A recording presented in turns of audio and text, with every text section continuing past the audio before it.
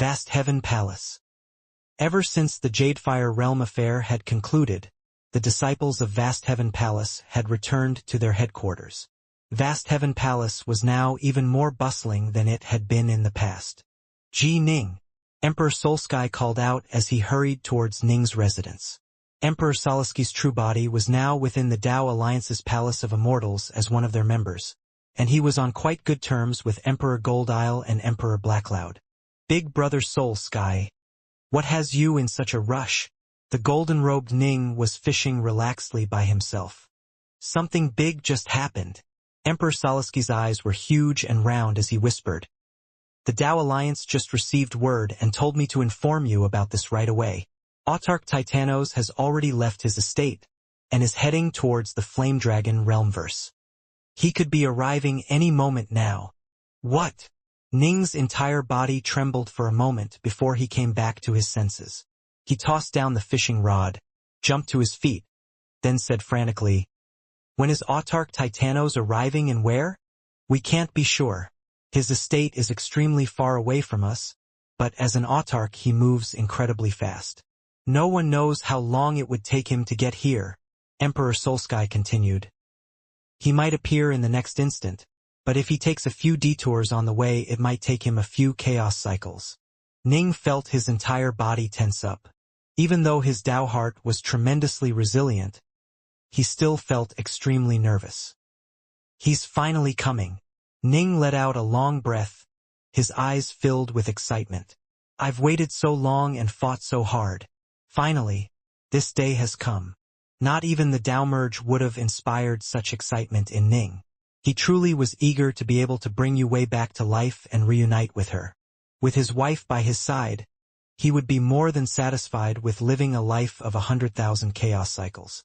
This would be far better than an endless life of loneliness. Right, the realm ship. Ning suddenly came back to his senses. "I need to go bring the realm ship back and be ready for him at any moment." Autarch Titanos needed Ning to give him the realm ship in exchange for his help. It would be extremely awkward if Ning didn't have the realm ship on him. The Terror Star Sea. The Jadefire Realm. The Flamewing God remained trapped within the second hidden room, while Ning, Azure Fiend, and White Thaw were by its side. "Flamewing," Ning called out. "Master." Flamewing responded obediently. After spending 5 chaos cycles with Ning, it had grown accustomed to addressing Ning as Master. "I need to go out and handle some business. It shouldn't take too long," Ning said. "You are going to come back, right?" Flamewing felt a strong sense of attachment towards Ning. Ning couldn't help but feel a bit of a headache. The legendary Chaos Primordial was like a child. All Ning could do was to say, "Don't worry, I'll definitely come back. Just take a quick nap. I'll be back by the time you wake up. The next time I see you, it'll be time for me to deal with those chains of yours." "All right." Flamewing nodded repeatedly. "We're off." Ning immediately turned and left through the giant, ancient copper gate, with Azure Fiend and White Thaw flying out by his side. Flamewing watched as Ning left. Once the great gate swung shut, it finally sat back down once again. However, it had long ago grown accustomed to loneliness, and so it quickly shut its eyes and entered a state of slumber once more. A short while later, Ning, Azure Fiend, and White Thaw reached the other hidden room within the Jadefire Realm. "So this is the Jadefire Realm's formation diagram?" Gem and Azure Fiend stared at the enormous flower-like formation diagram on the altar. "Yes.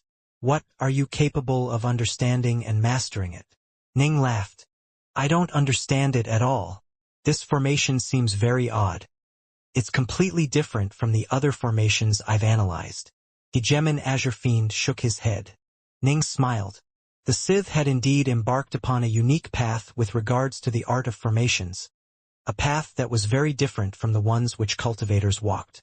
Without knowing the proper techniques, it truly would be extremely difficult to even understand how these formations worked.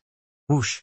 Ning waved his hand, causing a stream of fire to instantly descend from him and form into the body of an Emperor-class golem. This was one of the many golems which Ning had acquired from the Sith ruins in the stone elephant wall. This is the control technique which governs the flaming passageways and the outermost areas in the Jadefire realm. Ning tossed a jade slip over. Hurry up and master it. Once you do, take control over the Jadefire realm for me. Yes. The flaming Emperor-class golem said respectfully. Ning had only given it the most basic of control techniques. Now that Ning fully understood how the technique worked, it was easy for him to develop a new control techniques of his own. However, this technique could only be used to control the outer perimeter and the flaming passageways. The techniques governing the prison regions were all quite complex. For now, not even Ning was able to tell them apart. Remember, there is a hegemon within the flaming passageways. Ning pointed at a tiny little dot located in one of the countless passageways. Keep a close watch on him. Once he starts to run around, immediately activate some of the most powerful mechanisms and kill him, or at least trap him and send him into the prison regions. Understood. The Emperor-class golem responded.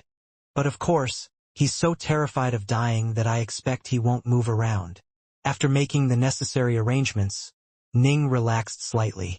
This place is now in your hands. Azure Fiend, White Thaw, let's go.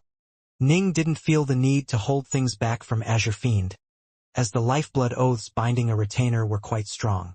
He had to go back to the Flame Dragon Realmverse, which meant he couldn't continue to use a divine power clone to maintain the formation diagram. As a result, his only option was to rely on his golems. Emperor-class golems were extremely intelligent, and it wouldn't be hard for them to control some basic formations. It must be remembered that when major powers died, they'd often use formation spirits, treasure spirits, or powerful golems to control their legacy sites and await their successors. Golems had infinite lifespans and would never betray their master unless they were forcibly bound. Thus, both the Sith and the cultivators delighted in using golems. After having finished with his other arrangements, Ning led the two in flying in the realm ship and departing from the flaming passageways. The Jadefire realm simply had far too many of those flaming passageways, and they were all extremely long. Even though the realm ship had been repaired and was able to fly quite quickly, it still took them 2 days to pass through the flaming passageways. There's the exit. Ning was quite familiar with the formation diagram and thus knew where the breaches in the Jadefire realm were. It had been thoroughly wrecked after all. Ning was able to easily exit while following the breaches. Swoosh! The realm ship charged through the flames, quickly discovering a giant, cavernous gap which it was able to exit through. After flying for roughly an hour and repeatedly changing directions, they managed to leave the Jadefire realm. We need to get back to the Flame Dragon Realmverse as soon as possible. Autarch Titanos could come at any moment. Ning was so excited that his eyes were slightly bloodshot. This was the most important goal in his path of cultivation, after all. Hey kid, calm down, there's no rush. A voice suddenly rang out by his ears. Ning had just flown out of the Jadefire realm. He couldn't help but turn his head, startled, only to see a bald black-robed elder standing in the void in front of him. This bald old man had a pair of golden eyes and 2 fleshy antennae growing out of his head. The antennae waved at him in an amused fashion, while the old man had a smile on his face as well. Anyone who saw him would feel the urge to laugh. Whoosh! The bald old man suddenly vanished into thin air. Eh? Ning was startled. Where did he go? I'm right here, the bald old man said merrily. Ning turned his head, only to realize that the bald old man was standing right next to him. Ning couldn't help but feel speechless. The old man had been able to enter the realm ship without him even realizing it. This was a level of ability that vastly outstripped Ning's imagination. It must be remembered that he was the master of the realm ship, and that he was in complete control of it. And yet, this person had suddenly appeared right before him inside of it. Dark North greets you, Autarch. Ning hurriedly bowed respectfully. Azure Fiend greets you, Autarch. Hegemon Azure Fiend said respectfully as well. White Thaw stood right next to Ning. He bowed respectfully as well, but he didn't say a word. Both Ning and Azure Fiend were major powers of extraordinary power ability. They had seen far more than most, and they naturally saw right away how terrifying this bald old man was. For example, They couldn't see any lines of karma binding this bald old man at all. It must be remembered that any cultivator who was alive would be linked to others by karma, but they weren't able to sense any karma lines at all on the old man. This was absolutely inconceivable. Quite clever. The bald old man chortled as he turned his gaze towards the Jadefire realm. The 7 flaming hells. Truly impressive. The Sith truly were formidable, to be able to capture a chaos primordial and use it as their energy source for this facility and then absorb its power with such ease. Judging from that chaos primordial's true soul, it should already have a master. Is it you, kid? The bald old man looked at Ning. Ning was stunned. He had always heard of how incredible autarchs were, but he never would have imagined that an autarch would be able to simply glance at the Jadefire realm and immediately know that there was a chaos primordial there, and know that Ning was its master. No wonder even the mighty Sith had ended up falling before the autarchs and the cultivator civilizations.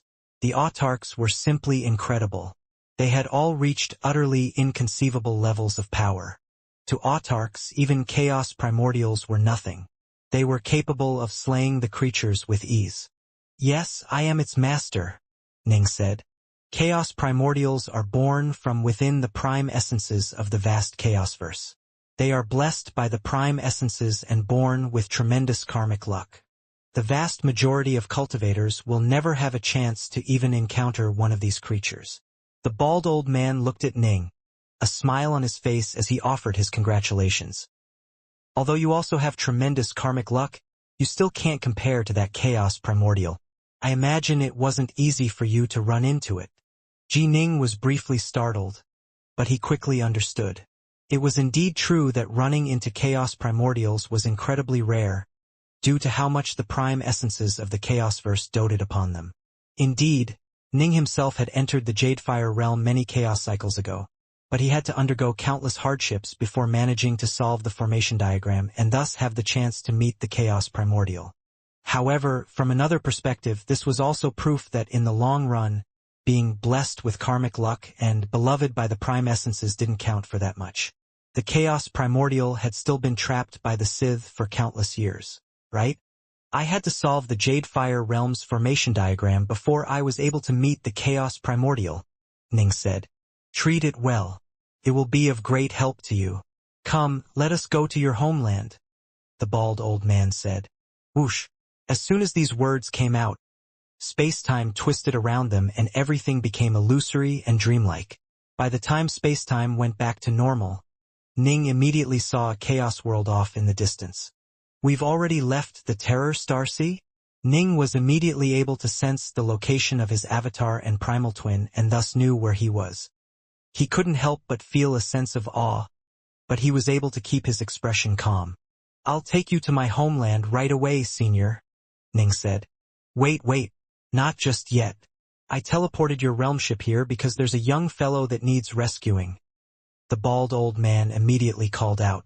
With a swoosh, he flew out of the realm ship and towards that distant chaos world. Needs rescuing? Needs rescuing by an exalted autarch. Ning and Azure Fiend shared a glance, both feeling rather puzzled. Swoosh, swoosh. Ning put away the realm ship for now, then flew towards that chaos world as well. Azure Fiend and White Thaw followed close behind. Once they flew into the chaos world. Haha, Dowlord Cleardust, you've been trapped with my formation and have nowhere to run. In a mere 30,000 years, the power of my formation will have ground you into dust and wiped out your true soul. Did you think, young fellow, that you would be able to defeat me just because you broke through to become a Samsara Dowlord? This chaos world shall remain mine. No one can violate my will. A red-haired old man was seated at the peak of a mountain, staring downwards into a valley. The valley was filled with rolling black clouds and billowing flames. Every so often, one could see a fragile-looking youth seated in the air in the lotus position. He was suffering all sorts of torment. The youth sat there in the lotus position, murmuring a chant while completely ignoring the red-haired elder.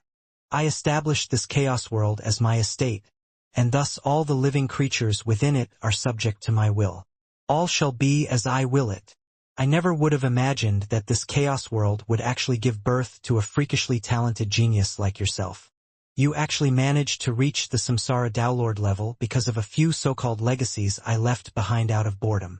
The red-haired elder was in a good mood, as victory was clearly at hand. You, a Downlord of the first step, actually managed to fight me to a standstill even though I am a Downlord of the third step. I truly admire you very much. In the outside world, someone as talented as you would probably be recruited by one of the major organizations. Unfortunately, you shall die here. Yes, you shall die here. A voice suddenly rang out, followed by a giant foot descending from the heavens. Splush! The giant foot stomped down upon the red-haired old man, smushing him into the ground. The red-haired man instantly stopped moving. The owner of the foot descended from the heavens. It was a merry-looking bald old man.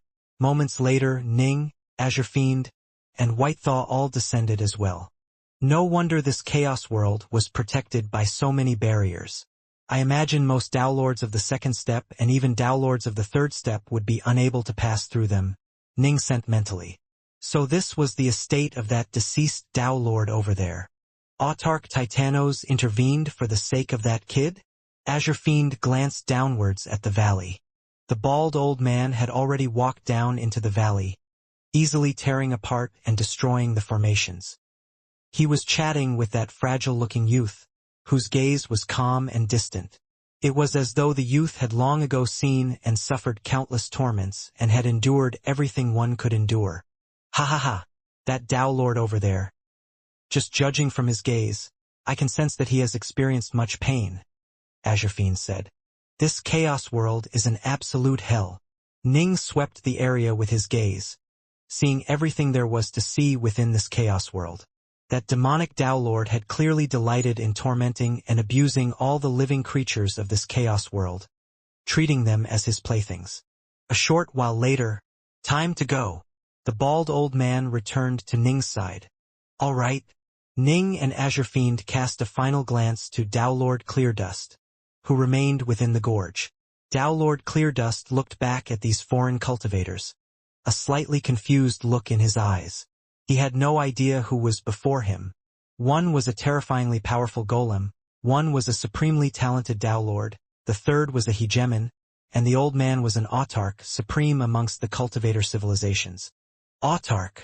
While flying away from the chaos world, Azure Fiend couldn't help but ask, why did you intervene to save a Downlord of the first step? Couldn't you sense how much karmic luck swirled around him? Of course I had to aid him, the bald old man said with a merry grin. You have to help him because of his karmic luck? Ning was puzzled. Karmic luck was just a side benefit. Personal power was what truly mattered. No amount of karmic luck would protect you in the face of overwhelming power. Of course, the bald old man said hurriedly. You clearly don't understand.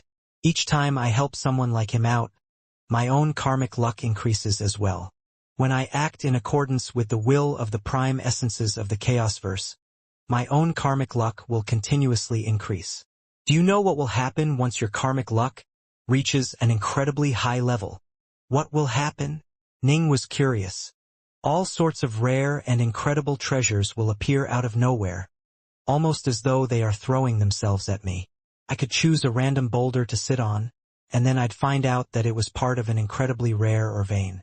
Any random tree I chose to take shade under could possibly be a spirit fruit tree of great value. The bald old man sighed. All sorts of treasures will throw themselves at me. It is quite the pleasant experience. But I've come here to help you reverse spacetime to revive a celestial immortal. That goes against the will of the Chaosverse. The bald old man sighed again. Looks like my karmic luck is going to drop by quite a bit. An awkward look appeared on Ning's face. Haha, I'm just teasing you. Honestly, karmic luck doesn't matter all that much. Once you've trained to my level, it really makes no difference at all. It's just a little game we play to keep score. The bald old man swept the area with his gaze. Boom! Suddenly, the space around them seemed to retreat as karma, space-time, and luck all withdrew from them. A field of absolute void was formed around them, a region of complete stillness. Ning and Azure Fiend could both sense that they were completely unable to move. This invisible pressure had forced away even the prime essences of the Chaosverse, to say nothing of them. See this? This area is now devoid of the prime essences of the Chaosverse. This is now my absolute domain. The bald old man laughed. Ning suddenly remembered how the area around the Azure Flower Estate was similarly devoid of all outside types of energy. But of course, the effect wasn't as strong as it was right now, where Autarch Titanos was personally and actively maintaining the effect. In the end, personal power is what matters the most. Kid, as a practitioner of an Omega Dao, if you somehow manage to succeed in your Dao merge, you'll probably understand. The bald old man continued. All right, hurry up and bring out your realm ship. Lead me to your homeland. All right. Ning, Azure Fiend, and White Thaw could sense that they were able to move again. They immediately entered the realm ship. Whoosh! After just a short space-time blink, the realm ship appeared within the void outside the new three realms. The bald old man stared at the distant three realms, then let out a surprised breath. What an impressive chaos world! Just by looking at it, I can tell that it is extraordinary. No wonder it was able to produce a freak of a Dao Lord like yourself, someone who trains in an Omega Dao. It has already been destroyed once. Ning pointed at the void next to the new three realms. That place over there used to be my homeland, a world within the three realms which was known as the Grand Xia world. My Dao companion used to live by my side there. The original three realms took up much more space than the new one, as it had been shattered and splintered into countless pieces. There had been a celestial realm, a netherworld kingdom, and 3,000 major worlds that had been scattered across an enormous amount of space. The new three realms was a single complete entity which took up much less space. The location the Grand Xia had been in was now just an empty patch of space. Oh, over here, right? The bald old man walked over and chuckled while space-time churned around him and began to reverse at increasingly high speeds. Push! Space-time continued to reverse, and they quickly reached the scene of the old three realms. Slow down a bit, Ning urged. Don't worry. I'll find the old you first, the bald old man said. Oh, there you are. A projection of the Grand Xia had appeared, centered around the old Black-White College. The scene was that of Ning, who had just entered the Black-White College. He was about to begin his duel against Yu Wei. The Black-White College? The bald old man pointed towards Yu Wei's image.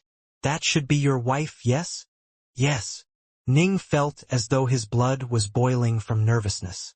It had been a long, long time since he had been this nervous. It seems she really did have a big impact on you. The bald old man laughed. Wait for me to reverse the flows of space-time and bring her back to life. Oh right, where's the realm ship? I conduct business fairly. I have to take your realm ship in payment for reviving your Dao companion. The old man looked at Ning. Here it is. At a time like this, the realm ship meant absolutely nothing to Ji Ning. He immediately waved his hand, sending the palm-sized realm ship flying over. Hegemin Azure Fiend watched with a rather agonized look in his eyes, but all he could do was sigh to himself. Dark North truly is willing to sacrifice anything in order to revive his Dao companion. A realm ship has been lost, just like that. The bald old man cared as little about the realm ship as Ning did. He waved his hand to accept it, then said solemnly, None of you are to disturb me. Stay far away from me as well. All right. Ning, Azure Fiend, and White that all immediately retreated off into the distance. Chaosverse. I've come to steal yet another true soul fragment from you. A hint of a smile appeared on the bald old man's lips. He then reached out with both hands, the fleshy antennae on his head wriggling as a terrifying amount of power began to spread out from him. He became the absolute master of this area of space. Condense. The bald old man waved a finger, causing the illusory phantom of the black-robed Yu Wei to begin to light up. Boom, boom, boom. Countless specks of light began to appear deep within the incredibly distant prime essences of the Chaosverse. They flew into the illusory phantom of the black-robed Yu Wei, pulling at her. It has begun. Ning watched nervously. The illusory Yu Wei was nothing more than a phantom of the past. In order to make the phantom real, it had to have a true soul within it. However, when the living beings of the three realms lost their true souls, those true souls would return to the where they came from, the prime essences of the Chaosverse. To reverse space-time and revive someone who perished. This is my first time seeing an autarch do such a thing. Hegemon Azure Fiend sent mentally. Look at how nervous your master is. White Thaw looked at Ning, then nodded and sent back. This is my master's deepest desire. Of course he is nervous. For an ordinary mortal to train to such heights and then be able to ask an autarch to help him out, I truly do feel a great deal of admiration for him. Azure Fiend sighed. Both Azure Fiend and White Thaw were fairly calm. They watched this rare sight with interest and appreciation, but the only thing Ning felt was nervousness. In that empty region of space, the bald old autarch Titanos had already completely unleashed his power. The black-robed Yue was glimmering with countless specks of light, and she was becoming increasingly real. However, gradually, the gathering of the light seemed to slow down. Some of the light actually started to disappear. Eh? The bald old man's face tightened, while Ning's heart shuddered. Get over here. A hint of anger flashed past the bald old man's face, and more light instantly began to gather around Yue's phantom once more. The bald old man's face became increasingly ugly to behold, but Yue's body began to become more and more real. Slowly, the light that gathered over her eyes caused a look of sentience to appear within her eyes. Senior apprentice sister. Ning looked at Yue. The light-bathed Yue looked back at Ning. A hint of life flashed through her eyes. She was no longer a phantom of the past. It was as though a real person was looking back at Ning. Their gazes met, and in that instant, Ning suddenly felt as though it was all worth it. Anything was worth it so long as she could come back to life. Ugh! The bald old man suddenly spat out a mouthful of blood. His face was ashen, and Yue's phantom immediately began to crumble apart as the countless specks of light began to dissipate. No! Ning frantically reached out, wanting to claw back the dissipating light. Alas, the power of the prime essences of the Chaosverse caused all the specks of light to disappear into nothingness. Damn it! The bald old man's face was ashen. He was so angry that even the two fleshy antennae on his head were quivering with rage. He howled furiously. Prime essences of the Chaosverse, the true soul fragments of countless living beings have returned to you upon death. All I want is to bring a single one of them back. A single true soul is nothing to you. Why must you fight me to the death like this? Why must you seize it back? The binding power of the prime essences of the Chaosverse was simply too great. Normally, hegemons and even other verse lords did not have the power to try and resist it. Only autarchs were qualified to make the attempt. Is it worth it? Is it worth it for you to spend so much effort in fighting me? The old man's entire body was trembling from rage. The area around him, however, remained completely silent. The prime essences of the Chaosverse made no response at all. The bald old man forced down his rage, then turned to look at Ning. Autarch. Ning looked at Autarch Titanos. Where did your Tao companion come from? I should be able to revive even a world god with ease, to say nothing of a celestial immortal like her. The bald old man stared at Ning. Just now, when I tried to reverse space-time and revive your wife, the prime essences of the Chaosverse fought me so hard. I felt as though I was trying to revive a hegemon. Even if I killed myself trying to bring her back, I still wouldn't stand much of a chance. Ning's face turned ashen as well. What? An autarch could kill himself trying to revive Yue? Ning knew that there was no need for autarch Titanos to lie to someone like him. In fact, autarch Titanos had tried so hard that he had suffered an injury because of it, vomiting blood as a result. How is this possible? She's nothing more than an ordinary celestial immortal of the three realms. There was nothing special about her. Ning couldn't understand either. Why can't you revive her? This makes no sense. Let me take a closer look at things. The bald old man turned to stare at the surrounding void. Rumble, countless images began to flicker through the void. These images included what had happened in the new three realms, the events of the old three realms, the collision between the Pengu Chaos World and the Seamless Chaos World, and even the images of what had happened prior to the Pengu Chaos World being born. Countless images flashed through the void around him. So that's how it is. The bald old man nodded slowly. Autarch. Ning looked at the bald old man. During the Dawn War, when we fought against the Sith, we had a number of autarchs on our side, the bald old man said. One of them was named Autarch Awakener. Autarch Awakener? Gemin Azure Fiend had a puzzled look on his face. Ning, however, turned pale. He naturally knew that Autarch Awakener had been the master of the Azure Flower estate. He immediately said, "This has something to do with Autarch Awakener? You seem to have heard of Awakener before." The bald old man laughed. The number of people in the vast Chaosverse who were able to become autarchs can be counted on just 2 hands. Autarch Awakener died long ago. It could be considered a form of suicide. He died? Suicided. Azure Fiend became increasingly confused. Ning, however, had heard this long ago and thus simply continued to listen attentively. Dark North. Kid. World hearts can be naturally birthed from the primordial chaos, but there is also a second way a Chaos World's world heart can be formed. Do you know what that way is? The bald old man looked at Ning. An eternal emperor's god gems, Ning said. This was a secret, but Ning had studied the countless techniques Autarch Awakener had acquired from the Sith and the Cultivator civilizations. Thus, he knew these secrets long ago. A Samsara Dowlord could have at most a total of 108,000 god gems in his divine body. Once he completed his Daemerge, those god gems would become eternal god gems and be filled with miraculous powers. If an eternal emperor perished, each of his god gems could give birth to a new chaos world. The living beings in this chaos world would generally be fairly special, and it would give birth to experts at a slightly higher rate. However, the difference between these chaos worlds and ordinary chaos worlds wasn't all that great. However, the god gems left behind by a deceased Gemin could give birth to extremely special chaos worlds. Correct. The bald old man nodded. As you may know, your 3 realms was born from a collision between the Pangu Chaos World and the Seamless Chaos World. But what you didn't know was that each was formed from a god gem. A god gem? Ning immediately thought back to the fused and dazzlingly beautiful world heart he had seen when the old 3 realms had been destroyed. Yes, god gems from Autarch Awakener, the bald old man said. What? Azure Fiend called out in shock. An Autarch's god gems? Ning was stunned as well. Autarch Awakener died, but he made preparations prior to his death.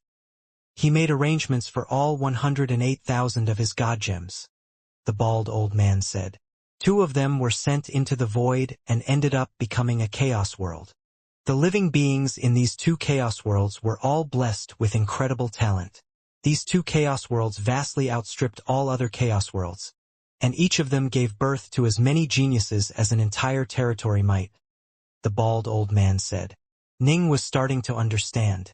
No wonder the Pangu Chaos World and Seamless Chaos World had so many freakishly talented people. They didn't have any good techniques or legacies, but they were still so talented that they were able to fight at a higher level of power than they were at. Once they were given good techniques, they skyrocketed in power. Later on, these 2 chaos worlds collided against each other. Their world hearts smashed together as well, and parts of their world hearts were actually broken off and splintered, the bald old man said. The shattered world heart bits were completely melted away, and their power was dispersed upon the countless living beings of the new world. Ji Ning immediately remembered that the world heart of the 3 realms was indeed composed of 2 damaged crystals that had somehow managed to fuse together. Both were indeed incomplete, but they had managed to come together and form a perfect whole. In other words, small parts of an autarch's god gems were completely dispersed into energy which was bestowed upon the living beings of that era. That was why all of the living beings in that first era underwent certain changes, the bald old man said. This was why the woman known as Nuwa was able to suddenly break through to become a world god during that war. She had no techniques and no teachers, but she was still able to break through. The one known as Wind Fiend was also dramatically strengthened during the course of that battle. All living creatures below the world level in that chaos world were blessed by the Autarch's energies, the bald old man said. This was why your Master Subhuti, as well as many of those other major powers, continued to slowly grow more and more powerful. Their potential continued to deepen as well. As for the countless ordinary mortals of the three realms, all of them possess tremendous talent. You used to be nothing more than an ordinary mortal. Back then, the amount of karmic luck you had was vastly inferior to the amount your master Subhoodie and the others had. Eventually, you rose to sudden prominence. As your power skyrocketed, you gained more karmic luck, and thus many of the blessings of the three realms became focused upon you. During that battle against the Seamless Alliance, you finally broke through to a new level of power, draining away a large amount of karmic luck from the three realms. The bald old man looked at Ning. You were blessed with tremendous potential, becoming the most powerful figure of the three realms era. However, in the end, karmic luck is secondary. It was primarily your own hard work which brought you to this point, the bald old man said. Ning was beginning to slowly understand. He had indeed been blessed by luck, which was why he was able to make it this far. But every single powerful cultivator had his own lucky encounters. Take Archon Silks now as an example. Although he was a fiendish figure, he had also experienced many lucky encounters in his life. But in the end, he had still been forced by Ning to commit suicide. The more powerful you became, the less of an impact the prime essences of the Chaosverse would have upon you. There were evil figures who had butchered entire territories, but they were still living happy lives, yes? The prime essences of the Chaosverse weren't able to do anything to them. The Three Realms era ended and the new Three Realms began. By now, the World Heart is in good shape. There are no longer any Godgem fragments, and so it is impossible for the generations to come in the new Three Realms to be quite as monstrously talented as the generation of the Three Realms era. The bald old man laughed. Your era was a special one which gave birth to special figures. If you missed it, you missed it. Ning nodded. That era was an era where two Autarkas Godgems had collided and given birth to a brand new world. It had indeed given birth to many major powers, including over 10,000 world-level cultivators and numerous Samsara Downlords, with Ning himself being the strongest of them. But of course, the vast majority of the living beings continued to live and die in an unending cycle of life and death. Every single living being born from a chaos world formed by an Autarka's Godgem is unique, the bald old man said. This is because they all have a tiny amount of the Autarka's own essence within them. Once their souls and true souls are destroyed, their true soul fragments will be immediately taken away by the prime essences of the Chaosverse and hidden within its depths. You must understand, long ago the vast Chaosverse didn't have that many living beings within it. It was the prime essences themselves who gave birth to all things. However, after doing so, as the living creatures grew stronger, the prime essences themselves grew weaker. This is because, when we cultivate and grow stronger, what we do is draw upon the energy of the prime essences of the Chaosverse, the old man explained. And when an autark rises to power, this is an incredible event. The rise of every single autark is a momentous occasion for the prime essences of the Chaosverse. Once an autark dies, the prime essences will immediately do their best to absorb as much of the autarka's power as possible. Thus, although it is very easy to revive a living being from an ordinary chaos world, to revive a living being from a chaos world formed by an autarka's godgem is far more difficult. The problem facing us is that the Three Realms era was an era where the living beings were blessed with the energies of two fragmented godgems. Every single living being of that era is incredibly special. Your Tao companion was a celestial immortal of that era. To revive her truly will be even more difficult than reviving a hegemon, the bald old man said. The prime essences have already swallowed her true soul fragments. There's no way they will spit it back out again. They will never agree to release your Tao companion's true soul fragments. They'll use their full power to oppose anyone who tries. Ning now completely understood. He was a major power himself, and he had seen the countless techniques of two mighty civilizations. He knew far more than the vast majority of hegemons. When living beings were born, they would draw upon the energy of the primordial chaos to grow more powerful. If this process continued unabated, giving birth to more and more powerful experts, where would all of that energy come from? From the Chaosverse itself. Thus, the Chaosverse needed to reclaim its energies as well, and one of the most basic ways to do that was to draw upon True Soul fragments.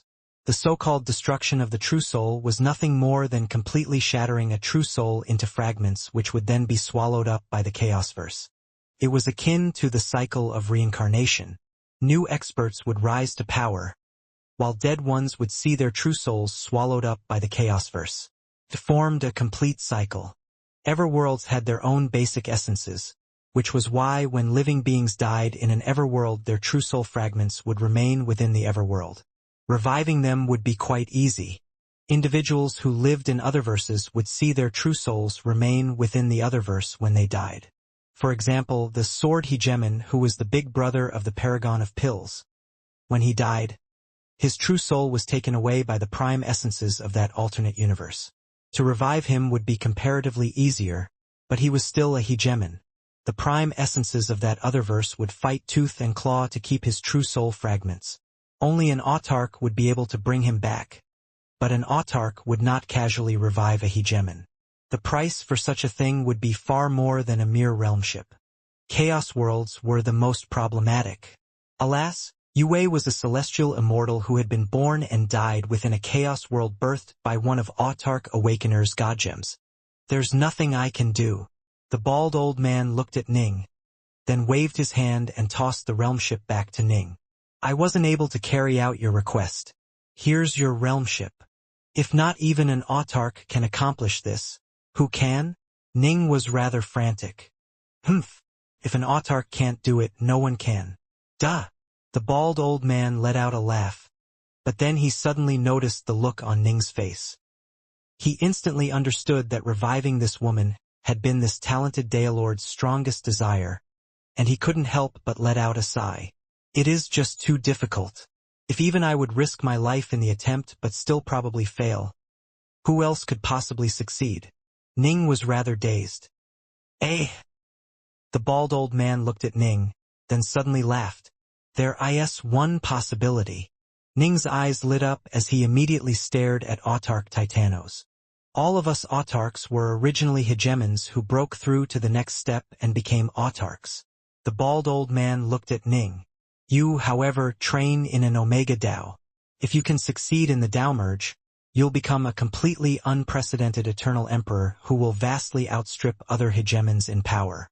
Not even I would dare claim to understand the level of power you would reach. If you can succeed in the Dao merge to gain eternity, then make another breakthrough to reach autarky. An Omega Dao autarch would probably be far more powerful than the rest of us. I suspect that such a person would be capable of reviving your Dao companion without any difficulties, the bald old man said. Ning was speechless. He now felt a tremendous desire to succeed in the Dao merge and then advance from eternity to autarky. Haha. But that's just a hypothetical possibility. There's never been anyone to succeed in the Dao merge in an Omega Dao, to say nothing of reaching autarky. The bald old man began to walk away into the void as he spoke. Foolish child. Sometimes you have to learn when to let go. On the path of cultivation, excessive obsession can sometimes result in self-destruction. As he spoke, he disappeared into the distance. Just like that, Autarch Titanos was gone. Ning stood there, completely unmoving. What should we do? Whitethaw sent mentally to Azure Fiend. How should I know? Reversing space-time to revive his Dao companion was his most ardent desire. Now that he's lost all hope, who knows what will happen? Hegemon Azure Fiend shook his head. Autarch Titanos was worried that his Dao heart would collapse, which was why he gave Dark North one final glimmer of hope. But Omega Daos are incredibly difficult. Even the Autarch himself stated that there has never been anyone to succeed in the Dao merge for an Omega Dao, much less reach autarky with it. He has to first become an emperor, then become an autarch. Every step is so difficult as to be completely impossible. Azure Fiend shook his head. The hegemons of the various territories and realmverses all dreamed of becoming autarchs, but it was all for naught. Ning wished to use his Omega Dao to become an autarch? Did he think all the other hegemons were fools who didn't just want it enough? Becoming an autarch was no easy feat. Actually, There's no need for him to waste too much time thinking about this stuff. Right now, the greatest problem facing him is still the Dao merge. Azure Fiend said, only if he succeeds in the Dao merge shall he have a future. Tell me, do you think your master will succeed in it? He can, White Thaw said solemnly. I have faith in my master. He knew that Ji Ning had been blessed with tremendous good fortune within the Azure Flower estate, and also that his master had only been training for an extremely short period of time. Ning had a chance to succeed at the Dao merge. Bah! I don't even know why I'm wasting time talking to a golem like you. Azure Fiend shook his head and turned to stare at the distant Ning. But of course, I personally hope that he succeeds as well. An emperor who completed the Dao merge with an Omega Dao, how powerful would he become? I can't even imagine it. He'd probably be far more powerful than even other verse lords. He might even approach the autarchs themselves in power.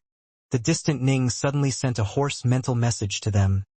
White Thaw, Azure Fiend, I wish to be alone for a time. Do not disturb me. Yes, master, White Thaw said. Some alone time would do you good. Think things over. Cultivation is a way of life. If your Dao heart is not resolute enough, you won't be able to make it far along this path, much less master the Omega Dao, Azure Fiend said. Ning didn't respond. He simply strode away into the skies. Rumble. The void around him suddenly began to change. The primordial chaos flexed and trembled as a new world began to be born. Mountains rose, rivers appeared, and an indescribably vast sea took shape as well. Earth appeared, forming continents which were then covered with grasslands and marshes. Even cities and forests began to appear, causing the world to becoming increasingly beautiful. Soon, a completely new world had been created around Ning, the world of the Xianxia. All it took was a single thought from Ning and the Xianxia world was quickly remade. Still Water City. Ning strode through the skies, surrounded by clouds. He stared off into the distance, where a great city had appeared. This was Stillwater City, a place of many memories for Ning. This Stillwater City even had a black-white college within it. The Dao Debate Palace of the Black-White College. Ning walked into the Black-White College. It was just as it had been in his memories, except there were no living creatures within it at all. He soon reached the Dao Debate Palace. Ning sat down at the entranceway to the Dao Debate Palace, then picked up a gourd of wine and began to drink, his gaze distant as he stared into the palace. He still remembered what had happened that year. He had been very young and had joined the Black-White College alongside Mu North Sun. He had been a dazzling figure, and had defeated many senior apprentice brothers during the Dao debates. In the end, it had been Yu Wei who had intervened and defeated him effortlessly. He still remembered what the wager for their fight had been: 100 black-white pellets and 5 kilograms of liquid essence. 100 black-white pellets and 5 kilograms of liquid essence. Senior apprentice sister, why is it that the path to our reunion is such a difficult one? Ning murmured to himself, then raised his head and drank some more wine. He drank too quickly, causing himself to cough. The wine splattered all over him, but he didn't care. He wanted to give vent to his pain. He felt a sense of rage and resentment in his heart, a sense of pain which he had suppressed for too long. Why? He had clearly succeeded and had even seen her coming back to life. When they had shared gazes, he had known that everything was going to be perfect. He was about to embrace her again at long last. But in the end, it had been a failure. Why? I'll keep walking down this path for as long as I must. Ning stared into the Dao Debate Palace as he murmured to himself. He felt as though he could see those duels he had fought against Yu Wei and the others. He had never hesitated, never given up. If the autarch said that this would only be possible if he completed his Dao merge with his Omega Dao and then became an autarch, then that would be what Ning's goal would become. This would be an extremely difficult path to take. Ning wouldn't shirk back from it, but he did understand how low his chances of success were. Perhaps I shall one day collapse on this path. Ning smiled. When I collapse, my true soul will scatter and then return to the prime essences of the Chaosverse. There, the two of us shall be together once more. There was still wine left in the gourd, But Ning was already drunk. Not from the wine. From his hopes. Ning rose to his feet and began to walk outside. Whoosh! Suddenly, large plumes of snow began to fly through the air. Ning walked through the snow, carrying the wine gourd in one hand while using a northbow sword to train in sword arts with the other. It wasn't an intentional display of sword arts. It was just a way for his spirit to give vent. All he wanted to do was to remain drunk. He continued to drink while executing his sword arts. Ning felt himself growing drunker and drunker. The vague outline of a person appeared before his eyes. It was Yue Wei. She was as beautiful as ever. It felt as though they were meeting again for the first time. Overwhelming sorrow from farewells. But it is not but one parting of many. Ning smiled. Whoosh! Ning's sword suddenly manifested a blood-colored light that shot out through the skies. He had just unconsciously and naturally executed the 13th stance of the heart sword, Snowland Blood. This sense of overwhelming sorrow, of the heart transcending all mortal concerns, when Ning struck out with his sword, he felt as though his sword was his lover. It was different from the 11th stance, Teardrop, or the 12th stance, Swordtide. Those were frenzied attacks of overwhelming power. This attack had a sense of melancholy to it, a sense of pain stemming from heartache. The melancholy had caused him to pour all of his heart into the sword, and thus the 13th stance had been mastered.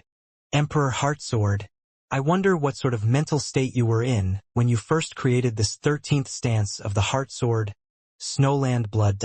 Ning smiled as he waved his sword about. The 14th stance of the heart sword is remorseless unto death.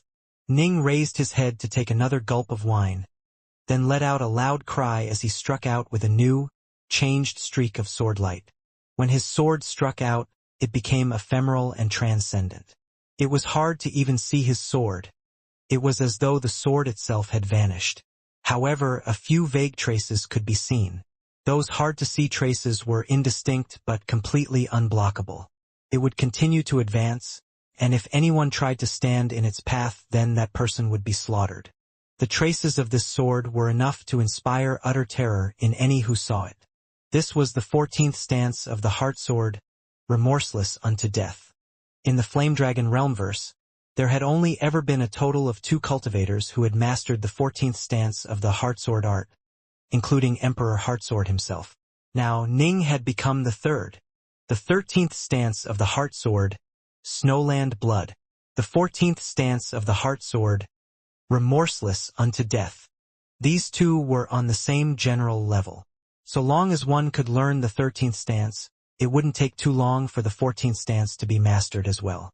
Emperor Heartsword's experiences truly had been remarkable. Although he had different experiences than Ning, they had reached a very similar mental state. Ning felt a similar sense of sorrow and melancholy. He knew that the chances of reversing spacetime and reviving his wife were impossibly low. And yet, he would have no regrets at all for pursuing this path, even in the face of death. No matter how low the chances were, he would still continue on this path. Ning danced with the sword as snow flew around him. Slowly, the skies turned dark. Ning lay down on the snowy ground and went to sleep. It had been a long, long time since he had slumbered. The snow and the darkness, these were nothing more than reflections of his mental state. He had created this world, and so its weather was invisibly influenced by his state of mind. He slept for a long period of time before finally reopening his eyes. By now, a morning sun was rising from the horizon, bathing the world with its warm rays of light. There was some fog, but it was unable to block out the sunlight which pierced through everything as it illuminated the world. Ning glanced at the gourd and the northbow sword, both of which lay fallen next to him. He smiled, then picked them up. I've woken up. The Daomerge, eh? Ning stared at the distant dawn sun, then murmured to himself, then I'll deal with the Daomerge first. I'll take things one step at a time. After the Daomerge, I'll then become an autarch. Senior apprentice sister. Don't blame me if I fail. Ning chuckled, then soared into the skies. Rumble. The Black-White College and the city of Stillwater both began to break apart. the entire Grand Xia began to break apart, quickly dissipating into nothingness. Ning stared the two figures waiting for him in the distant void. "Master," White Thaw called out respectfully. "Dark North." Hegemon Azure Fiend was slightly startled. He could sense that Tao Lord Dark North seemed to have undergone a tremendous transformation. His very aura had changed. In the past, Ning had a certain radiant dynamism to him. He had been a dazzling figure who was filled with hope. But now, his gaze was much calmer and more distant. It was like an endlessly deep sea. There was nothing which could shake his heart. Reversing spacetime to revive Yue had been a failure. All of that was over now, and he only had one thought in his mind: to continue walking his path of cultivation with no remorse and no regrets, unto death itself. Either he would succeed in reuniting with Yue, or he would fail and die, reuniting with her in the prime essences of the Chaosverse. "Azure Fiend, do you think I'll succeed in the Tao merge?" Ning laughed. Azure Fiend was startled upon seeing Ning's smile. He immediately said, "It'll be extremely hard. But then again, the number of people who became Tao Lords of the fourth step via an Omega Tao is minuscule. The fact that they failed doesn't mean you will fail as well, Dark North." "Just so." Ning laughed. "But you are too stubborn and attached. Remember what Autarch Titanos said. Excessive obsession can result in self-destruction," Azure Fiend said. Ning nodded and smiled. "But he left out part of the saying. The full saying is, excessive obsession can result in great accomplishments, but it can also result in self-destruction. I have the feeling that I'm the type who will have great accomplishments." "Haha. I also believe that you'll accomplish great things." Azure Fiend looked at Ji Ning approvingly. He knew that some cultivators with deep obsessions who suffered setbacks would be so damaged by them that their Tao hearts could crumble. This wasn't rare. Even Autarch Titanos had been worried that this dazzlingly talented Tao Lord would perish out of despair, which was why he voiced that final possibility of using an Omega Tao to become an Autarch.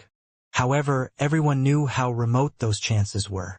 "I wish to remain in the three realms for a period of time," Ning said. "After I have fully mastered those formations, I'll return to the Jade Fire realm." The Flame-Wing God was in a state of slumber. To such a creature, a nap lasting 1 or 2 chaos cycles was nothing special at all. In the end, Ning would have to rely on his primal twin in the Azure Flower estate to unlock those formations.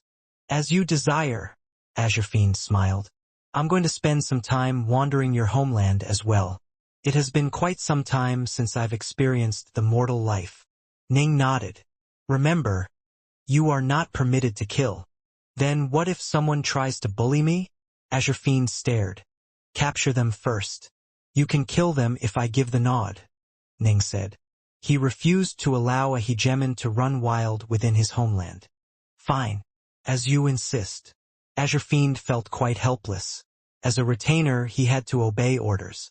Ning chuckled, then began to walk towards the Three Realms domain with White Thaw behind him. The Three Realms domain referred to the region of 3,900 Chaos Worlds which had been established by Ning, Subhoodie, Windfiend, and the other major powers. How beautiful! Ning stared at the thousands of Chaos Worlds that were organized into that enormous triangular formation. They were like a host of flickering stars in the sky, glowing with dazzling light. Ning nodded slowly. Later, it'll be time to further perfect this formation.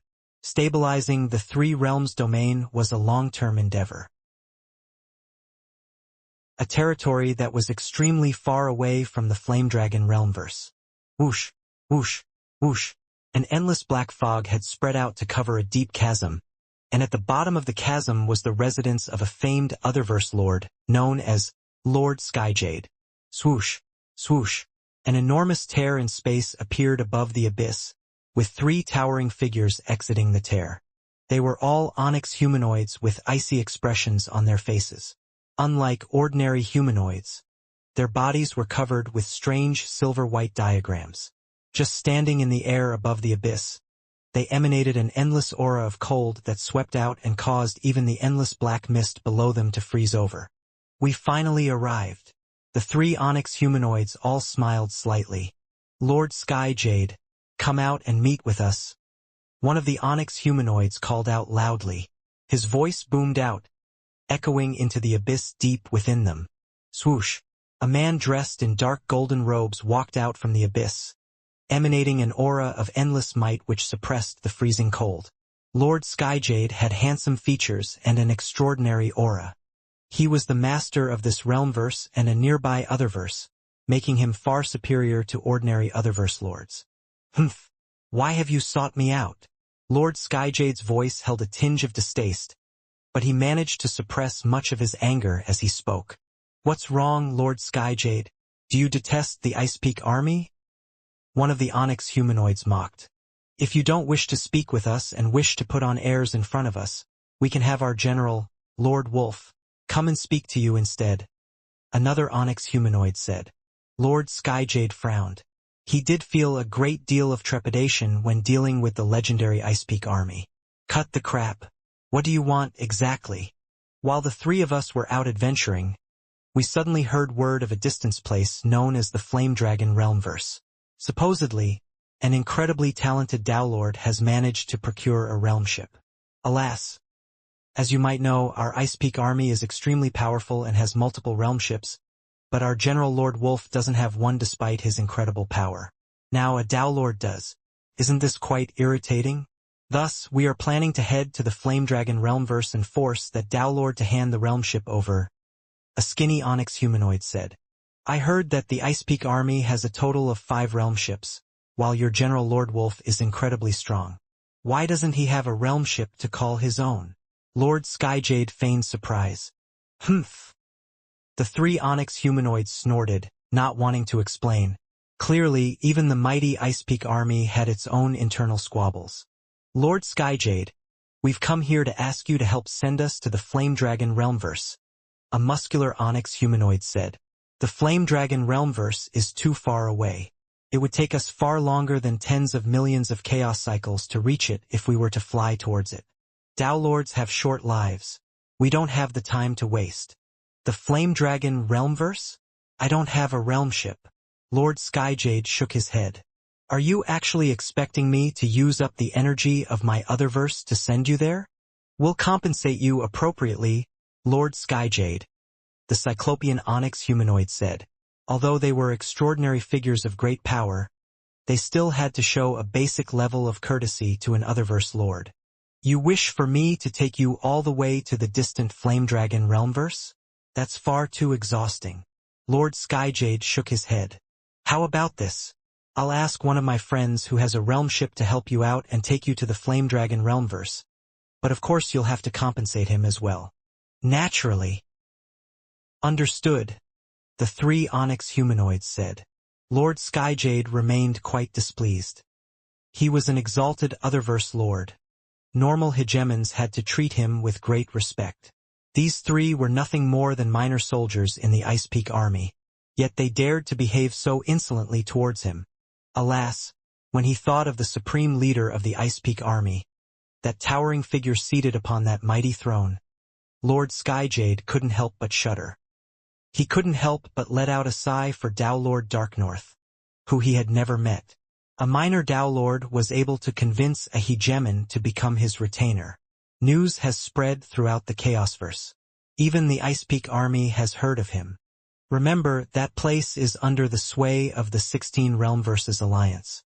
That is Realms Lord Windgrace's territory, Lord Skyjade said. Realms Lord Windgrace, Black Sun, is not easy to deal with. There were differences in status amongst otherverse lords as well. Realms Lord Windgrace, as the master of the Black Sun, was definitely a terrifying figure even amongst otherverse lords. We know. We're only there for Dowlord Darknorth, not to cause a war. I don't think Realms Lord Windgrace would choose to make an enemy out of the Ice Peak army for such a matter, the 3 onyx humanoids said. Fine. Wait a while.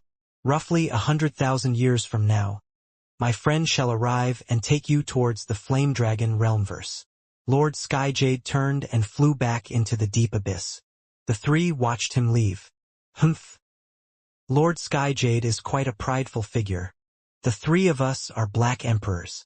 If we work together, he wouldn't be able to do anything to us even though he is an otherverse lord. The only reason he dares to behave so arrogantly before the Ice Peak army is because he can hide within his otherverse whenever he pleases. All three of them were rather disdainful towards him.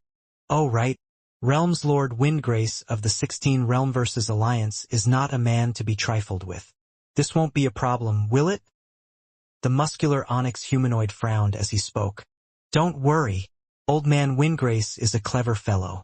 He wouldn't dare launch an actual war against the Ice Peak army. He's all by himself, while we have an entire host of hegemons on our side, as well as His Majesty. So long as we don't go too far and merely act against that Dowlord, this won't cause too much of a stir. Realms Lord Windgrace knows his limits. Agreed. Time flowed on. In the blink of an eye, 10 million years had gone by, and a realm ship finally reached the Flame Dragon Realmverse. Thank you, Hegemon Thunderstar. Wait for us here just in case. But we don't think a mere Dowlord would dare to go against our will. He'll probably hand the realm ship over to us, and so we'll probably just fly back in the realm ship without needing to trouble you again. The three onyx humanoids flew towards the Flame Dragon Realmverse.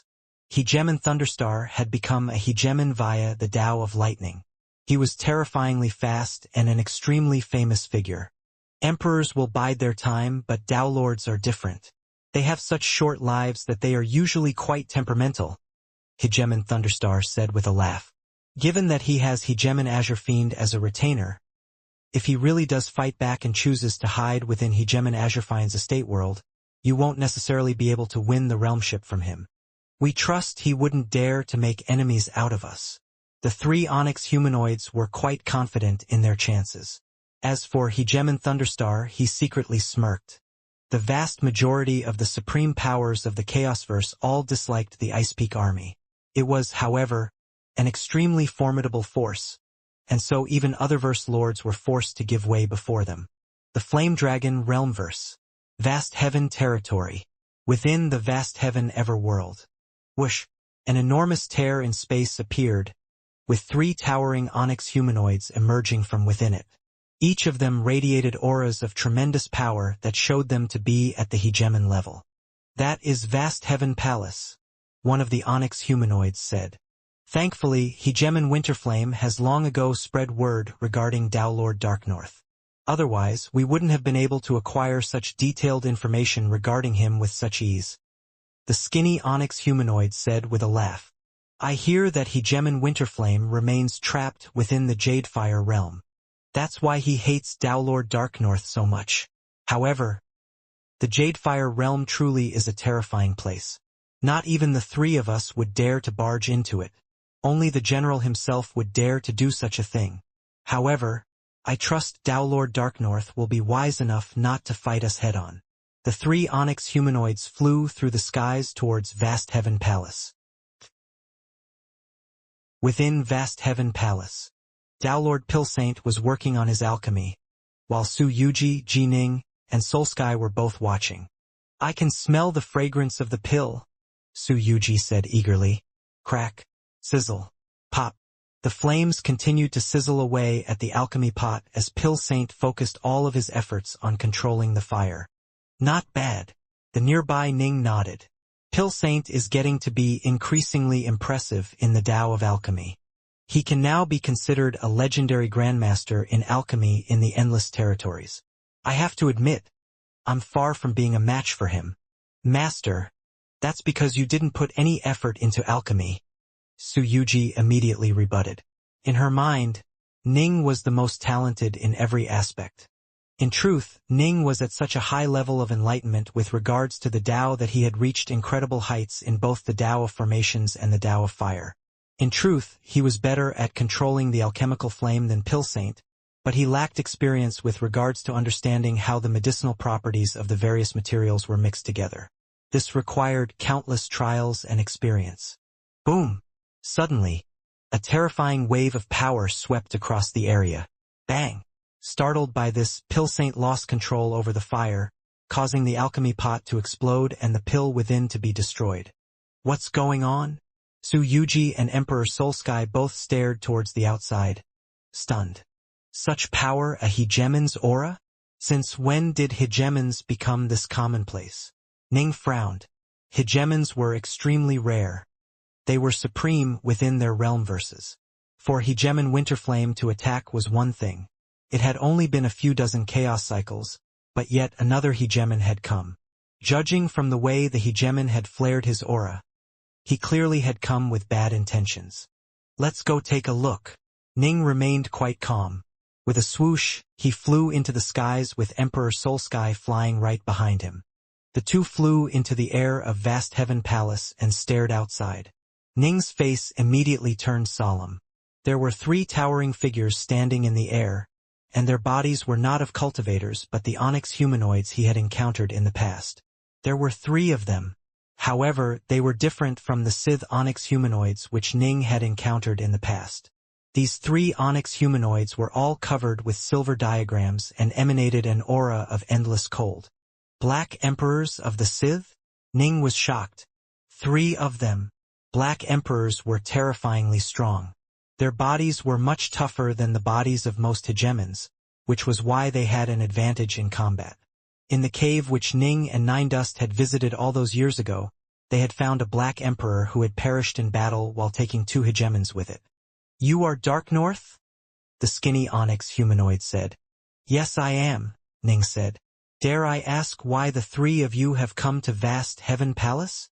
"Haha, we've come to visit you on business, of course. Why else would we come all the way here to the Flame Dragon Realmverse?" the muscular onyx humanoid said with a snicker.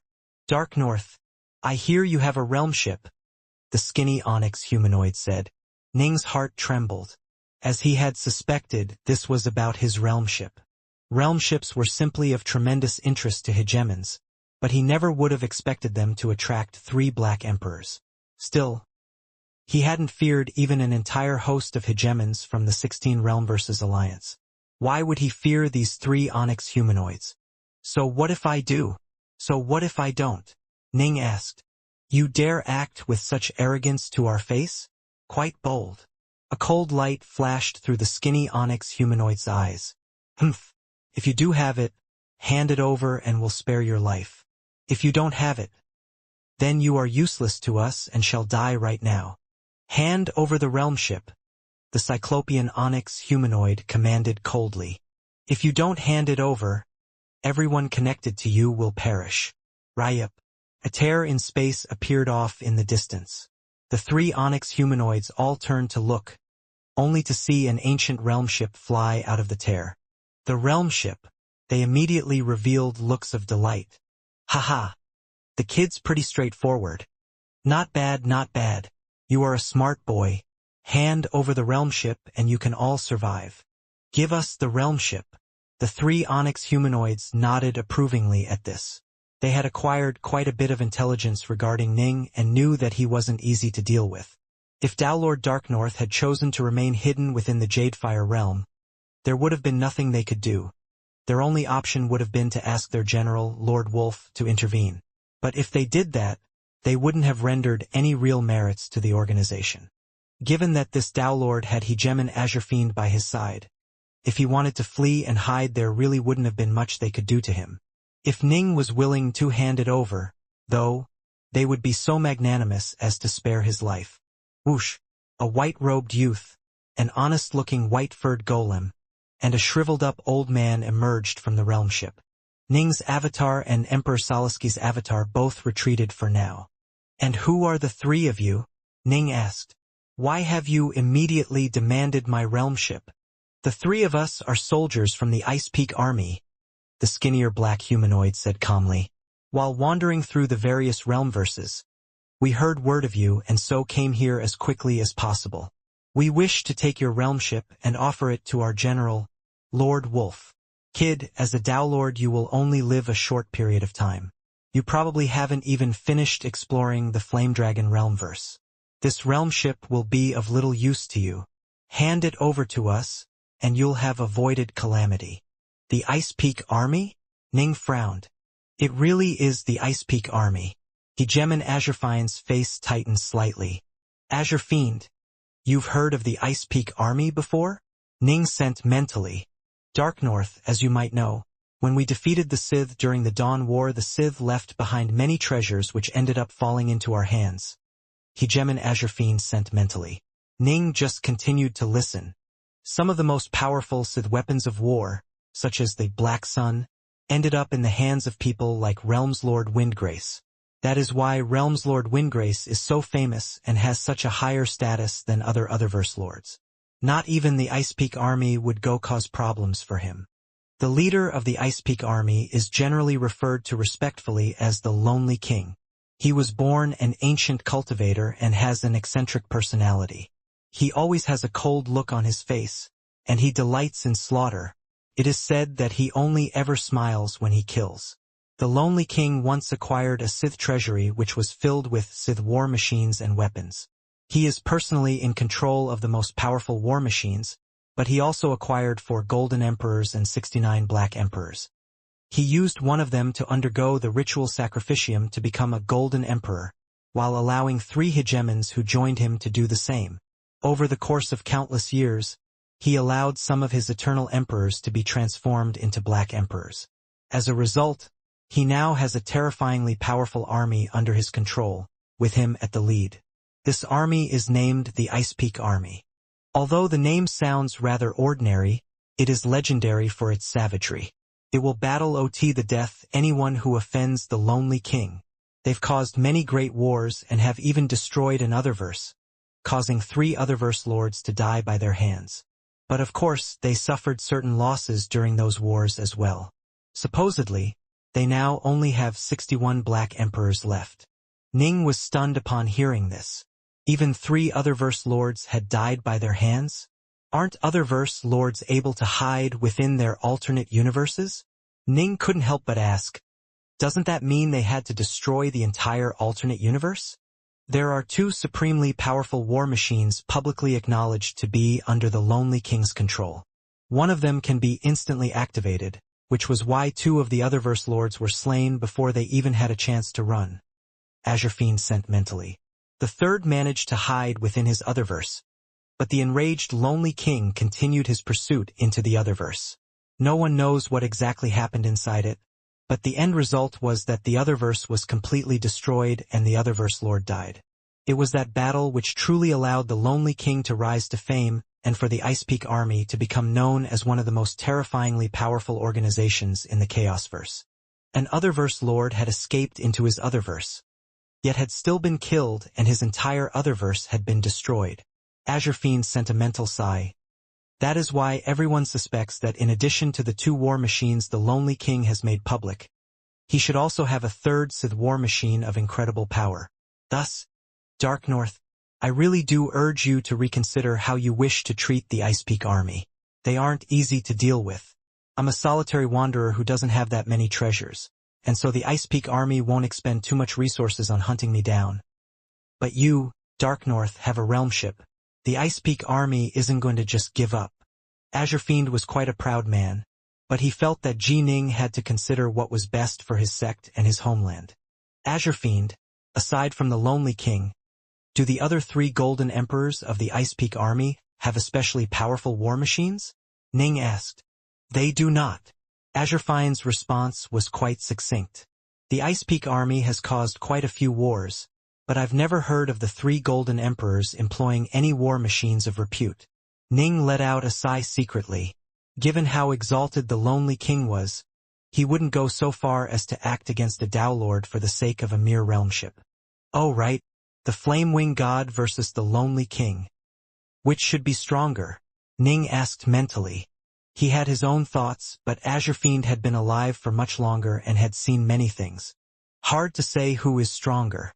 Flame Wing is just a bit too dumb.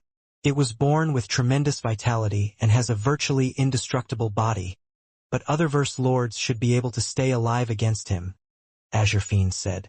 The Lonely King, however, is different. He's able to use war machines and is thus a greater threat. What if Flame Wing fights the Lonely King? Ning asked mentally. Flame Wing won't be able to kill the Lonely King, but there's no way the Lonely King would be able to kill Flame Wing. I've been alive for an extremely long period of time, but I've never heard of any major power who was capable of subduing a chaos primordial, save for the autarchs themselves. Kill one? Impossible. Azure Fiend sent mentally. Dark North, as you know, the most powerful members of the Sith race were their exalts, and it took 3 of them in order to capture Flamewing, and it remained completely unharmed. Amongst cultivators, everyone knows that only autarchs are capable of killing chaos primordials. Good to know. Ning came to a decision. Based on the information he had, he also felt confident that no one save for an autarch would be able to kill Flamewing. Perhaps the Sith during their glory days were capable of capturing chaos primordials when they sent out their most powerful members, and perhaps they might even be able to kill chaos primordials via their unique technology. But the Sith were dust. Although the Lonely King was terrifyingly strong, he had merely gained access to a single war machine treasury the Sith had left behind. What do you plan to do? Azure Fiend sent back. Azure Fiend, will you be frightened if I refuse them? Ning sent mentally. Azure Fiend glanced at Ning, rather surprised. I'm a solitary hegemon who wanders alone. What do I have to be afraid of? Have you really decided? Yes, I'm confident in my chances. Ning nodded. The 3 Onyx humanoids simply stood there and waited as Ning and hegemon Azure Fiend spoke mentally to each other. They were in no rush. They could tell that Dark North and Azure Fiend were discussing this matter. They felt that once this weak Tao Lord learned the truth of the Ice Peak Army's might, he would make the wise choice. So do you know a bit more about the Ice Peak Army now? The skinny Onyx humanoid looked at Ning. I'm a Tao Lord who is unlearned compared to my hegemonic peers. I've only heard of you for the first time today. Impressive, truly impressive, Ning said. Cut the crap. The Cyclopean Onyx humanoid was growing a bit impatient. Frowning, he barked out, hurry up and hand over the realm ship. Otherwise, we're going to attack. When that happens, both you and your sect shall both perish. He had long ago grown accustomed to acting as he pleased. He had originally been a fairly powerful Eternal Emperor, and after he underwent the ritual sacrificium to become a member of the Ice Peak Army, he had received deference from even hegemons and other verse lords, all of whom feared the Ice Peak Army's reputation. Originally, his greatest worry was that this Tao Lord would cause trouble due to the Daelord's ignorance of the Ice Peak Army's might. That was why he had held back. But now he was naturally going to press hard. Ning stood there, flanked by Azure Fiend and White Thaw. I don't wish to make an enemy out of the Ice Peak Army, and I'm not qualified to do that either. However, realm ships are incredibly precious. You wish for me to simply hand it over for nothing? I might be a mere Tao Lord, but I have my pride. Ning smiled. I have a simple, mutually beneficial solution which will result in me handing over the realm ship willingly. A mutually beneficial solution? Speak.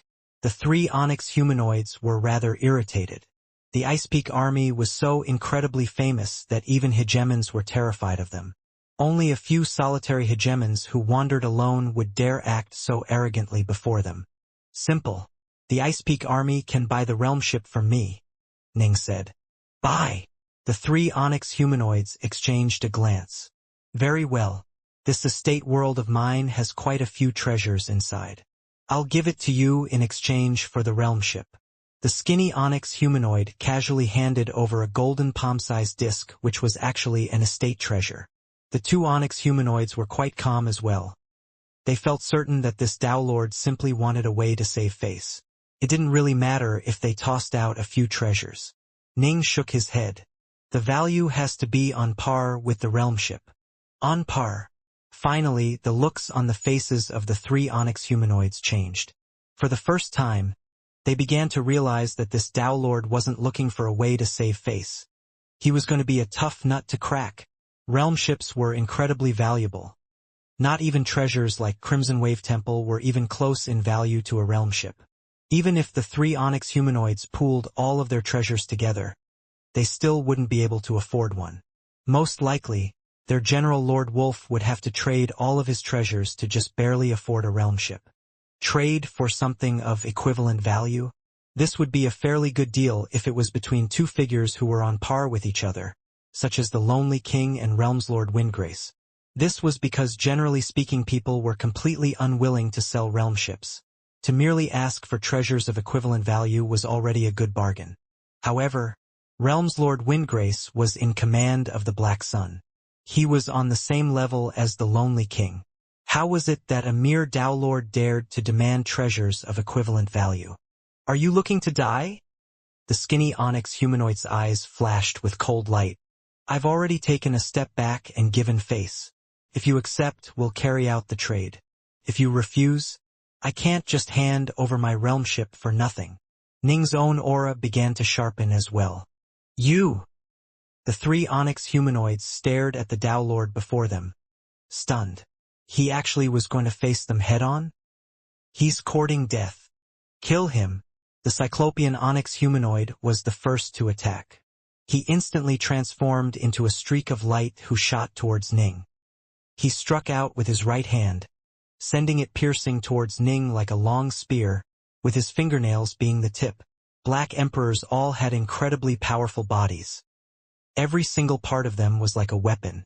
The arm spear pierced straight through the void, so powerful as to cause Ning's eyebrows to rise slightly. Humph! White Thaw, by Ning's side, let out an angry snort and immediately charged forwards. While charging, he transformed into an enormous white cloth that swept out towards his foe. A mere golem seeks to block me? The Cyclopean onyx humanoid felt some disdain. He was at the hegemon level of power. Although his insights into the Tao were a bit inferior to true hegemons, his Black Emperor body gave him tremendous power and allowed him to match hegemons in battle. His body was so incredibly tough and resilient that in a real battle of life and death, he actually had an advantage. Bang! This terrifying hegemonic strike stabbed straight into the enormous white cloth, but the white cloth was incredibly resilient and dispersed all of the attacking energy. What? The Cyclopean onyx humanoid was shocked. The golem had actually blocked his attack? Kill them all. Kill them and take the realmship. The two other onyx humanoids began to attack as well. Whoosh! Whoosh! Both moved with incredible speed. Although White Thaw had blocked one of them, that was already his limit.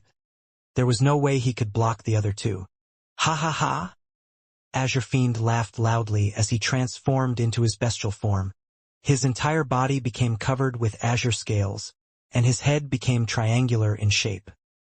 His scale-covered tail waved menacingly like a whip, and his entire body glimmered with dark light.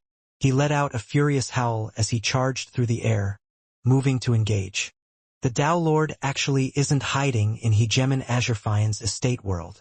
The skinny onyx humanoid was delighted by this and sent mentally, I'll tie down Azure Fiend. You go kill the Tao Lord. All right. The muscular onyx humanoid was delighted as well. Neither of them had imagined that the Tao Lord wouldn't go into hiding.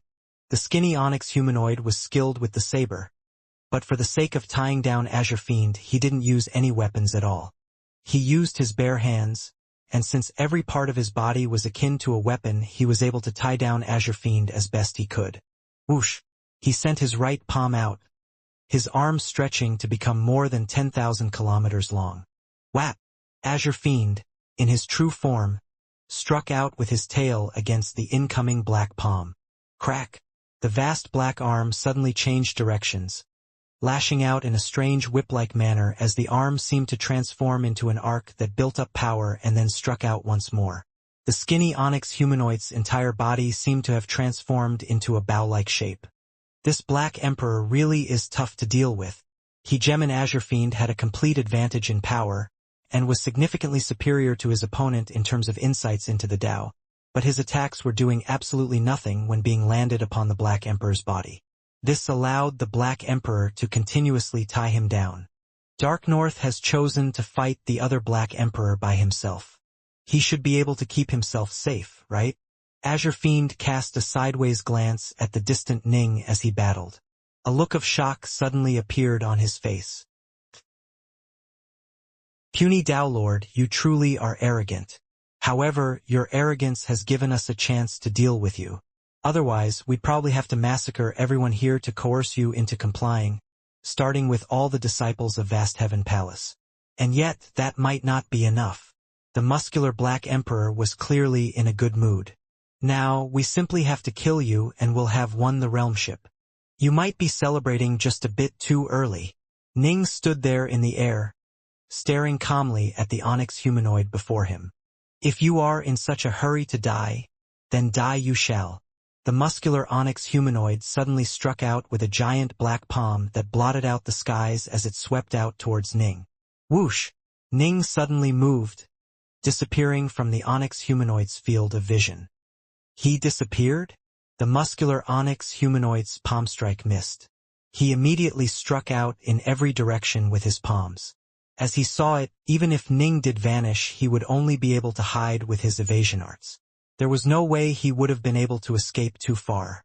I'm over here. A voice rang out from behind him. The muscular onyx humanoid stared backwards in astonishment, only to see the white-robed youth with the black sheath on his back standing far behind him. He's fast. A feeling of trepidation appeared within the onyx humanoid's heart. The Black Emperor's body is a waste on you. Your insights into the Tao are too low. You have some innate advantages in a life-or-death battle, but if I wanted to leave you wouldn't be able to stop me at all. Ning slowly shook his head. He suddenly couldn't help but sigh a bit in his heart. When he had first seen that onyx humanoid's corpse, he had felt absolutely stunned. He never would have imagined that he would have reached that same level of power as well. In terms of the Tao of the sword, Ning was on a full level higher than Emperor Heartsword had been. Now that Ning had mastered the 14th stance of the Heartsword art, he was just a single stance behind Emperor Heartsword, who had created just 15 stances in total.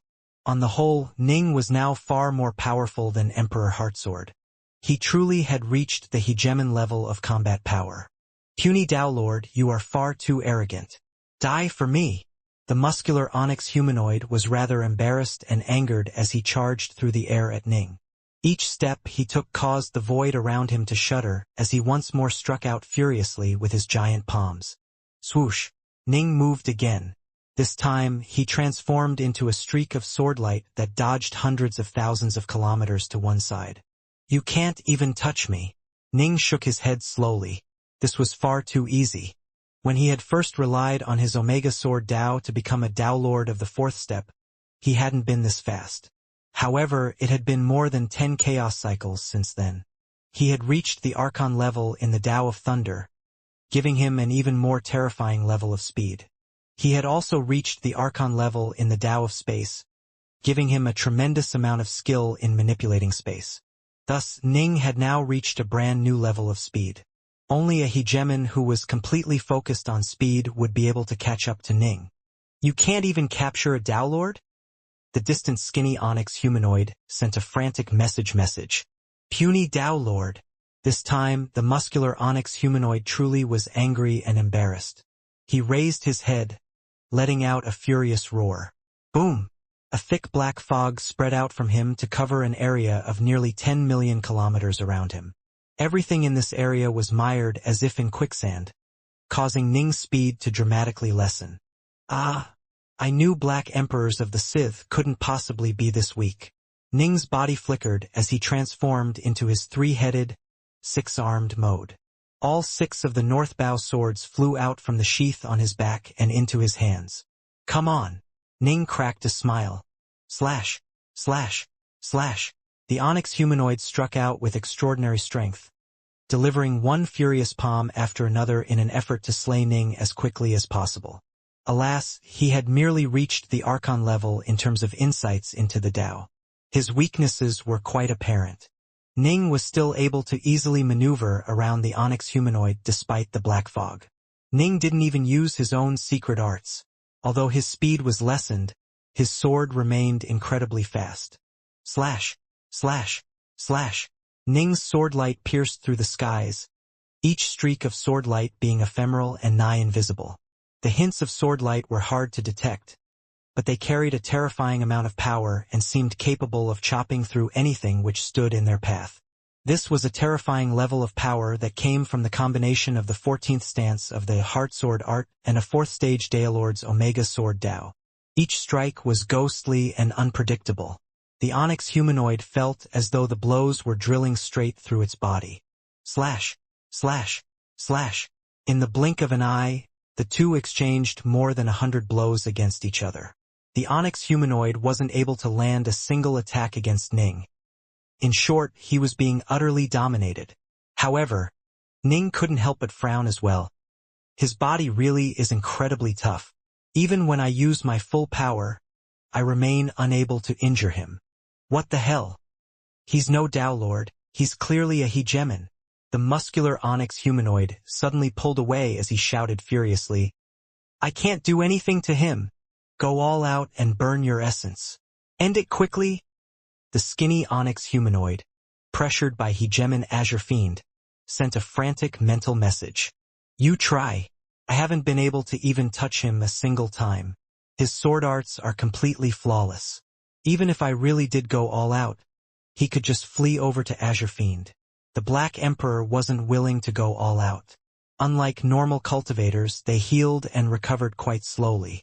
Once they went all out, they would be at risk of energy exhaustion. Once they exhausted their energy reserves, their bodies would grow weak and they could even be defeated and then destroyed. Withdraw. The muscular Onyx humanoid issued an order to withdraw, and the three quickly rejoined each other. Azure Fiend and White That moved to stand by Ning's side. The two sides stared at each other from afar. The three Onyx humanoids were all rather angry, but they also felt stunned. How was it that a Tao Lord had actually reached such a level of power? He definitely had the power of a hegemon. Thankfully, the three Onyx humanoids all had extremely tough bodies. Ordinary emperors would have been slain with ease by Ning's current level of sword arts. Formidable. I truly do admire you. For a Tao Lord like yourself to have reached such a level of power. The skinny Onyx humanoid stared at Ning. However, are you absolutely sure that you wish to become an enemy of the Ice Peak Army? I do not wish to become an enemy of the Ice Peak Army. However, there is no way I'll hand over a realm ship for nothing. Ning shook his head. Bold. These actions, however, are tantamount to declaring us your enemy. The skinny Onyx humanoid laughed coldly. I'll give you one more chance. Hand over the realm ship. Otherwise, we'll have no choice but to go ahead to report to our superiors that you are being defiant. In the end, the result shall be your death. Ning just smiled. Very well then. They saw the look on Ning's face.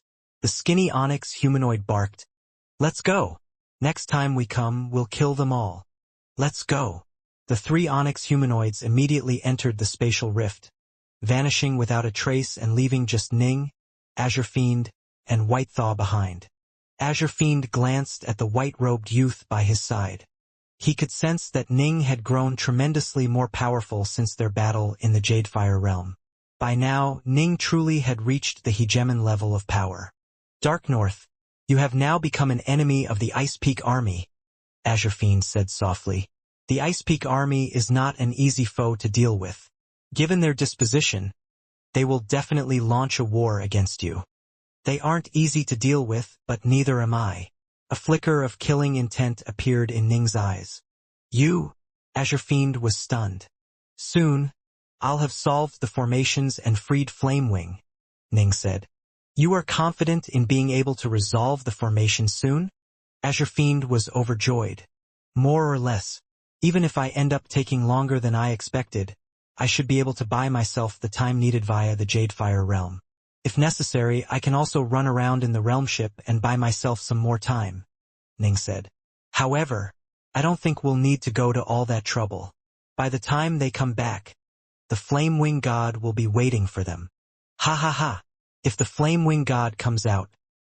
Azure Fiend was absolutely overjoyed and excited by this prospect. You really will be able to do whatever the hell you want. That is a Chaos Primordial. Ha ha ha. With a Chaos Primordial at your beck and call, who would dare cause trouble for you? If you gave the order, the Chaos Primordial would charge straight into the Ice Peak Army's base and wreck it. The Lonely King would be able to do nothing but stare, dumbstruck as it happened. There's nothing he can do to the Flamewing God. Why didn't you tell me earlier?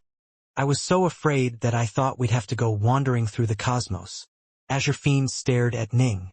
Without Flamewing, I wouldn't have dared to take such a tough line against them.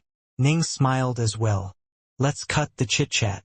Starting today, I'm going to put all of my time and effort into solving the formations and breaking them as soon as possible.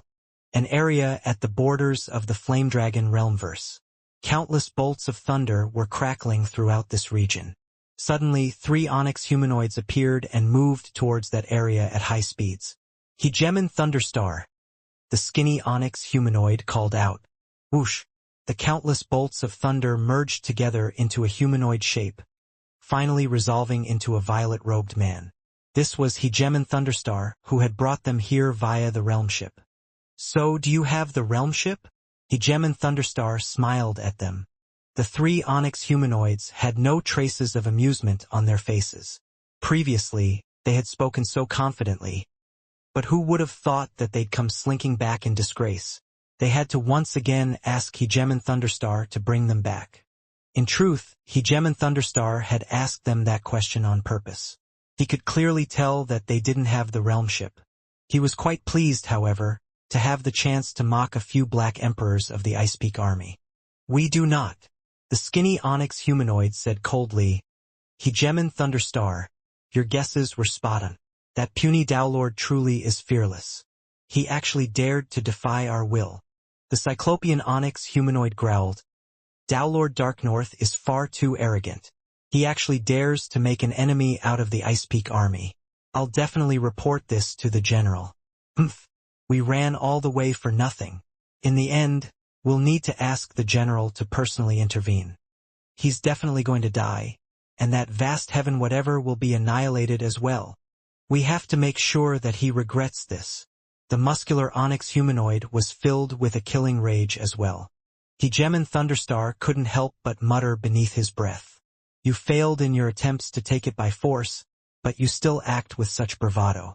The Ice Peak army really did live up to its reputation. Who would have thought that Dowlord Darknorth truly was made of such stern stuff? Where to next? Hegemon Thunderstar asked. To the general's residence, Mount Doom, the skinny onyx humanoid said. And where is Mount Doom? Hegemon Thunderstar was puzzled. It is the general's estate within the Skywolf realmverse. The skinny onyx humanoid said rather unhappily. Hegemon Thunderstar, don't you know already? Hegemon Thunderstar didn't argue. He truly hadn't been to the Skywolf realmverse before, but he had heard that Lord Wolf's Mountain was within the Skywolf realmverse. However, the true name of the place was Mount Doom. Lord Wolf's Mountain was nothing more than a nickname for it. Come, I'll send you over there. Hegemon Thunderstar waved his hand, causing the realm ship to appear. We need to travel quickly. We need to report this to the general as soon as possible. Otherwise, I don't know how I'm going to get this taste out of my mouth. The muscular onyx humanoid said rather angrily. They had long ago grown accustomed to acting as they pleased. As a result, when they occasionally encountered someone who resisted them, they couldn't help but feel annoyed. In this case, the person in question was a mere Dowlord. This made them feel truly insulted. Alas, the Flame Dragon realmverse was incredibly far away from the Skywolf realmverse. There was no way for them to contact the Skywolf realmverse directly. Not even a Daelord's true body and primal twin would be able to sense each other from such a vast difference. One had to at least be an Archon-class Eternal Emperor with an incredibly powerful soul in order for your true body and primal twin to be able to sense each other from such a great distance. Alas, it was far too difficult to convince an Archon-class figure to follow them like a retainer. Most would prefer death to such a life of servitude. Whoosh! The realm ship tore through space-time, departing at high speeds towards the Skywolf realmverse. 18 million years later, Hegemon Thunderstar's realm ship had finally reached the Skywolf territory. That over there is Mount Doom. The 3 Black Emperors stared from afar at the towering mountain that jutted within the void. Looks of delight were on their faces. This was their base. Mount Doom was completely gray and covered with countless runes and patterns. At the very tip of Mount Doom was an area that glowed with blurry silver light. The silver light illuminated the beautiful palaces below. This was where Lord Wolf resided with his subordinates. General! General! General! The 3 Black Emperors called out loudly after exiting the realm ship, their voices echoing in the air above Mount Doom. Ah, Sealaw and the others are back. It is Brother Sealaw and the others. Figures began to fly out of Mount Doom. All of them were onyx humanoids, their bodies covered with silver diagrams and emanating auras of boundless cold. Hegemon Thunderstar couldn't help but mutter to himself.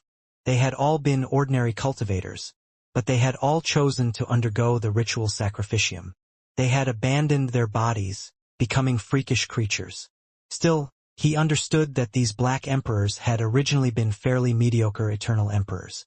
Now that they were Black Emperors, they at least had hegemonic levels of power. What's that? Is that a realm ship? Is that our new realm ship? The Onyx figures all turned to stare at the distant realm ship. Realm ships were incredibly valuable.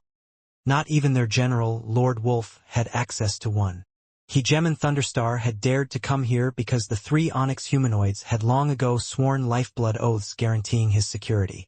If they did not, all 3 of them would die. Hegemon Thunderstar was also certain that he would be able to escape safely. Cut the crap. Hurry up and take us to the general. Where is he? There's something important we need to report to him. What do you need to speak to me about? A cold voice rang out, followed by a golden figure emerging from the peak of Mount Doom. His entire body seemed to have been composed out of gold, and his body was similarly covered with silver diagrams. The aura emanating from him was so powerful that it vastly outstripped the auras of the Black Emperors serving him.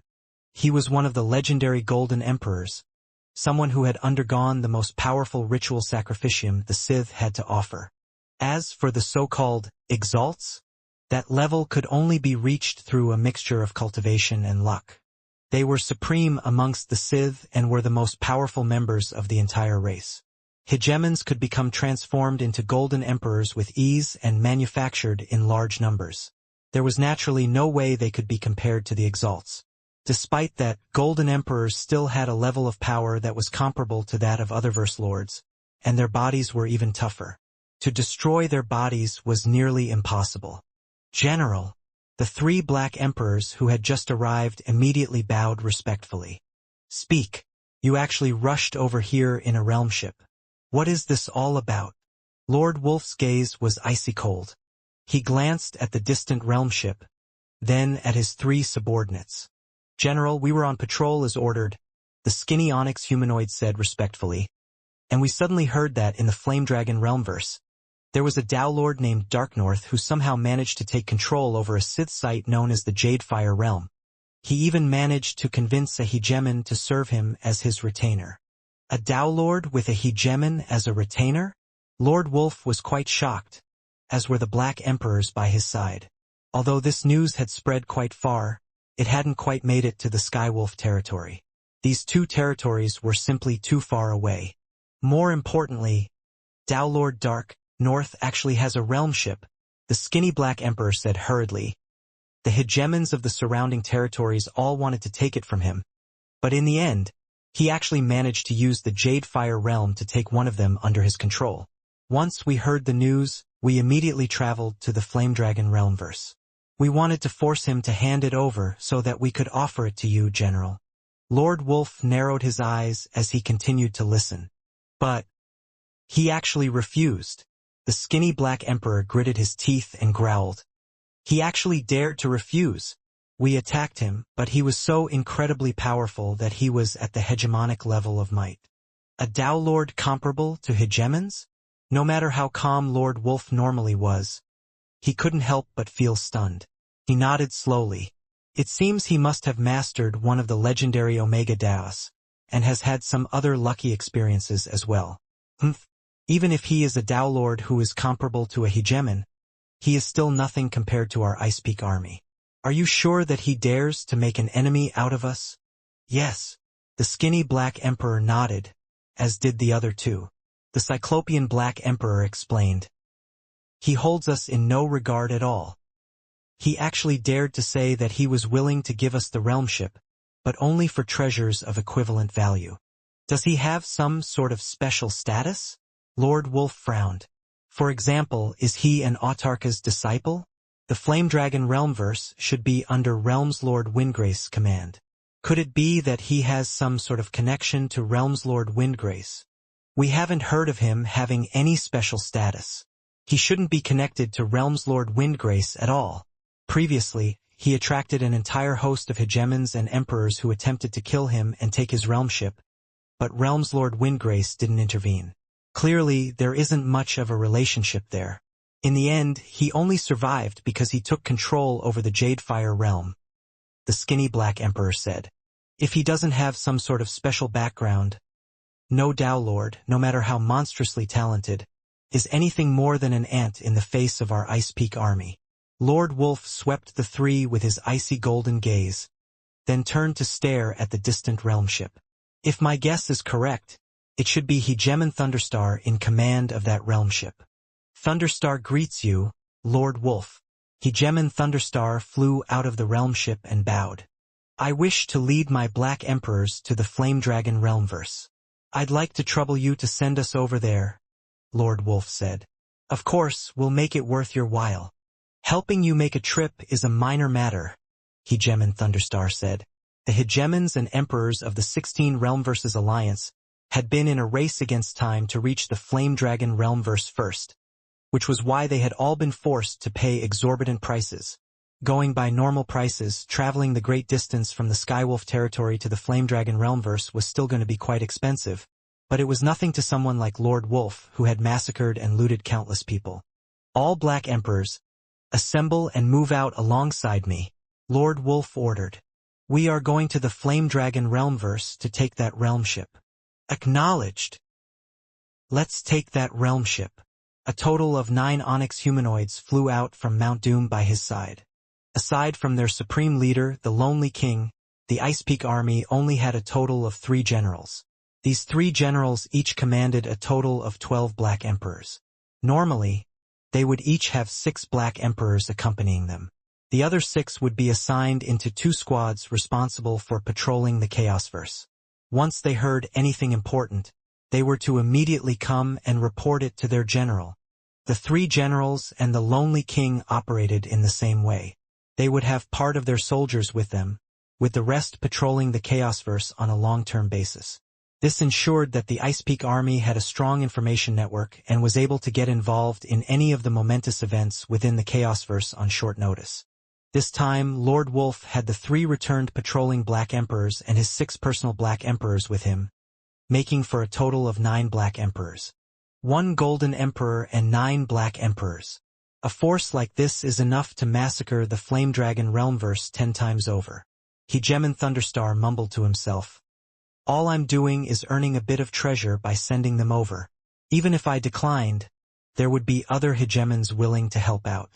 Dowlord Darknorth, you are nothing more than a Dowlord, but you dare to make an enemy out of the Ice Peak army. I admire you for your courage. But the reason why the other major powers were unwilling to act as you do is because the consequences are too terrifying to bear. Hegemon Thunderstar couldn't help but sigh a bit. He felt as though he could see the end of the line for this genius Dowlord. Golden Emperors all were at the Otherverse Lord level of power. 9 Black Emperors working in concert were equivalent in power to an Otherverse Lord as well. How could the Flame Dragon Realmverse possibly withstand this level of power? The Flame Dragon Realmverse remained as calm as always. Ning didn't make public the fact that he had faced off against 3 Black Emperors belonging to the Ice Peak army. There was no point. Hegemon Brightshore and the others wouldn't be of any use, and so it was best not to bother them about it. The Terror Star Sea. The Jadefire Realm. Dark North. It's been 20 million years. The Ice Peak army could arrive at any moment. How much longer is it going to take for you to break these formations? The skinny old man, Hegemon Azure Fiend, was seated in the lotus position on the deep fire blackstone floor, a frantic look on his face. I was just estimating the time earlier. Ning was standing atop the Flame Wing God's back, focusing his efforts on the black chains in front of him. I wasn't exactly sure as to how long it would take for me to break these formations. I thought it would be quite fast, but I ran into a few problems. Don't be impatient and relax. The Ice Peak army hasn't even arrived yet. By the time they do arrive at the Jadefire realm, I'll first use its defenses to tie them down for quite some time. This is Lord Wolf we are talking about, He's supposedly a golden emperor with an entire group of black emperors serving him. Your flaming passageways won't be able to withstand a force like his. Hegemon Azure Fiend said hurriedly. Why don't we leave the Jadefire realm for now? Once you've fully mastered the formations, we can return here. Otherwise, we'll be caught here with nowhere to run. Just look at how freaked out you are. You are a hegemon. Ning raised his head to glance sideways at Hegemon Azure Fiend. You look scared out of your mind. I'm just trying to be cautious. Azure Fiend immediately rebutted. Don't worry. The flaming passageways might not be able to kill them, but they'll definitely be able to slow them down. Ning smiled. When I'm in the flaming passageways, I'll be able to travel unimpeded. I can shake them off with ease and escape as I please. Ning no longer paid any further attention to Ozrafind, focusing all of his efforts on the countless formations covering the black chains before him. Although he had memorized them all long ago, when he viewed them in person and saw how the formations changed and flowed, it was still of some help to him. Time continued to flow on. Azure Fiend could do nothing but wait. The feeling that the Ice Peak army was about to arrive at any moment was quite an uncomfortable one. Actually fighting to the death would be better than just waiting here like this, Azure Fiend muttered.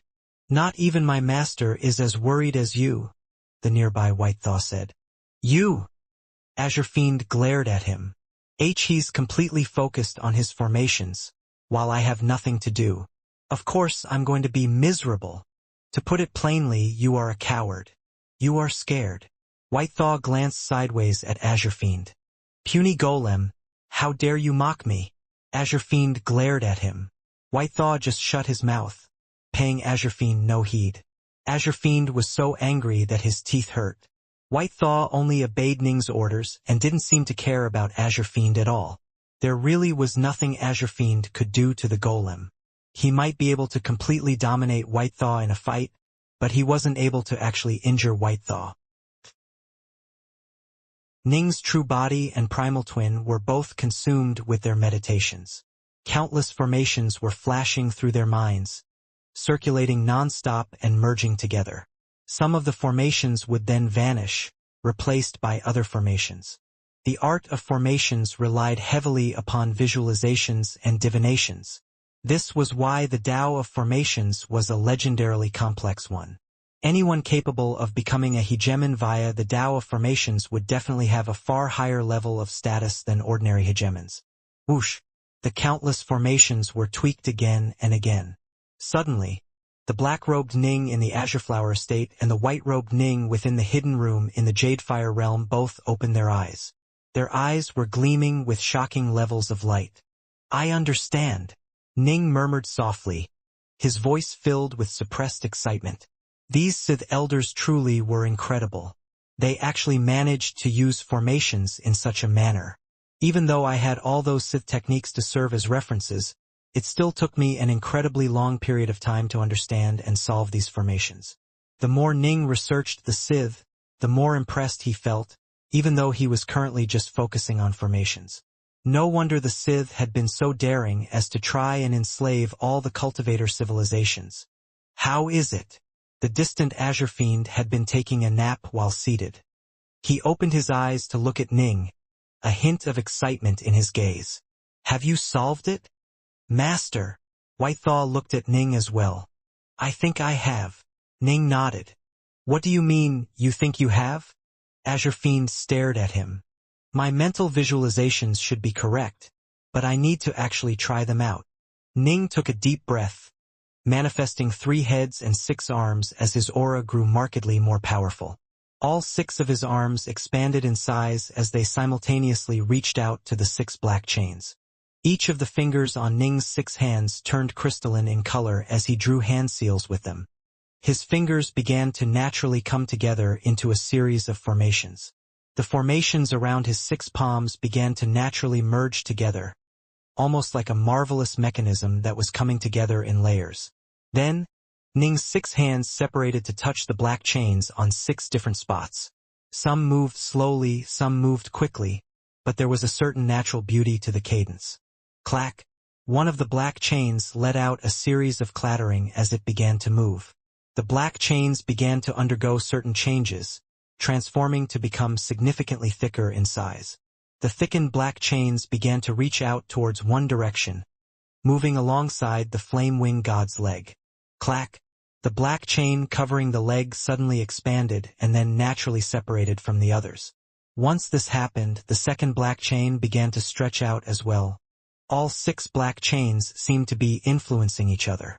In the end, all 6 of the chains imprisoning the flame wing god began to naturally separate from each other.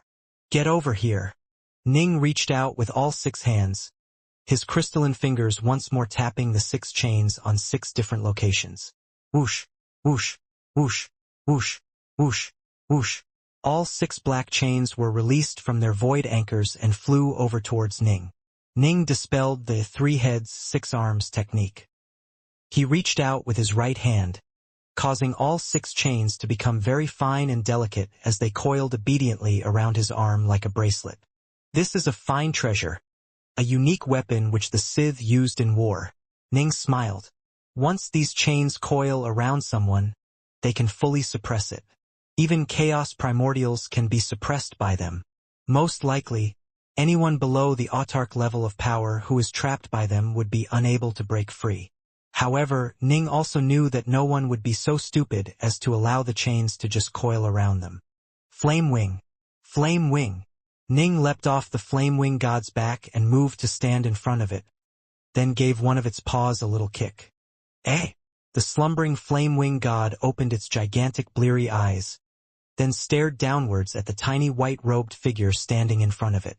Rather unhappy, it said, "Master, I'm still sleeping. Call me once you break the formations." Ji Ning secretly smirked.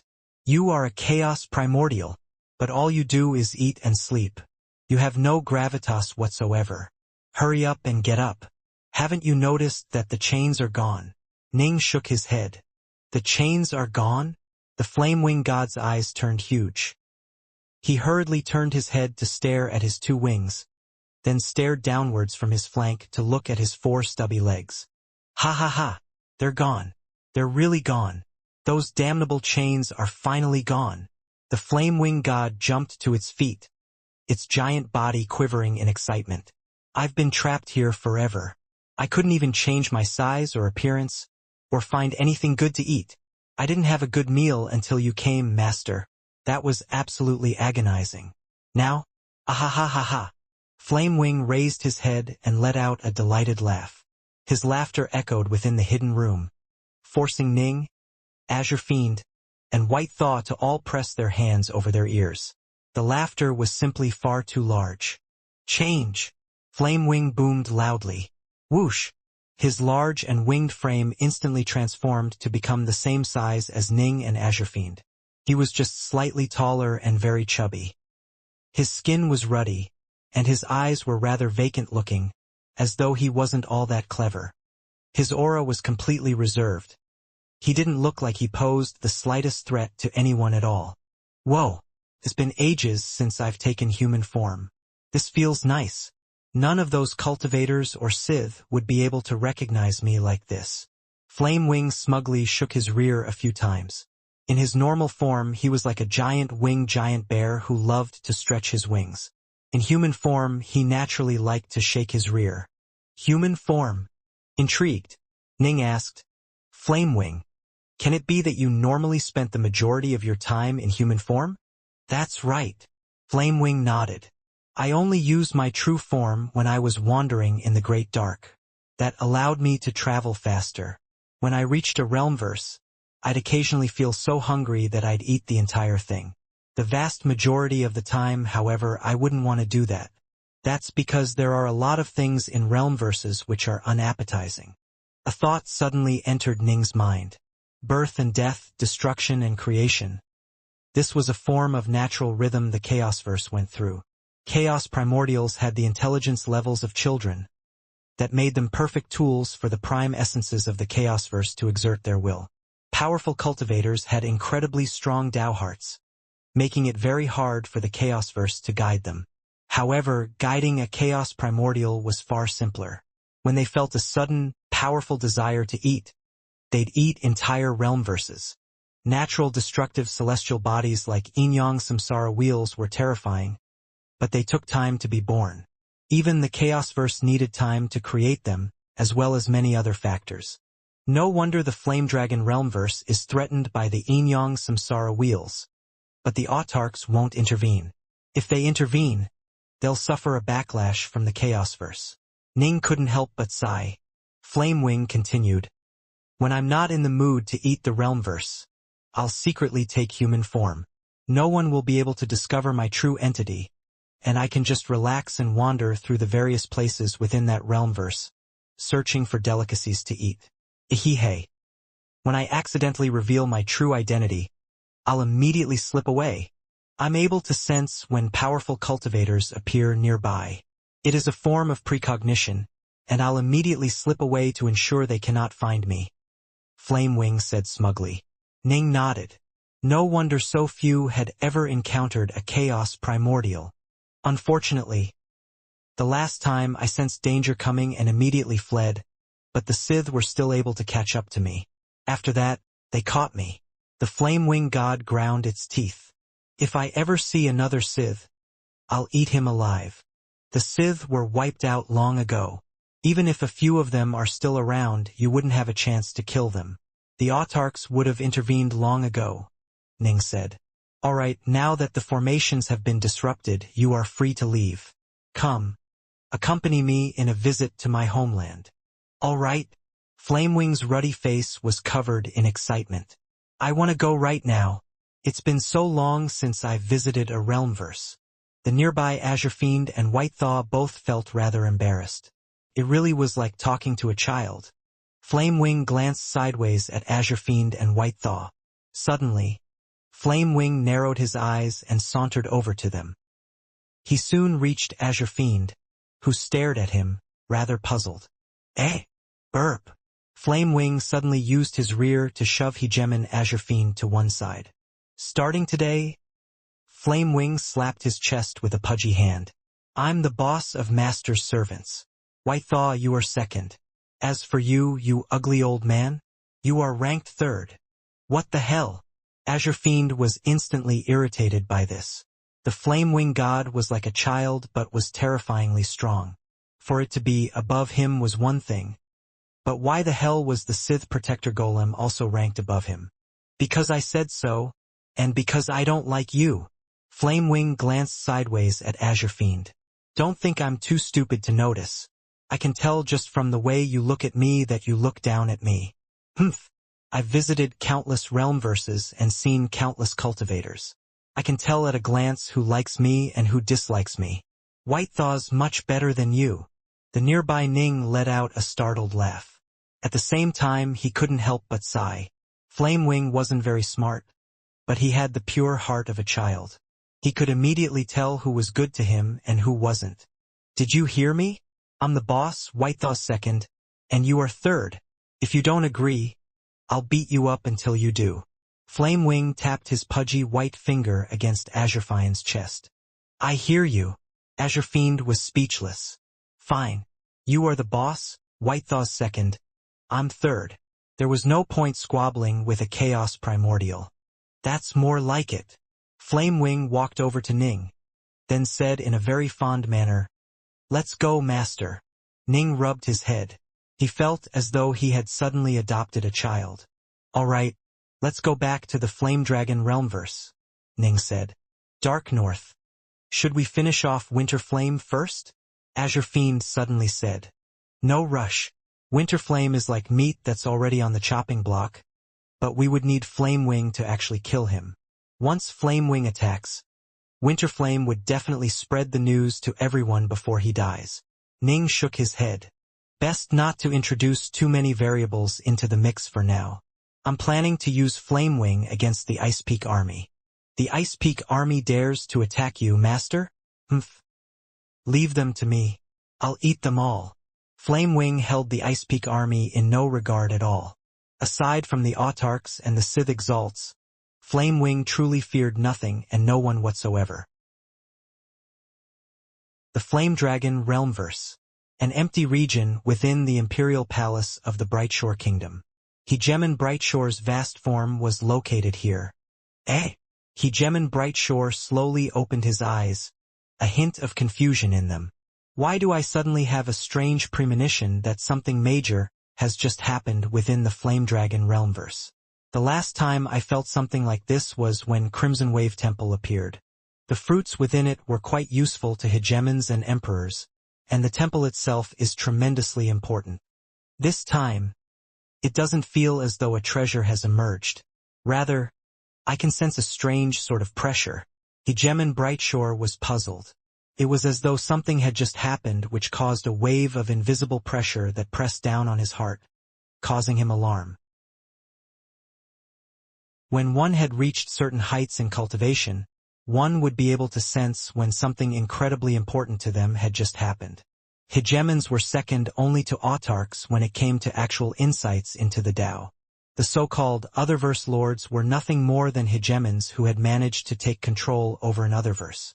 With regards to the Tao, hegemons and Otherverse Lords were on the same level.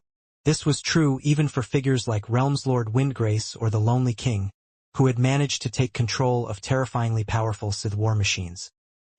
What just happened in the Flame Dragon realmverse? I feel my heart clenching for no reason, as though something terrifying just happened. Hegemon Windrain of the aberrant special lifeforms was awoken from his meditations. He began to worry. My senses can't be deceiving me. Something has to have happened in the Flame Dragon realmverse.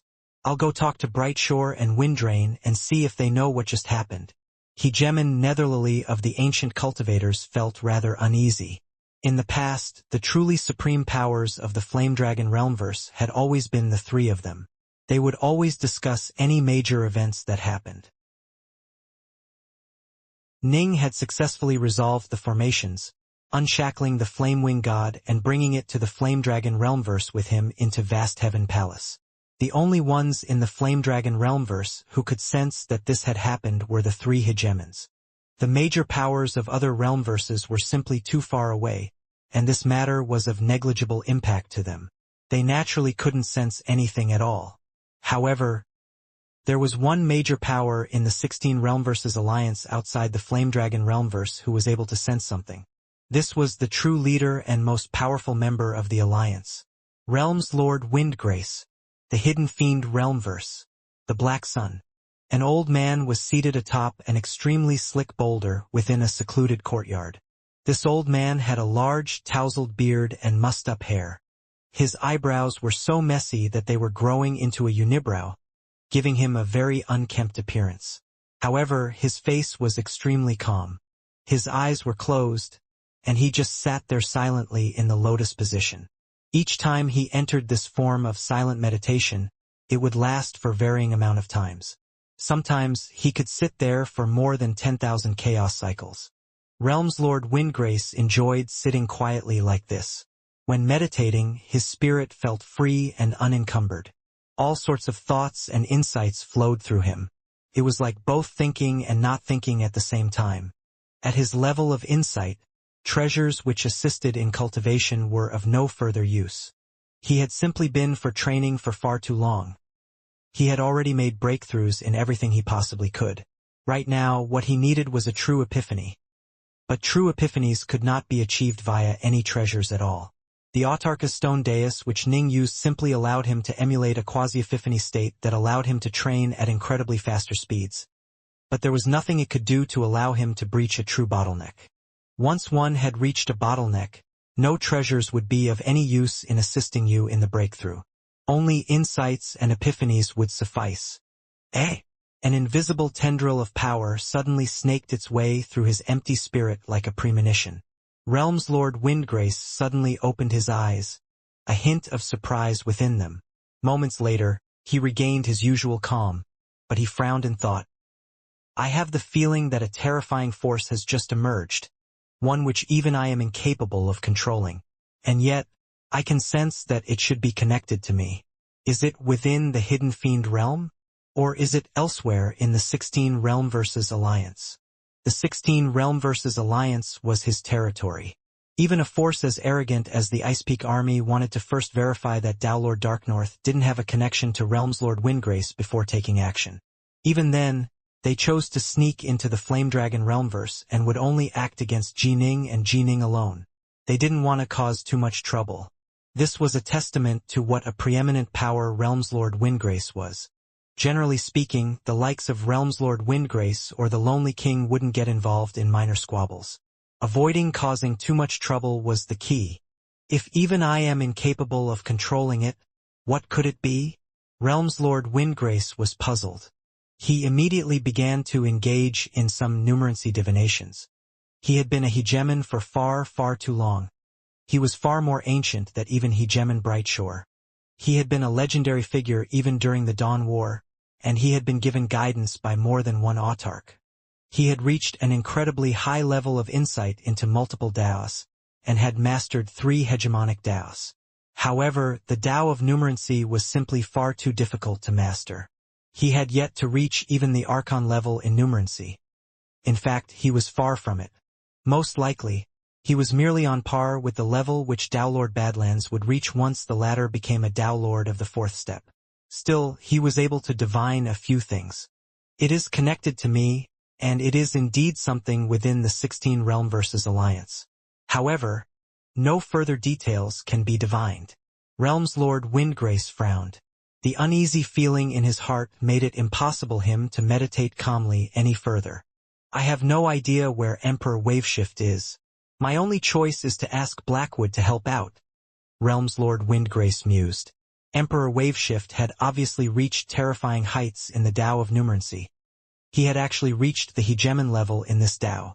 Although he was a bit weak in actual combat, he had reached the apex of numerancy for anyone aside from the autarchs. Thus, not even the likes of Realmslord Windgrace or the Lonely King were willing to offend Waveshift. Everyone treated him with the utmost of respect. Realmslord Windgrace's first reaction was to seek out Waveshift. But alas, he was unable to find him and thus could only ask Blackwood for assistance. Although hegemon Blackwood only trained in numerancy as a secondary Dao, he had at least reached the Archon level in numerancy and thus was still incredibly skilled. A planet that was 900 million kilometers in diameter. This planet was surrounded by 8 gigantic azure wooden boards, each of which was 1.8 billion kilometers tall, 36,000 kilometers wide, and 9,000 kilometers thick. There were no living creatures on this planet, just a single bearded man who was seated on the vast earth. This was hegemon Blackwood. Rumble. The 8 titanic wooden boards slowly swiveled around the planet. They moved like the functioning of the cosmos itself, carrying a strange, unique cadence to them. Whoosh! Hegemon Blackwood suddenly opened his eyes. His face was a bit ashen. The 8 azure wooden boards surrounding the planet quickly flew towards him and landed on his back. My calculations are complete. It happened in the Flame Dragon Realmverse. Hegemon Blackwood nodded slowly.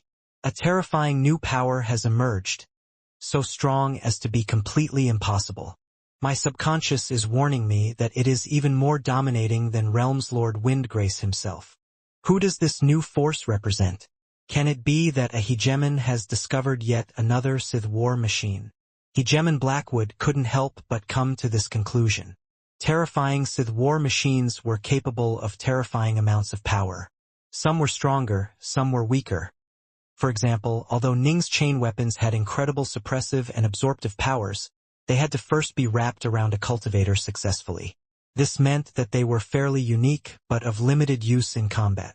The Black Sun, however, it was just a single item, but it was capable of changing the results of an entire battlefield during the Dawn War. Realmslord Windgrace had just one Sith war machine while the Lonely King had several, but the two were equal in status. This was why. The Flame Dragon Realmverse? After Realmslord Windgrace received hegemon Blackwood's response, he immediately sent a message. Brightshore, Netherlily, Windrain. I believe a terrifying new force has emerged with your Flame Dragon Realmverse, one which is beyond my abilities to control. You need to keep a close eye on your Realmverse. Once anything unusual happens, you need to immediately inform me, and I'll head there right away. Understood. We sense something as well, a terrifying sense of pressure. We're already searching for it. After receiving the word from Realm's Lord Windgrace, all three hegemons felt slightly more confident. If even Realm's Lord Windgrace was able to sense it, then that meant that they could ask him to intervene and help out if something happened. And so Brightshore, Netherlily, and Windrain, alongside the Tao Alliance, which also received orders from Realm's Lord Windgrace, began to scour the Flame Dragon Realmverse in an attempt to find any hints about what the premonitions entailed. Alas, the Flame Dragon Realmverse remained extremely peaceful. Nothing happened at all. Time flowed on. More than 6 million years went by after the Flamewing God's release. Whoosh! A realm ship suddenly appeared at the borders of the Flame Dragon Realmverse. Just one person was within the realm ship. This person was dressed in azure robes and stood tall. He didn't have any weapons on him at all, and his gaze was warm and calm, seemingly capable of seeing through to the truth of everything. When he saw the Flame Dragon Realmverse appear before him, he revealed a hint of a smile. I'm back. Flame Dragon Realmverse. I Waveshift am back. This was the legendary Emperor Waveshift. In the vast Chaosverse, his web of connections was far superior to even Realm's Lord Windgrace. Although Windgrace was much stronger than him, the major powers located in distant realmverses and other verses didn't care about Windgrace at all because they would probably never meet the man. There would never be anything they would need from Realm's Lord Windgrace. But there were many who needed favors from Emperor Waveshift. The feeling of coming home. Emperor Waveshift commanded his realm ship forwards, joy in his heart as he stared at the Flame Dragon Realmverse. Emperor Waveshift had a very unique aura. It was quite transcendent, almost as though he was a spectator viewing the vast Chaosverse from a lofty height. I never would have imagined that my homeland, the Flame Dragon Realmverse, would have produced such an incredible figure that even I would sense it from afar. Emperor Waveshift had a smile on his face. He had reached such incredible heights in the Tao of numerancy that he would have premonitions whenever anything momentous happened in his homeland, the Flame Dragon Realmverse. He could sense when a new hegemon was born, and could also sense when the Flamewing God came out alongside Ning. Time for me to visit this incredible newcomer. Emperor Waveshift smiled. Swoosh! His realm ship tore through spacetime and began to advance towards Vast Heaven Palace. Given Emperor Waveshift's skills in numerancy, he was able to divine where the terrifying new force was currently located. Thus, he was able to continuously move closer towards it with ease. He couldn't even be bothered to engage in repeated divinations. Instead, he tore through spacetime and went straight to the Vast Heaven Everworld. He used the information he knew regarding the entire Flame Dragon Realmverse to engage in reverse divination, skimming through the countless lines of karma to find what he wanted to know. It is highly probable that this incredible newcomer is that genius Tao Lord Darknorth, who has managed to develop an Omega Tao. Upon reaching the Flame Dragon Realmverse, Emperor Waveshift quickly came to a few rough conclusions. If his conclusions were wrong, he would then engage in a few more divinations to come to a more detailed level of understanding. Emperor Waveshift stood there within the void outside the Vast Heaven Everworld, staring at everything within it. Ah, my guesses were correct. Emperor Waveshift nodded slowly. The Chaosverse was filled with countless lines of karma. Although Ning was able to see karma, it must be remembered that even ordinary mortals were bound by countless lines of karma. Think about how many people lived in Everworlds. Everworlds were filled with so much karma. They were like seas of smoke. There was simply no way to make anything out clearly. Emperor Waveshift, however, was different. When he viewed the Waveshift Everworld, he knew that his guesses were correct. This new power is indeed within the Vast Heaven Everworld. Tao Lord Darknorth, I want to see just how terrifyingly powerful this new force is. Emperor Waveshift took a single step forwards and entered the Vast Heaven Everworld. Within the Vast Heaven Everworld, Ji Ning was seated in the lotus position next to a bridge, a few swirls of swordlight flowing around him. Not too far away, a chubby man was lying on the ground within a patch of flowers, crushing quite a few of them beneath his bulk. The chubby man had a haunch of meat in his hands, and he was enjoying a wonderful meal. He continuously rolled right and left while he ate, almost as though he was in a rocking cradle. Hegemon Azure Fiend was eating and drinking in a distant pavilion while occasionally casting extremely unhappy looks towards the ruddy-skinned fat man. As for Protector White Thaw, he quietly sat in a corner. He would always be on guard for Ning. "Life is great," the chubby Flamewing mumbled while eating. "Bastard Flamewing. He keeps taking my food. If it wasn't for the fact that I can't outfight him—" "Bah!" Azure Fiend muttered to himself as he ate, but made sure to keep up a barrier of immortal energy to ensure that his voice did not carry. Azure Fiend really was irritated. He was a glutton as well, but whenever he brought out any good food it would be taken away by Flamewing. He was unable to outfight Flamewing. All he could do was to privately insult the Chaos Primordial, but he had to ensure that Flamewing didn't hear it. "Fellow Taoist Dark North." A voice suddenly rang out. "Eh?" Ning opened his eyes. "Fellow Taoist, your formations certainly are formidable. Ordinary sect formations are unable to bar my path, and I'm able to bypass them with ease. The formations you set up, however, are inscrutable and unfathomable. I'm not able to breach them yet." A voice rang out from outside Vast Heaven Palace. Ning turned to look, only to see an azure-robed man standing in the air outside the formations. Ning couldn't help but feel shocked when he saw this man, who gave Ning a very unique feeling. The man radiated a transcendent aura, almost as though he was beyond all worldly concerns. Ning could even see that the karma surrounding this person was extremely calm and warm. The karma lines were all neat and orderly, as though they were under the azure-robed man's complete control. This was because this azure-robed man was not bound by his karma. Instead, he used it as a form of tool. Of all the people Ning had ever encountered, only Autarch Titanos surpassed this man. Autarch Titanos had completely surpassed karma itself, which didn't even touch him. "Please come in, fellow Taoist." Ning immediately opened up the formations and invited the azure-robed man in. The azure-robed man walked through the air to come in, then entered Ning's estate. "A hegemon," the legend said, "Tao Lord Darknorth, that you have a hegemonic retainer by your side. This must be Hegemon Azure Fiend." The azure-robed man cast a sidelong glance at the distant Hegemon Azure Fiend, then turned his gaze to the still feasting chubby man who was rolling around within the flowers. A hint of surprise finally appeared in the azure-robed man's eyes, and he let out a shocked laugh. "So it is a Chaos Primordial. Impressive, truly impressive.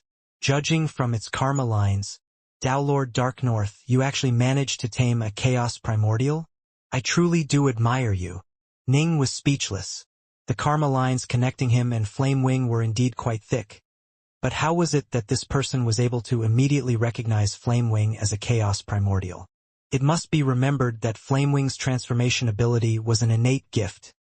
Not even Ning himself was able to see any flaws in it. "And who are you?" The skinny old Hegemon Azure Fiend walked over, an unhappy frown on his face. This newcomer had immediately called him a hegemonic retainer, and didn't seem to have much respect for him. This naturally displeased Azure Fiend greatly, and he didn't feel as though this person was much of a threat to him. "My name is Waveshift," the azure-robed man said. Ignoring the shocked look which appeared on Hegemon Azure Fiend's face, he turned to look at Ning. "I was previously wandering the outside world when I suddenly sensed that a new power had emerged within my homeland. Thus I immediately hastened back. I was able to divine that the new power was within the vast heaven everworld and thus came to your residence, Tao Lord Darknorth. I never would have imagined that this new power would be a Chaos Primordial. Truly praiseworthy, Tao Lord. With a Chaos Primordial at your command, you are now an incredible figure of the Chaosverse." Ning felt rather stunned, but was able to maintain an outwards appearance of calm. "Emperor Waveshift, you truly do surprise me. I never would have imagined that I'd be able to meet you today. Come, please have a seat. Let us chat." "Very well." Emperor Waveshift nodded. Ning was filled with admiration and curiosity towards the legendary Emperor Waveshift, while Emperor Waveshift also viewed Ji Ning as a truly legendary Tao Lord. Anyone capable of becoming a Dao Lord of the fourth step via an Omega Dao could be described as a legendary figure. Incredibly few had ever accomplished this. There were far more Otherverse Lords than Omega Dao Lords. As for a Dao Lord capable of convincing a hegemon to become a retainer, that was even rarer. And now, this Dao Lord had even tamed a chaos primordial.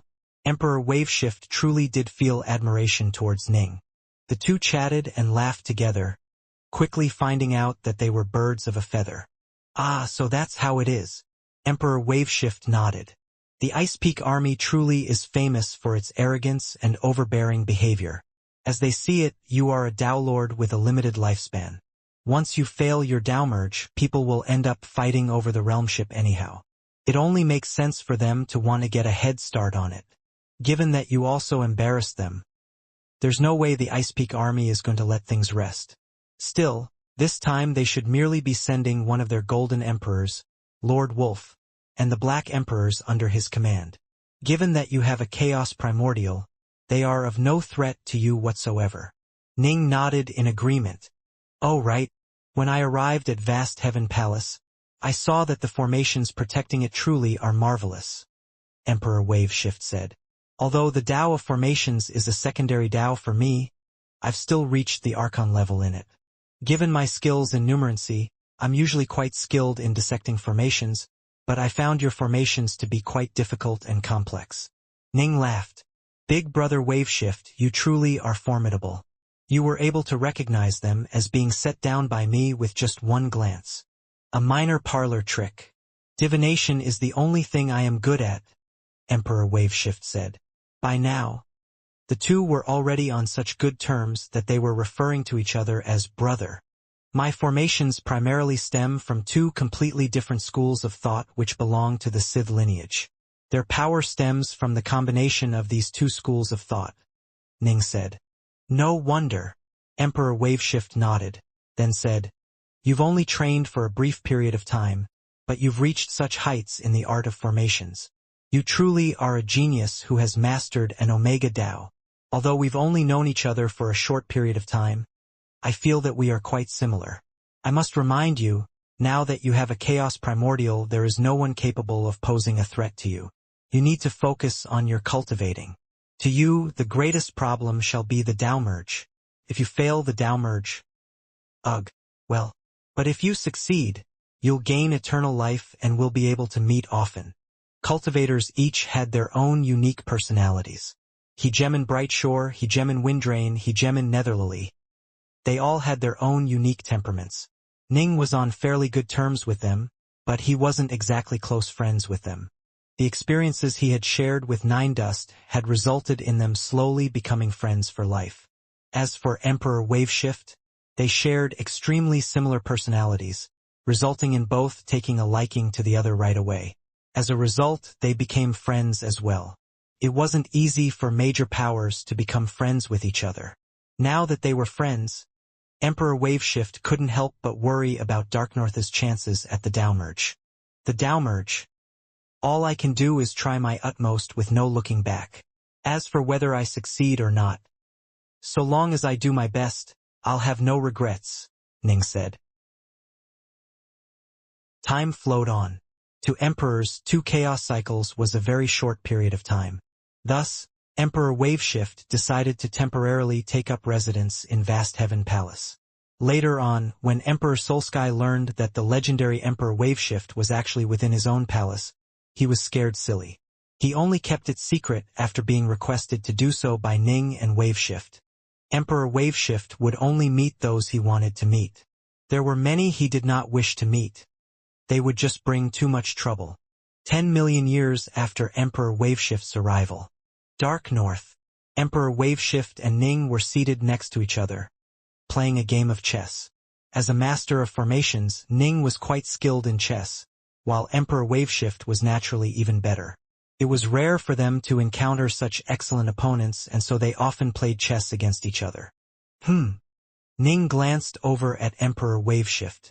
The Ice Peak army should be arriving soon, Emperor Waveshift said. Let us go and welcome them. They've arrived. Ning's eyes lit up. The Ice Peak army? Hegemon Azure Fiend and the chubby Flamewing were eating and drinking together off in the distance. Both turned to look at Ning. Ning immediately rose to his feet and called out, "Let's head out and give the Ice Peak army a proper welcome. They've finally come. Grr. I'm going to eat them all." Flamewing was quite excited. He had been waiting for this day for quite some time. Whoosh! Ning, Emperor Waveshift, Flamewing, Azure Fiend, and White Thaw all boarded Ning's realm ship, then flew out to the margins of the Flame Dragon realmverse. "Let's wait for them here." The azure-robed Emperor Waveshift stared off into the endless great dark. "In roughly the time needed to boil a kettle of tea, the Ice Peak army shall arrive." Ning felt a sense of absolute reverence for this level of numeracy-fueled precognitive foresight. "Here they come," Emperor Waveshift suddenly said.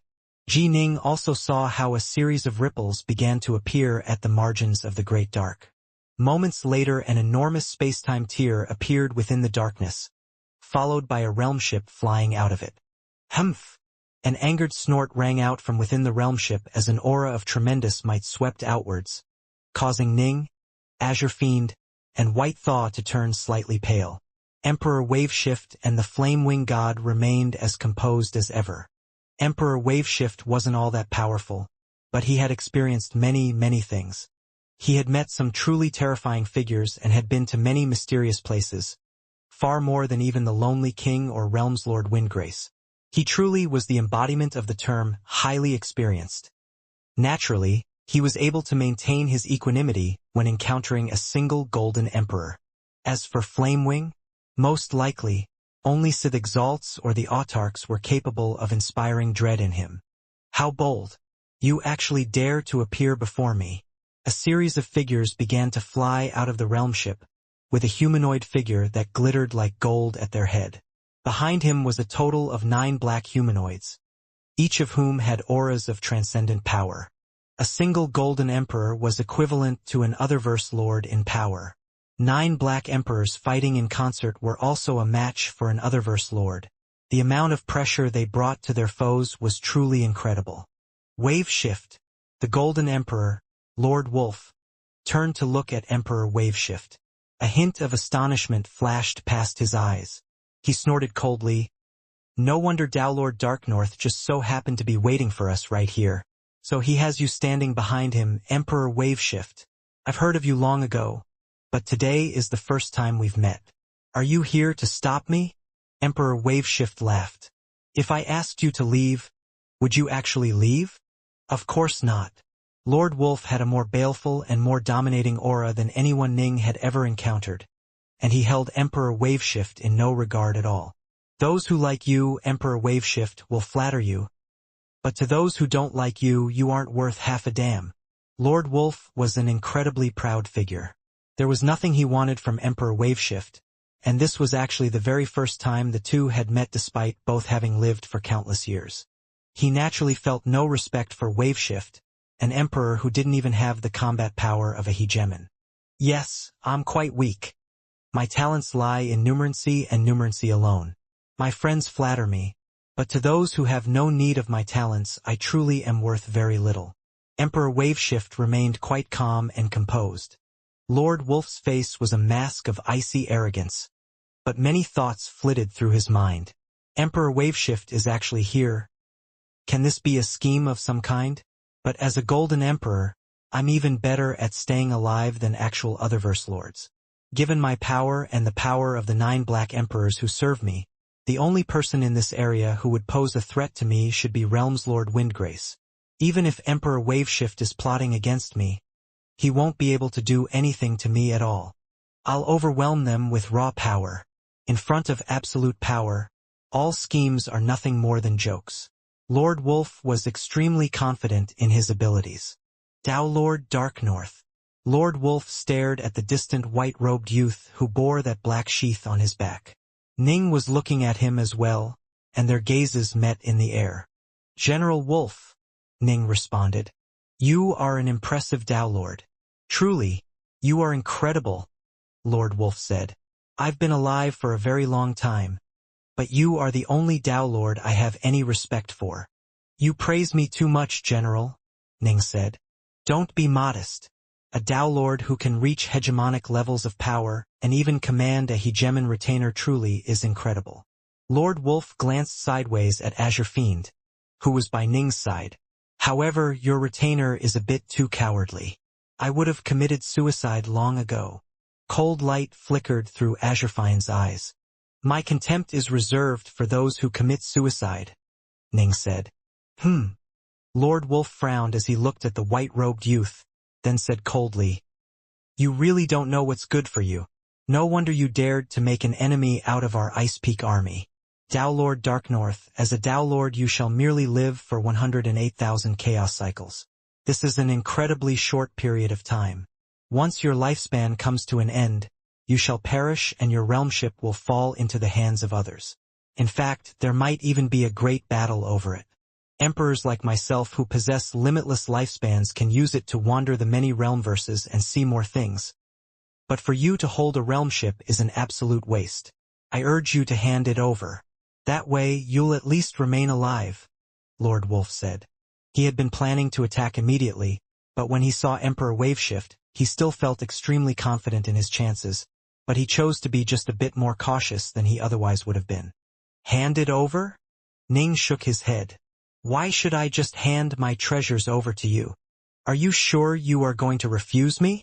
The baleful aura surrounding Lord Wolf began to froth and churn. The hint of caution he had felt upon seeing Emperor Waveshift was beginning to dissipate, and his innate brutal disposition was beginning to reveal itself once more. I refuse. Ning shook his head. You are courting death. Lord Wolf's gaze turned cold. He pointed angrily at Ning as his voice echoed throughout the surrounding area. Kill them all, and exterminate Vast Heaven Palace. Let everyone know what happens when they make enemies out of our Ice Peak army. Acknowledged. The 9 onyx humanoids simultaneous said respectfully. Kill them all. Kill. Murderous looks appeared on the faces of the 9 black emperors, and their auras began to flare with awesome power. They were like 9 streaks of black light that split apart the void as they shot forward. They had long ago grown accustomed to warfare and conquest. They had completely uprooted and destroyed quite a few powerful organizations. To them, an organization that was merely headed by a Tao Lord was nothing worth mentioning at all. Flame Wing. Kill them all. Ning pointed towards his foes and issued an order as well. I've been waiting for you to say that. Flame Wing had been standing restlessly by Ning's side. Upon hearing the order, he wagged his big butt excitedly, then let out an excited roar. This ordinary-looking fatty suddenly transformed into a dazzling ball of blazing fire which had a strange creature inside of it. A creature that looked like a fiery winged bear. The 9 attacking black emperors all revealed looks of nervousness and puzzlement. They could sense incredible danger, but they had no idea what it was they were looking at. Eh? The distant Lord Wolf suddenly turned pale. Gwar! Flame Wing let out a shocking roar, and as he did so he belched forth a torrent of dark red flames from his mouth. It almost instantly covered the surrounding void, including the 9 black emperors who were charging in their direction. What's that? Arg! Not good, those flames are too powerful. Quick! Run! The 9 black emperors felt tremendous pain as soon as those dark red flames touched them. Even their black skin began to slowly melt away. Although they were a bit more powerful than White Thaw, they were still just black emperors. In other words, they were living beings who had used the ritual sacrificium to inherit a certain level of power. In contrast, White Thaw was a pure golem who was designed for defense. His survival abilities were far superior to theirs. What terrifying flames! These flames are far more powerful than even a hegemon's flames, Waveshift said with an amazed sigh. Ordinary hegemons would be burned to death by those flames. The nearby Azure Fiend said. These black emperors have incredibly tough bodies. They are just melting slightly from the heat. Whoosh! As Flame Wing belched out those terrifying dark red flames, his wings fluttered and sent him streaking forwards like a bolt of terrifying light. That's fast. Ning was shocked. Flame Wing was flying far faster than even a realm ship. That creature is far too fast. Hegemon Thunderstar, hiding off in the distance within his own realm ship, was shocked by this as well. He had become a hegemon via the Tao of Thunder and could be described as having reached the very apex of speed amongst cultivators, but he still felt astonishment. He's far, far faster than me. How can he be this fast? Why was Flamewing known as the Flamewing God?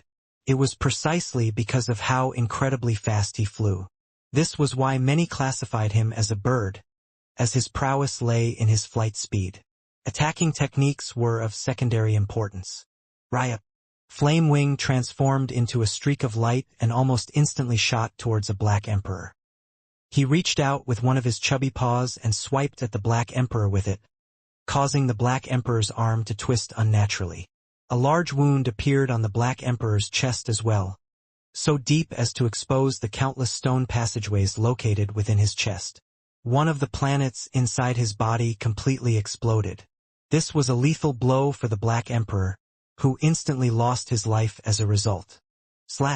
Yet another paw strike, this time aimed at the head of a Black Emperor.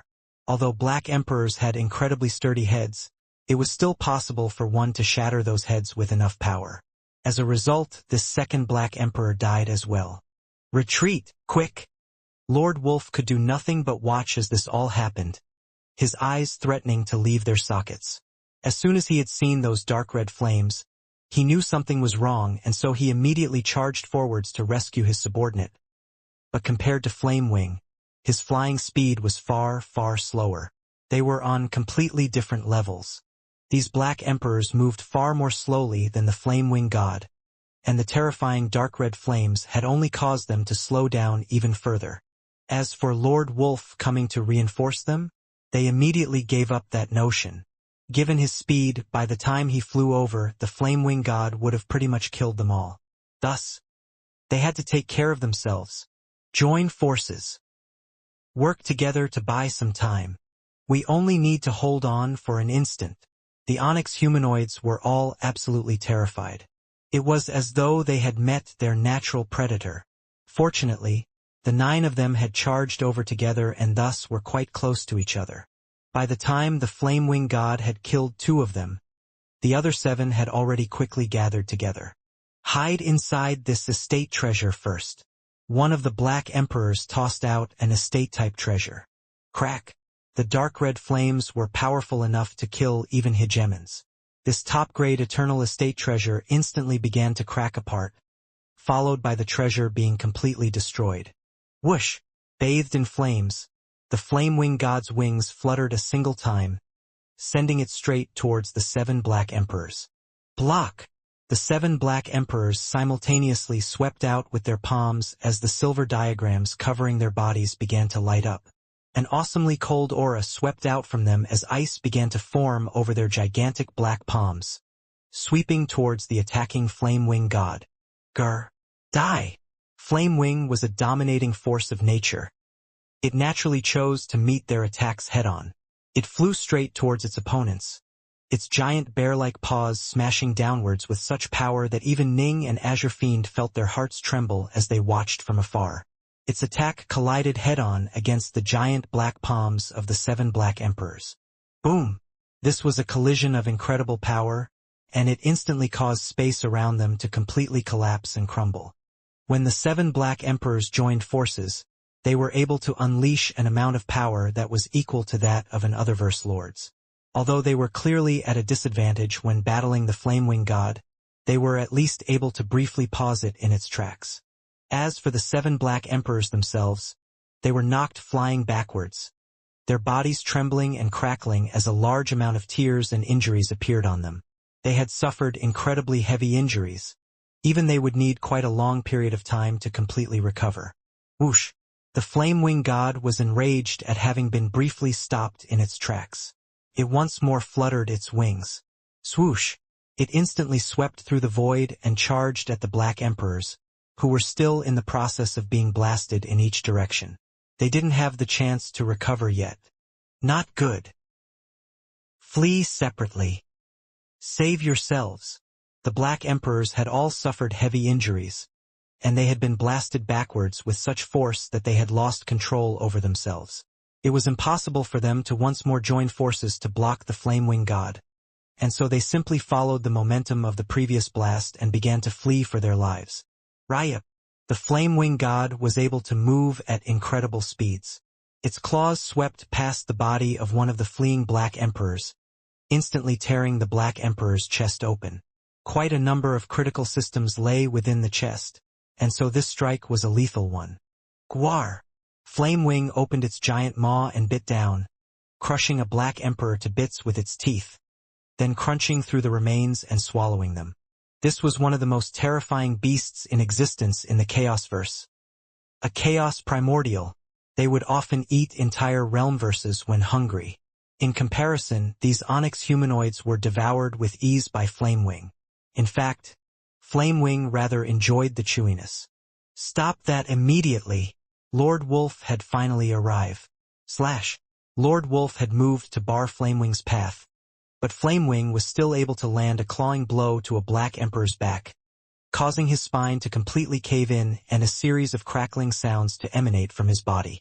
The Black Emperor's aura instantly whittled away into nothingness. Die, damn you! The enraged Lord Wolf suddenly drew a saber in each of his two hands. Slash! A pair of rainbow-like streaks of saber light chopped through the skies, filled with Lord Wolf's boundless rage and murderous will. The twin blows chopped straight towards the flame-wing god, who simply fluttered its wings and used them to block the two strikes like a shield. Boom! The shockwave from this collision was even more powerful than the one generated by the clash between Flamewing and the 7 Black Emperors. Lord Wolf was sent flying backwards, while Flamewing came to a halt as well. It glanced at Lord Wolf, slightly surprised. Damn! Lord Wolf glanced behind himself, only to see the 4 heavily wounded surviving Black Emperors fleeing towards the distant realm ship. This caused Lord Wolf to feel a sense of pain in his heart. I had 9 Black Emperors, and now I've suddenly lost 5 of them. The Ice Peak army has never, in all its history, suffered such catastrophic losses before. The Ice Peak army had conquered all within its path, stirring up one war after another. But even then its total losses had merely been 8 Black Emperors. This time, they had been planning to slay this puny Tao Lord with ease. And yet they had instantly lost 5 of their Black Emperors. You are pretty strong. You should be on par with those other verse lords. I probably won't be able to kill you, Flamewing growled. So you can go ahead and fuck off. Can't be bothered to fight you. If it wasn't for the fact that those 7 were able to block me briefly, I would have wiped them all out by now. Indeed, given the Flamewing god's terrifying speed, he was in fact capable of killing all of the Onyx humanoids before Lord Wolf had arrived. However, that extra moment of time the 7 Black Emperors had bought themselves by joining forces had caused the Flamewing god to briefly slow down, resulting in just 5 perishing and 4 escaping. Why you? Lord Wolf felt even angrier. He had never suffered such catastrophic losses before, and felt as though he was about to go crazy. Die! I can't beat you to death, so I was planning on not beating you up at all. But you insist on attacking me? Flamewing let out a furious roar as he charged over. Space for 10 billion kilometers around them completely collapsed, with the void itself having been ground up into countless tiny scorching pieces of space sand as the titanic Flamewing battled furiously against that golden figure. This was combat on a completely different level, a clash of the titans.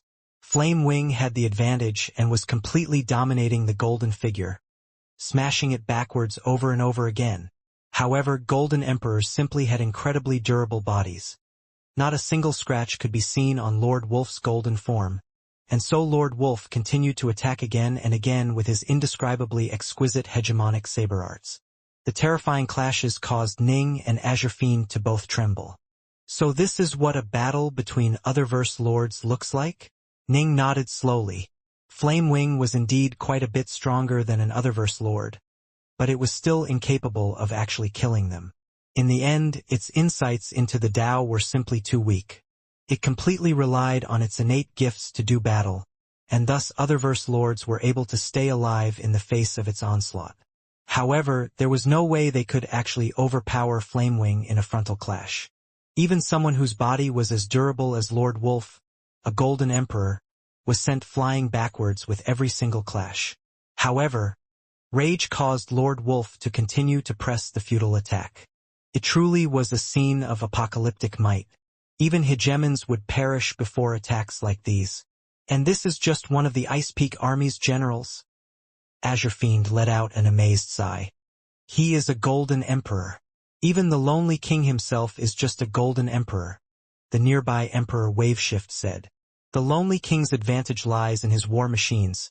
But those war machines would barely tickle your flame wing god.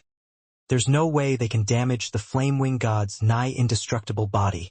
Thus, even if the lonely king came, he would still be dominated and abused by your chaos primordial. This is what makes those creatures so terrifying. Ning nodded. Suddenly, a space-time ripple appeared off in the distance, followed by a white-robed, white-bearded elder with 6 curved horns on his head, emerging from a space-time rift. It was Hegemon Brightshore. What terrifying shockwaves! Hegemon Brightshore stared ashen-faced at the apocalyptic scene before him. This was a level of combat which was vastly beyond him, and these shockwaves were on a completely different level as well. Such power! Is this the terrifying force which Realm's Lord Windgrace spoke of? The force which is beyond even his ability to control. Yet another figure appeared in the distance. It was Hegemon Windrain. A Golden Emperor?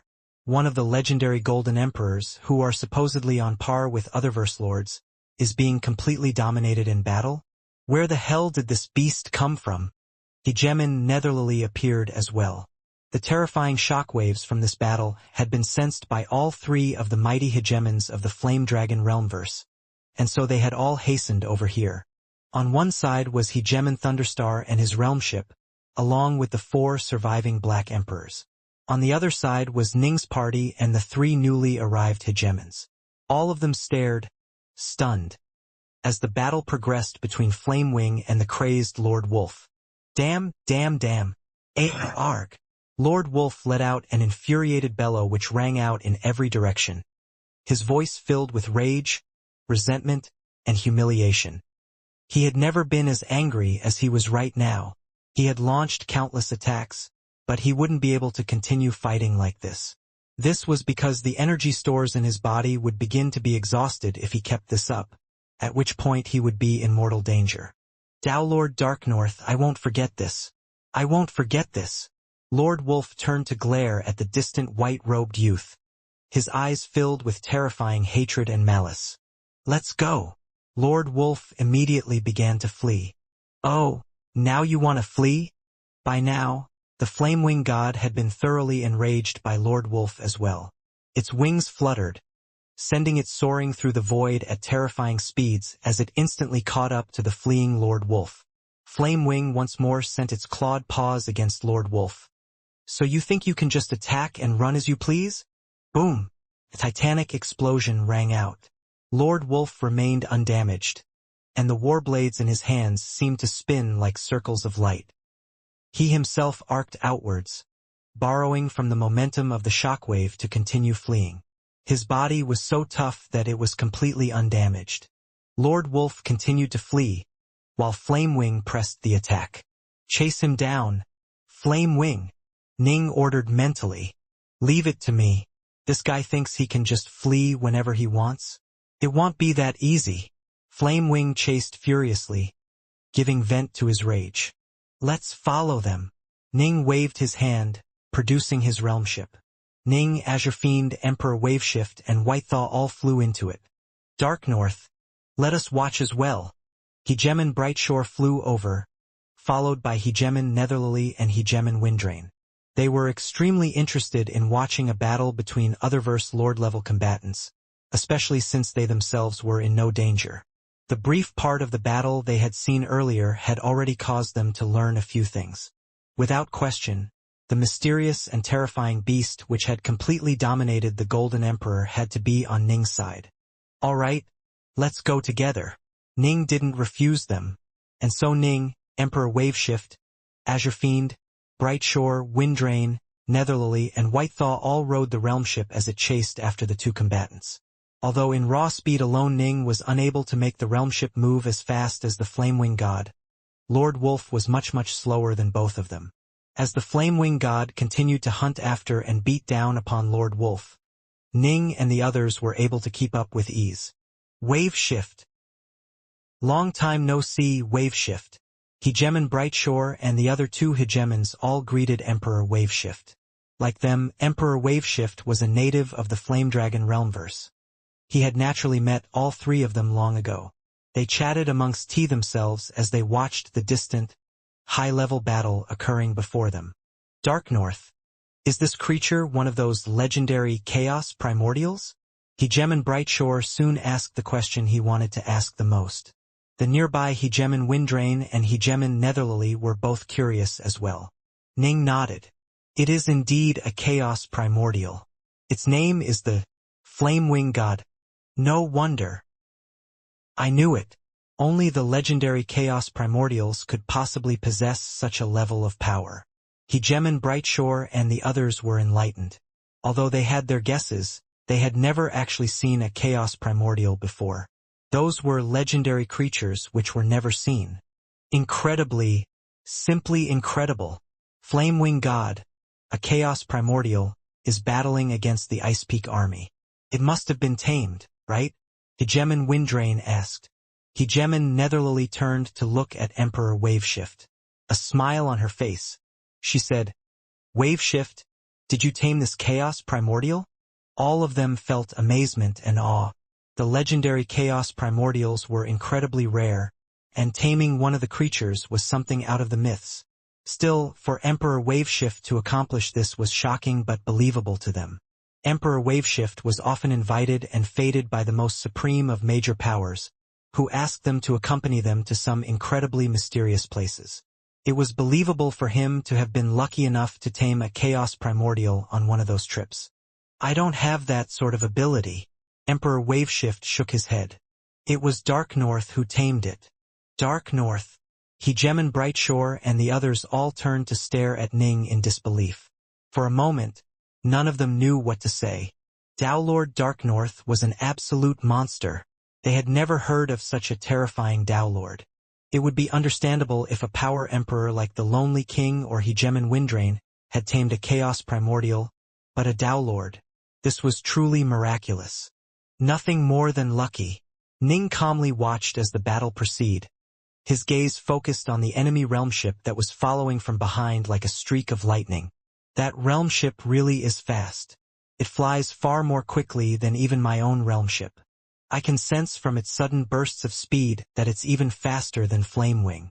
Hegemon Thunderstar became a Hegemon via the Tao of Thunder. He's extremely skilled in speed, and when he is in command of a realm ship, he's able to more perfectly draw out its full power than many, allowing it to move much faster, the nearby Emperor Waveshift said. Thus, personal insights truly do matter. Different treasures in the hands of different major powers will be capable of unleashing different levels of might. Ning nodded. Whoosh! Hegemon Thunderstar kept his realm ship at the margins of the battle, hiding far away and watching as the Flame-Wing God continued its pursuit. Thunderstar, hurry up and go rescue our general. The other 4 Black Emperors urged desperately. There's no way for me to save him. Hegemon Thunderstar shook his head. That chaos primordial is too fast. Although I'm skilled in flying, my speed still isn't even close to being on par with that creature's. Even though I'm in command of a realm ship which is famous for its speed, I'm still just slightly faster than it. The problem is, your General Lord Wolf is far too slow, even slower than me flying normally. The chaos primordial continues to circle around him. Once I go nearby, I'll probably be captured by it as well. And once it captures us, we're doomed. Ugh! Damn! The 4 Black Emperors were utterly enraged as well. They had suffered severe mental and physical blows from this, but they knew just how terrifying the Flame-Wing God was. It had slain 5 of their comrades in the blink of an eye. After all, if they had been just a heartbeat slower, they would have died as well. Don't worry. I can tell that Lord Wolf is more than capable of keeping himself alive, Hegemon Thunderstar said. Yes, the general has stopped launching all those crazy attacks. If all he needs to do is keep himself alive, he's able to dramatically lessen the amount of energy he uses up. he'll be able to keep fighting for an extremely long period of time. Although that Chaos Primordial is very strong, its insights are too weak. Its attacks are all quite clumsy, making it easy for the general to stay alive. All four of the Black Emperors nodded. However, they also knew that Lord Wolf was only able to keep himself safe thanks to the fact that he had an Otherverse Lord's combat prowess. Black Emperors like them? Yes, the Chaos Primordial might have an extremely low level of insight into the Tao, but it would still crush them with contemptuous ease. No amount of insights would be enough in the face of such an overwhelming disparity in power. Boom! Slash! Whoosh! Lord Wolf was being battered around like a ball.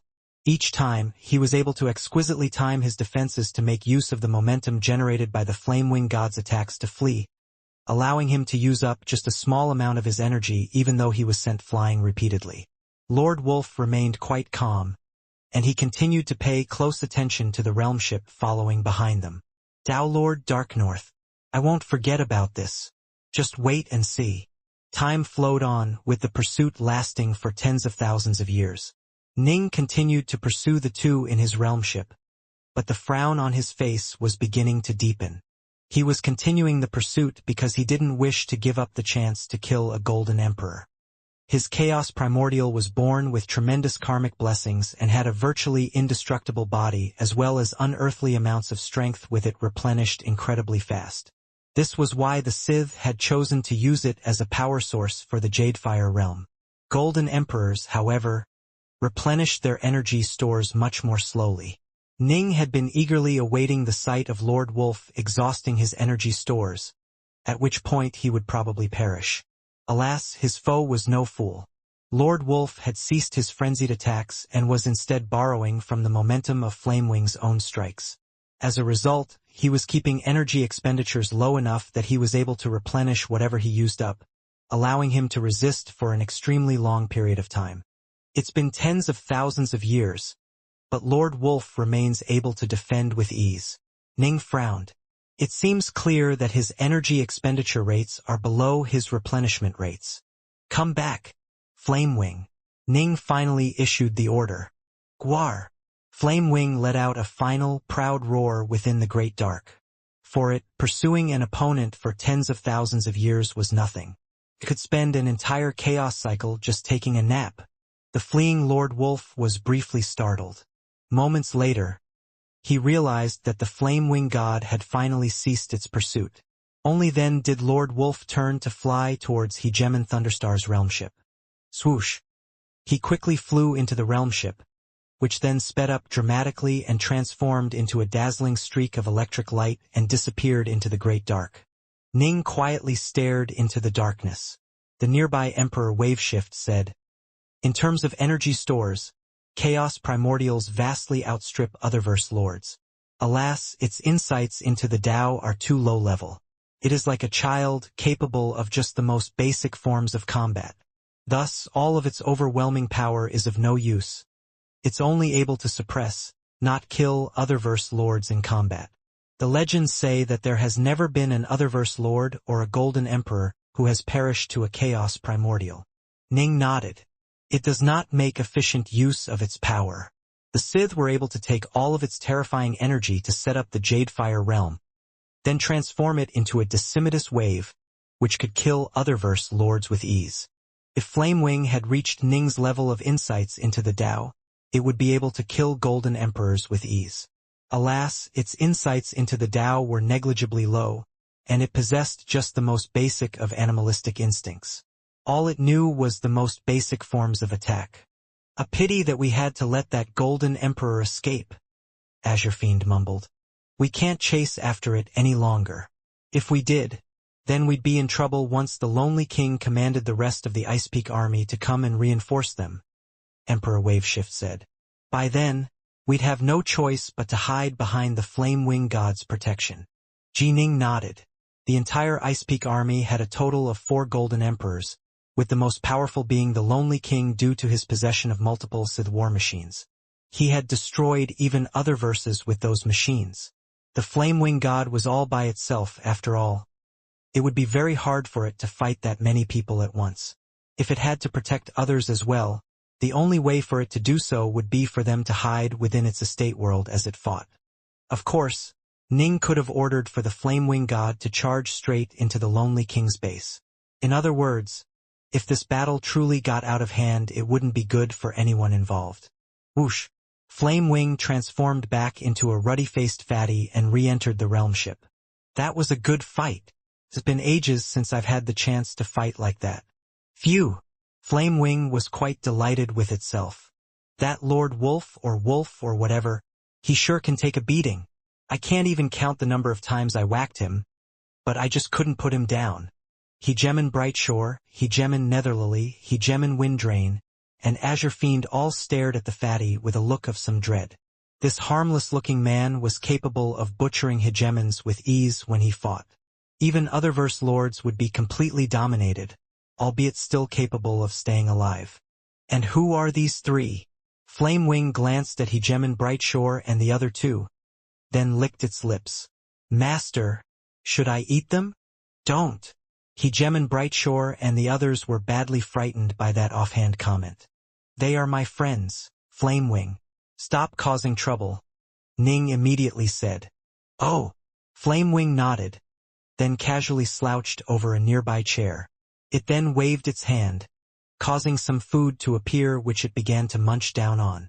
Chaos primordials truly are exceptional. Hegemin Brightshore let out a relieved breath. All of them unconsciously moved closer towards Ning, wanting to keep a safe distance away from the Flamewing God. My horizons have been expanded after seeing that battle, Hegemin Windrain said with a sigh. I've often heard of how terrifying the battles between Otherverse lords can be, but I've never witnessed one myself.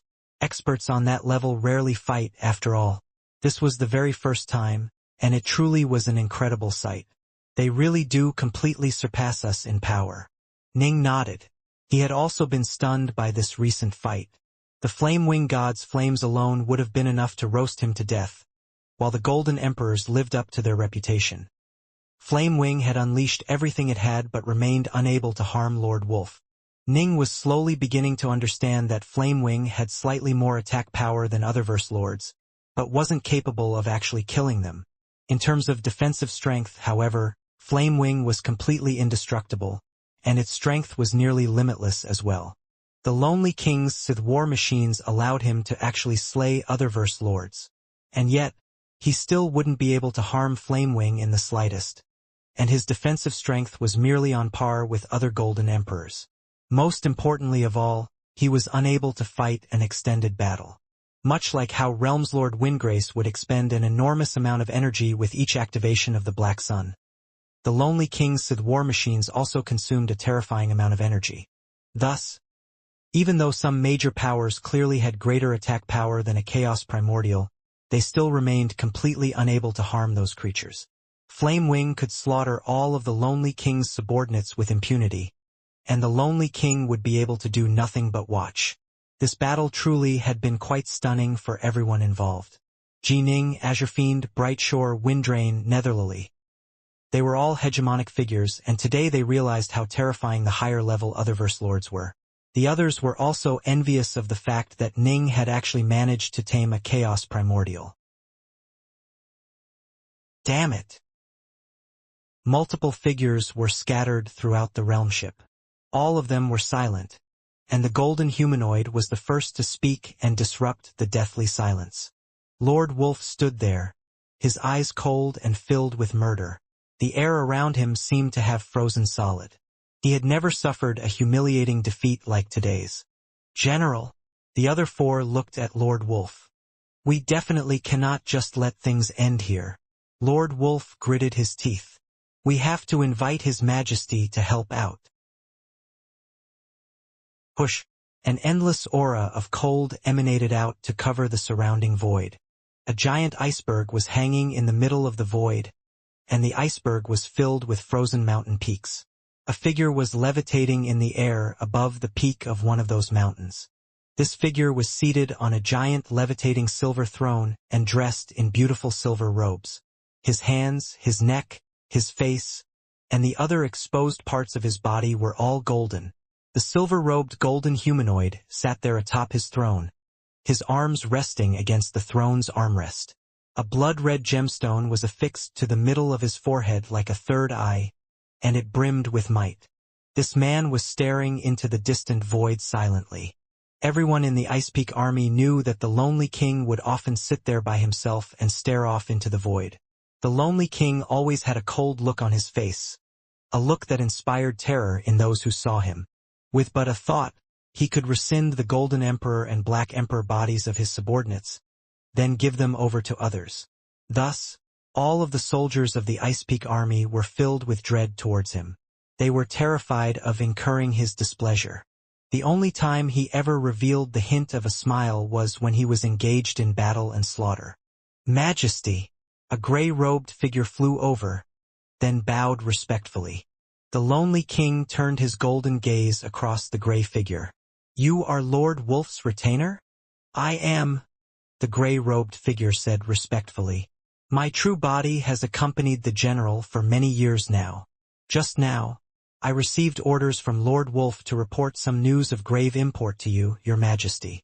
"Speak," the Lonely King commanded calmly, his gaze focused upon the infinite void once more. "This matter involves a Tao Lord known as Dark North." The gray-robed figure began to respectfully narrate the entire affair in detail, not exaggerating anything at all. He described things exactly as they had occurred. The Lonely King listened to the entire story without interrupting a single time. When he heard that Jining had the power of a hegemon, his only response was a blink. It wasn't until he heard the words chaos primordial that he turned to look at the gray-robed figure. "A chaos primordial?" the Lonely King murmured softly. "And who does it serve?" "Waveshift." "No." Lord Wolf said that he saw Tao Lord Darknorth issue an order to the chaos primordial. He said, "Flame Wing, kill them all," the gray-robed figure replied. "This chaos primordial should therefore be named Flame Wing, and its master should be Tao Lord Darknorth." "This chaos primordial's master is Tao Lord Darknorth?" The Lonely King's lips curved upwards slightly. He was smiling. This scene inspired terror in the gray-robed emperor. Whenever he saw the Lonely King smile, he felt a sense of terror. "Good. It is good that he serves the Tao Lord." The Lonely King nodded slowly, seeming to be quite pleased. "Lord Wolf said that he lost 5 Black Emperors," the gray-robed figure said hurriedly. "What should we do?" "We're waiting for your orders, Majesty." "Let bygones be bygones. Let this matter come to an end," the Lonely King said calmly. "Then what of our 5 slain Black Emperors?" the gray-robed figure asked. "If they died, they died." The Lonely King remained quite calm and indifferent. "Let this matter come to an end. This Tao Lord Darknorth deserves his reputation as an unbelievable genius. He now has a chaos primordial at his beck and call. And most Tao Lords are madmen. Best not to fight against this Tao Lord Darknorth. If we fight against him and he orders his chaos primordial to attack our base, who can withstand it?" The gray-robed figure continued to listen obediently. "Send my response to Lord Wolf. He and his subordinates are to be stationed permanently in the Flame Dragon Realmverse." A hint of anticipation was in the Lonely King's eyes. Let him wait and collect every bit of information he can find about Tao Lord Darknorth. Once he receives word that Tao Lord Darknorth has failed his Tao merge, have him notify me. "Understood," the gray-robed figure said respectfully. "Remember, from this day forth you are not to antagonize Tao Lord Darknorth. Do not speak to me of him until he fails his Tao merge," the Lonely King commanded. "Now go." The gray-robed figure bowed respectfully, then immediately departed. The Lonely King continued to sit there atop his levitating silver throne, staring quietly into the void. A hint of anticipation was within his eyes. So its master is a Tao Lord? Tao Lords have such short lives. Once the Tao Lord dies, it'll be time for the creature to accept a new master. The Hidden Fiend Realmverse. The Black Sun. Realms Lord Windgrace had received the reports from Hegemon Brightshore, Hegemon Windrain, and Hegemon Netherlily. A chaos primordial? And its master is Lord Darknorth. The disheveled-looking old man walked out of his little courtyard, his eyes brighter than ever. So one of the legendary chaos primordials has appeared. Realm's Lord Windgrace immediately barked. On my orders, ensure that no news regarding the chaos primordial is divulged to outsiders. All hegemons within the 16 Realmverses Alliance, as well as the visiting hegemons and emperors, are all under strict orders to not spread this information to anyone. Yes, Master. The two nearby disciples both said respectfully. Realm's Lord Windgrace mused softly. Once word spreads, even more of those old fellows will be drawn over here. Dowlords have such short lives. Once this Dowlord dies, if he issued an order for the Chaos Primordial to follow another, it would quickly come to accept its new master. Master, the Lonely King should be aware of this matter as well, Hegemon Wuxia said. I know the Lonely King. He would never divulge this information to others. Realm's Lord Windgrace shook his head. As for what happens when Darknorth fails his Dowmerge, if the Lonely King tries to fight with me over it, he'll learn that he cannot beat me. Humph! Master, what should we do next? Hegemon Wuxia said softly. He had once been one of Realm's Lord Windgrace's least remarkable students, but in the end he had become the most successful. Hegemon Wuxia looked rather foolish, but how could a hegemon who devoted to his life to analyzing Sith golems possibly be foolish? At critical times like this, he was able to maintain a level of incredible calm. Wuxia knew that the question of who the Chaos Primordial belonged to was a question which would impact his own master's status. Unlike Dowlord Darknorth, his master was going to be around for an extremely long period of time. Dowlord Darknorth had a limited lifespan, while his master had one eternity for himself. If he could also tame a Chaos Primordial, then his status in the vast Chaosverse would rise up once more to new heights. The Lonely King would no longer be on the same level as him. Do nothing at all. Realm's Lord Windgrace shook his head. There's no need for us to try and force things. Dowlord Darknorth is an intelligent man. He has his own plans. All right, Wuxia nodded. The more you try to force something, the less likely it will work out as you hoped. The only result would be that Dowlord Darknorth might feel a sense of enmity towards us. The Lonely King's subordinates have already caused the seeds of enmity to be sown between him and Darknorth. Based on my understanding of his personality, he's definitely going to try and force things. Realm's Lord Windgrace smiled. We cannot try to rush this matter. We must be patient. Dowlord Darknorth has to willingly hand over control. Once he fails his Dowmerge, he's eventually going to have to come to a decision about what he will do. The nearby Emperor Skylight asked, Master, what if Dowlord Darknorth succeeds in his Dowmerge? Succeeds? Realm's Lord Windgrace laughed. He trains in an Omega Dow. I once heard from an autarch that there has never been a Dowlord who has successfully completed the Dowmerge for an Omega Dow. If he does succeed, he'll reach such a terrifyingly high level of power that he'll probably be far stronger than even the Chaos Primordial. By then, the Chaos Primordial won't matter. What would matter would be Darknorth himself. Hegemon Wuxia and Hegemon Skylight couldn't help but begin to silently speculate as to how powerful an Omega Dow Emperor would be. Stop thinking about it. The cultivator civilizations of the vast Chaosverse have given birth to a number of autarchs, but it has never given birth to so much as a single Omega Dow Emperor. Realm's Lord Windgrace shook his head. His chances of success are very, very low. Since Realm's Lord Windgrace had issued orders, everyone in the 16 Realmverses Alliance immediately moved to obey. In truth, Realmverses were all extremely distant from each other. It was quite difficult for news to spread across multiple Realmverses, and the only ones within the 16 Realmverses Alliance who were capable of contacting the outside world were the Hegemon-class emperors. So long as they kept their mouths shut, there was no way word would spread. But as for within the 16 Realmverses Alliance, word had already spread. Hegemon Brightshore, Hegemon Windrain, and Hegemon Netherlily had only managed to contact Realm's Lord Windgrace by going through several other hegemons and emperors. They didn't have primal twins or avatars in the Black Sun, and so they had to convey their messages through others, who then conveyed the message to Emperor Skylight to give to Realm's Lord Windgrace. Given how many had been informed, word naturally began to spread within the 16 Realmverses alliance. A realm ship suddenly appeared at the borders between the Flame Dragon Realmverse and the Great Dark. This was the realm ship which Hegemon Thunderstar commanded. Within it were a total of 6 figures. One was a golden humanoid, 4 were onyx humanoids, and the final figure was a violet-robed, violet-haired man. They were Lord Wolf of the Ice Peak Army, 4 Black Emperors, and Hegemon Thunderstar, respectively. Swear the oath right away. Lord Wolf cast the violet-robed, violet-haired man a cold look. Sure. Hegemon Thunderstar immediately smiled. I would never dare to go against the Lonely King's orders. I, Thunderstar, swear on my very life itself. Hegemon Thunderstar had been forced to swear an oath not to divulge any information regarding the chaos primordial known as the Flame Wing God. You can leave now.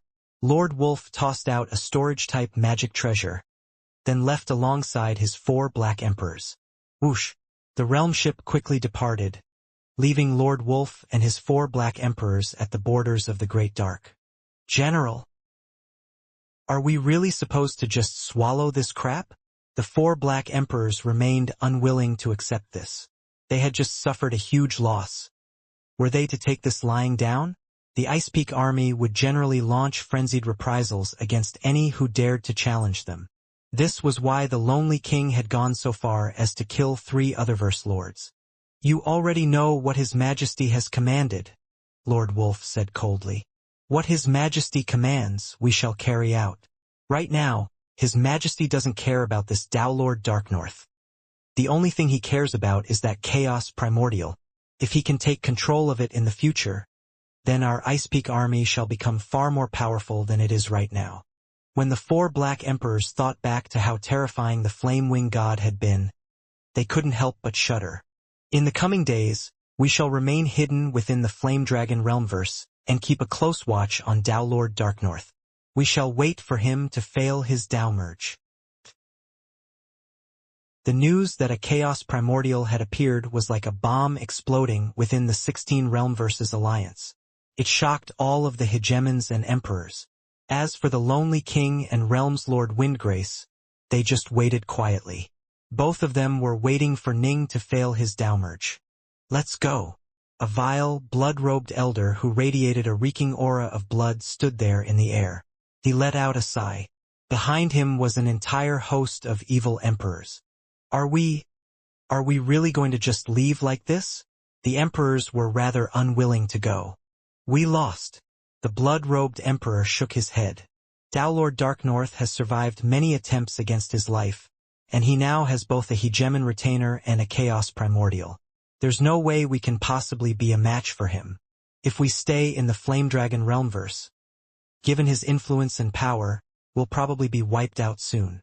Now, our only chance for survival lies in departing from the Flame Dragon Realmverse, the blood-robed elder said. Let us go our separate ways and begin to wander through the Great Dark. Only by leaving can we survive. The blood-robed elder let out a sigh. I, Bloodcloud, simply am not strong enough. I feel ashamed. Whoosh! The legendary Emperor Bloodcloud, a man who had reached the Archon level of power, tore through spacetime and departed on his own. The other emperors traded glances with each other. All of them were truly unwilling to accept this. It would take them at least 1,000,000 chaos cycles to travel another realmverse, after all. This would take an incredibly long period of time. In the end, there shall be other places in the Chaosverse where we can live and thrive. Let us go. The emperors quickly came to the decision to depart. Singly and in small groups, they began to depart from the Flame Dragon Realmverse and begin to wander through the Great Dark. Ji Ning had once sworn to slay every single one of the demons of Silksnow Palace. How could they possibly dare to remain here any longer? Vast Heaven Palace. By now, Hegemon Brightshore and the others had departed. Now, Emperor Waveshift had come to bid Ning farewell as well. Big Brother Waveshift, you are leaving as well? Ning was rather surprised and unwilling to part from him. The main reason I came back was to see just what new power has arisen within my homeland. Now that I know it is the Flame-Wing God and have met with you, Dark North, I'm satisfied. Emperor Waveshift smiled. I have other business to attend to in the outside world. Ning nodded. Now that you have Flame-Wing under your control, the only ones you need to keep an eye out for are two people. One is the Lonely King of the Ice Peak Army, and the other is Realms Lord Windgrace.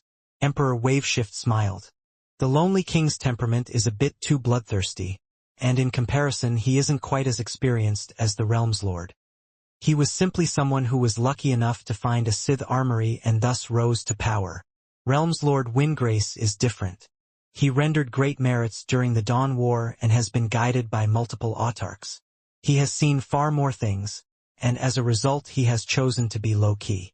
It's hard to predict what Realms Lord Windgrace will do. If you do fail the downmerge, you can entrust your final wishes to Realms Lord Windgrace. That old man is quite trustworthy, Emperor Waveshift said. Ning was slightly startled by this. Of course. I hope you succeed in the downmerge. Emperor Waveshift let out a long sigh. You've only seen a tiny fraction of what the Chaosverse holds. You haven't even left the Flame Dragon Realmverse. Countless marvels are waiting for you. And there are countless secrets waiting for you to uncover them. Dark North, I truly do hope that you succeed in the downmerge. When you do, I'll ride your coattails and have you take me to some places I would never dare to visit on my own. Ning said with some surprise, Countless marvels are waiting me?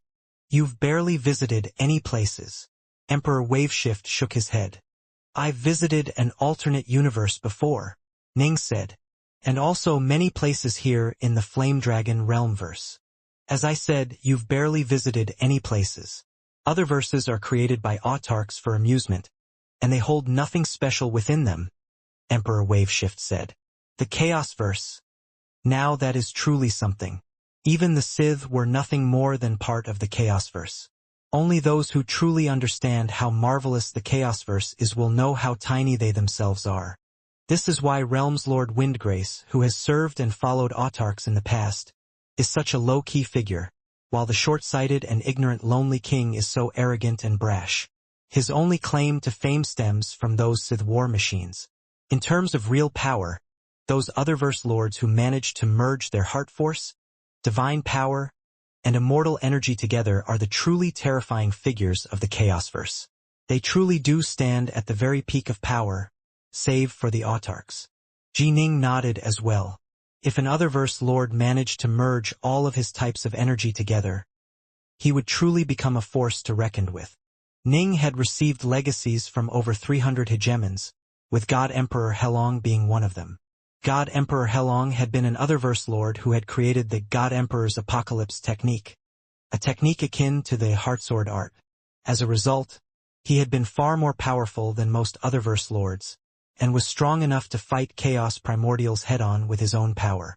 However, on the other hand, Sith war machines come in varying levels of power as well. The Lonely King has multiple war machines and is capable of slaying ordinary Otherverse lords and destroy entire Otherverses. Emperor Waveshift nodded. Although he is rather short-sighted, he's still not someone to trifle with. Sith war machines are simply terrifying to behold. You need to be wary of him. I understand. Ning nodded. Train hard and succeed in the downmerge. Emperor Waveshift looked at Ning. The Chaosverse holds far too many marvels which you have yet to see. For example, the most stunning sight I've ever seen is a Sith Exalt who is kept in perpetual imprisonment. That terrifying presence he had. Even though I only saw his blurred outlines from afar, I still felt completely shaken. Well, that's enough of that. Here's a treasure for you. Emperor Waveshift suddenly waved his hand, causing a cube-shaped treasure to appear within it. He gently flicked this crystalline cube over towards Ning. All you have to do is shatter it, and I'll be able to sense it. Emperor Waveshift looked at Ning. I'll then head back to the Flame Dragon Realmverse at top speed. Thank you. Ning felt rather moved. I feel like we are old friends, even though we have just met. Emperor Waveshift let out a sigh. He scanned the area with his gaze, then used his immortal energy to block the sound of their voices from the outside world. Before I leave, there's one more thing I need to tell you. When Ning saw how cautious Emperor Waveshift was, to the point of not even wanting Flame Wing or Azure Fiend to overheard the conversation, Ning couldn't help but feel rather surprised. In recent days, I secretly used all the power and skill I had to engage in numeracy divination on your behalf, Emperor Waveshift said. Ning's heart lurched. Your Tao merge. It will have a tremendous impact on the world. Even though I did everything I could, I was still only able to see a tiny amount. Emperor Waveshift looked at Ning. He elected not to mention the fact that he had used up an incredibly important treasure to carry out this divination. Otherwise, he wouldn't have been able to see anything at all. You saw a tiny amount? Ning listened carefully. A tiny, blurry amount. Emperor Waveshift nodded. All I can say is, I saw nothing but darkness. What do you mean? Ning's face paled slightly. It means that there was no life at all. Emperor Waveshift shook his head. Based on what I saw just now, you will definitely fail your Tao merge. Are you absolutely certain? Ning found it hard to accept this.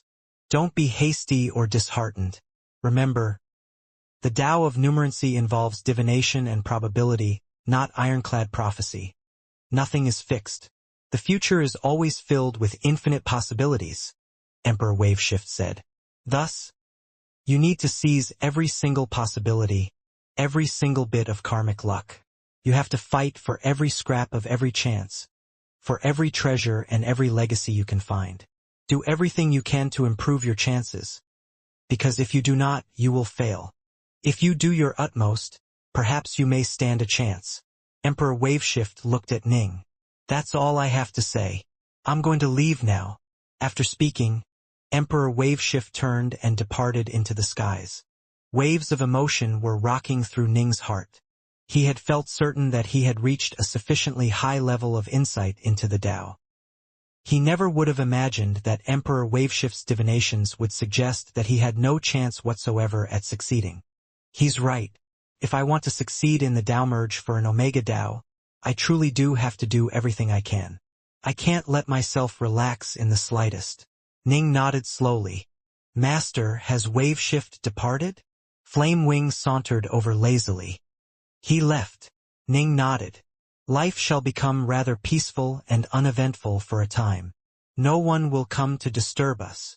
Ning was planning to continue his training.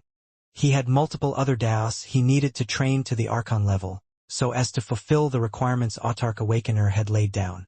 That would allow him to gain a treasure which the Autarch had left behind, a treasure which the Autarch had believed to be supremely useful for the Tao merge. He absolutely had to acquire that treasure. So there's nothing else to do for now? Azure Fiend asked. Dark North, are you planning to remain in secluded meditation here at Vast Heaven Palace? Yes. Ning nodded. However, before I go into secluded meditation, I'm planning to pay a visit to the Jadefire realm. There's still a hegemon imprisoned there. Winter Flame. Azure Fiend's eyes lit up. By now, the only person remaining in the flaming passageways of the Jadefire realm was hegemon Winterflame. The silver-robed and devilishly handsome hegemon Winterflame was seated in the lotus position within a flaming passageway. He was quite patient, and ever since he had ended negotiations with Tao Lord Darknorth, he had begun to wait. He was waiting for Tao Lord Darknorth to fail his Tao merge, at which time he would stand a chance at surviving and escaping. What? A chaos primordial? Hegemon Winterflame's face turned completely pale. Impossible. That's absolutely impossible. A look of terror was in his eyes. He finally began to panic, and it was impossible for him to remain calm any further. By now, the entire 16 Realmverses Alliance was frothing after receive word that Tao Lord Darknorth had tamed a chaos primordial. Hegemon Winterflame's avatar was in the outside world, and he thus received word of it as well. To the other hegemons and Tao Lords, this was nothing more than a bit of entertaining news. But to hegemon Winterflame, it was a sudden pronouncement of doom. He had always been a vicious and unscrupulous man, which was why he had planned on kidnapping everyone in Vast Heaven Palace to threaten Ning. He had even battled against Ning's avatar, and Hegemon Brightshore had to intervene to stop him. In the end, he had been unwilling to completely accede to Ning's demands within the flaming passageway. He wanted to await for the day that Tao Lord Darknorth failed his Tao merge and perished, and so he had been waiting. But who would have imagined that this terrifying news of a chaos primordial would suddenly descend upon him? Is this real? The chaos primordial is named the Flamewing God, and he easily butchered 5 Black Emperors of the Ice Peak Army? Lord Wolf of the Ice Peak Army was beaten so badly, he had to flee in terror. The more Hegemon Winterflame heard, the more terrified he became. If even Black Emperors had been slain, how could he, Winterflame, pose any threat to the creature at all? How could this have happened? He's just a Tao Lord. How is this possible? I've always been so careful. Hegemon Winterflame was rather dazed. He had never been so foolish as to make an enemy out of any truly formidable figures. Although he was unscrupulous and capable of anything, causing many to hate him, he had still been able to remain alive. Alas! If one always walks by the riverside, sooner or later one's shoes would get wet. Tao Lords were usually nothing more than bugs to be crushed. But this time, one of them had just given him a huge surprise. And no, I can't accept this. Hegemon Winterflame's face turned completely red as countless thoughts flitted through his mind. He asked for more and more information from those in the outside world before, finally, he gave up. Flee! Hegemon Winterflame's eyes were bloodshot. I have to flee, since Tao Lord Darknorth is now fighting against the Ice Peak Army. His true body isn't present. Perhaps the Jadefire realm is unguarded for now. Hegemon Winterflame felt a thin tendril of hope. Swoosh! He immediately transformed into a streak of white fire and began to flee. It really is safe now. Hegemon Winterflame flew for several seconds without activating any traps. He immediately felt a sense of delight. Tao Lord Darknorth must have left. There's no one in control of the Jadefire realm. Boom! Right at this moment, a wave of terrifying power swept towards him with terrifying destructive power. Hegemon Winterflame immediately retreated in a blind panic. But the flame still split his body in half. Slash! After putting up a struggle, half of his flaming body was completely destroyed by that wave of power. The other half quickly reformed into Hegemon Winterflame's appearance. His face was ashen, and a look of horror was in his eyes. He had very nearly died just now. Hegemon Winterflame, on Master's commands, I've been watching over you. A voice boomed out, echoing within every part of the surrounding area. Hegemon Winterflame lifted up his head to scan the surrounding area, a feeling of dread in his heart. You were pretty lucky this time, but next time you are dead meat. The flaming passageways are quite long. You'll have to fly for very, very long before you can escape them. You survived the first time, but I refuse to believe you'll survive a second and third time, the cold voice said. This was the Emperor-class golem which Ning had ordered to remain here and watch over this place. Why you? Hegemon Winterflame was panicking. He called out loudly, Is your master Tao Lord Darknorth? Hurry up and help me send word to him. Let him know that I'll accept his terms. I'll give him all of my treasures, including my armor and my universe weapon. I'm willing to offer all of them to Tao Lord Darknorth, so long as he is willing to let me go and spare my life. Humph. So now you choose to beg for your life? The cold voice boomed out. Just hurry up and tell your master. Hegemon Winterflame said frantically. I don't want to be enemies with him. Just wait. He will be arriving soon, the cold voice replied. A realm ship appeared within a spatial tear outside the Jadefire realm. And here we are. Ji Ning stared at the vast blazing whirlpool of blazing flames and smiled. Hegemon Winterflame has probably heard the news by now. He definitely has. A look of excitement was on Azurefion's old face, and his eyes were gleaming. Based on my understanding of him, he's probably scared out of his mind. He might immediately beg for mercy once you arrive, Darknorth. Let's go and take a look. Ning was looking forward to seeing that panicked look on Hegemon Winterflame's face. In the past, Winterflame had always behaved in an arrogant and domineering manner. Whoosh! The realm ship flew into the Jadefire realm at high speeds, descending into the flaming passageways. Master! A voice rang out from the surrounding area. This was the voice of the Emperor-class golem in control of the flaming passageways. Is Winterflame still in the same old position? Ning asked. Master, the voice rang out. Hegemon Winterflame attempted to flee, but I took control over the mechanisms in accordance with your orders and nearly killed him. This frightened Hegemon Winterflame so badly that he no longer dared to flee again, and he's very close to where he originally started. He actually tried to flee? Azure Fiend grinned and said, he finally knows the meaning of fear. He has an invulnerable form, which means that even though I am a bit stronger than him, I cannot kill him. But now that we have Flamewing, killing him will be simplicity itself. If he tries to run, the mechanisms in the flaming passageways are also capable of claiming his life. Both fleeing and not fleeing will both spell doom. Haha. I'm looking forward to seeing that look on his stupid face. Ning laughed as well. He also felt delighted. After they flew for a period of time, they finally saw Hegemon Winterflame. Hegemon Winterflame was seated in the lotus position in the void. He still looked as devilishly handsome as ever, but his aura was rather chaotic. Eh?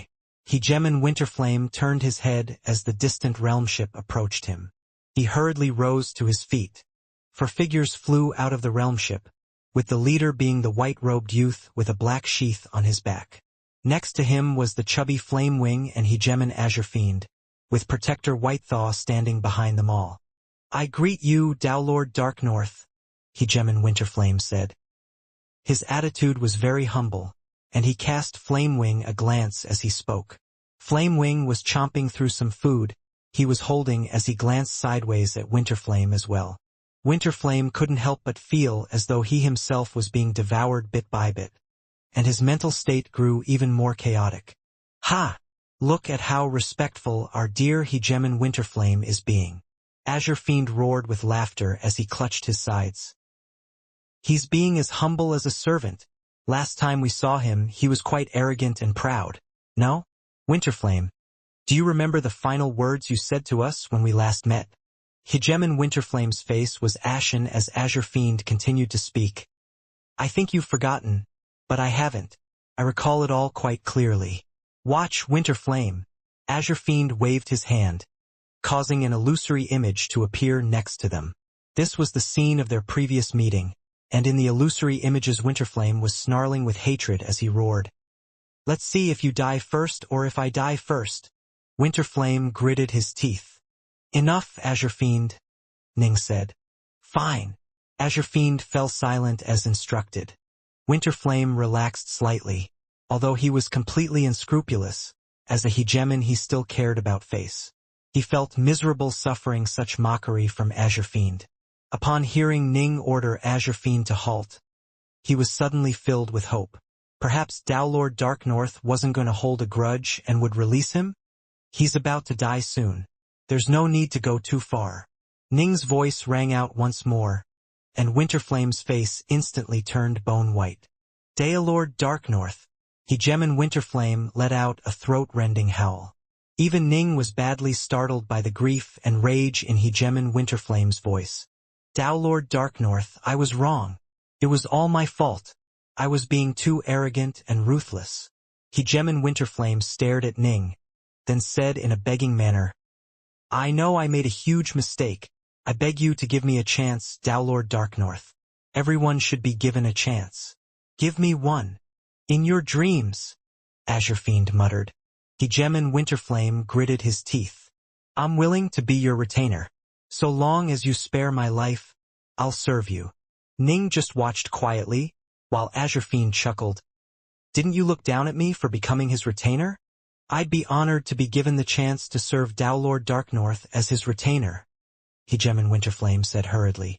Upon seeing that Ning appeared completely unmoved, he began to panic even further. I'm willing to be an eternal retainer. Even if you fail your Dowmerge and die, Dowlord Darknorth, I'd be willing to swear an oath to follow your orders to the end of my days. I don't mean to suggest that I hope you will fail the Dowmerge, Dowlord Darknorth. I obviously hope that you will suck dash. Halfway through his babbling, Ning suddenly shook his head. Flame Wing.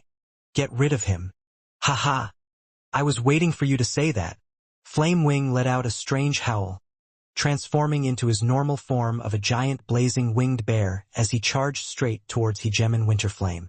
Hegemon Winterflame had a terrified look on his face, but moments later it was replaced by a look of savagery. He glared at the distant Ning with a hate-filled look in his eyes, then howled, "Tao Lord Darknorth, you'll die too. You'll die too." Ryayip. Flame Wing destroyed everything in its path with its overwhelming power. Even though Hegemon Winterflame was able to transform into a sea of fire, he was still extinguished by the Chaos Primordial's might. Nothing was left save a few scattered treasures.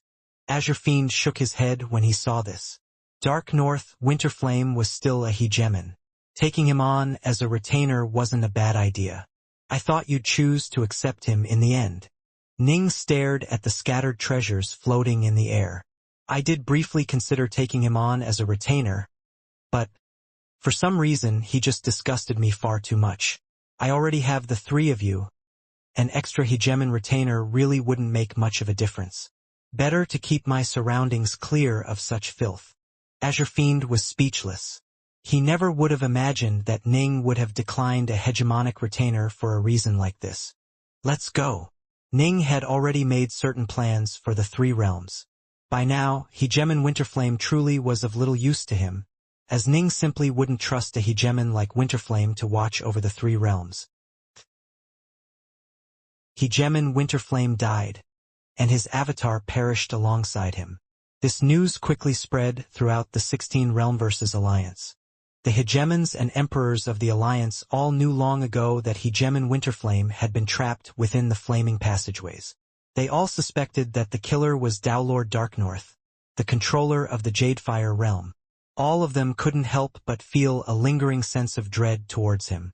They knew that Tao Lord Darknorth was not the benevolent, merciful type, and they secretly celebrated the fact that they handed over their treasures and had been able to leave the Jadefire realm safely. And so, the Hegemons and Emperors of the 16 Realmverses Alliance now feared a total of two people. The first was Realms Lord Windgrace, while the second was the monstrously talented Tao Lord who had tamed the flame wing god Tao Lord Darknorth.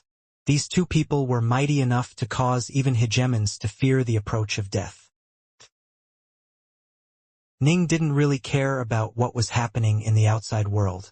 His focus was on cultivation.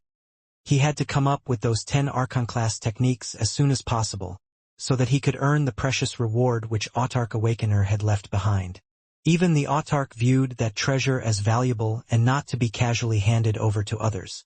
According to the Estate Spirit, this treasure was the #1 most helpful cultivation treasure in all the Chaosverse, and it was #1 in assisting during Dao merges as well. Ning absolutely had to acquire such a supreme treasure.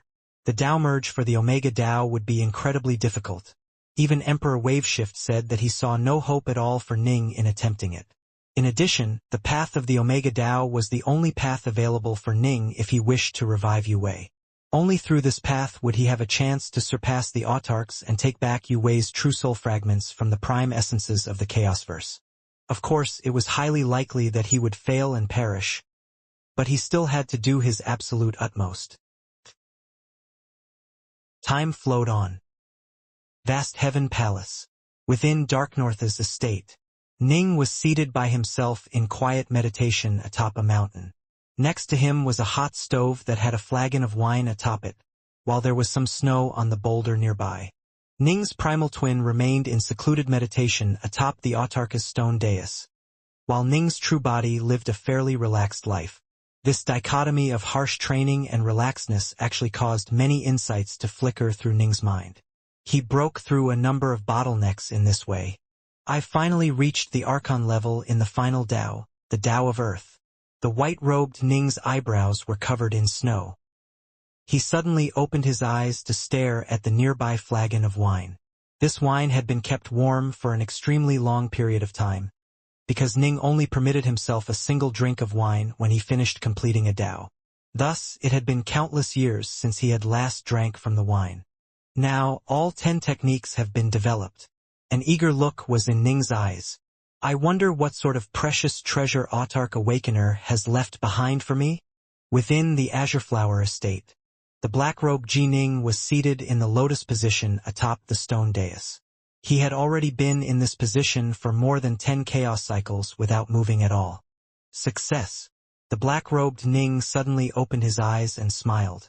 He waved his hand, causing a series of jade slips to appear next to him. Ning had filled every single one of the jade slips with all sorts of techniques which he had devised over the course of many years. Although only 10 chaos cycles had gone past in the real world, he had spent that entire period of time under 100x temporal acceleration. In other words, for him over 1,000 chaos cycles had already gone by. Ning had come up with a total of 10 Archon-class techniques. These techniques were based on his Omega Sword Tao, his Heart Force illusions, the Tao of Fire, the Tao of Water, the Tao of Thunder, the Tao of Space, the Tao of Formations, the Tao of Metal, the Tao of Wood, and the Tao of Earth. There were 10 Taos in total. After slaughtering Hegem and Winterflame, Ning had chosen to work in simpler Taos such as that of Metal, Wood, and Earth, so that he would more quickly acquire the treasure reward. He personally wanted to study the Tao of Time, but judging from how he had spent more than 200 chaos cycles working on the Tao of Space, he felt likely that he would need to spend even more time on time. In the end, he was a sword cultivator. As a result, he was quite quick with the Tao of Metal, making his breakthrough in just 20 or so chaos cycles. He wasn't very talented in the Tao of Wood, and so he spent more than 50 chaos cycles on it. As for the final member of the 5 elements, Earth, thanks to the fact that he had already mastered the first 4, he had actually managed to complete his mastery of it in just 10 or so chaos cycles. In just 90 real chaos cycles, 900 chaos cycles for him, he had actually managed to create 3 Archon-class techniques. Senior, the black-robed Ning called out. The distant white-haired elder, also seated in the lotus position, slowly opened his eyes. Senior, you already know about my Omega Sword Tao and my illusions. Here are the other 8 techniques. Ning pointed at the 8 slips levitating in the air behind him. Please take a look at them. The 8 jade slips all floated over to the white-haired man. That fast. The white-haired old man's eyes lit up as he immediately stared at the 8 slips. After analyzing them, he nodded. Not bad. You've mastered all 5 of the 5 elements, and you actually made tremendous progress in even the Tao of Formations. You truly do have an incredibly high level of comprehension of the Tao.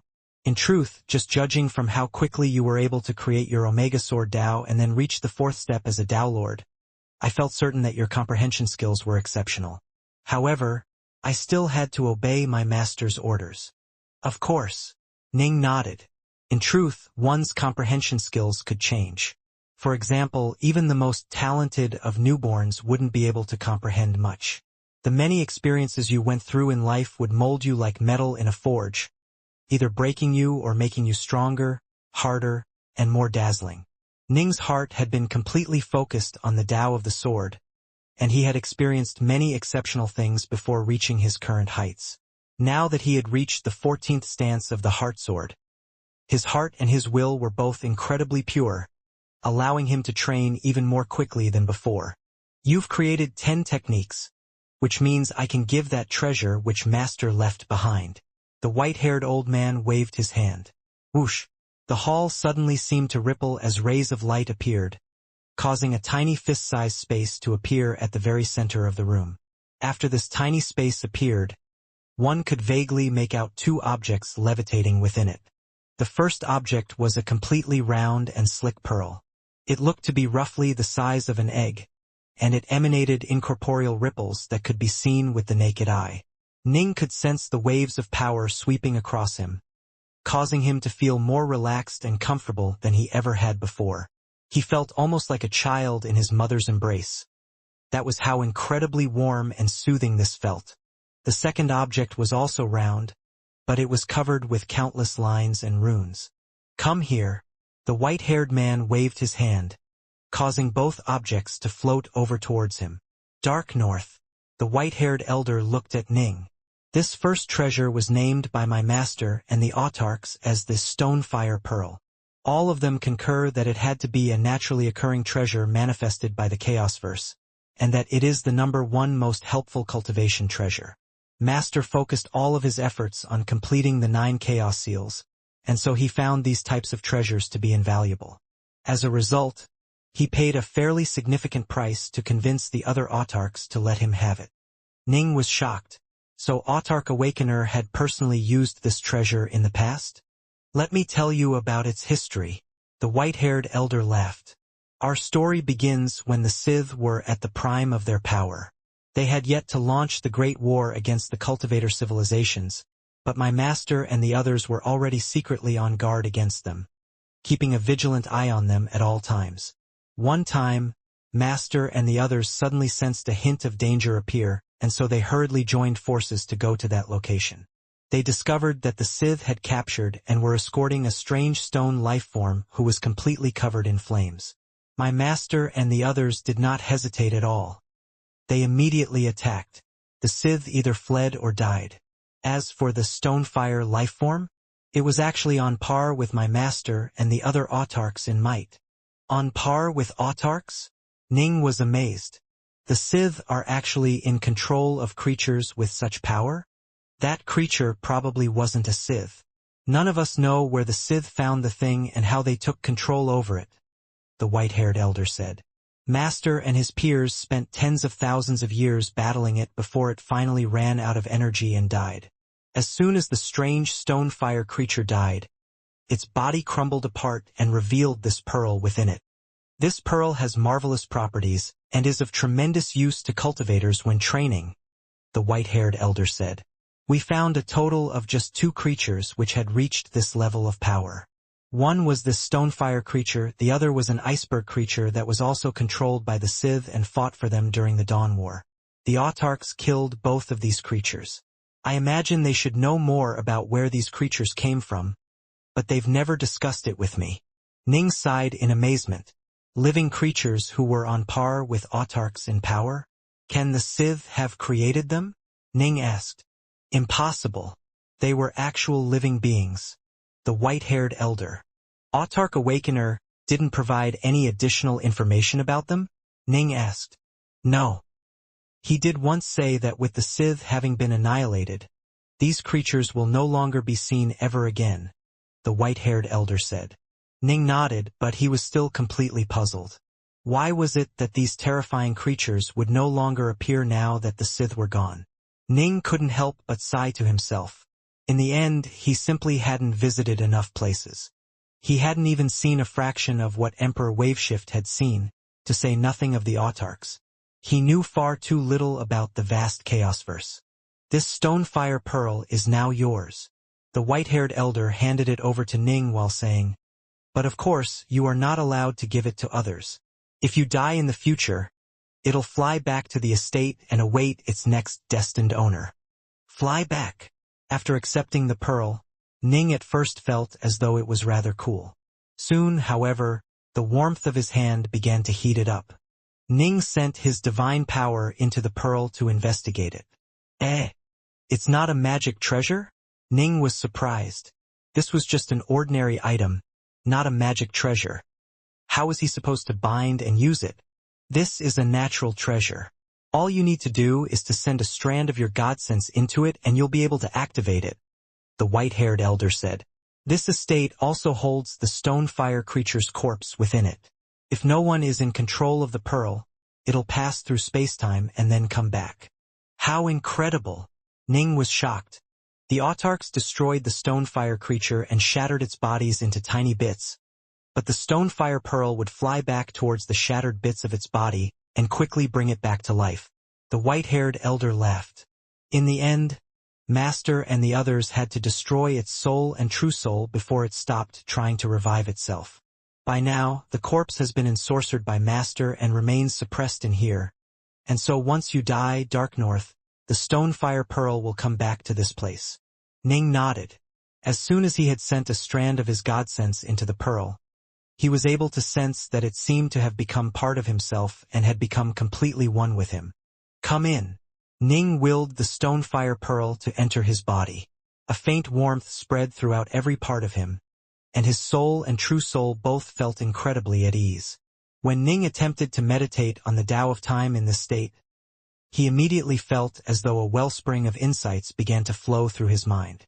This is incredibly useful for cultivation. The white-haired elder smiled. It is the #1 cultivation treasure, which means it is naturally also the #1 downmerge treasure. Ning felt a sense of excitement in his heart. He, Gemin Brightshore, and the others had actively contested over Crimson Wave Temple's fruits. Why? Because those fruits could be used to forge spirit pills, which when eaten would be of tremendous use for cultivation. The Stonefire Pearl was the supreme cultivation treasure which had been used by Autarch Awakener himself, and the same was true for the Stone Dais. Now both had been inherited by Ning. I'm sure you know what Master was hoping for when he left these things to you. The white-haired elder looked at Ning. I understand. Autarch Awakener's greatest wish was for the 9 Chaos Seals to be perfected, Ning said. Yes, this was his greatest regret in life. The white-haired elder nodded, then gently waved a finger and caused the second floating sphere to fly over towards Ning as well. Ning saw that this sphere was covered with countless runes and patterned lines which flowed across its surface. He immediately had the feeling that it was connected to the 9 Chaos Seals somehow. The white-haired elder explained, This is the heart of eternity. It is covered with layers of runes, all of which must be deciphered and resolved. Dark North, you should continuously work at solving these layers of runes. Once you've completely mastered all 99 layers of runes which cover the heart of eternity, you will have reached Master's level of insight into the 9 Chaos Seals. But solving and comprehending the heart of eternity merely means you have reached his level in just a single aspect. The white-haired elder looked at Ning. My master's hope is that someone can improve this technique to the Eternal Emperor level, which was why he named the sphere the heart of eternity. Learning to solve it will be of some assistance to you in the downmerge. Although the assistance will be fairly minimal, Master left behind a final treasure within the core of the heart of eternity. If you can fully solve it, then the treasure inside it will be yours, and I can promise you that it is just as valuable as the Stonefire Pearl. Ning felt both joy and sorrow. Autarch Awakener truly had spared no expense in trying to ensure that his heirs would complete the 9 Chaos Seals. He had even gone so far as to seal away a treasure inside the heart of eternity. If someone wanted to acquire it, they would have to first completely deconstruct the heart of eternity and reach Autarch Awakener's level of insight in the 9 Chaos Seals. This would truly require an enormous amount of effort. Senior, Jining asked, might I ask what other external treasures exist in the Chaosverse which are of major benefit to someone attempting the downmerge? Success in the downmerge was a combination of 2 factors, internal and external. Internal referred to oneself and one's insights. Only if one reached a sufficiently high level of comprehension would one's chances increase. External factors referred to special treasures which would improve one's chances, such as the Autarch's Stone Dais or the Stonefire Pearl. What Ning was attempting was something which had never been successfully carried out. A downmerge in an Omega Dao. No one in the history of the entire Chaosverse had ever successfully done such a thing, and so he naturally had to both perfect himself as well as acquire all external sources of help he could find. That way, his chances at the downmerge would improve slightly. External treasures? The white-haired elder glanced at Ning in surprise, then pointed at the Autarch's stone dais beneath Ning. This serves as the core for the estate, and Master spent countless amounts of effort in forging it. You've already acquired a Stonefire Pearl as well, which is the essence core of a creature which was comparable to an Autarch in might. These were treasures which my master himself used to assist him in cultivation. With them, what other external treasures could you possibly want? I understand, Ning said hurriedly. The Autarch's Stone Dais and the Stonefire Pearl are both tremendously helpful in cultivation. They will provide me with sustained, long-term benefits while I am training. What I was referring to just now is another type of external treasure, something akin to the Void Sea Jade Seal, or the 9 Orifices Void Pill. Treasures which can generate an astonishing effect for a brief period of time. Ah! The white-haired elder nodded. Many talented Dao Lords would create magic altars and seek out special spirit pills in preparation for their downmerge. Those spirit pills, when eaten, would cause the true soul to be tremendously stimulated. As for the Void Sea Jade Seal, it actually allowed for a complete Dao merge simulation. You walk the path of the Omega Dao, and so there is no way to simulate your Dao merge, the white-haired elder said. As for special spirit pills, they probably wouldn't even be as useful as the state you are normally in when using the Autarchus Stone Dais and the Stonefire Pearl. Ning immediately asked, "Isn't there something particularly special which I could use?" Ning would go for anything and everything which was of use to him. The white-haired old man pondered for a while, then said, "If you absolutely have to have something, I do remember an incredible single-use Dao merge treasure which can instantly unleash a tremendous amount of power for an extremely brief period of time. Master once mentioned it briefly to me and described it as one of the top 3 treasures in its class." Ning's eyes lit up upon hearing this. The number 1 treasure is known as the Dao merge Fire Cloud Flower. The second-ranked treasure is known as the Incense Spirit Fruit. The third is known as the Cloud World Jade, the white-haired elder said resignedly. "But I've only heard of them because my master once chatted casually about them with other autarchs. They didn't speak in detail, and so I know very little about them. But Dark North, these are all limited-time objects. Once you use them up, they are gone. They aren't even close to being comparable to the Stone Dais or the Stonefire Pearl in value." The white-haired elder shook his head. "And I recall my master once saying that the Cloud World Jade's effect only lasts for roughly 3 months or so, but the effect is merely as strong as the Stonefire Pearl's constant effect. It can only be used for 3 months, while the Stonefire Pearl is constant and can be used long-term." The white-haired elder looked at Ning. Finding the Cloud World Jade would be enormously difficult. Why bother? Ning just silently memorized all of this information. There clearly was no reason to seek out the third-ranked treasure, the Cloud World Jade. The other 2, however, were worth searching for. Anything that might increase his chances at the Dao merge by even a smidgen was worth hunting for. "Senior, where should I go to find these things?" Ning asked. "No idea." The white-haired elder shook his head. "I never asked Master about them." "Oh." Ning pondered for a moment. In the past, he had never even heard of Incense Spirit Fruit or Dao merge Fire Cloud Flower. It seemed as though only truly experienced and worldly figures would know of them. A pity that he hadn't asked his big brother Waveshift about them. In all the 16 Realm vs. Alliance, perhaps the most worldly figure outside of Emperor Waveshift was Realms Lord Windgrace. Realms Lord Windgrace had served and been taught by more than one autarch. "Dark North, I have to warn you," the white-haired elder said solemnly. "Treasures of such rarity are all extremely hard to find. Not even the autarchs know everything there is to know about the vast Chaosverse. The technology of the Sith, the 2 slain autarch-level creatures, they are all testament to the fact that the Chaosverse holds many terrifying secrets within it. You are still just a Dao Lord. So what if you are strong? There are some truly dangerous places which would cause even hegemons to fall, to say nothing of you." "I understand." Ning nodded. However, since he had the Flamewing God, he felt that he was still able to give it a good shot. Chaos Primordials were famous for its virtually indestructible body, after all. The Flame Dragon Realmverse is nothing more than a tiny part of the Chaosverse. It is best for you to harbor a healthy fear of the universe, the white-haired elder said with a sigh. "I hope that you won't overestimate yourself prior to completing your Dao merge. If you succeed in it, you'll probably become far more powerful than even an Otherverse Lord. You can go and wander the Chaosverse them. Only then will you be assured of staying alive." "Thank you, Senior." Ning could sense that the estate spirit remained worried, and so he quickly explained, "Actually, I've already tamed a Chaos Primordial." The white-haired elder instantly turned speechless. "You, what?" "Ahem. Well, enough of that." The white-haired elder didn't seem to know what to say, and so he immediately began to vanish into thin air. His voice echoed for one final time within the second hall. "Remember, for you to solve the Heart of Eternity is the one final wish my master had. It will be of tremendous benefit to all cultivator civilizations as well." "I understand." Ning nodded.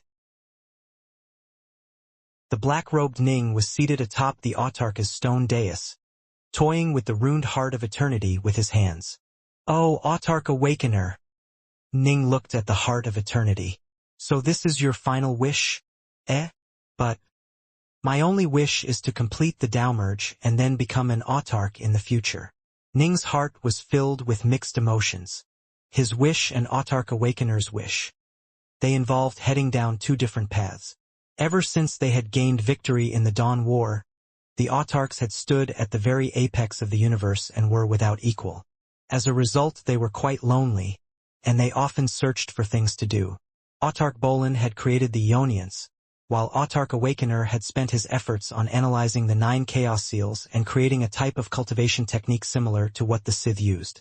The cultivation technique the Sith used created something similar to the Azure Flower Mist energy, but it was clearly even more profound. Alas, they were completely different types of living creatures than cultivators, and thus there was no way for cultivators to use their cultivation techniques. Autarch Awakener put all of his efforts in creating something similar. If he truly succeeded, it would have benefited all cultivator civilizations. Alas, he was only able to at most create something which allowed for Tao Lords of the fourth step to convert their divine power and immortal energy. There was no way to transform Emperor-class energy. Autarch Awakener, I'll give it a try. If I turn out to have incredible talent for this, I might be able to help you. Ning remained quite clear-minded. As a Tao Lord, his time was limited. There was no way he could spend all of it on researching the 9 Chaos Seals. But if it looked like he might somehow manage to succeed in a short period of time due to having an incredible affinity for it, he didn't mind spending that time. Break! Ning looked at the runes covering the sphere. Ning was able to break through the first layer of runes with ease. Break again. Ning was at an incredibly high level of insight and had trained in the 9 Chaos Seals before. Thus, he found it quite simple to break the second layer of runes. He broke through one layer after another, but the difficulty level began to gradually increase. Ning began to need more and more time for each layer. In the blink of an eye, over 100 million years went by. Time to give it a rest. Ning suddenly came to a halt. The Heart of Eternity had a total of 99 layers, and solving all of them would represent having reached the same level of insight into the 9 Chaos Seals as Autarch Awakener had reached. I've only solved 19 layers. Ning felt a sense of misery in his heart. The difference between the two of them was simply too great. Things would only grow more difficult as he progressed, and for now 19 layers was his limit.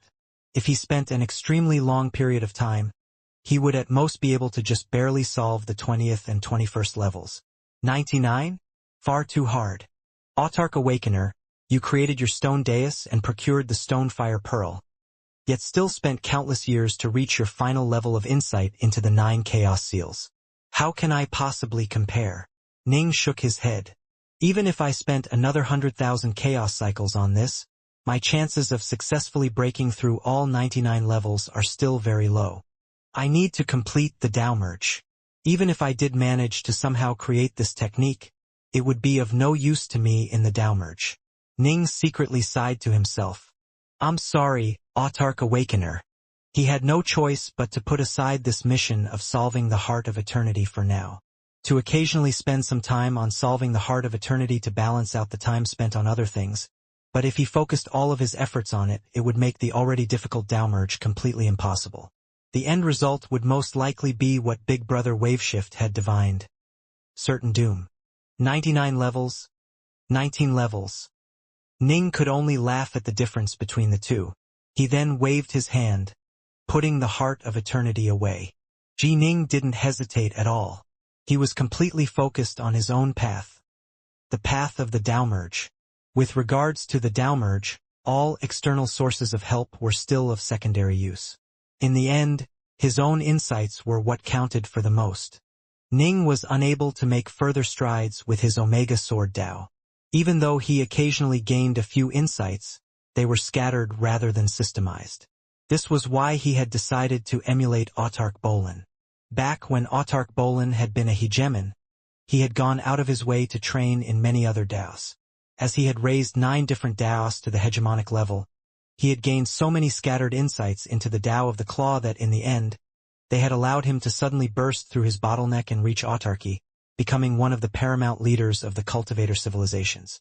I am quite similar to how Autark Bolin was. I'm unable to make any further advancements in my Omega Sword Dao, and it's also quite difficult to gain even scattered insights. However, all Daos are linked together. The more I train in other Daos, the better my chances of succeeding in the Dao merge for my Omega Sword Dao. Ning calmed his mind and began to train in other Daos. Metal, wood, water, fire, earth, formations, space, thunder, illusions, he was quite accomplished in all of them already. Ning's next target was the Dao of wind. Amongst Daos there were certain groupings. For example, the 5 elements were viewed as one group, while wind, earth, fire, water was yet another grouping. Ning found it quite simple to train in wind, especially after having acquired the Stonefire Pearl. He needed merely a single chaos cycle to train the Dao of wind to the Archon level. Time, however, was even more difficult than space. Time flowed on like water. Ning's black-robed primal twin constantly trained, while Ning's true body began to rove the universe alongside Azure Fiend, White Thaw, and Flame Wing. He had visited fairly few places within even just the Flame Dragon realmverse, after all. There were many dangerous places he had yet to visit. By visiting more places and seeing more things, he would be stimulated and have a better chance at an epiphany. Ning had a realm ship, was at the hegemonic level of power, and also had Flamewing for protection. He only needed to spend around 18 chaos cycles to completely go through all of the special danger zones of the Flame Dragon realmverse. However, he had yet to truly traverse the Terror Star Sea, which was filled with far too many dangers. That had been a battlefield of the Dawn War after all. Even Flamewing would find itself easily caught by some of the dire traps located there. After finishing his wanderings through the danger zones of the Flame Dragon realmverse, Ning began to wander through some ordinary chaos worlds and everworlds, living amongst ordinary mortals and countless aliens. Ning viewed them all from afar and up close. Within an ordinary chaos world, 30,000 years ago, a tremendous calamity had descended upon this world, causing its denizens to suffer countless casualties. This world had lost virtually all of its experts and many of its clans, and it was now thousands of times more difficult for mortals to cultivate to become immortals. Old man, what do you think you can do? You are merely at the Hotion level while I am as well. I'm just 20 years old but still couldn't make the cutoff. Look at how old you are. What makes you think you can succeed? A young man dressed in brocade who was within a tea house was laughing and teasing an older man. The age cutoff this time is just 50 years, and one has to have reached the Xianxia level. You don't fit either of the two criteria. Some of the longtime customers teased the tea house owner. I heard that countless unaffiliated cultivators have been gathering within Pure Plume City, located at the base of the mountain which houses the Pure Plume sect. By now, there are hundreds of thousands of them present. Just a few months remain before the great ceremony. Most likely, by then nearly 1 million cultivators will have arrived to fight over the slots. 1 million Xiantian experts fighting over 1,000 honorary disciple slots? I can count the number of Xiantian experts in our little city on 2 hands. It is truly unfathomable that the Pure Plume sect can attract nearly 1 million cultivators when it openly recruits for new disciples. They all shook their heads and discussed this topic eagerly. Several figures were seated in the corner of this tea house. One was a white-robed youth, one was a chubby man, one was a skinny old man, and another was a muscular, honest-looking man who was clearly the bodyguard.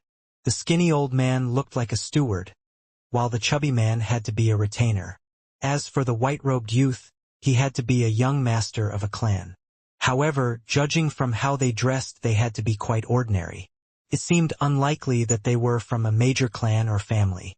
The 4 were Ning and his 3 followers. Ning continued to eat while listening attentively.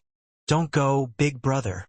A young man and woman were seated at a nearby table. The maiden was lively and dressed in green robes, and she was begging the man, "Big brother, you just broke through to the Xiantian level a short while ago and are merely at the early stage of it. Didn't you hear?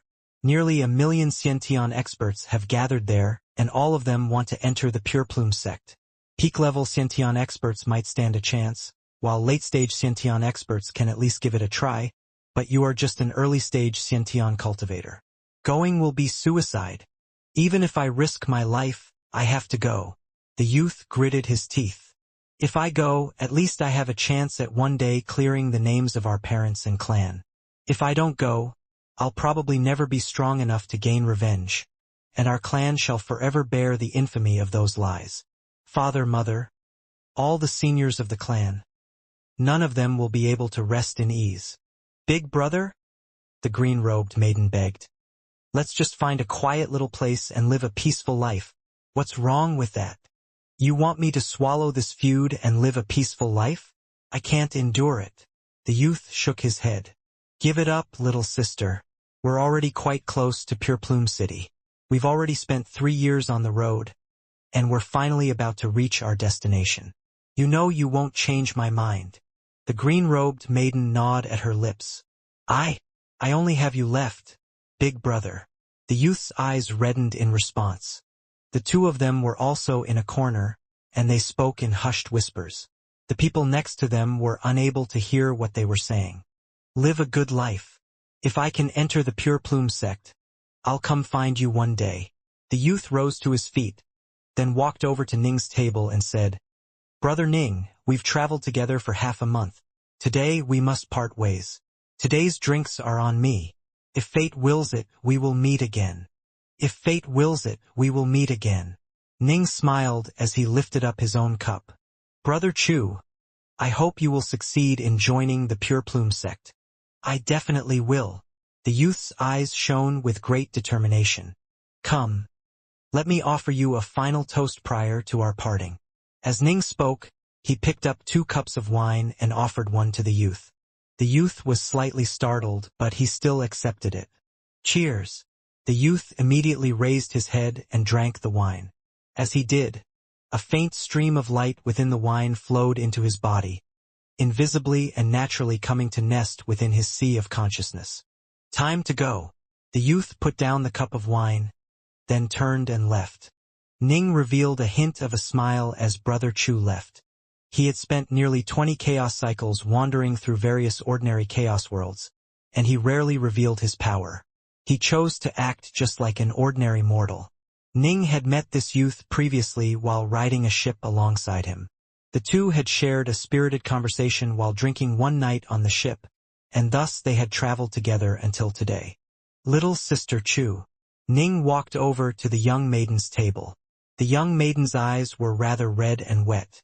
Big brother Ning, the green-robed maiden said. Your big brother will definitely join the Pure Plume sect, and he might become one of the most incredible cultivators in their history. He'll definitely come back and find you, Ning said. I want to offer you a toast as well. All right. The green-robed maiden shared a cup with Ning as well, and once more that invisible essence of light slipped into her body via the wine. A short while later, the green-robed maiden bade Ning farewell as she departed from the teen house. She was going to Pure Plume City as well to watch what happened. She was worried about her big brother. Dark North. Azure Fiend watched as the green-robed maiden departed, then walked over to Ning. Puzzled, he asked, You've spent nearly 20 chaos cycles wandering through various ordinary worlds. You rarely show your power, and even when you do choose to help someone you merely provide them with a tiny bit of guidance. Why did you go out of your way to help these two so much? Not only did you begin an invisible process of completely transforming their bodies, you even bequeathed each of them with a legacy. Ning laughed. In the past, he had merely provided a bit of guidance through karmic magic, using it to change a few mortal destinies. This time, however, he had indeed provided the two with an enormous amount of help. The help he had just provided was enough to allow these two to reach the absolute apex of this chaos world with ease, and they would even have a chance to reach the world level. Haha! This is because today is the final day of my 20 chaos cycles of voyaging, Ning said with a laugh. Why can't I have a bit of fun on my last day? Last day. Azure Fiend, White Thaw, and Flamewing all stared at Ning in surprise. They had spent nearly 20 chaos cycles wandering through mortal worlds. Why was today suddenly the final day? Yes, I've more or less finished my training. Ning nodded. Let's go. Ji Ning rose to his feet, departing the tea house with Azure Fiend, White Thaw, and Flamewing by his side. As they walked, their forms gradually dissipated into nothingness. None of the ordinary mortals in the tea house noticed a thing at all. They continued to live their ordinary lives. Whoosh! Ning and the other three appeared out of nowhere in the void outside this chaos world. So it's all over? You don't need to train any further? Azure Fiend asked. Yes. Ning nodded. I've already succeeded in training in the Tao of Karma. Everything has been completed, and at my current level of mastery of the Tao of Karma, I can subconsciously sense that even if I trained in other Taos, it would be of no use in attempting the Tao merge for my Omega Tao. Ning had trained for nearly 38 chaos cycles after acquiring the Stonefire Pearl. Given that his primal twin had constantly been under 100x temporal acceleration, he had actually spent over 3,000 chaos cycles training. The Tao of Wind had been completed incredibly fast, while the Tao of Time had cost him over 300 chaos cycles. The rest of the 3,000 plus chaos cycles had all been spent on the Tao of Karma. The Tao of Karma was legendary for its complexity. Generally speaking, eternal emperors would at most learn how to follow karma lines to slay all of an enemy's clones and avatars. Their mastery of karma would be limited to simply that. Of all the hegemons and emperors which Ning had met, Emperor Waveshift had reached the highest level of insight into karma. Emperor Waveshift had organized all of the karma lines surrounding him in a very neat and orderly way, ensuring that he was no longer bound by it and instead was in control of it and able to make use of it. However, Emperor Waveshift had actually merely reached the Archon level of mastery in the Tao of Karma. Ning had the Autarchus Stone Dais and the Stonefire Pearl, as well as incredible powers of comprehension, but it had still taken him nearly 3,000 chaos cycles in order to reach the Archon level. This was a testament to how difficult this Tao was.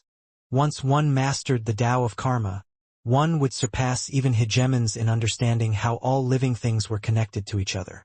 Metal, wood, water, fire, earth, the 5 elements. They are supported by the storm of wind and thunder, while spacetime envelopes them all. Formations and illusions merge them into one whole, while karma serves as the heart. Ning nodded.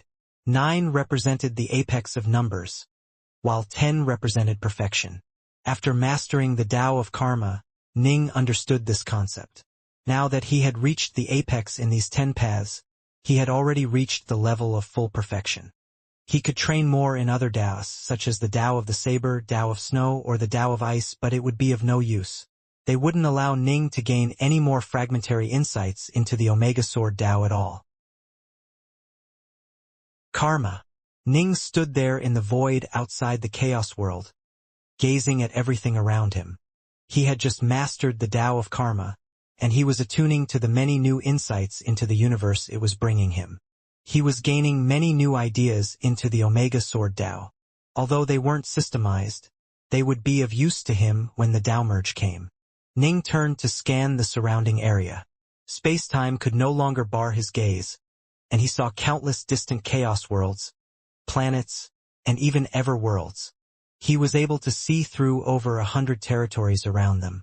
He saw the grass emerge from the dirt of a distant world. He saw how a mortal lived for 100 years, then returned to the embrace of the earth. He saw a mortal embark upon the path of cultivation, completely focused on becoming an immortal. He saw monsters struggling in terror, fearing that they would be found and slain by cultivators. He saw dire monsters claim hegemony over a region, devouring and massacring countless humans within it. He saw aliens propagate to become legion in number, becoming the rulers of a land. These were all things which Ning had personally experienced and witnessed at close range during the past 20 chaos cycles. He had seen many powerful Fiendgods and Immortals wander the lands unimpeded.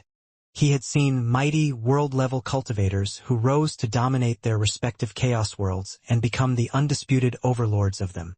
He also saw them battle against other world-level cultivators for supremacy, with some dying in those battles. He saw world-level cultivators focus on their cultivation. He saw Samsara Dowlords experience all sorts of tempering experiences. Some fearlessly went out adventuring and finally attempted the Tao merge. Even though they all perished, they continued to charge towards the Tao merge like moths towards the flame. Every so often, a few would succeed and gain eternity for themselves, but perhaps 99,999 out of every 100,000 would fail the Dao merge and perish. Everyone from ordinary mortals to samsara Dao lords have their own paths, Ning murmured softly.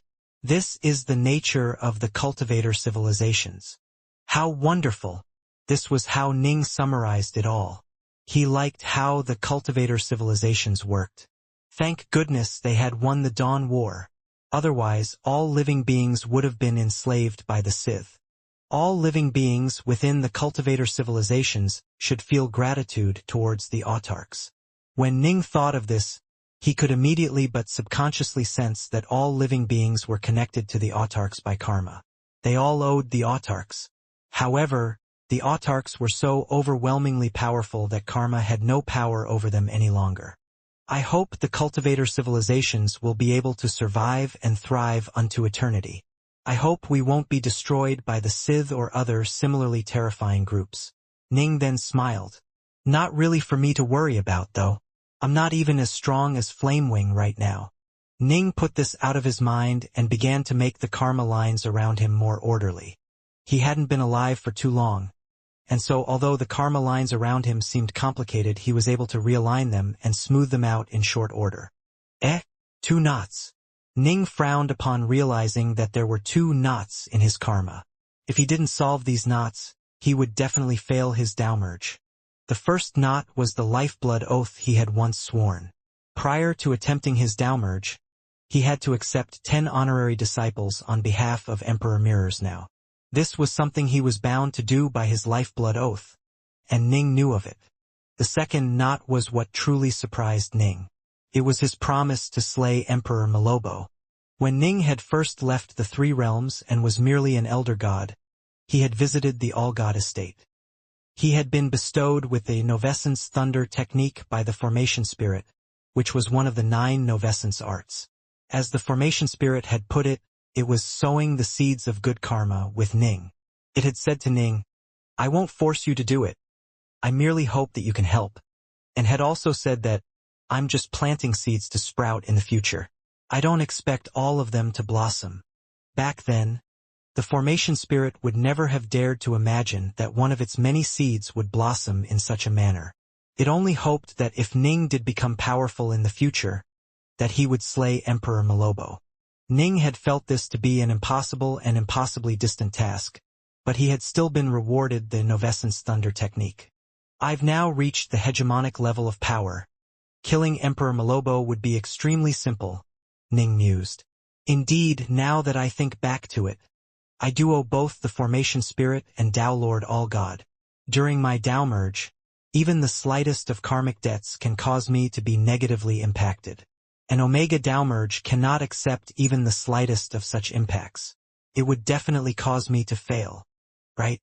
I absolutely must complete these 2 tasks before the Dao merge. Ning nodded. It'll take time for me to track down Emperor Malobo, and it'll also take time for me to accept 10 honorary disciples. Ning mused. I'll go visit Realms Lord Windgrace first, then take care of these 2 matters. Sorry for the trouble, Hegemon Brightshore. Ning had come to ask Hegemon Brightshore to assist him in tracking down Emperor Malobo. Hegemon Brightshore was the number 1 Hegemon of the Flame Dragon Realmverse, after all, and he was skilled in the Tao of spacetime. He also had a strong web of relationships. It would be easy for him to locate Malobo.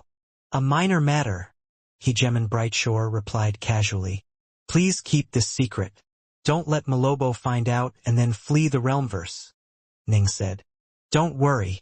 I'll handle this matter personally and will ensure that no mistakes happen. If you don't mind, I can help you kill him, Hegemon Brightshore said.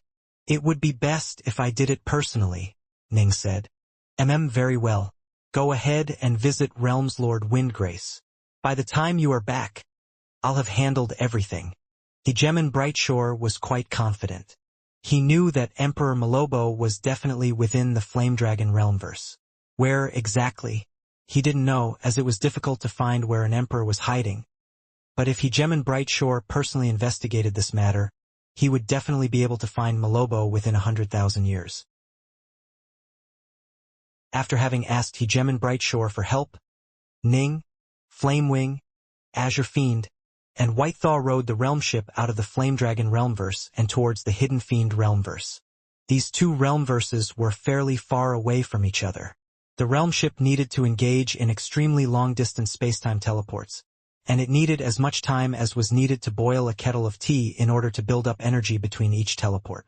60,000 years later, whoosh, a realm ship suddenly appeared from a spatial tear within the void outside the Hidden Fiend realmverse. And here we are. Ning stared at the world outside the realm ship, his eyes lighting up. This was his first time visiting another realmverse. In contrast, White Thaw, Azure Fiend, and Flamewing were all quite calm. They had all visited many places. Ning was the only inexperienced one present. This place is fairly close to the Black Sun. A single teleport will take us there. Ning had already acquired a star map of the Hidden Fiend realmverse prior to arriving. One more space-time teleport later, Ning found himself staring at a beautiful and distant star. To be precise, it was an absolutely enormous war machine that was riddled with channels and canals that made up complicated rune paths. The Black Sun was a terrifying war machine that was capable of changing the destiny of entire realmverse sectors. Just by looking at it, Ning felt an ancient aura of power sweep across him, pressing down upon him like an invisible threat. "Fellow Taoist Dark North." A voice rang out, followed by a chubby youth appearing on the Black Sun who stared in Ning's direction. Although they were over 100 billion kilometers away, the two were able to see each other with ease. Hegemen Wuxia. Ning put away his realm ship. Prior to visiting Realmslord Windgrace, Ning had long ago sent word via the 16 Realmverses Alliance that he would be coming. Realmslord Windgrace was quite willing to meet with Ning as well. The Black Sun. Ning's group of 4 was led to a courtyard within it. Hegemen Wuxia smiled. "Master has been waiting for quite some time. When he heard that you were coming, he was quite excited. I felt quite eager as well. I've heard of your illustrious reputation long ago, Dark North, and I've also heard of Flamewing God, the Chaos Primordial. Today, I've finally met you too." He was unable to disguise his interested glance towards the nearby Flamewing. Flamewing was quite chubby, but was much larger than Wuxia. When he saw Wuxia, he mumbled, "He looks yummy."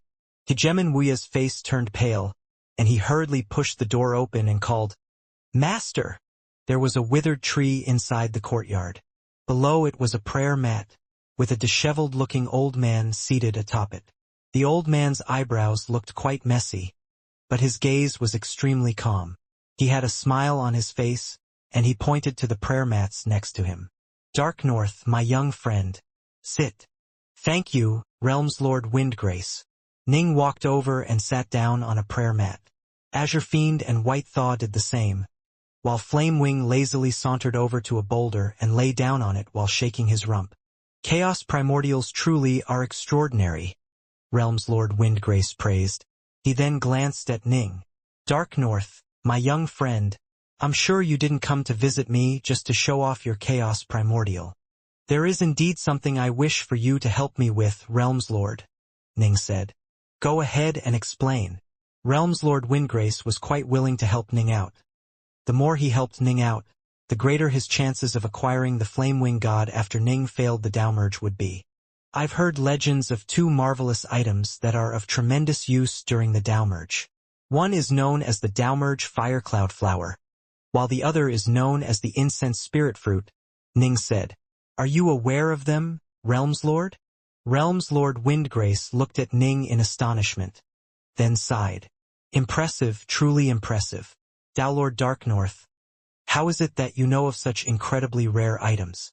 Even I only learned of them due to a lucky encounter." Ning was delighted. He immediately asked, "Realmslord, do you know where they can be found?"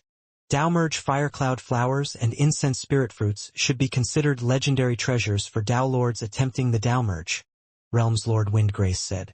"When I served Autarch Titanos, we once discussed Downmerge treasures, with the topic focusing on the treasures that provided incredibly marvelous effects for short periods of time. Autarch Titanos praised the Downmerge Firecloud Flower as being best, with the Incense Spirit Fruit being second. Both of these 2 items vastly surpass the Void Sea Jade Seals. During the Downmerge, Someone who has eaten an incense spirit fruit will enter a truly profound state where his body is divided into 9 different incarnations. All 9 of them can test out a simulated downmerge while the true body undergoes the real downmerge. So long as one of the 9 incarnations succeeds, the true body can succeed in the downmerge as well, Realms Lord Windgrace said. As for the downmerge Firecloud Flower, it's even more remarkable.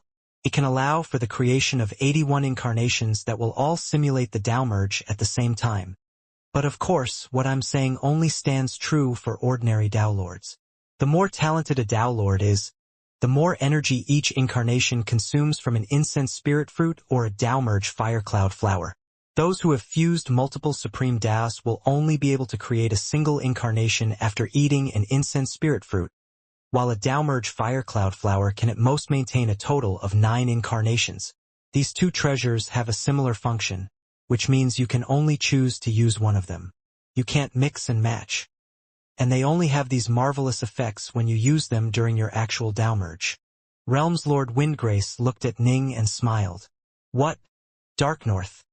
Do you need the downmerge Firecloud Flower? Ning was amazed. So this was the effect these items had? The Voidsea Jade Seal allowed for just a single simulated downmerge, but it didn't have to be used during the actual downmerge. The problem with it was that it just wasn't all that powerful in comparison. For Supreme Downlords who had fused multiple Supreme DAOs, it would only allow for a small part of the downmerge to be simulated. In comparison, the Incense Spirit Fruit was clearly far more powerful, while the downmerge Firecloud Flower was ridiculously effective. The problem was, they could only be used during the actual downmerge. So someone who has fused multiple Supreme DAOs can have 9 incarnations assisting him when he uses the downmerge Firecloud Flower? Ning mused to himself. Then my Omega DAO. I wonder if I'll have even a single incarnation. As for the Incense Spirit Fruit, Ning had already mentally discarded it. You train in an Omega DAO, yes? Realms Lord Windgrace asked. Yes. Ning acknowledged it. Downmerges for Omega DAOs are incredibly difficult. I imagine only the top downmerge treasure, the downmerge Firecloud Flower, will be of some use to you. Realms Lord Windgrace shook his head.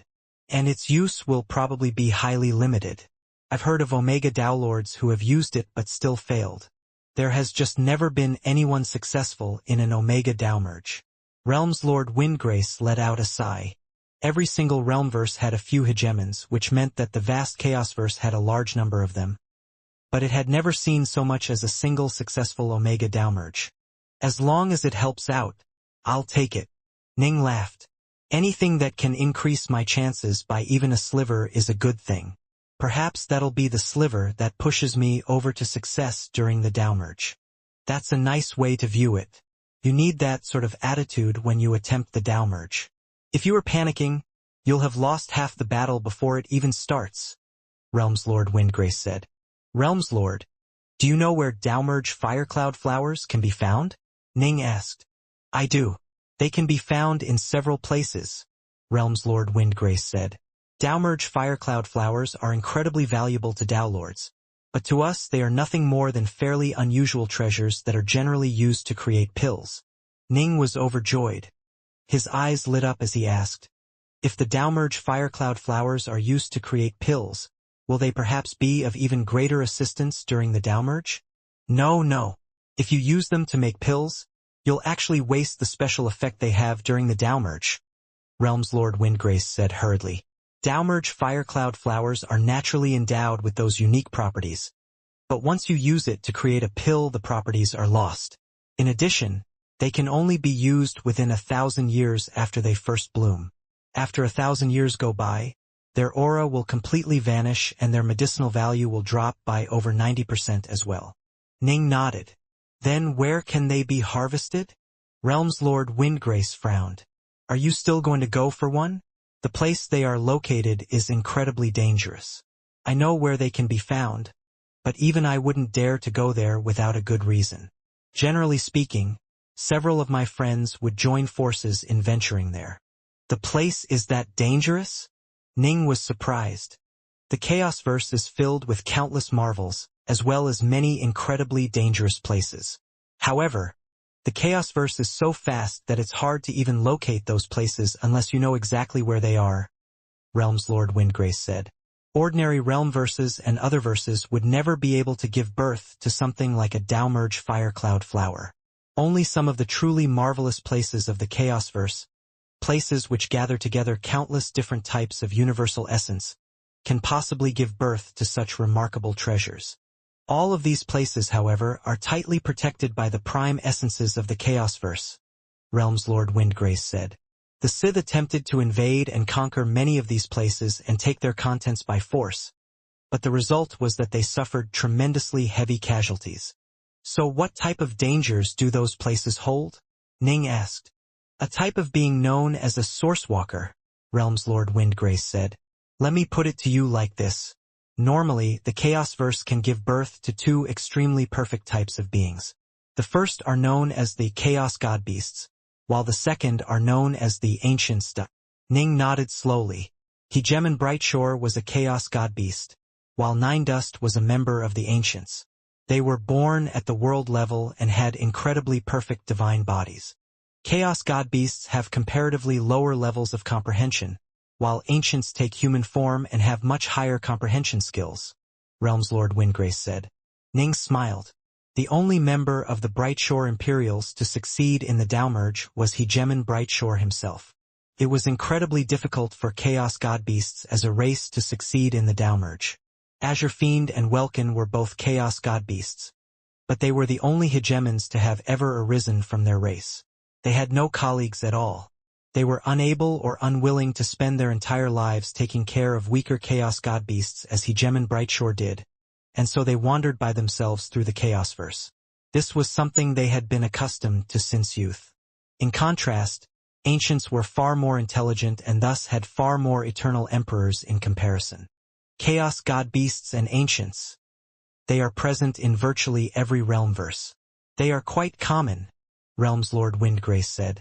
However, two types of living beings are born within the prime essences of the Chaosverse, and they are even more elite. One type is fairly unintelligent, and they are known as the Chaos Primordials. The other is fairly intelligent and also has human form, and they are known as Chaos Essence Walkers or Source Walkers for short. Chaos Primordials and Source Walkers are born with far more exalted bloodlines than Chaos God Beasts and Ancients, Realms Lord Windgrace said. However, they represent even greater extremes as well.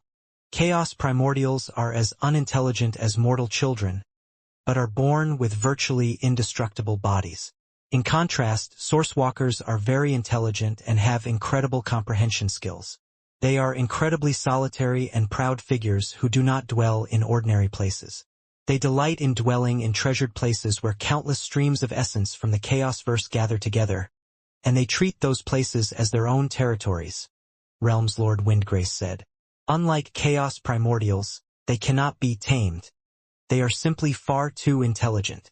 There is no way one can force them to submit.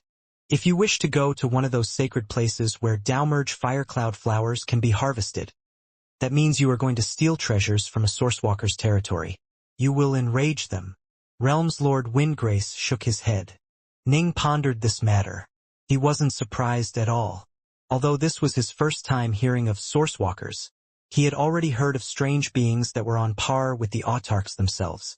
Why would he be shocked to hear that there were certain creatures on par with Chaos Primordials in might? Sourcewalkers are all extremely intelligent, which means they do have a weakness.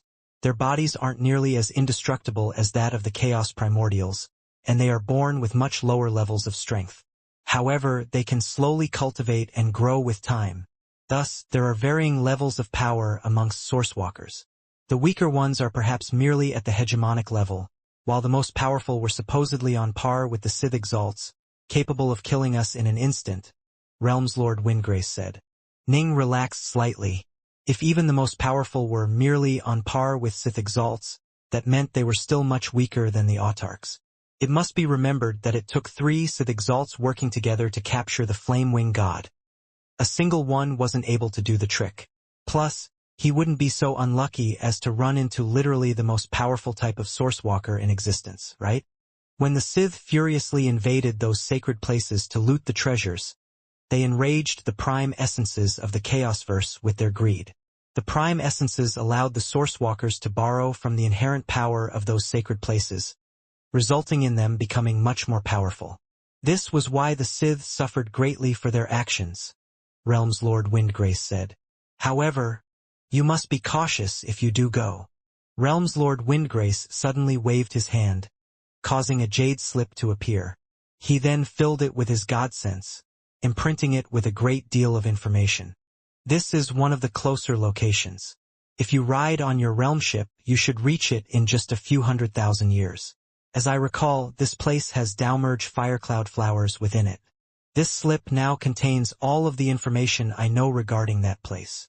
As Realm's Lord Windgrace spoke, he delivered the jade slip to Ning. Remember, the information I provided covers just the vast majority of situations, not all situations. I didn't delve too deeply into that place either. You really must be careful. Thank you, Realm's Lord. Ning accepted the slip. After having received the intelligence he needed, that very day Ning bade Realm's Lord Windgrace farewell and embarked on a return journey. He had to first deal with Emperor Malobo, then take on 10 honorary disciples for Emperor Mirrors now. Only then could he go adventuring with a calm heart. Anything was possible while out adventuring, after all. He might be forced to initiate the Dowmerge for some reason, which would be disastrous if these karmic knots were not resolved. After 60,000 years, Ji Ning returned from the Hidden Fiend Realmverse to his homeland in the Flame Dragon Realmverse, at which point his first course of action was to go meet with Hegemon Brightshore. Whoosh! Hegemon Brightshore noticed right away when Ning and the others entered the Brightshore Kingdom. He appeared at the peak of a tall mountain, having set a banquet in welcome. Dark North. Hegemon Brightshore called out loudly. Ning and the others turned to look, then all flew over and landed. They sat down, with Flamewing naturally beginning to eat and drink with delight. I'm embarrassed to say this. Hegemon Brightshore shook his head, stroking his beard after downing 2 cups of wine. I thought I'd definitely be able to find Emperor Malobo within 100,000 years. But this Ionian Emperor truly is slippery. I've been tracking him in secret, but I haven't been able to find his true body. Recently, I asked Netherlily to help out as well. Only when the two of us worked together did we manage to find him roughly 10,000 years ago. Ning let out a sigh of relief upon hearing the words, managed to find him.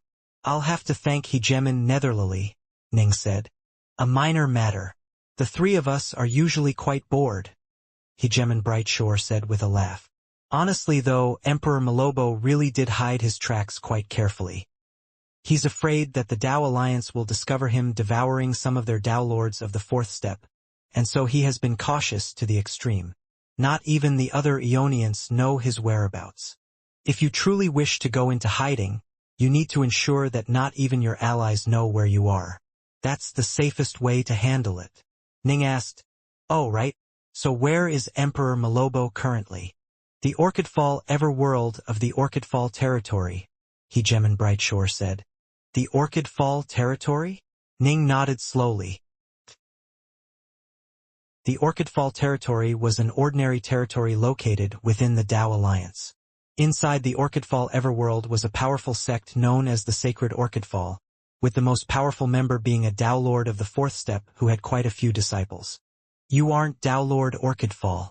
Who are you? An alluringly beautiful woman stared angrily at the plainly dressed man before her. Haha, my aura is Dao Lord Orchidfall's aura, and my appearance is his appearance. How could I possibly not be him? The man's voice seemed quite strange and sinister. Dao Lord Orchidfall isn't as powerful as you are. There's no way he could have destroyed my avatar in just one strike, then caught me with such ease. The woman's forehead was creased in anger. Who are you? The man laughed, his laughter becoming even more evil and piercing to the ear.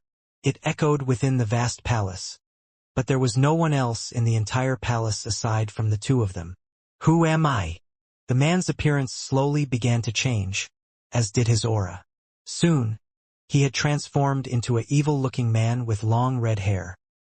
His eyes were staring greedily at the woman in front of him, as though he was caressing her with his gaze. You? A puzzled look appeared on the woman's face. An emperor? Oh, it seems you do not recognize me. The long red-haired man let out a smile. I am an Ionian, the mighty Emperor Malobo. I am your savior, the one who shall rescue you from your doomed path as a samsara Tao Lord. What do you want? The woman was rather nervous. Her power had been completely sealed away, making it impossible for her to fight back. You are absolutely beautiful. Phew. Such beauty? The long red-haired man said, a blissful look on his face. I have to say, Emperor Waveshift has truly been a blessing to the Flame Dragon Realmverse. He gave us Crimson Wave Temple and even techniques like Vitali's. As a result, I can now easily simulate the auras of others, allowing me to infiltrate the Tao Alliance and catch beautiful Tao Lords like yourself with increasing ease. Why you are an Ionian, are you? The woman began to panic. Tao Lord, do your best to fight back and struggle against me. That'll make things more fun. Emperor Malobo walked towards her one step at a time, licking his lips. Ionians were a very special race. They devoured cultivators like food, which allowed their Ionian bloodline to evolve. However, after completing the Tao merge and becoming an eternal emperor, eating Tao Lords became of negligible assistance no matter how many they ate. Alas, there were some Ionians who simply liked to eat cultivators. Not for the sake of growing stronger, but just for the taste. It was just an intrinsic hunger they had.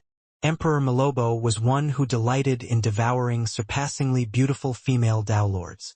Their auras made him feel extremely comfortable, which was why he viewed them as perfectly delicious morsels. Long ago, Emperor Malobo had devoured Tao Lord Algod's Tao companion. Tao Lord Algod had gone completely crazy, with killing Emperor Malobo becoming his strongest desire. Ionians. The woman felt shock, horror, and anger, and yet, there was nothing she could do. We view you cultivators the same way you might view wild animals. You, however, are the most delicious of morsels. Emperor Malobo enjoyed the horrified look on the woman's face. Don't worry. More and more female Tao Lords will accompany you in my belly. The Tao Alliance will definitely discover you. You'll definitely die. The woman was filled with hatred. Impossible. Emperor Malobo shook his head. Prior to acquiring the Vitali's technique, I already moved with great care for fear of the Tao Alliance, and now that I have it and can disguise myself, it'll be completely impossible for them to find me. I only act when all factors are completely under my control, and I never make any mistakes. Even if they try to reverse spacetime to scan for what had happened, they won't find me. Emperor Malobo was very confident in his own cautious nature. He felt certain that although a hegemon who wholeheartedly searched for him via multiple channels might be able to find him, it was virtually impossible for anyone else. Only the most supreme powers of the Realmverse would be able to find him, and that only if they were using all of their resources. Why you? Tao Lord, you felt a sense of sorrow and grief in her heart. There had to be a reason why Emperor Malobo had been able to stay alive for so long. How much longer would it be before he died? That look of despair on your face is simply delicious. Emperor Malobo continued to slowly walk towards her, extending a hand to gently stroke her face. Tao Lord, you wanted to dodge, but her power had been completely sealed away. How could she possibly avoid him? A twisted, excited look appeared on Emperor Malobo's face, and he began to open his mouth. Right at this moment, a foot was suddenly planted right in his face. This kick was lightning fast, giving him no time to dodge at all. A muffled boom could be heard as Emperor Malobo was knocked flying backwards, smashing into the distant dais at the end of the palace. He bounced off the dais, then smashed into an enormous pillar before finally falling to the ground. He was bleeding from every orifice, and his face had been completely wrecked. Who? Emperor Malobo stared forwards in shock and horror. Who is this? Moments ago, Tao Lord, you had been gripped by despair. Now, her eyes lit up as she saw that white-robed youth who had a black scabbard on his back had appeared in front of her. Next to him were 4 figures. The first was a white-bearded, white-robed old man who had 6 curved horns on his head. The second was a wizened old man. The third was a muscular, white-furred creature. The fourth was a fat man who was eating some meat. Dao Lord Yu didn't recognize any of the other four, but she instantly recognized the white-robed youth who had kicked Emperor Malobo. Dao Lord Dark North, she cried out in delight. This was the most legendary Dao Lord to have ever existed in the Endless Territories. Ning turned to glance at her. He recognized her as well. Long ago, when he had first gone out exploring, he had acquired information on all of the known Dao Lords of the Flame Dragon Realmverse. He immediately smiled and said, Dao Lord Yu, everything has come to an end. There will no longer be an Emperor Malobo in this world.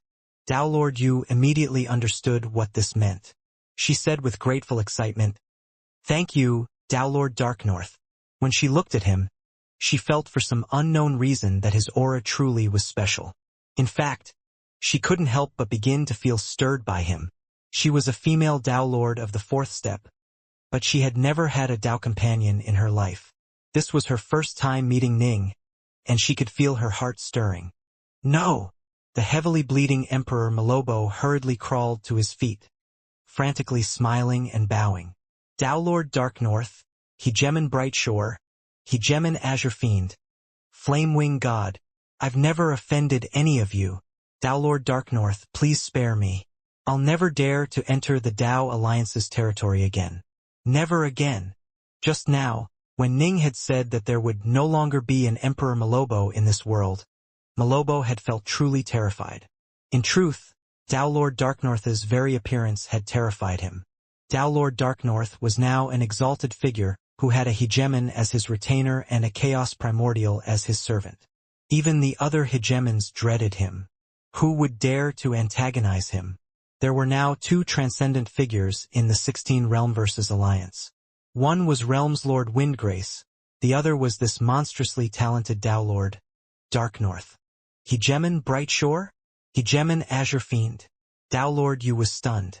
She didn't know the secret identity of the Flamewing God, but she was shocked to hear that there were actually two hegemons standing before her. Dark North. Hegemon Bright Shore chuckled and said, Don't waste words on Malobo. Just go ahead and kill him. Don't kill me. Emperor Malobo was at the verge of tears. He was an ordinary emperor and didn't have all that much courage. He begged, I've never caused trouble for any of you. If there's something you want, just tell me, Dao Lord Dark North. I'll definitely obey you. Ning said, Malobo, there's a reason I didn't just kill you with that earlier kick. There's something I need to tell you first. Malobo's face turned pale. And indeed, Ning was telling the truth. Given his hegemonic power, he was easily capable of annihilating Emperor Malobo with a single kick. Emperor Malobo really did begin to cry. Begging was useless. What was he to do? Ji Ning continued, The reason why I'm going to kill you is because of Dao Lord Allgod. Dao Lord Allgod? Emperor Malobo's already pale face turned completely ashen. Of course he remembered that madman. Dao Lord Allgod had been willing to pay any price in his efforts to kill Malobo, and he had nearly succeeded. Emperor Malobo had only been able to escape by the skin of his teeth. He died. He died long ago. There's no way you could have ever met him. Emperor Malobo was panicking. True, I never met him. When I was an elder god, however, I received a bit of kindness from him. His formation spirit bestowed me with a secret art, Ning said, and then expressed the hope that if I ever grew strong enough, I would help Dao Lord Allgod exact revenge upon you and kill you. Although this was nothing more than the dying will of a man who had already lost himself to despair. Since I have benefited from him, I'm naturally going to help him carry out his wishes. The reason I'm telling you this is so that you'll understand that you are now dying because of Dao Lord Allgod, Ning said. Emperor Malobo now understood everything, and his mind was in a state of chaos. Dao Lord Allgod had once been an extraordinarily talented figure, and he and his Dao companion had been like a pair of truly divine lovers.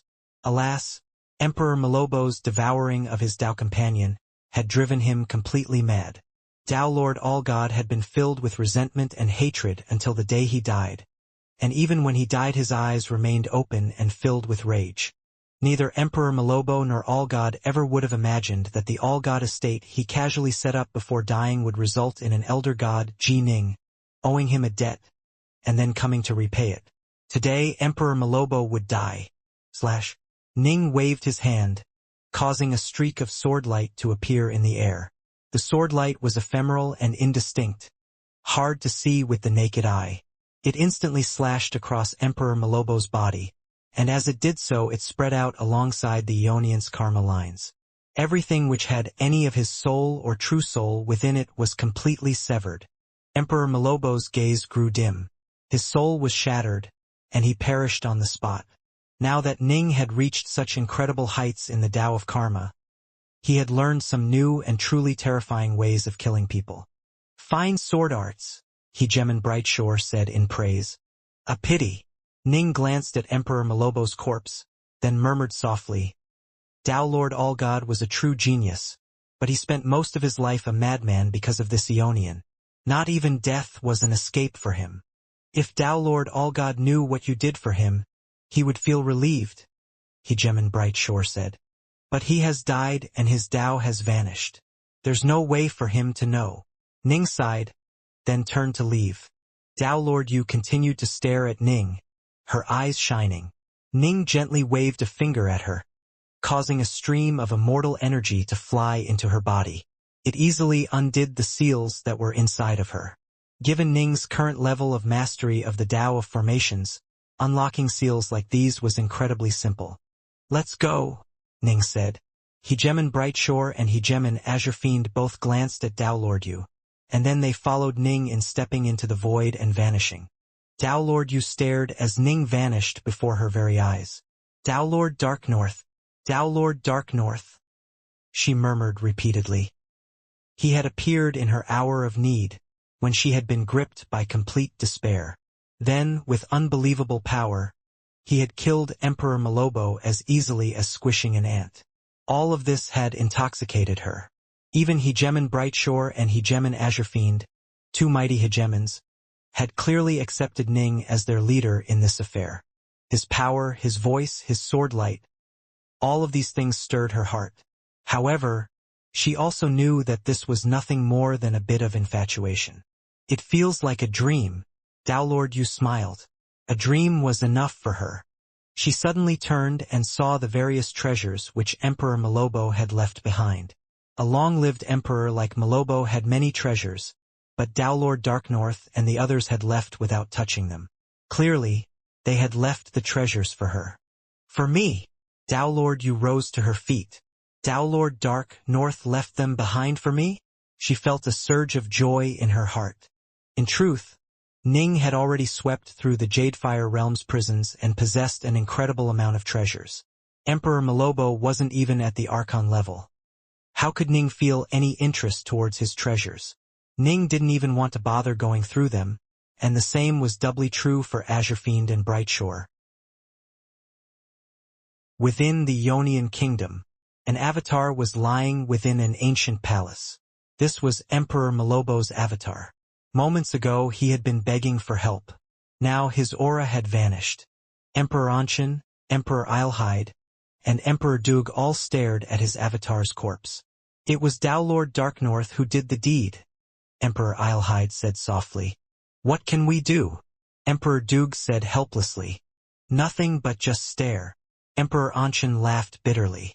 "We should feel thankful that Tao Lord Dark North has chosen not to cause trouble for us Ionians. There's no way we would ever dare to go find him.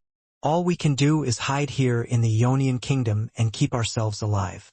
All three of them felt quite resigned. Emperor Malobo had begged them for help, but who were they supposed to beg? It was Tao Lord Dark North who had killed Malobo. Who in the entire 16 Realm versus Alliance would dare stand in his path? Realms Lord Windgrace, perhaps. But if he knew of this matter, he'd probably come help Dark North out. All of the hegemons and emperors were quite intelligent. By now, they could all guess that Realms Lord Windgrace and the Lonely King, two truly terrifying figures, were both waiting for the day Tao Lord Dark North failed his Tao merge. Neither of them wished to make an enemy out of Dark North at a time like this. If they pressed him too hard, it would be of no benefit to them but could possibly bring disaster upon themselves. Nobody could stop a rampaging flame wing. After all, I told them all long ago, given that we aren't on good terms with Dowlord Darknorth, we Ionians need to stay low-key during this era, the era of Dowlord Darknorth. Don't cause trouble, Emperor Anshin muttered. Malobo actually dared to secretly infiltrate the Dao Alliance. He has no one to blame for his death but himself. Send word once more to all the elders that they need to be good boys. Dowlord Darknorth isn't as reasonable as the other major powers, and there's no one who can stop him if he attacks. Agreed. All of them understood that so long as Dowlord Darknorth was alive, this era would belong to him. He was the most dazzling figure in all the 16 Realmverses Alliance, and even Realmslord Windgrace would stand on his side. Darknorth, if my vision serves, that female Dowlord seems to be a bit smitten with you. After leaving the Orchidfall Everworld, Hegemon Brightshore began to tease Ning a bit. Haha, Ning laughed. Nothing more than a bit of infatuation. It doesn't count for much. By now, the only person in all the 16 Realmverses Alliance who was on par with Ning in the Tao of Karma was Emperor Waveshift himself. Ning had naturally been able to discern Dowlord use interest in him through his mastery of Karma. But it was nothing more than a bit of interest. It wouldn't have any true impact on her at all. Hegemon Brightshore. Next I plan to scour the entire Flame Dragon Realmverse to accept disciples on behalf of my master, Ning said. Accept disciples on behalf of your master? Hegemon Brightshore was puzzled. Yes, on behalf of my master Emperor Mirrors now, Ning said. I need to accept 10, although I'm technically accepting on his behalf. Given that he is adventuring in the outside world, I'll naturally have to teach them myself. He would be their senior apprentice brother in name, but their teacher in truth. I might be taking on disciples on his behalf, but I still cannot be casual about this, Ning said. I'm planning to divide the Flame Dragon Realmverse into 9 regions, and will pick out 10 world-level cultivators from each region. I'll then select 10 disciples from those 90 world-level cultivators. If I meet a few I'm truly interested in, I might even accept them as my own personal disciple. Only after this concluded would he go out adventuring. He would be fully prepared for the Tao merge by then, and so he would also have to select a few more heirs in the event of his failure. The 3 realms was simply too small of a place. Although he was leaving his Omega Sword Tao behind in the 3 realms, he had yet to find anyone he felt truly worthy of passing his technique down to. You accepting a disciple would be a momentous occasion. Hegemon Brightshore grew a bit excited. Haha! A Tao Lord who has the power of a Hegemon. This is truly unprecedented. Your Tao has to be far stronger than ours. Perhaps I'll send a few geniuses from the Brightshore Kingdom to take part as well. That's fine. Ning nodded. Everyone in the Flame Dragon Realmverse is invited, save for the Ionians. Ning didn't feel any enmity towards the Dark Kingdom. In truth, it consisted of cultivators who had escaped a destroyed realmverse. There was no need to truly treat them as enemies. As Ning had grown more powerful, his view of the universe had changed as well. The only ones he continued to harbor enmity towards were the Ionians. Ionians treated cultivators as food. Ning felt a tremendous amount of distaste towards them. However, since he knew that Autarch Bolin had been the one to create the Ionians, Ning elected to simply ignore them. There was no way he would go accept one of them as his disciple. Ning also told Hegemon Windrain, Hegemon Netherlily, and the Tao Alliance about his plans to accept disciples on behalf of his master. He informed them that he would be accepting 10 disciples and could possibly even choose a few personal disciples. However, all candidates had to be skilled in the sword and be at the world level of cultivation. The entire Flame Dragon Realmverse was thrown into a state of chaos by this news. It must be understood that Ning would never casually transmit his Omega Sword Tao to others. To date, the only one he had shown it to was Taoist Bluestone. Everyone knew how incredibly powerful Ning was, and every organization hoped that one of their geniuses of the Tao of the Sword would have the chance to inherit Tao Lord Darknorth's supreme technique. And so, word of how the Flame Dragon Realmverse was being divided into 9 regions quickly began to spread. Even many of the independent cultivators heard of this, and they all began to hasten towards the region closest to them. The countless world-level cultivators all wished to become apprenticed to the most peerless Tao Lord to have ever existed, Tao Lord Dark North. Within a private room inside Vast Heaven Palace, the white-robed Jining was seated alone. Waving his hand, he caused 10 stones to fly towards him and then hang there in the air before him. Crackle, crackle, crackle. Ning waved his finger gently, causing flames to appear around the 10 levitating stones and blaze away against them. The stones slowly began to melt, with runic patterns beginning to gradually appear on their surfaces. Everything was Ning-willed it, and so the runic patterns joined together into a complex runic formation that caused the 10 stones to transform into 10 black loops. Ning then picked out a few other precious materials and infused them into the loops. Ning had reached incredible heights in both the Tao of Fire and the Tao of Formations. As a result, creating simple eternal treasures like these was incredibly easy for him. As for the materials he used, they were valuable enough to drive many eternal emperors mad with greed. But to Ning, he had literal mountains of them. Success. Ning smiled. All 10 bracelets glimmered with golden, silver, and violet lines that emanated strange ripples of power. Top-grade eternal treasures. Given the ingredients I put into them, only hegemons should be able to destroy them. Ning then took control over the 10 loops, sending his god sense into one of them. Whoosh! A space that was 10,000 kilometers in size appeared before him. These loops were all estate-type treasures. However, they were limited in size to just 10,000 kilometers because they were exceptionally stable. Let the earth form. A vast earth began to emerge from the bottom of the space, quickly covering up all 10,000 kilometers of the estate treasure. Let the mountains arise. Soon, a vast mountain range thundered up from the earth, stretching upwards for nearly 10,000 kilometers. In accordance with Ning's will, this 10,000-kilometer world became primarily filled with mountain ranges as well as a few rivers. The Sword Shack. Ning's God-sense incarnation waved a finger, causing an ordinary-looking thatched cottage to appear within the largest mountain valley. Another hour went past. By now, Ning's true body had created a prayer mat which he put within the Sword Shack. The most valuable item in this entire estate treasure was this prayer mat, something which even many eternal emperors would pine for as they cultivated. Cultivators would find that their hearts and minds would grow very calm as they sat there, and they would be able to train and meditate much more quickly than normally. Ning had emulated the Autarka's stone dais in his creation of this prayer mat. Although he wasn't even close to the Autarka's level of insight, his prayer mats still had roughly 5% of the effectiveness of the stone sensor of reunion. Thus, they could be considered rare and valuable treasures. This world shall be a world of the Tao of the Sword. Ning's God-sense incarnation swept the world with his gaze. Rumble. Every single part of this world, including the mountains and the deep crevices, all became filled with sword arts. There were many of them, all of them varied and complex. These were the various sword arts which could be discovered once one researched and dissected Emperor Mirasno's Heartseal sword art.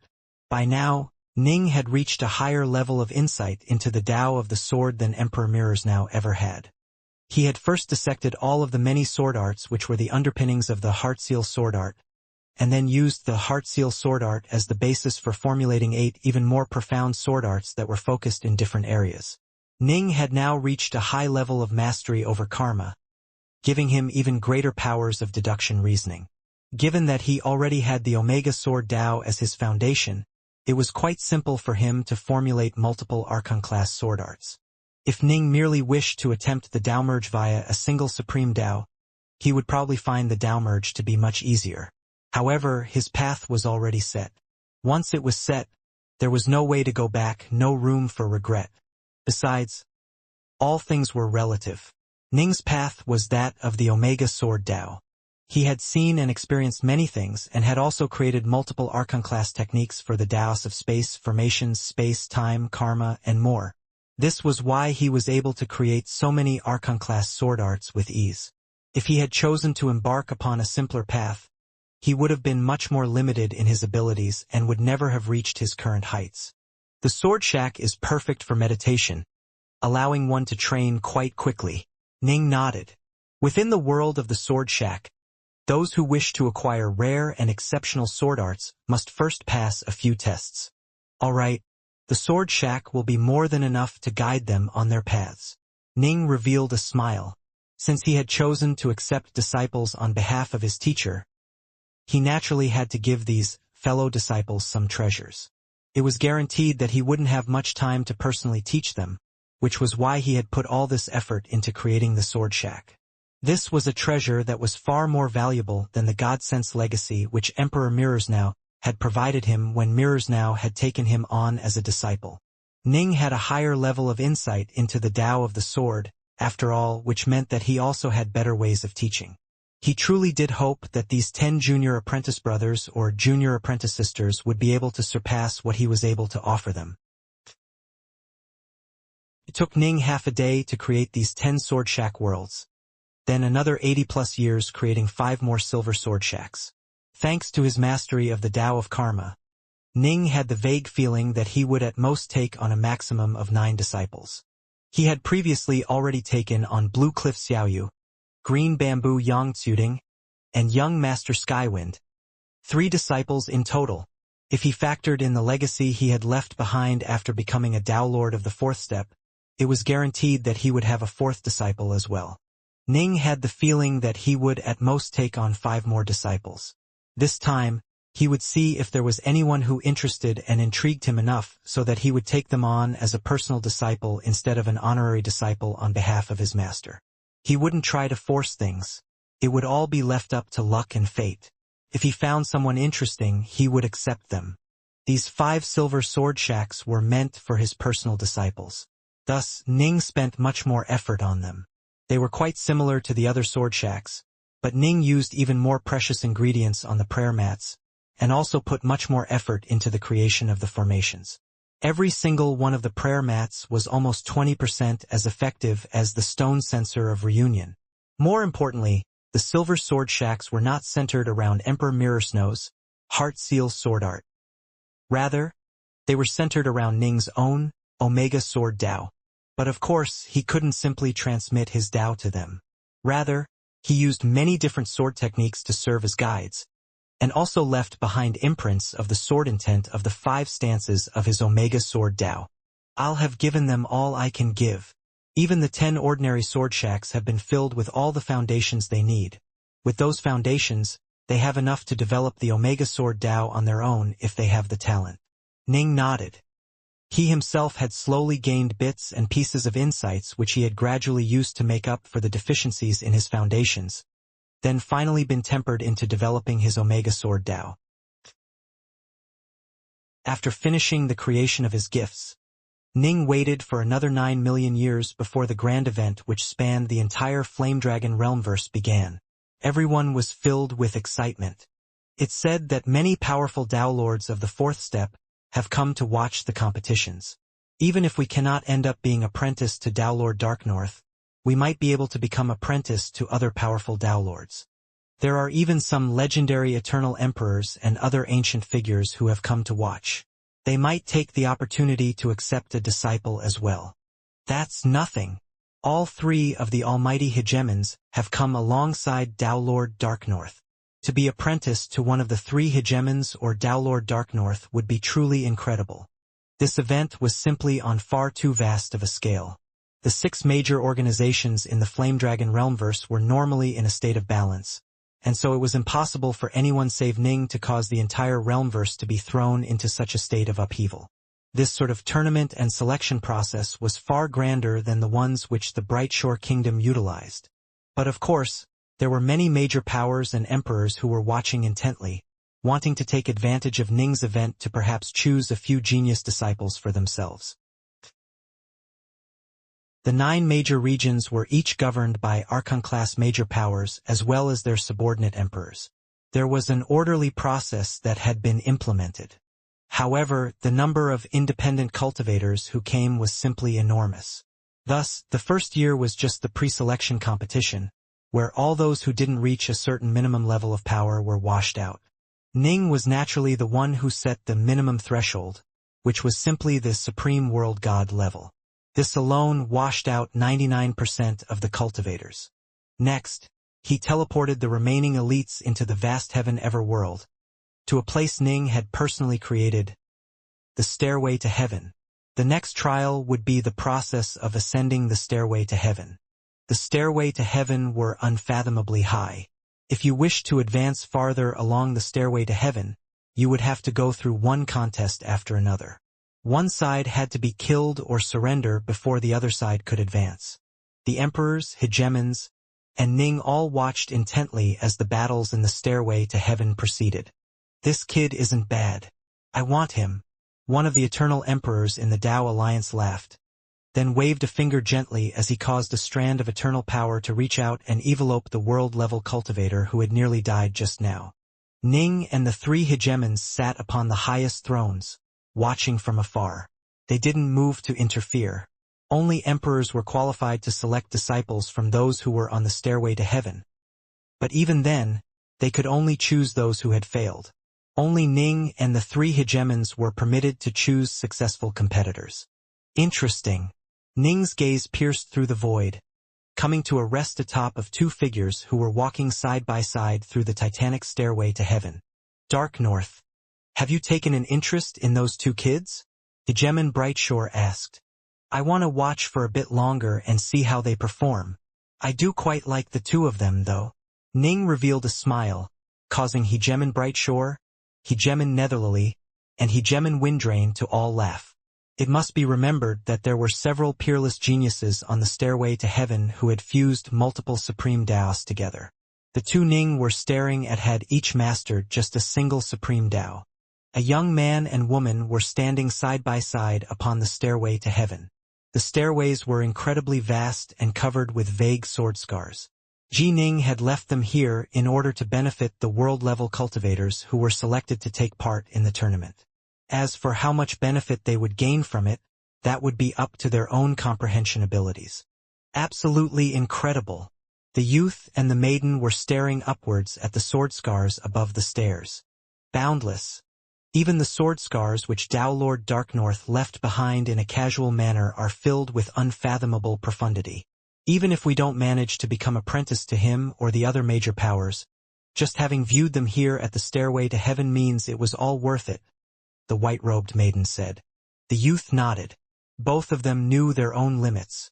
Although they were excellent figures in the world at large, here at the Stairway to Heaven they were ranked close to the bottom.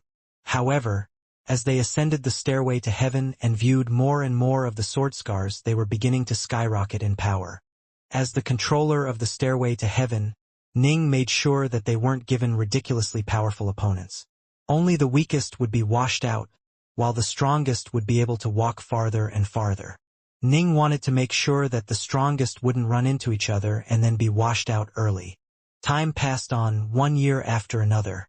The world-level cultivators all moved quite slowly up the Stairway to Heaven, as all of them wished to meditate on the mysteries hidden within the sword scars. Each battle meant that they might lose and be forced to leave, and so they were all quite slow and cautious. 10,000 years had passed since their arrival at the Stairway to Heaven. Boundless, you've now mastered 2 supreme Daos? You were faster than me, the maiden said jubilantly. Muse, you were 1 step ahead of me in mastering the first supreme Dao. The youth smiled as he looked at the maiden. Everyone could easily tell how deeply they loved each other.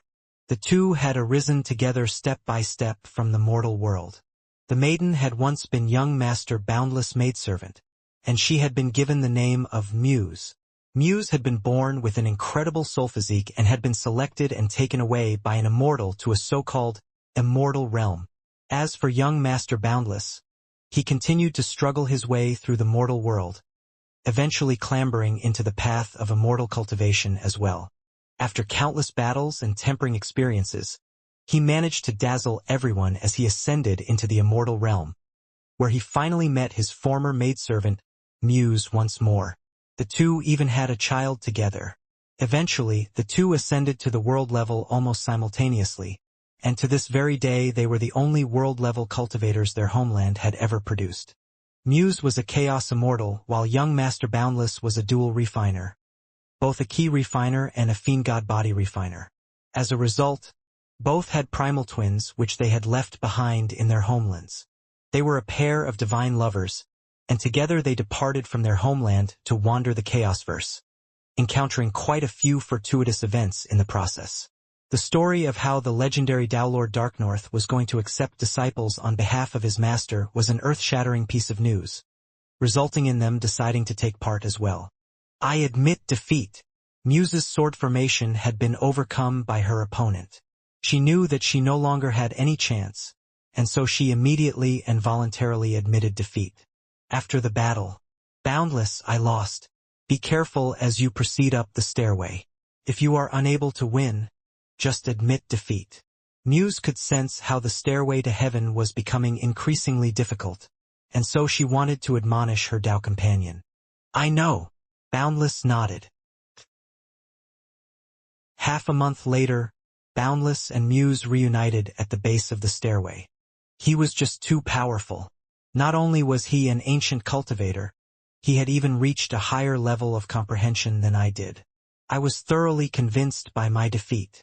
Boundless shook his head, then said helplessly, I thought that the two of us could be considered quite talented and would attract some attention from one of the major powers watching, or perhaps a Tao Lord of the fourth step. But who would have thought that not a single one would reach out to us?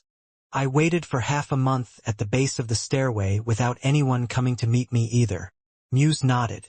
Both were proud and talented figures, the only world-level cultivators their homeland had ever produced. They had benefited greatly from this experience, but in the end no major powers had come to take them on as disciples. Let's wait for a while longer. Perhaps there will be a Tao Lord who takes interest in us, Boundless said. All right, let's wait. Muse held on to hope as well. Having a good master could make all the difference in the world.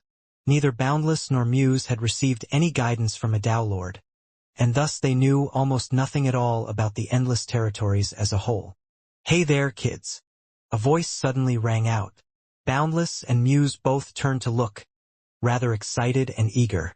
Had a major power just chosen them? Who was it? Was it a Tao Lord of the fourth step, or perhaps even an eternal emperor? Or could it be a hegemon? Or perhaps even Tao Lord Darknorth? Although they knew rationally that it was unlikely someone particularly powerful had chosen them, they still clung onto their hopes and dreams. They saw a white-robed youth walking towards them from afar. His aura was quite unique, and he didn't give them any sense of pressure at all. He seemed quite ordinary. A Tao Lord. Both Boundless and Muse felt rather disappointed. It was still fairly easy to distinguish a Tao Lord's aura from an Eternal Emperor's aura. Every single Eternal Emperor emanated an aura that had the scent of eternity about it. An aura that whispered that time had no hold over this person. Moments later, they quickly regained their usual calm. They were still quite pleased, to tell the truth.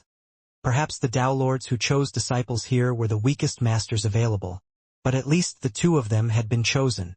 If no one had chosen them at all, they really would have felt saddened.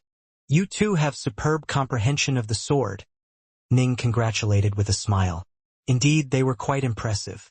As far as growth went, Boundless and Muse could actually be ranked in the top 10 amongst the world-level cultivators who had come here and learned from the sword scars.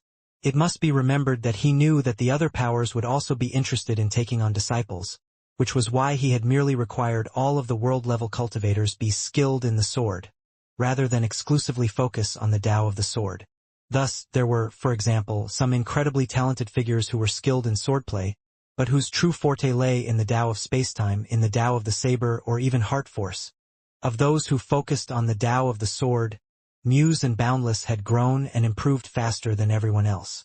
Ning was able to tell at a glance that the two hadn't received the proper tutelage, which was why they had improved at such a rapid pace. When Ning saw them, he felt like he saw the mirror images of himself when he had first left the Three Realms. It was only after Ning had joined the 12 Palaces of Bright Shore that he developed the Supreme Tao, and it wasn't until he had entered the alternate universe that he had mastered Fused Supreme Das. In addition, Boundless and Muse were so close to each other that Ning couldn't help but think back to the feelings he and Yue had shared for each other. What a pity, Ning sighed to himself. If she was still alive, Perhaps the two of them could adventure the Chaosverse together, just like Boundless and Muse. Are the two of you willing to enter my tutelage? Ning asked. Senior, are you skilled in the Tao of the sword? Muse asked. Ning nodded. As he did so, he caused a terrifyingly powerful aura of sword intent to emanate from his body. An aura so strong that both Boundless and Muse felt their hearts quiver. However, they didn't truly understand what this aura entailed. They were merely a pair of inexperienced world-level cultivators, after all. In their eyes, all Tao Lords of the fourth step were terrifyingly powerful. They only felt that Ning was terrifyingly strong, capable of wiping them out with just a fraction of his might. Boundless and Muse exchanged a glance, then immediately knelt down. Your disciples greet you, Master. Ning nodded. Follow me, then. An invisible dimensional ripple swept across the two of them. Ning took a single step forwards, shuttling through space-time and arriving back at the place where the hegemons and the emperors were all gathered together. Tao Lord Dark North. Dark North. Congratulations, Tao Lord Dark North, on having accepted some fine disciples. The hegemons and emperors were all laughing and congratulating Ning as they glanced at the two young fellows standing behind them. They couldn't help but secretly sigh at how incredibly lucky those two young fellows were. Instead of choosing more powerful cultivators, Ning had actually ended up choosing this pair of Tao companions. Ning returned to sit in the lotus position atop his cloud, with Hegemon Netherlily, Hegemon Windrain, and Hegemon Brightshore by his side. The four of them were seated the highest. But Boundless and Muse continued to stand behind Ning. They stared at the three awesome hegemons next to them, then at the many eternal emperors below them. Every single person here emanated an aura of eternity. Even the most foolish of world-level cultivators would immediately understand that the many major powers standing subserviently before them were all eternal emperors, and so, Boundless and Muse instantly understood that they had just become apprenticed to the legendary Tao Lord Dark North. Boundless and Muse exchanged a glance. Both felt rather lightheaded. The auras of the hegemons and the many eternal emperors present were simply too oppressive. Master, Boundless whispered softly, from this day forth you shall be the fifth and sixth disciples under my tutelage, Ning said. Boundless and Muse instantly felt excited. Boundless asked, Master, I heard you are taking on 10 disciples in total? No. Misinformation certainly spreads quickly. Ning shook his head. All of you young fellows have been spreading all sorts of wild rumors around. Hegemon Brightshore laughed merrily. For this event, Dark North is accepting disciples on behalf of his own teacher, which means those 10 are technically just his junior apprentice brothers and sisters who he will teach in his teacher's stead. As for the two of you, you are Tao Lord Dark North's personal disciples. Boundless and Muse turned to stare at the white-robed, white-haired old man next to them. They felt a sense of closeness and warmth radiating from him. Dark North, how many disciples do you plan on selecting? Brightshore asked. If you are done picking, I'm going to start. I'm done. Ning nodded. I'll only choose these two from this event. I'll pick 10 junior apprentice brothers and sisters at the very end. Although quite a few geniuses had taken part in this event, the only ones who had truly moved and intrigued Ning were Boundless and Muse. He felt as though he saw himself and Yue in them, and so he had taken them on as his disciples. At Ning's level, taking on a disciple was more a matter of personal feelings than anything else. For example, his second example, Green Bamboo Yangtsuting, had been nothing more than an ordinary mortal. Ning didn't keep his words private at all, allowing everyone to hear them. All the emperors below him turned to stare towards Boundless and Muse with changed looks in their eyes. These two lucky kids. They don't even know how lucky they are. Their master was someone who no one in all the 16 Realmverses Alliance would dare to offend. A peerless Tao Lord who caused even hegemons to feel dread. He had set up this great tournament which covered the entire Flame Dragon Realmverse. And in the end, the only two disciples he had chosen were the two of them. Finally, this great Flame Dragon Realmverse event came to an end. The hegemons and emperors all departed one by one, with the vast heaven everworld regaining its usual calm. Within vast heaven palace. Greetings to you, senior apprentice brother Dark North. 10 world-level cultivators were present. There were youths, elders, aliens, aberrant special lifeforms, and even an ancient cultivator. They all bowed respectfully, their gazes filled with unabashed excitement. They had finally been selected. It must be remembered that there were some geniuses who took part in this competition that were just as talented as them. A few were even more talented. From this day forth, you are now honorary disciples of Emperor Mirrors now, Ning said. Our master, Emperor Mirrors now, has long ago departed from the Flame Dragon Realmverse and gone off adventuring, which is why I shall teach you in his stead. However, in the end cultivation must come from the self. Thus, I will only provide each of you with 10 sessions of individualized guidance. After the 10 sessions are over, I will not provide you with any further guidance until you become Tao Lords. Understood. Understood. Although these world-level cultivators were all secretly surprised, they remained quite calm. They were all geniuses and all quite proud. They usually weren't all that impressed by most major powers, but they were filled with almost fanatical devotion towards Tao Lord Dark North. This was why they had striven so hard to become apprenticed to him. It certainly wasn't because of Emperor Mirrors now. Not even the chance to become Emperor Mirrorsnow's personal disciples, rather than just honorary disciples, was nearly as attractive as the chance to have Tao Lord Dark North personally instruct them. 10 sessions? They felt certain that there was a reason why Tao Lord Dark North had said this. Good. Ning smiled upon seeing their reactions. The 10 of you are all extremely talented in the Tao of the Sword. 3 of you have fused Supreme Taos together, while the other 7 have all mastered multiple individual Supreme Taos. All I really need to do is provide you with some guidance. In the end, it will be up to you to walk the path between life and death as you become Samsara Tao Lords. Disciples weren't necessarily capable of learning everything a teacher had to offer. In life, you had to make do with what materials you had to work with. Every single Samsara Tao Lord had to find his or her own Tao. Ning felt that it would be quite incredible if even a single one of his personal disciples or junior apprentice brothers and junior apprentice sisters ended up embarking on the path of an Omega Tao. The far more likely result would be that none of them would find that path. The Omega Tao simply couldn't be taught.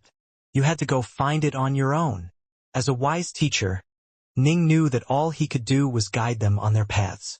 Fortunately for them, Ning's own path was that of the Omega Sword Tao. His Tao was like a tall, sturdily built house, and his guidance was the best guidance possible. This is the world of the Sword Shack. Ning waved his hand, causing 10 black loops that glowed with runic lines to fly towards the 10. The Sword Shack is filled with countless sword arts.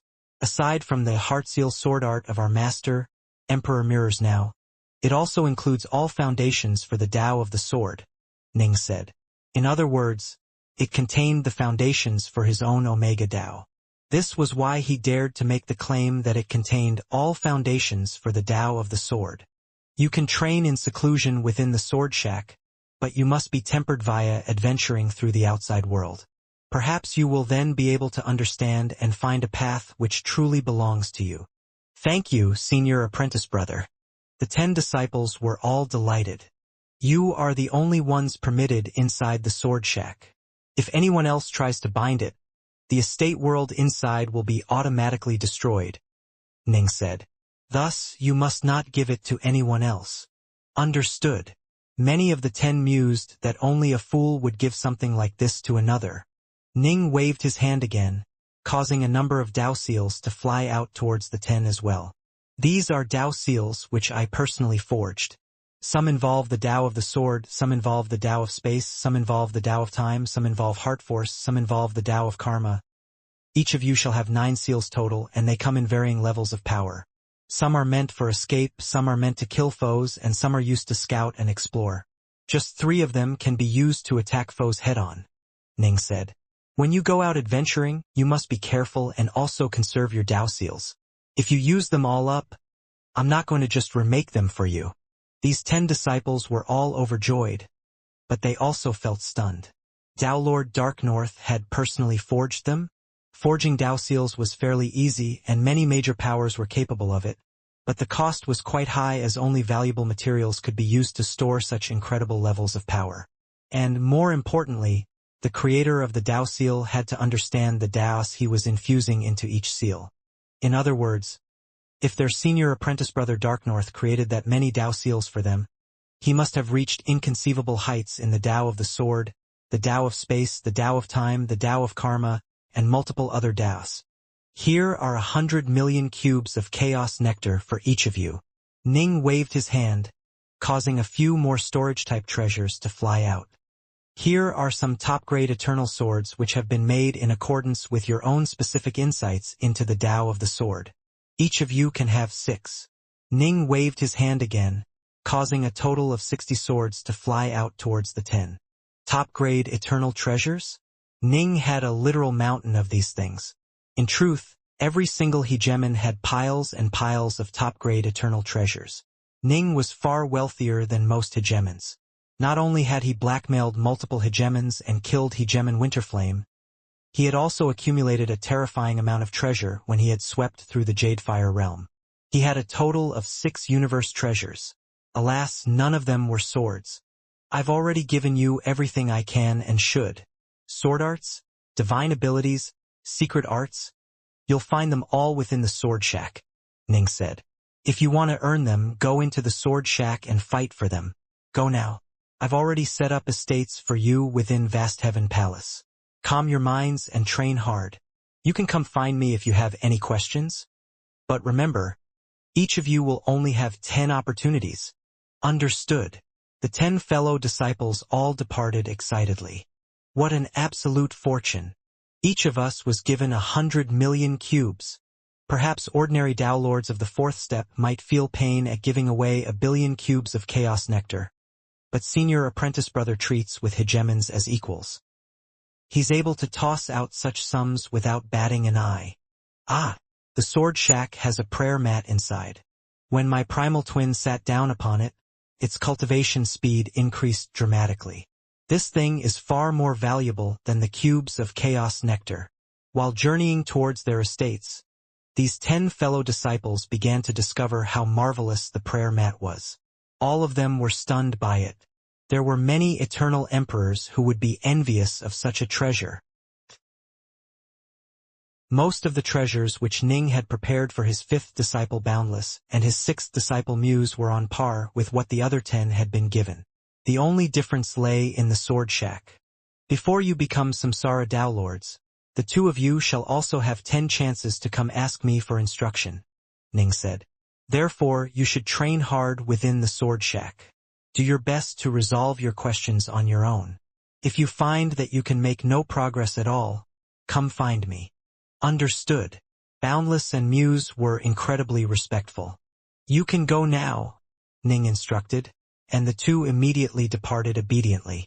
Upon seeing everyone finally leave, the nearby hegemon Azure Fiend finally spoke up. Darknorth, don't you think you are just a bit too casual when it comes to teaching your students? I can guide them, but providing them with overly detailed tutelage will actually constrain their growth, Ning said. It'll be far more helpful for them if they can find answers to their questions on their own, rather than come to me for everything.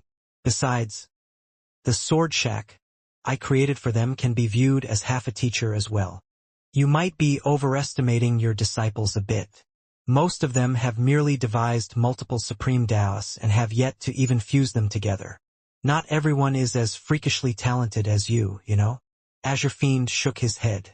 Well, if they just can't progress, then they can live in mediocrity. Ning smiled. By its very nature, the Dao of the sword required one to advance without looking back and to act in accordance with one's own nature. How could one possibly become a major power if someone was always yammering at him about what he should do? Even though he was their teacher, he couldn't interfere too much in their choices. Besides, the more famous a teacher was, the greater his influence would be on his students. He had to be careful, and he couldn't provide them with excessive guidance. If he did, he might end up causing his students to depart from the path which actually suited them the most. The path which was best for Ning wasn't necessarily the path which was best for his students. However, just letting them roam freely wasn't an option either. This was why Ning had chosen to create the Sword Shack, which he had infused with the foundations of virtually all paths one could take in the Tao of the Sword. He would let his disciples choose the path which suited them the most. Although it looked as though Ning was acting in a casual fashion, in reality he had put a lot of effort and consideration into how he was going to teach the disciples he had chosen. This was true for both his personal disciples and the disciples he had chosen on behalf of Emperor Mirrors now. Yes, he was technically just their senior apprentice brother, but in reality he was like their master. This was why Ning had worked so hard to create all those different types of Dao seals for them, which would be enough to allow them to deal with all sorts of strange predicaments. They were more than enough for the types of adventures which world-level cultivators would get into. After having accepted all these disciples, Ning led Flamewing, Azure Fiend, and White Thaw in departing from the Flame Dragon Realmverse once more. This time, they were going to go on a very distant journey to a place outside the domains of the 16 Realmverses Alliance. As for his disciples, Ning's avatar would be permanently stationed at Vast Heaven Palace and would keep an eye on everything which happened in Flame Dragon Realmverse. Thus, it could also teach and guide the disciples. Whoosh! The realm ship continued its advance through the endless great dark. Inside the realm ship, Azure Fiend and Flamewing were gorging on a veritable sea of food, while White Thaw quietly stood guard over Ning. Ning, in turn, was pondering while holding onto a jade slip. Realm's Lord Windgrace had given him this slip, and it included all the information he had acquired regarding the dangerous place he was about to visit. The Icewind Sea? Ning mused silently. The Icewind Sea was a place which Realm's Lord Windgrace and his peers had scouted out in the place, and they were the ones who had chosen this name. The Icewind Sea could be described in one word, cold.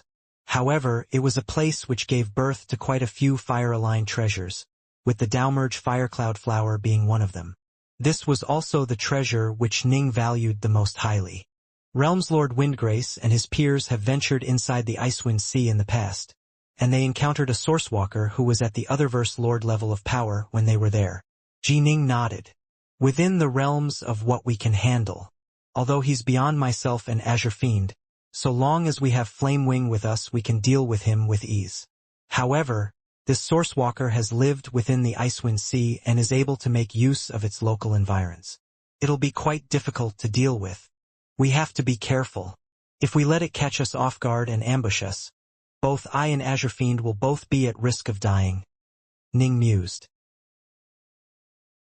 The realm ship warped through spacetime for over 500,000 years before finally reaching the distant Icewind Sea. How beautiful! Ning, Azure Fiend, White Thaw, and Flamewing stood within the realm ship, staring in amazement at the beautiful scenes outside. The endless great dark should be filled with nothing but darkness. It was an empty, lonely place without even a hint of light. But now, an enormous silvery white vortex world had appeared before them. A fierce, icy gale was howling throughout the region, forming an icy maelstrom of absolutely inconceivable size around it. Although Ning's group was able to see it with the naked eye, they were actually still extremely far away from it. This vortex had to be comparable in size to an entire territory. The Icewind Sea, Ning murmured softly. What an enormous sea of cold energy. I feel as though endless amounts of freezing energy have gathered around this area, Azure Fiend said with an amazed sigh. Although I've visited many realmverses and seen quite a few dangerous places, this truly is my first time seeing such an enormous conglomeration of cold energy. Ning concurred. Normal realmverses are filled with lightning, wind, light, darkness, and all types of other energy. That's why life is able to flourish and take root. In addition, the various streams of energy will be fairly docile and not too agitated. But the cold energy here has spread out to cover an entire territory in size. We could take all of the cold energy out of the Flame Dragon Realmverse and put it here, and it still wouldn't be as dense as this. Weaker Eternal Emperors would probably be frozen to death, Azure Fiend said with a laugh. That's why this place, filled with such freezing might, is capable of giving birth to so many inconceivable treasures. Realmverses are quite plain and ordinary by comparison, which means they are unable to give birth to truly remarkable treasures. I don't like this place. the nearby Flamewing muttered. We'll leave right after I harvest the Dowmerge Firecloud flower, Ning consoled. Whoosh! The realm ship began to engage in short-distance warps. It soon arrived at the borders to the Icewind Sea. Slash, slash, slash. The furious wind howled against the realm ship, striking against it as though it was formed from icy knives. The realm ship was in peak condition and thus was able to endure the attacks with ease, but its flight path became slightly twisted. This wind is far too powerful, Azure Fiend muttered. We learned long ago from this jade slip that we must pass through this tempest layer if we wish to reach the continent inside the Icewind Sea, Ning said. The Icewind Sea was called a sea, but it wasn't an actual sea. It was actually an absolutely enormous iceberg which naturally attracted all of the surrounding cold energy of the Chaosverse in an extremely large area. This was why such a terrifying vortex had appeared around it. This terrifying vortex was capable of killing even weaker Eternal Emperors. This sort of extreme environment was highly inhospitable for ordinary lifeforms to enter or live in. Only hegemons and otherverse lords and other major powers on or above their level would dare to enter a place like this. There was no way to teleport through spacetime within the Tempest layer. The only option was to slowly fly through it. Under Ning's control, the realm ship slowly stabilized as it followed the wind inwards. Given Ning's mastery over the Tao of Wind and the Tao of Lightning, the realm ship was able to maintain its incredible speeds as it pressed onwards. Alas, the Tempest layer was simply so vast that flying through it would take time. They flew at top speed for over 90,000 years. Look, there's a planet up ahead, Azure Fiend called out. A planet. Flamewing turned to look, then smirked. That's not a planet. That's just a hunk of ice. Indeed, it was a piece of ice that was billions of kilometers in diameter which was flying through the Tempest layer at high speeds. Let's move over and take a look. According to Realmslord Windgrace records, these planet-sized hunks of ice all broke free from the main Windsea continent, and often have marvelous treasures hidden within them. Ning smiled. If we're lucky, we might even find a Dowmerge Firecloud fruit. Ning and the others were quite patient. Even if they spent a few dozen chaos cycles hunting for the Dowmerge Firecloud fruit, it would be fine. Rumble. As the realm ship drew closer, a wave of chaotic force suddenly swept across the realm ship, causing it to tremble. It took Ning nearly an hour before they were finally able to successfully land on the ice planet. This ice planet had its own gravitational field which repelled the tempest outside of it. As a result, things were quite calm on the surface of the planet. Phew, we finally made it out. Azure Fiend flew out, rather excited. Ning put away the realm ship and then descended as well. This was a world of nothing but ice. Even the ground was solid ice. The ice? Ning made a casual grabbing motion towards the ground, causing a claw shadow to sweep out against the icy ground. He wanted to forcibly tear out a chunk of it, but the only result was a clacking sound as a few scratches appeared on the ice. It's that tough. Ning was rather amazed. It looked as though he would have to put some real effort into it. He waved a finger, causing a streak of sword light to fly out and carve a large hole in the ground, digging out a large chunk of ice. The ice then flew straight towards Ning, who reached out to touch it. He could sense the terrifying cold within the ice. Ning couldn't help but feel speechless. This was far colder than some of the famous types of mystic ice which existed in the Flame Dragon Realmverse, and it was far tougher as well. His claw strike had failed to pull anything out of it. In the end, he had been forced to exert 50% of his full power to carve this piece out. Azure Fiend's voice suddenly rang out from off in the distance. What the hell type of ice is this? It's incredibly tough. I'm a freaking hegemon, but I wasn't able to break it apart by stomping on it. This ice is everywhere. Don't worry about it for now. Hurry up and search this place. Let's see if we can find any treasures, Ning said. Yes, master, Whitethaw said. I'll go search as well.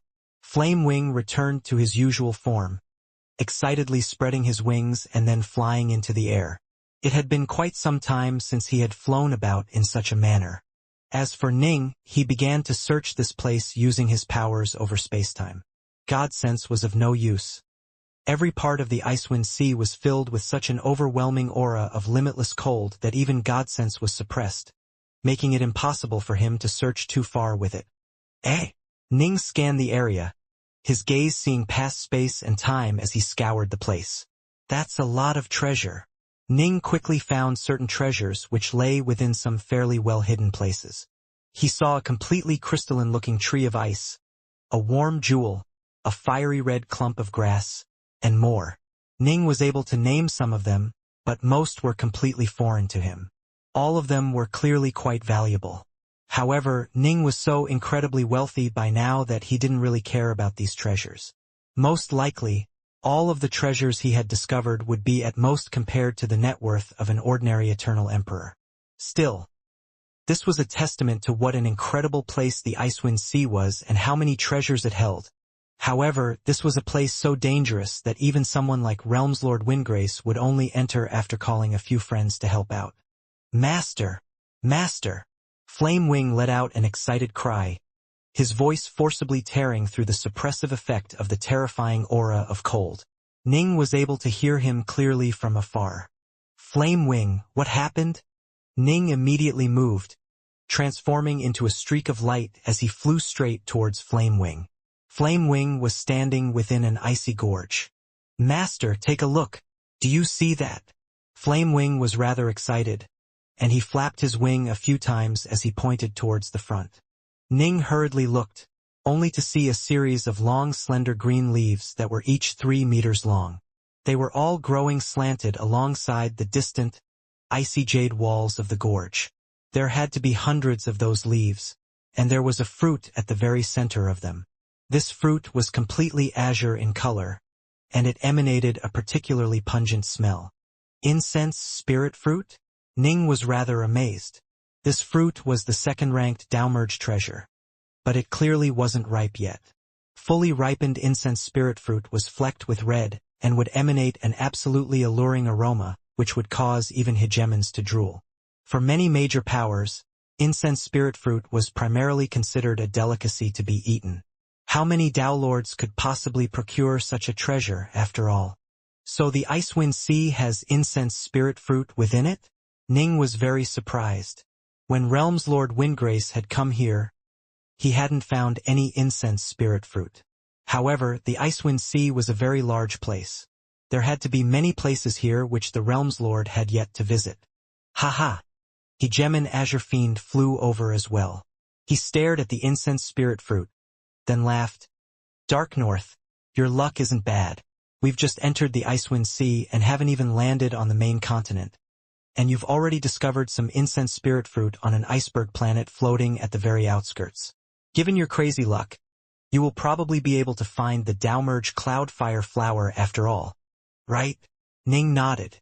Judging from the information Realmslord Windgrace had provided, incense spirit fruit would probably be of very limited use to him.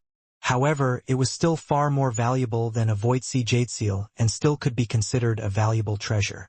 After an hour, Ji Ning and his team had finished fully scouting out this ice planet. They didn't find any Dowmerge ice cloud flowers. While they only found a single incense spirit fruit, they did find quite a number of other marvelous items. There was nothing? The Flamewing god continued to fly about the skies like a streak of light, unwilling to admit defeat as he continued the search. Forget it, Flamewing. This ice planet was nothing more than a tiny fragment of the Icewind Sea continent. We should feel lucky that we even found a single incense spirit fruit. Ning called out loudly. Whoosh! Flamewing descended and transformed into human form. He stared at the floating azure fruit before them, then muttered, It isn't even ripe yet. I wonder how long it would take for it to fully ripen. Judging from the looks of it, it'll take roughly 10,000 chaos cycles to fully ripen. Ning estimated with a smile. But that's simple. Ning stepped forward to set up a formation around the spirit fruit, causing spacetime to accelerate. As time began to speed up around the spirit fruit, it began to absorb increasingly greater amounts of energy from the surrounding area. Ning couldn't just harvest it right away, as fruits like this could only develop in highly specific environments. Even if Ning moved it over to another part of the Icewind Sea, he still might not be able to ensure its survival. I'll accelerate time around it by a rate of 3000x. If I increase it any further, the rate of energy absorption will destroy the entire frozen gorge, Ning said. Powerful cultivators were living beings, making it extremely difficult to accelerate time for them. The incense spirit fruit, however, was just a type of unique vegetable. Given Ning's mastery over the Tao of time and the Tao of formations, he would be able to easily accelerate time by even a rate of 10,000,000x. Slowing down time wasn't too hard either. His main worry was that if he accelerated time too fast, the environment wouldn't be able to provide the incense spirit fruit with enough energy. Thankfully, the incense spirit fruit will maintain its potency indefinitely after ripening.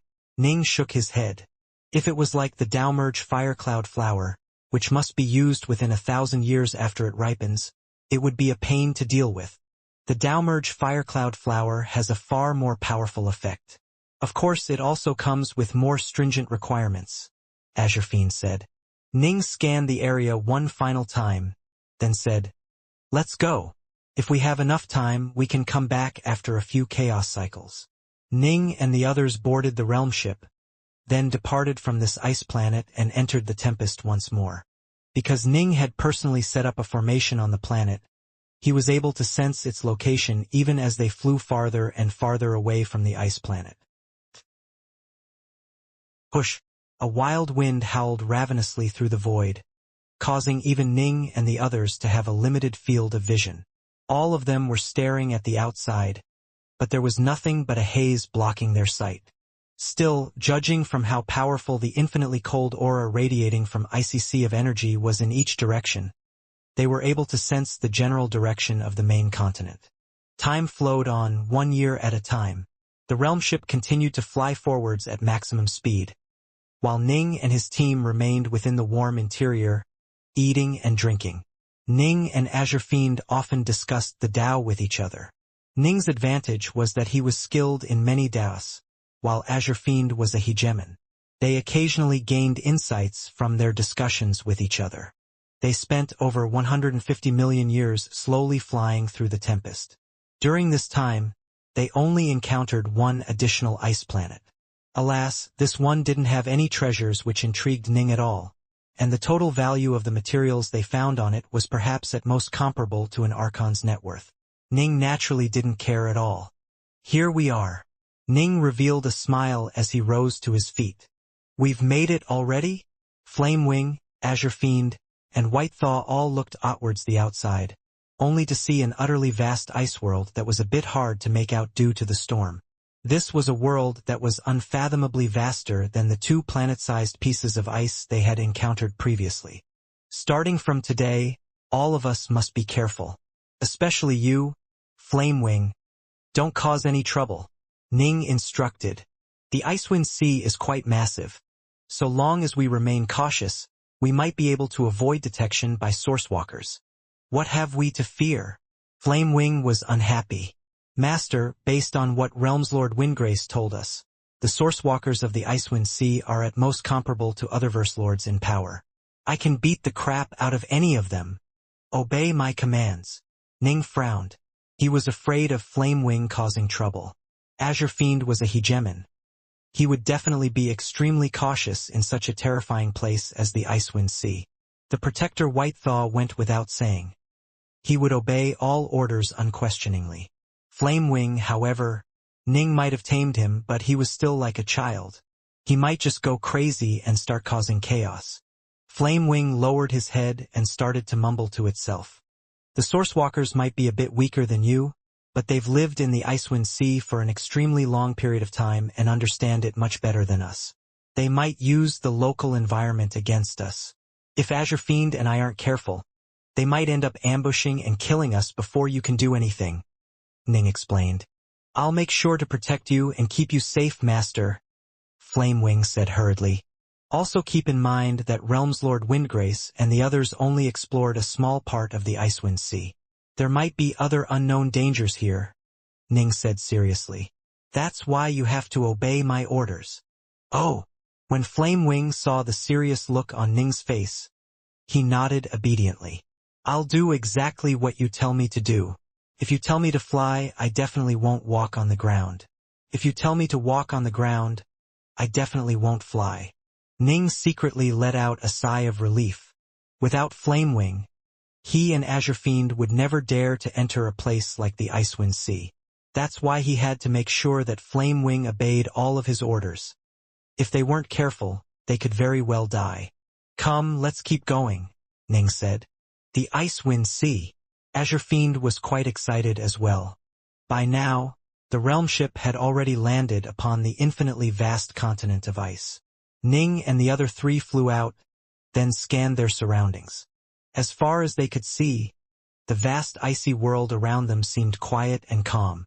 However, a few vortexes rising into the skies could occasionally be seen.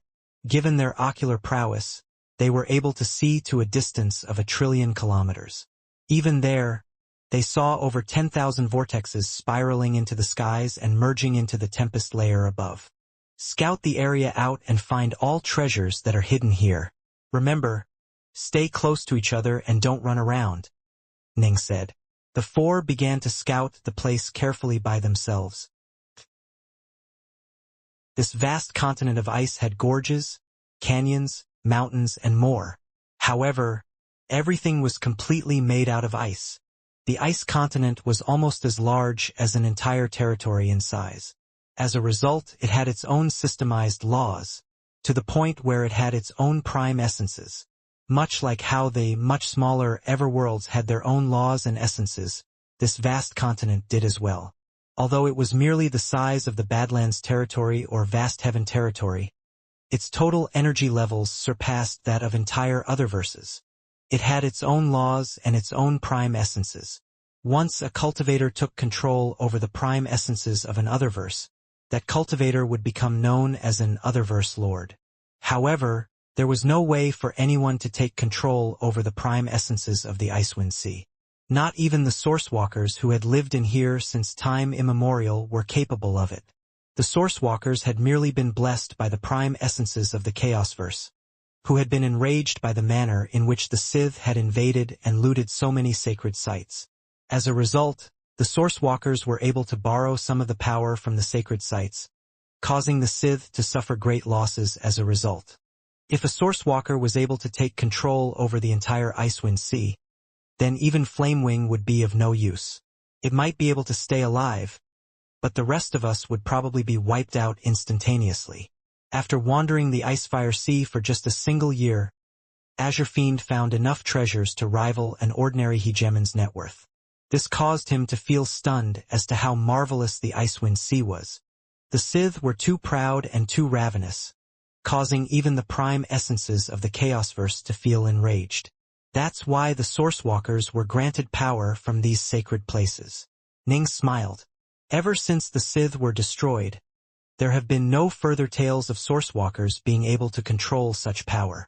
Suddenly, Ning's immortal energy flared out. Swish! It grabbed the other three, then brought them with Ning as he warped to the edges of a distant gorge. Even ice planets had their own chaotic gravitational fields, preventing Ning and the others from warping through spacetime. The Great Ice Continent, however, was extremely stable and had its own system of laws. The only places where things were chaotic were those vast vortexes which rose into the skies. There, warping through spacetime was impossible. Thus, Ning and the others engaged in fairly short warp teleports, ensuring that they were able to avoid those places. This process was still far faster than flying normally. When the four arrived in the air above the canyon, they all peered downwards into it. I don't see a Dowmerge firecloud flower. Azure Fiend shook his head. I don't sense any fire-type energy at all, Flamewing agreed. This gorge was the place where Realms Lord Windgrace and the others had discovered that Dowmerge firecloud flower. Ning and the others had been making haste towards it, although of course they would have been pleased to find another flower midway. 1 year, 2 years, 3 years. Ning and his team continued to advance through the Icewind Sea, searching for the flower Ning needed. They encountered and picked up a number of valuable fruits, but most were unripe. In addition, they were afraid to harvest too much, for fear of being discovered by the Sourcewalkers. Another 129 years went by in the blink of an eye. Whoosh! A vortex could be seen rising into the skies in the distance, causing space-time to be twisted and distorted. Ji Ning and the other three were in a cave close to the margins of the vortex, peering towards it. Azure Fiend murmured softly. According to what Realms Lord Windgrace said, the most precious materials are all located deep inside the vortexes, which connect to the very deepest underground tunnels. Dark North. Shall we go in and take a look? No need. Our target is the Dowmerge Firecloud Flower. There's no need for us to enter the depths of those vortexes, Ning said. If we do go in, we would be easily discovered by the Source Walkers. All right. Azure Fiend didn't argue, even though he really did want to go in and give it a try. They hadn't picked up many treasures in the past few years, as they were afraid that scouring too much would result in them being discovered. But even so, the few treasures Azure Fiend had picked up were worth 2 or 3 times more than his previous net worth. Thus, he wanted to go into the depths of the abyss and search for even rarer treasures. But the only way he could do that was if he relied on Ning's Flame Wing God. The other Valley Realms Lord Windgrace mentioned isn't too far away. We should be able to reach it in around 30 years, Ning said. Let us continue. Dowmerge Firecloud flowers were simply too rare. They had searched for many years but found nothing at all. They did find another incense spirit fruit, but unfortunately it was yet another unripened one. Ning and the others had only walked for the time needed to boil a kettle of tea when suddenly, boom! A blurry black light suddenly appeared beneath their feet, oozing out of the icy ground and forming into curved lines that stretched out trillions of kilometers. Not good. That's a formation. Ning's face tightened. An alarm formation. We've been discovered. Hegemon Azure Fiend was shocked as well. Rumble. An enormous earth-shaking boom rang out in the distance as the ground began to crack apart. A titanic mountain-sized ice humanoid emerged from the ground, using his 2 hands to tear through it as rose from the depths. Ning's gaze narrowed. The ice here was so tough that if he didn't use his Dark North swords, he'd need to use roughly 50% of his full power to break through it. Most likely, fairly powerful Archons would have to use 100% of their full power to just barely break through the ice. This person, however, had been able to instantly tear through the ground with his bare hands. This terrifying level of strength alone showed that this creature was vastly stronger than Hegemons. Most likely, he was at the Otherverse Lord level of power. That's the Source Walker, Ning sent mentally. Source Walker. Azure Fiend's face turned pale. He finally came. Flame Wing, on the other hand, was excited. It really hated the Icewind Sea, as every single part of this place was filled with uncomfortable icy energy. When it saw the Source Walker, it instantly grew excited. The Source Walker before them was covered in a layer of extremely thick ice which served as a form of icy armor which glowed with azure light. His head was covered with a helmet that had 2 icicles protruding from it, and he had long azure hair which fell down to his waist. He had a great deal of facial hair, and his gloomy azure eyes were filled with rage and violence. More of you thieves! Come to steal my treasures! The Source Walker let out a furious bellow, his voice transforming into a wind of terrifying power which swept out in every direction. The endless might in his voice alone caused Ning and Azure Fiend to quail. The difference in power was simply too great. We ran into a Source Walker before we even found a Dowmerge Firecloud flower. What terrible luck. Ning felt rather resigned. They hadn't even gone into any of the vortexes or deep underground, where the treasures were more abundant and more valuable. That was where the Source Walkers usually resided. Source Walker, Ning called out loudly. We've come here just for the sake of finding a Dowmerge Firecloud flower. It's not all that valuable, and we're willing to use our own treasures to trade for one. We'll leave immediately after acquiring the flower.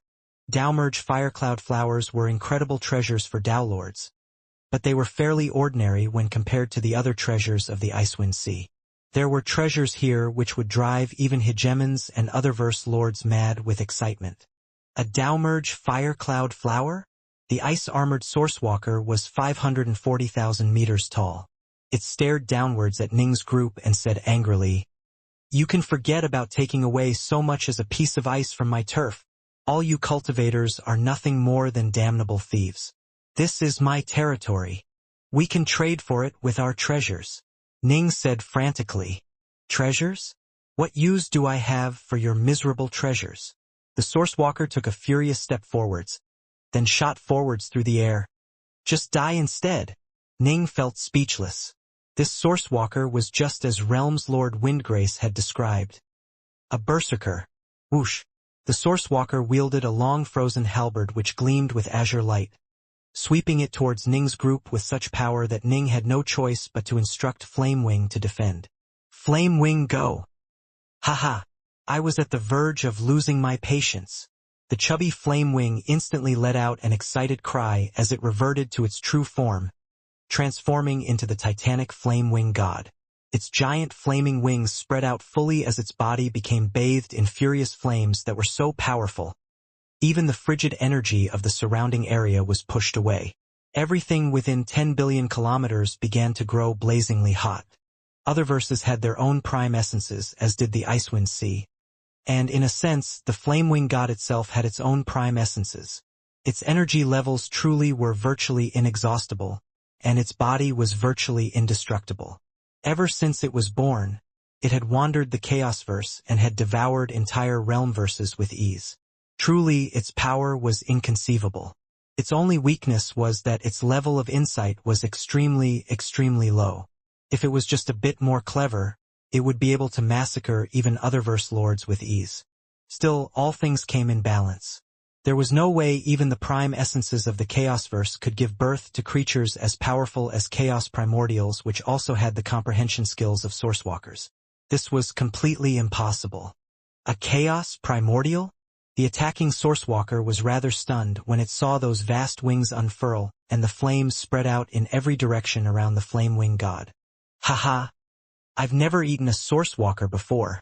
Flamewing howled through the skies, while Ning, Azure Fiend, and White Thaw all immediately moved to hide within the realm ship. They weren't qualified to get involved in a battle of this magnitude. This is my first time meeting a Chaos Primordial as well. Let's do this. The Sourcewalker was just as eager to do battle, and he valiantly charged forwards with his halberd at the ready. Swoosh! His halberd suddenly pierced forwards, howling through the skies with incredible speed. But Flamewing was even faster. The strike missed, just barely managing to scrape past Flamewing's claws but not injuring Flamewing in the slightest. Up you go! The Sourcewalker suddenly changed his stance. Previously, he had been using the halberd to stab at Flamewing. Now he suddenly lifted it upwards. This was a strike that seemed to split even the heavens in twain. Not even Flamewing was able to avoid this strike. But of course, Flamewing wouldn't deign to do so. Boom! Flamewing had already been flying through the air. This strike sent it stumbling a few hundred kilometers higher. The Sourcewalker was shocked. When he had used this killer technique against the cultivator Otherverse lords he had fought, they had all been knocked backwards and suffered heavy injuries. The Chaos Primordial had merely stumbled a bit. Gruar! Flamewing excitedly flapped its wings, instantly charging downwards while using its enormous and thick claws to strike at the Sourcewalker. The Sourcewalker hurriedly brandished his halberd, spinning it into a circle that defended against the approaching attack. Flamewing completely ignored the profundity of his opponent's attack, just striking down with its claws in an absolutely savage blow. Boom! An enormous collision rang out as the earth itself began to split apart. As for the Sourcewalker, half of its body had just been hammered into the ground from this collision.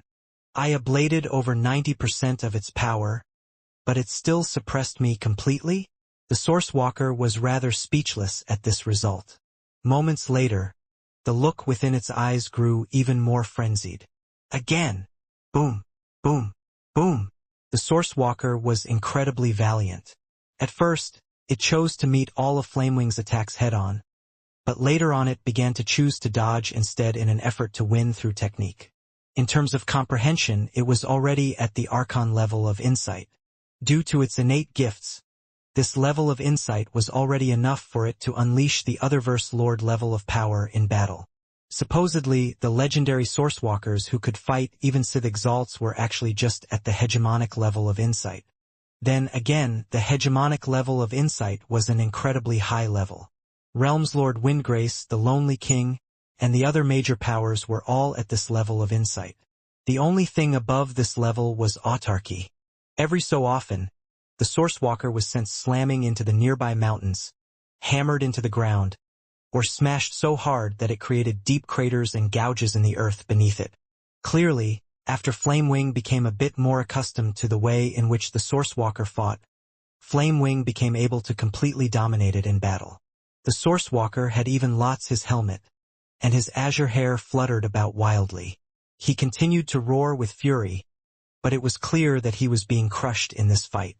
However, the icy armor that covered his upper body remained completely unscathed.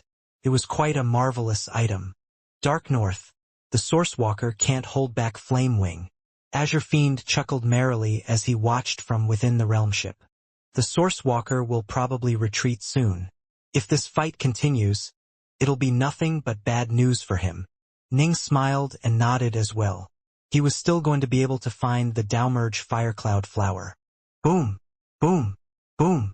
At first, the Sourcewalker had been filled with a towering desire to do battle, but after being dominated for so long it was beginning to feel rather miserable. It had been a long time since it had felt this miserable. His body wasn't nearly as tough as a Chaos Primordial's, but it was still vastly better than the bodies of cultivators. Thus, when he encountered cultivators like Realms Lord Windgrace, he was able to chase down the cultivators and beat them down as he pleased. It had been quite some time since it had suffered in a fight like this. After being slammed into a mountain yet again, the Sourcewalker angrily raised his head. His long azure hair fluttered in the wind as he roared, "Big brother, hurry up and come out. I'm getting killed here." His roar was like thunder, and it shook the world around them. Big brother. Within the realm ship, Ning and Azurefine's eyes both bulged out. He has a big brother? Ning couldn't help but feel rather dazed. I thought you enjoyed fighting and causing a ruckus. Why are you asking me for help this time? An icy voice rang out, shaking the world around them as the icy ground off in the distance suddenly split apart. An enormous crevice appeared, followed by a similarly towering figure emerging from it. This figure was dressed in long black robes that had silver patterns embroidered on them. His black hair fell down to his waist. He looked fairly handsome, but his eyes were ice cold. It felt as though there was nothing capable of stirring or shaking his heart. He slowly walked over, causing an invisible wave of pressure to push down upon Ji Ning and Azure Fiend. Both turned pale. This black-robed Sourcewalker is far more powerful than the other one, Ning mused. Guarar, another one. I'll eat this one, then I'll eat you. The fire blazing around Flamewings towered ever higher as the boundless sea of flames around him swept outwards. He flapped his wings, once more charging towards the increasingly battered armored Sourcewalker. Big brother. The armored Sourcewalker was terrified, hurriedly dodging while flying towards his big brother. The black-robed Sourcewalker took a single step forwards, moving to block in front of his little brother. Fuck off! The black-robed Sourcewalker stretched out both hands simultaneously, causing a strange, gloomy black light to appear from his palms, which seemed capable of devouring everything in the world. As for Flamewing, he continued to charge forwards with brute force as he sent his giant fleshy claws towards the black light. Boom! The twin palms met the twin claw head-on. Both were extremely confident in their abilities. The black-robed Sourcewalker's face tightened slightly as he hurriedly took a few steps back, each step causing the icy ground beneath him to crack and shatter.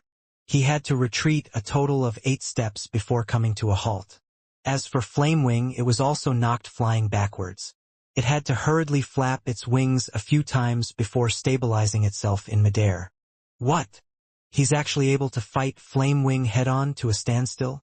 Ning, watching from within the distant realm ship, felt rather stunned.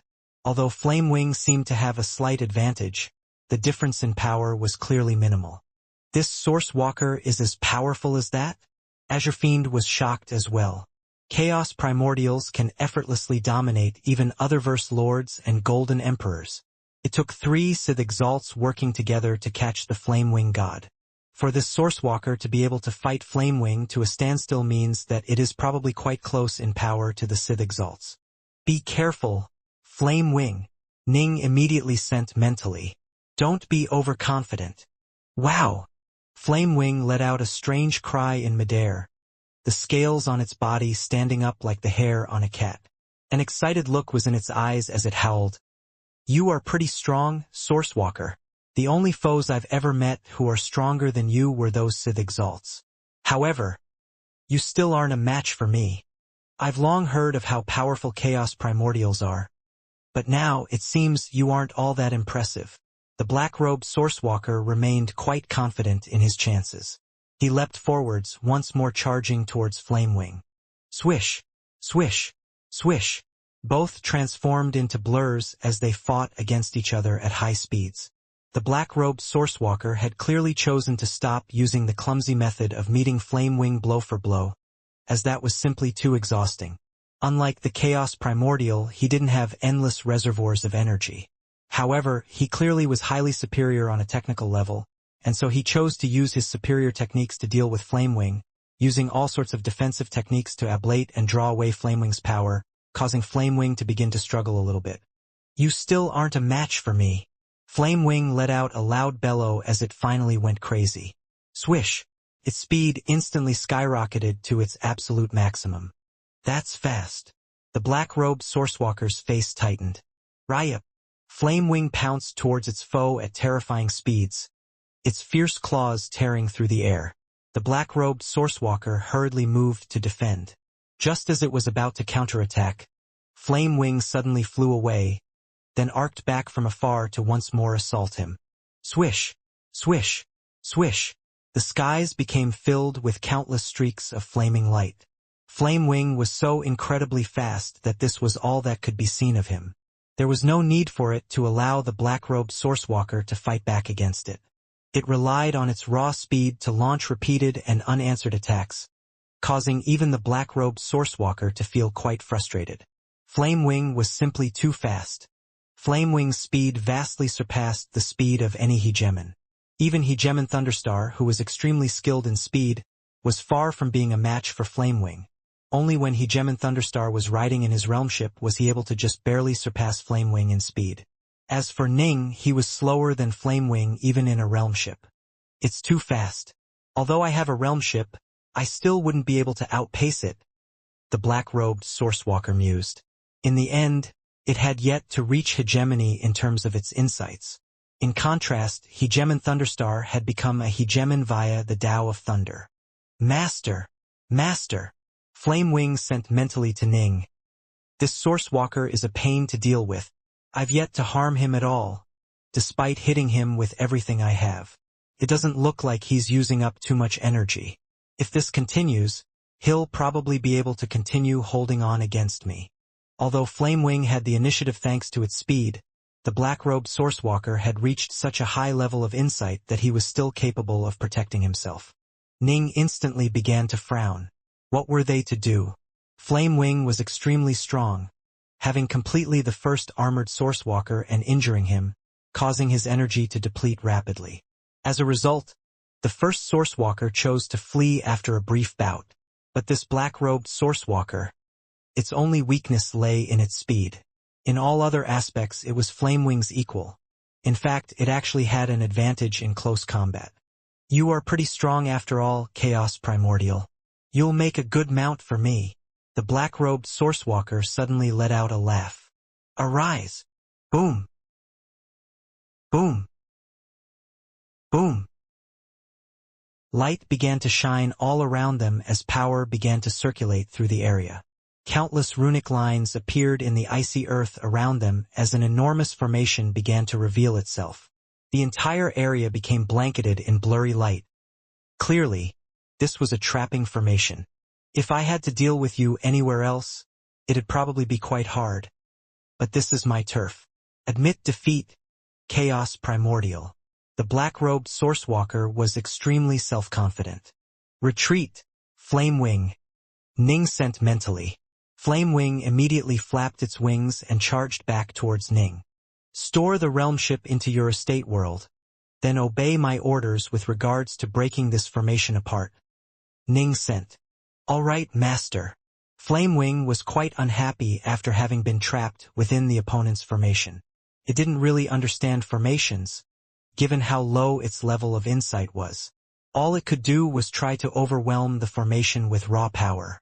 Given that it was strong enough to dominate even other verse lords, ordinary formations were no match for it. However, this was a formation that was controlled by a sourcewalker that was every bit as strong as Flamewing. Overpowering it probably wasn't an option. Whoosh! Flamewing put away the realm ship.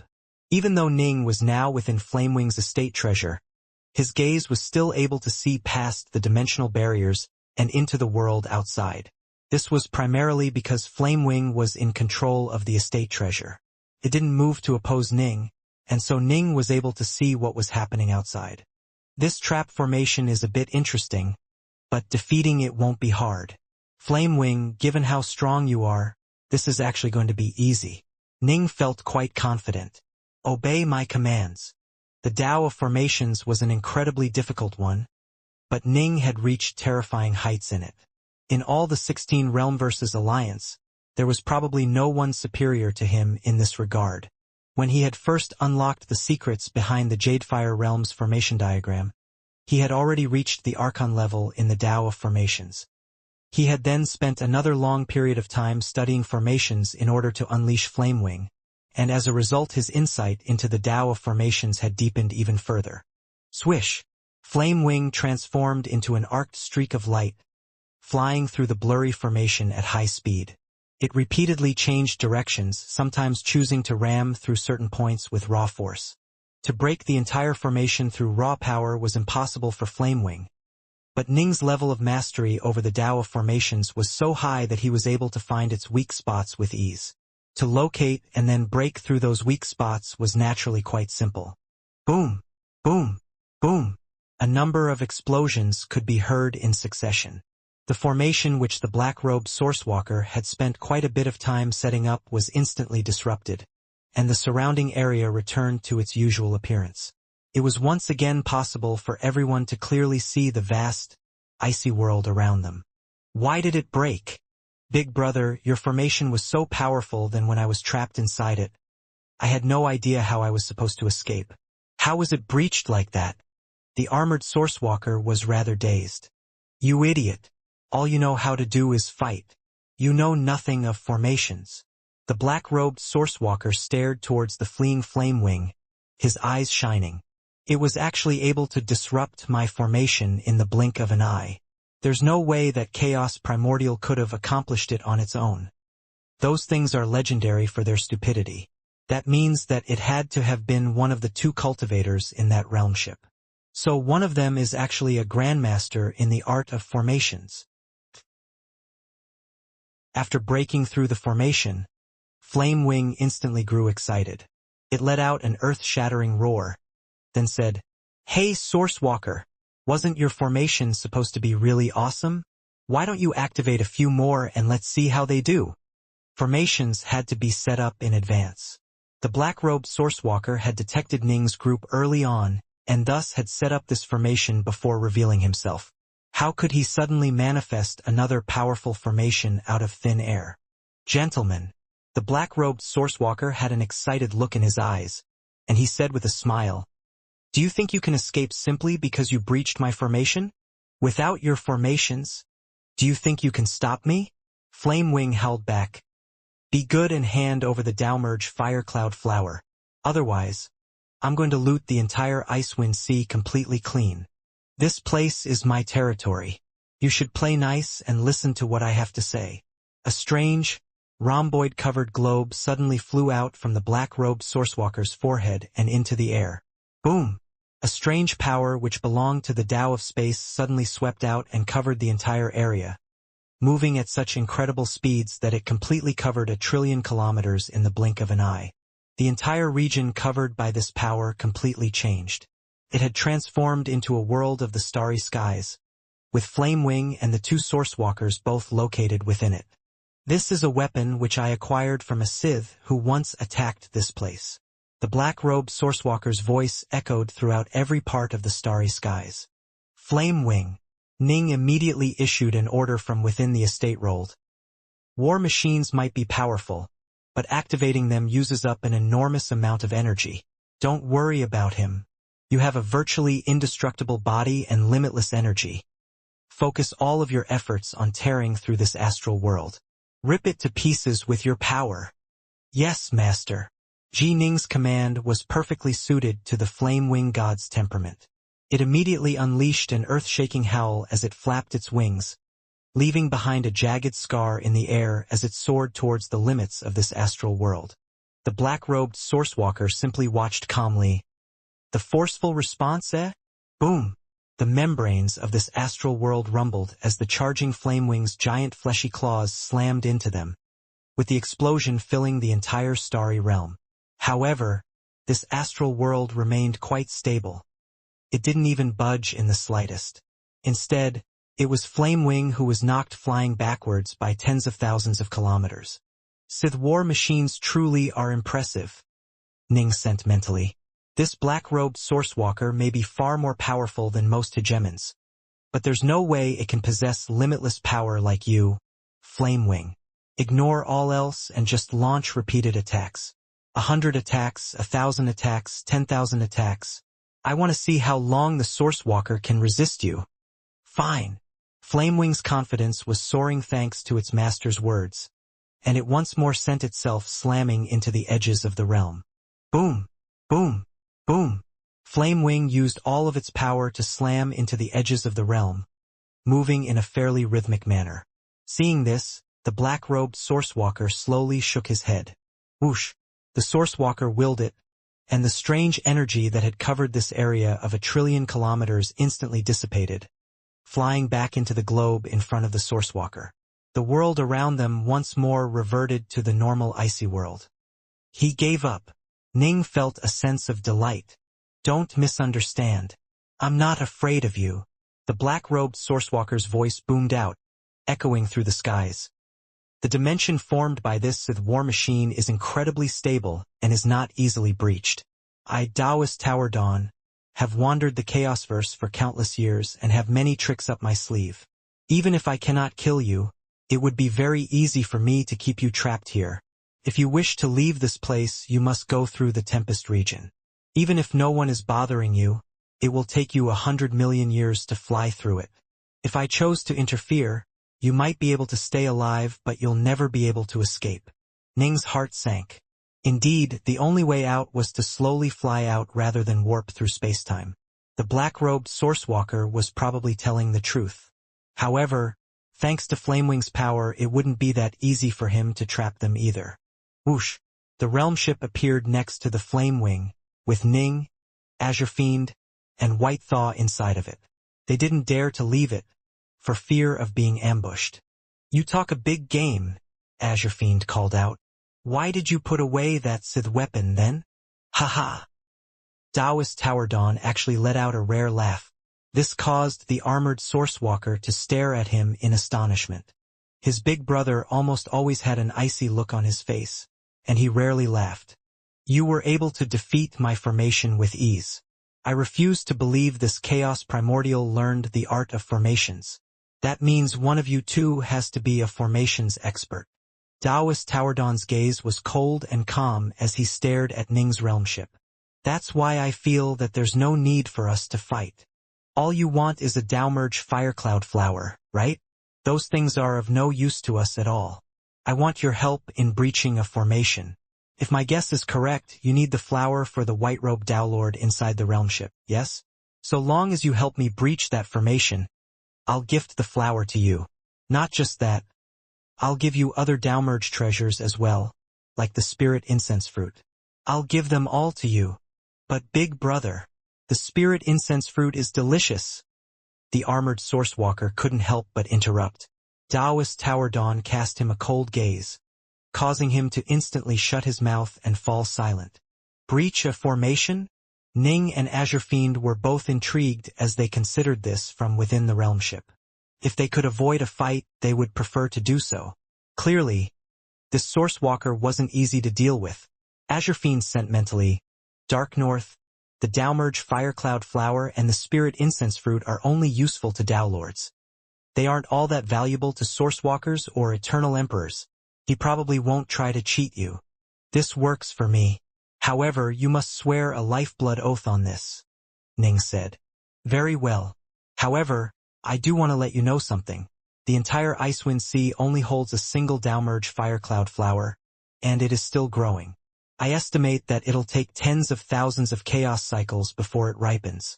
Even if you accelerate time, you'll only be able to accelerate it by a ratio of 1000x. Otherwise, you'll impact its growth cycle. In other words, you'll have to wait a minimum of a few dozen chaos cycles before you can actually obtain it. That's fine.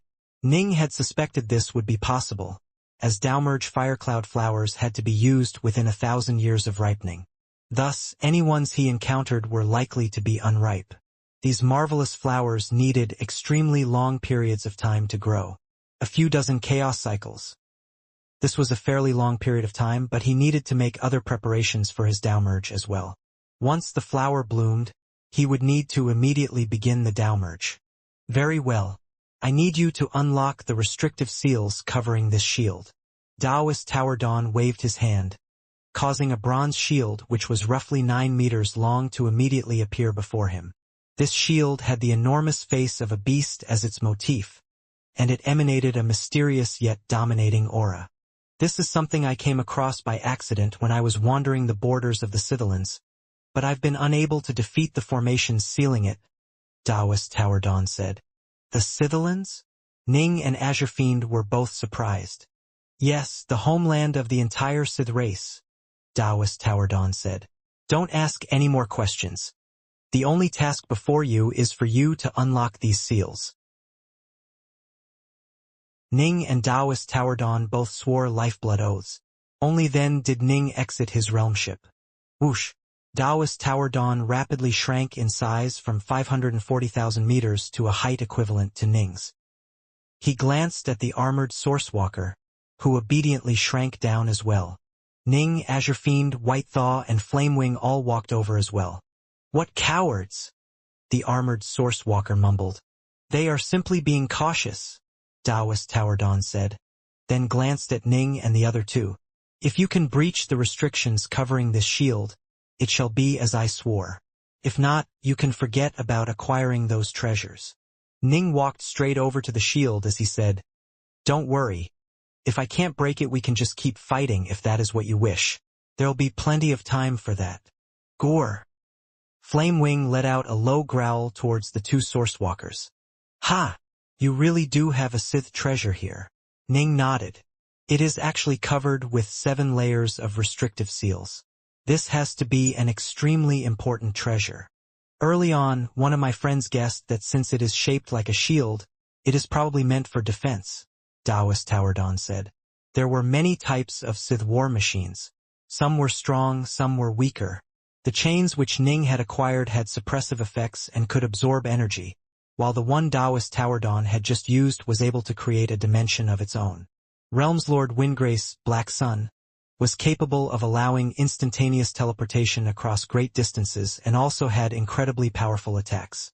The Realmslord's single war machine was so powerful that it could influence entire sectors, making it incredibly precious. Ning nodded, then lowered his head to carefully inspect the shield. He smiled. Interesting. The person who set down this formation can be considered an expert, I suppose. The formations over the shield served to suppress and seal its power, making it quite similar to the chains which had imprisoned the Flamewing God. However, it was clearly much less complicated. The Flamewing God had been incredibly important to the Scyth. They had sent 3 Scyth Exalts to capture it, then had fashioned the chains which kept it imprisoned. There was no way this buckler was equivalent to a Chaos Primordial in value, and the person who created the seals over it hadn't been at the Scyth Exalt level. The seals over the chains that had been around the Flamewing God? Now those had been complex. If it hadn't been for the fact that Ning had a detailed library of many Scyth formations, there was no way he would have been able to solve them. He had been at a very high level of insight into the Tao of formations, and also had many detailed guides. Despite that, he still had to spend hundreds of chaos cycles analyzing the chains before managing to succeed. In comparison, the formations before him were far simpler. Ning had reached a high level of mastery over Sith-style formations, and the formation before him was actually something which was written down within that library of Sith techniques. No need to rush things. Let's take it slow. So long as you can finish before the Dao-merge fire cloud flower ripens, it'll be fine.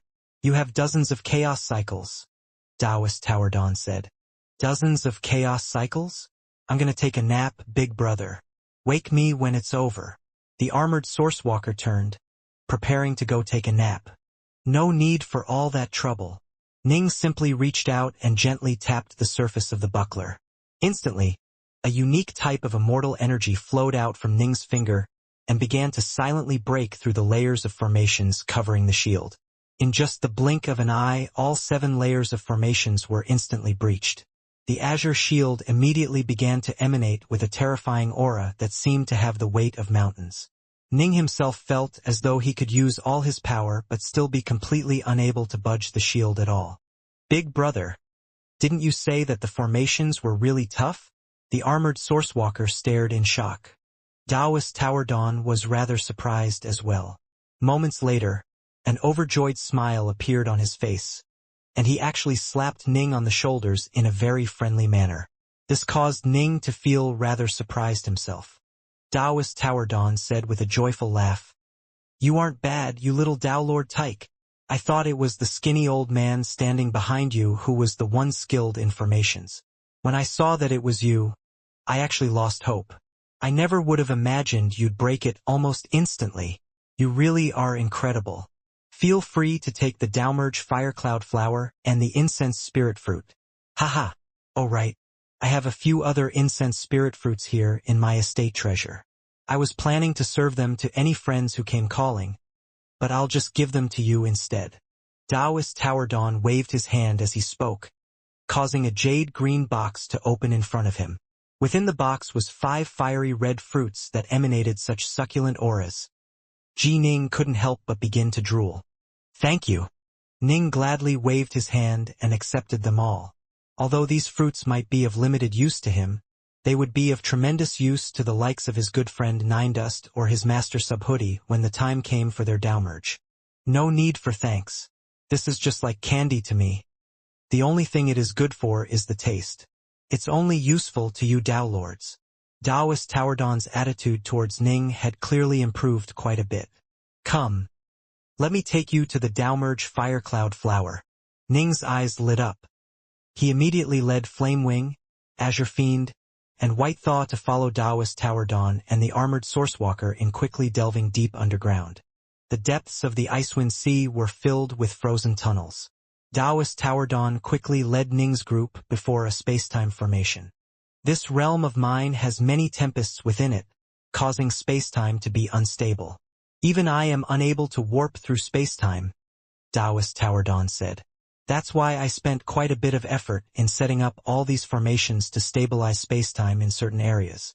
I was able to create a total of 8 stable spacetime tunnels that allow me to travel to various parts of the Icewind Sea quite quickly. Prior to this, we were forced to slowly fly normally, Azure Fiend said with a laugh. Haha. When cultivators see us, they are usually terrified and will flee immediately. Taoist Tower Dawn laughed. Very few are unafraid of us. Come, let us enter the formation. Whoosh. The formation stabilized spacetime, creating a stable spacetime tunnel that allowed Ning's group to be quickly transported to a different part of the Icewind Sea. Soon, Taoist Tower Dawn led them to the location which held the Dao-merge fire cloud flower. Deep within the earth, there was a freezing pool of water that glowed with azure light. At the very center of the pool was a flower that was slowly swaying. The flower had yet to bloom, but it was already tinged with a pink color. It had 3 leaves, and all of them were a fiery red color and seemed to be kissed by flames. That right there is the Dao-merge fire cloud flower. Taoist Tower Dawn pointed as he spoke. Once the Dao-merge fire cloud flower blooms, it'll be truly magnificent. So this Dao-merge fire cloud flower is located underground? Ning was rather startled. Taoist Tower Dawn, is it really true that there are no other Dao-merge fire cloud flowers in the Icewind Sea? The one which Realms Lord Windgrace has spoken of was located in a valley. But of course, that was a long, long time ago. That flower had long ago bloomed and been harvested. Still, Ning felt that there should be others above ground as well. Dowmerge firecloud flowers are very unique, and only a place as unique as the Icewind Sea can give birth to them. More importantly, the Icewind Sea can only give birth to one at a time. Taoist Tower Dawn laughed. Sometimes it'll bloom underground. Other times it'll bloom on mountain peaks or halfway up a mountain. Can bloom anywhere in the Icewind Sea, but only one can ever exist at any point in time. This is my territory, and I know it quite well. It's true, there's only one at any point in time, the armored Sourcewalker agreed. And it causes quite a disturbance when it blooms. There's no way we'd miss the telltale signs of it. My big brother is often roaming the outside world, but I always reside here in the Icewind Sea. I've seen hundreds of Dowmerge firecloud flowers bloom, and each time the process is the same. Ning nodded. Even if they had been able to sneak in undetected, they wouldn't have been able to find the flower even after scouring the entire surface of the Icewind Sea. As for the underground area, the frozen underground tunnels were all incredibly winding and complex.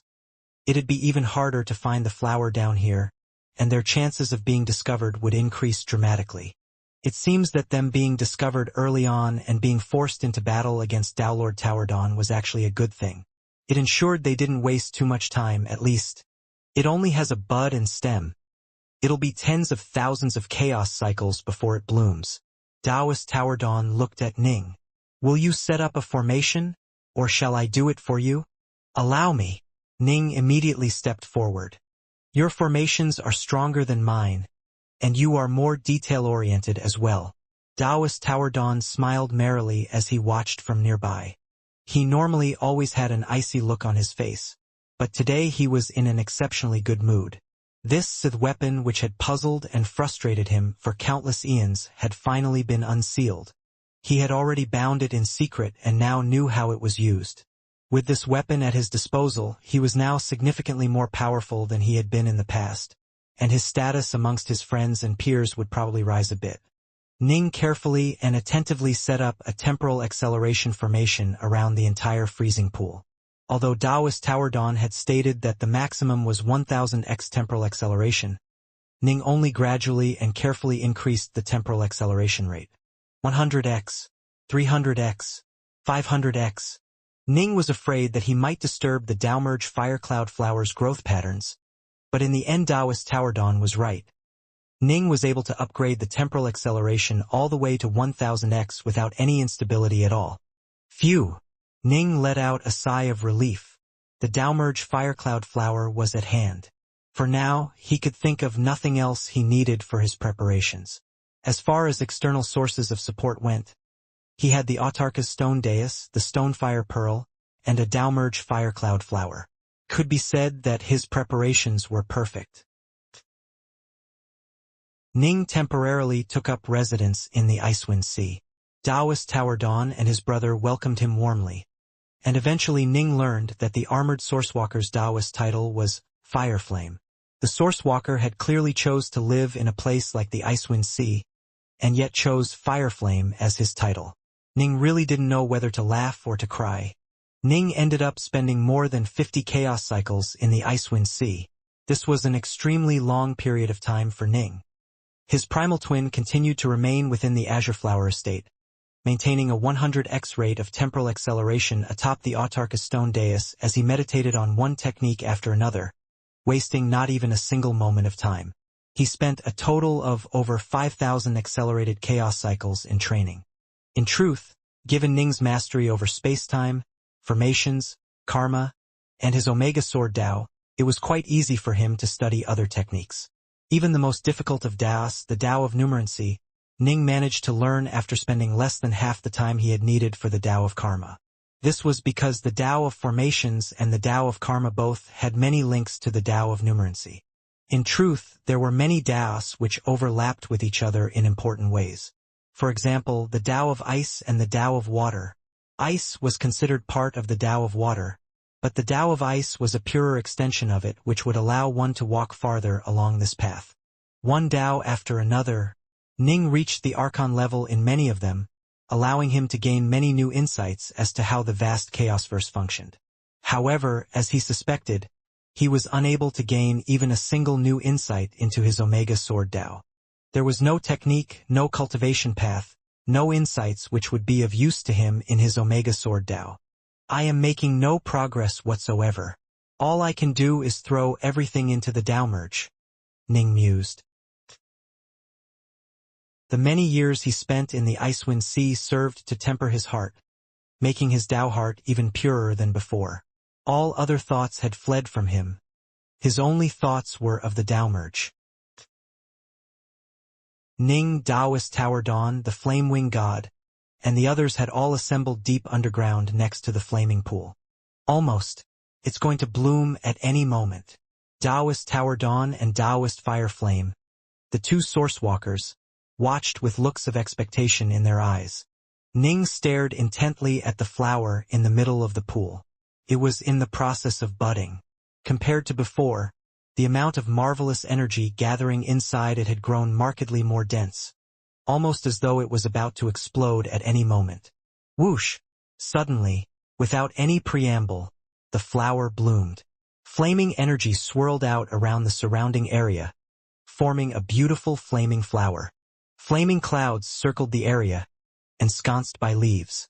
The flower had bloomed, releasing its beauty unto the world for all to see. The Fire Cloud Flower. Ning murmured softly. The Dao merge Fire Cloud Flower. Hurry up and harvest it, Dark North, Taoist Tower Dawn said. Ning immediately stepped forwards and dispelled his formation, then sent his immortal energy towards the flower. It easily covered the entire Fire Cloud flower and then pulled it out by the roots. At the same time, Ning caused a jade box to manifest in front of him. The jade box opened, and Ning placed the flower into the box, while setting up a temporal deceleration formation over it. The flow of time continued to slow. Once it reached the rate of 1/1,000,000th of the normal rate of time, Ning realized that the amount of energy it took to maintain the formation suddenly skyrocketed to the point where even he couldn't endure it. Don't try to force it, Taoist Tower Dawn said. Once the Dao merge Fire Cloud flower blooms, it has to be used within 1,000 years. Otherwise, its marvelous energies will completely evaporate. You can cause time to slow down around it, but its energies will naturally try to resist. That's why it's impossible for you to completely freeze time around it. Ning nodded in understanding. It was impossible for anyone to completely stop the Dao merge Fire Cloud flower's energies from dissipating. If one could simply stop time around it, then it would be easy to harvest and then store Dao merge Fire Cloud flowers for Dao Lords to use. However, at most one would be able to slow down time to 1/1,000,000th the normal rate. In other words, at absolute most the flower could be preserved for roughly 1,000,000,000 years. No major power, no matter how mighty, would be able to accumulate a large supply of Dao merge Fire Cloud flowers. It's enough. I'll have enough time to bring it back to my homeland. Ning smiled as he looked at Taoist Tower Dawn. Brother Tower Dawn, I've bothered you quite a bit in recent days. It is time for us to leave. The Dao merge is the greatest obstacle you cultivators must face. You must be careful. If you succeed, we'll be able to meet again in the future, Taoist Tower Dawn said. Back down on the vast ice continent, Taoist Tower Dawn and Taoist Fireflame stared with heads raised as the realm ship rapidly advanced into the great tempest high up in the skies. Big brother, do you think he will succeed in the Dao merge? Taoist Fireflame asked. He trains in one of the legendary Omega Daos. His Dao merge will be very difficult. Taoist Tower Dawn shook his head. During the many chaos cycles Ji Ning had spent in the Icewind Sea, the two had naturally discussed the Dao with each other. He is the only Dao Lord friend I have ever made. I hope he succeeds in his Dao merge. Ning's group spent more than 100 million years in slowly flying through the Tempest layer, then began to hasten back to his homeland. The Dao merge Fire Cloud flower was the most important treasure Ning had acquired in the Icewind Sea. However, he had also acquired 15 incense spirit fruits on top of that. The Flame Dragon Realmverse. Vast Heaven Territory. Vast Heaven Palace. Whoosh! A realm ship passed through the barriers protecting the palace, then descended upon the Dark North Estate. Usually, the only people in the Dark North Estate were Su Yuji and Pill Saint. Ning's disciples generally didn't dare to come disturb them. Ji Ning. Master, Emperor Soul Sky, Su Yuji, and Pill Saint all came out to greet him. Ning and the others flew out of the realm ship.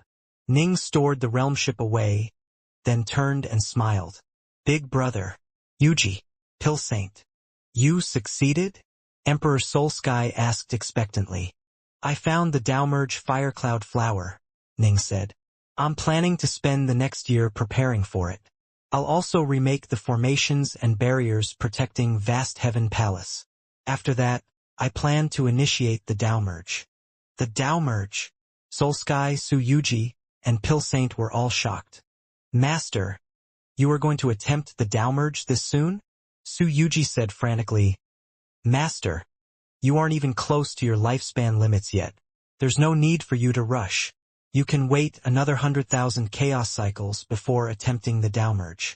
What you don't realize is that the Fire Cloud Daomerge flower must be used within 1,000 years of harvesting it, Ning said.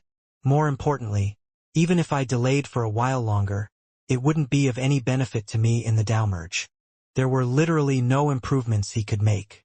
He couldn't even get a hint of a new insight with regards to the Omega Sword Dao. Waiting would be a pure waste of time. In addition, Ning knew just how difficult the Daomerge for the Omega Sword Dao would be. He had to be completely decisive and resolute in facing it. He couldn't show the slightest bit of cowardice. His only chance was in charging through remorselessly and then succeeding. Master, you... Su Yuji's eyes were filled with concern. Be careful. She had wanted to attempt the Daomerge alongside Ning, but she herself had just recently become a Dao Lord of the fourth step. Her Dao wasn't all that strong, and as a result she hadn't even reached the verge of the Daomerge yet. Pill Saint was also a Dao Lord of the fourth step, but he also needed a great deal of time to prepare for it. Don't worry. Ning looked at Su Yuji. Yuji, let me know when you are planning to engage in the Daomerge. I'll have a present waiting for you. Ning could sense who truly cared about him.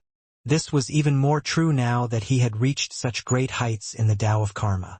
Of the three present, Soul Sky, Pill Saint, Su Yuji, without a doubt Su Yuji cared about Ning the most, and the karmic lines binding the two of them were extremely deep. She probably wouldn't even hesitate to sacrifice her own life to protect him, and so Ning naturally felt closer to Su Yuji. Ji Ning, should we tell Hegemon Brightshore and the others that you are attempting the Daomerge? Soul Sky asked. All three Hegemons have requested me to inform them in advance if you are planning to engage in the Daomerge. No need to tell them. Ning shook his head. I don't want to cause too much of a fuss. Fine. It'll be as you choose. Soul Sky nodded. Soul Sky knew that there were two reasons why Hegemon Brightshore and the others wished to be notified of Ning's Daomerge attempt. The first reason was because Realms Lord Windgrace had requested it. The second was because they wanted a chance to prepare themselves. Once a Dao Lord failed his Daomerge, his true soul would begin to disintegrate, but this was a fairly slow process. The more powerful a true soul was, the more time would be needed before it fully disintegrated. It must be remembered that even World God Northrest's true soul managed to survive for nearly a chaos cycle before disintegrating. Given Ning's current level of insight, even if his true soul did disintegrate, it would probably be able to last for an extremely long period of time. Given that he was guaranteed to die and given how much time he had, who knew what he might do? Would he cause any trouble? Many Samsara Dao Lords who failed the Daomerge would lose themselves and do as they pleased, doing some things which they normally would never dare to do. Some would become so crazy that they would massacre people in great numbers. It must be remembered that Ning had the Flame Wing God on his side. The more powerful a Dao Lord was, the more terrifying that Dao Lord could be when he went crazy. If Ning failed the Daomerge and truly became a demonic figure, then led the Flame Wing God on a rampage, who could possibly stop him? All I wish for during my Daomerge is peace and quiet, Ning said calmly. I know exactly what Realms Lord Windgrace is attempting, as well as the lonely king of the Ice Peak army who has been slowly biding his time. However, I shall be the one to decide who I will give Flame Wing to, if I give it to anyone at all. Ning knew that both were waiting for him to fail his Tao merge and then die. In truth, in his heart, Ning wasn't willing to actually force Flamewing to serve someone else in the event that he failed his Tao merge and died. He wanted for Flamewing to be able to make a choice for itself. We'll wait and see. Ning had made some decisions regarding this long ago. If he failed his Tao merge and began to die, he would become an object of terror to others. If he succeeded, the results would go without saying. I don't need to worry about any of that. I only need to do one thing. Complete the Tao merge. Ning was filled with a terrifying degree of focus on the Tao merge. Ning had mastered many different Taos during the chaos cycles he had spent in the Icewind Sea, including the Tao of Numerancy. He had also spent a great deal of time further perfecting the Tao of formations for the sake of the Three Realms and Vast Heaven Palace. He had studied many formations from both the Sith as well as the Cultivator civilizations, then used them as references in order to perfect a terrifying complicated grand formation. This grand formation was formed by a total of 52 separate formations. Ning was preparing to set it up in both Vast Heaven Palace as well as the Three Realms. This grand formation was incredibly profound. Most likely, even a hegemon who had reached that level via the Tao of formations would not find it easy to reach this formation. This was because this was a formation that combined the essences of many ancient grandmasters. Ning was just setting them up in accordance with their wisdom, then using his own insights to merge all 52 of them together. These two different schools of formations were like yin and yang, merging together to form a whole. Even a hegemon of the Tao of formations who wished to technically solve and then breach it would find it to be quite difficult. Most likely, he would need an extremely long period of time before succeeding. As for using raw force to overpower it, Ning had so many treasures that he was certainly using only the finest energy sources for these formations. These tremendously powerful energy sources, when matched with these mighty formations, would ensure that not even 10 hegemons working together would be able to shake this formation. Ning himself was at the hegemonic level of power, and so he knew just how strong this formation was. However, Ning wasn't confident in his formation being able to stand up to Realmslord Windgrace's legendary Black Sun weapon. The Black Sun was able to easily connect two extremely distant places together, and was also able to unleash attacks of incredible power. The location and existence of the Three Realms has always been a secret. Everyone who knows of it has long ago sworn a lifeblood oath not to divulge its location. Ning mused. If I fail the Tao merge, I'll do my best to leave behind something else for the Three Realms. However, there's a limit to what I can do. The rest will be up to future generations. Ning felt quite calm and relaxed about this. He had seen both great joy and great sorrow. If he failed the Tao merge, he would die. The future of the Three Realms would indeed be up to the cultivators of the Three Realms themselves. Time flowed on, one day after another. Ning established formations in both Vast Heaven Palace and the Three Realms, with the materials and energy sources he used being equivalent in value to the net worths of 3 hegemons. To Ning, however, these things weren't really all that important. The atmosphere within the Dark North estate in Vast Heaven Palace was extremely quiet and peaceful. Su Yuji, Pill Saint, Hegemon Azure Fiend, and even the normally rambunctious Flamewing were all exceptionally quiet. All of them knew that Ji Ning was going to attempt the Tao merge the following day. Tomorrow?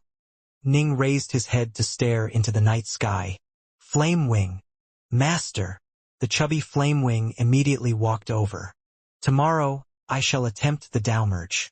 If anything happens or if anyone comes to interrupt me, take me into your estate world treasure, Ning said. Understood. Flamewing immediately said, Don't worry. I'll eat anyone who tries to cause trouble. Ning smiled. This was nothing more than a backup plan. In truth, it was his primal twin which would be the most important part of his Tao merge, as it was in the Azure Flower estate and would be completely safe. It also had the Autarka's Stone Dais and the Stone Fire Pearl. That meant its chances at the Tao merge would be the highest. Ning had even sent over the Tao merge Firecloud Flower to his primal twin.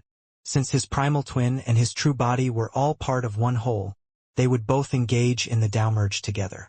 Thus, if anyone came to bother Ning's true body, it actually wouldn't make much of a difference.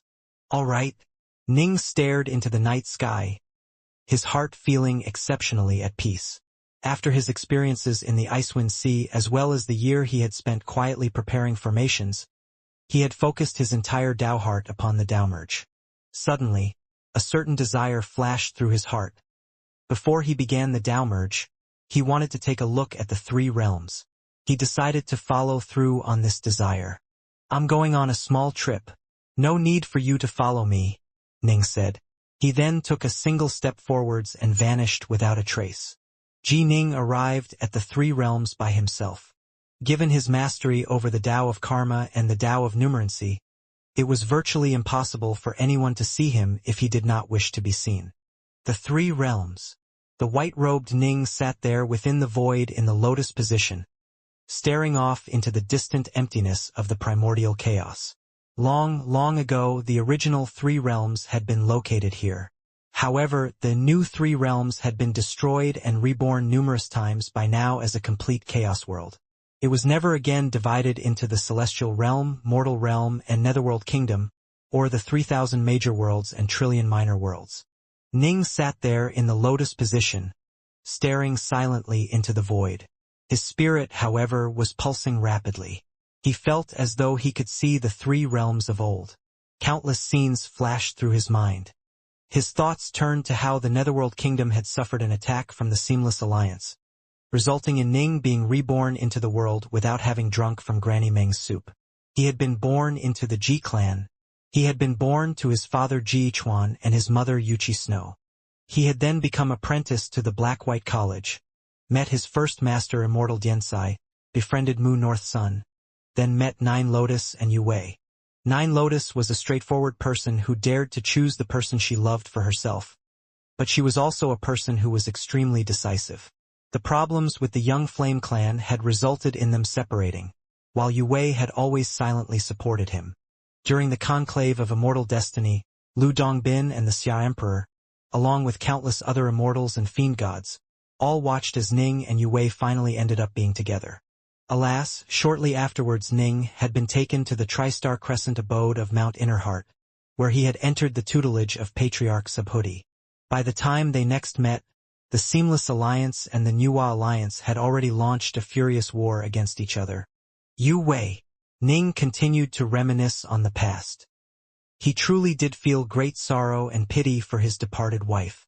Those days, Ning had roamed and dominated the three realms. During the End War, he had personally reversed the entire outcome of the war, then departed the three realms to continue his adventures elsewhere. He had now reached such heights within the vast Chaosverse that even hegemons felt dread towards him.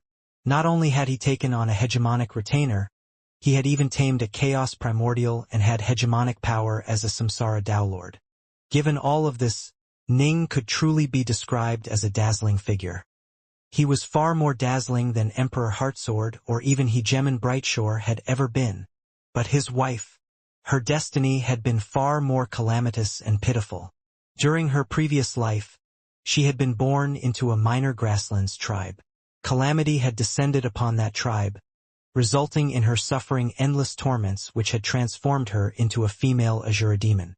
She had lived a hellish existence, with the God King secretly manipulating her from afar. Although she was reborn as an immortal in her next life, her soul had remained under the God King's control. She had been his pain, and as a result her heart had been filled with such worry and fear that she initially had been afraid to even confess her love to Ning. In the end, Ning had come to her. Yu Wei had decided that she would rather accept her soul being shattered than bring harm to him, and so the two had ended up together.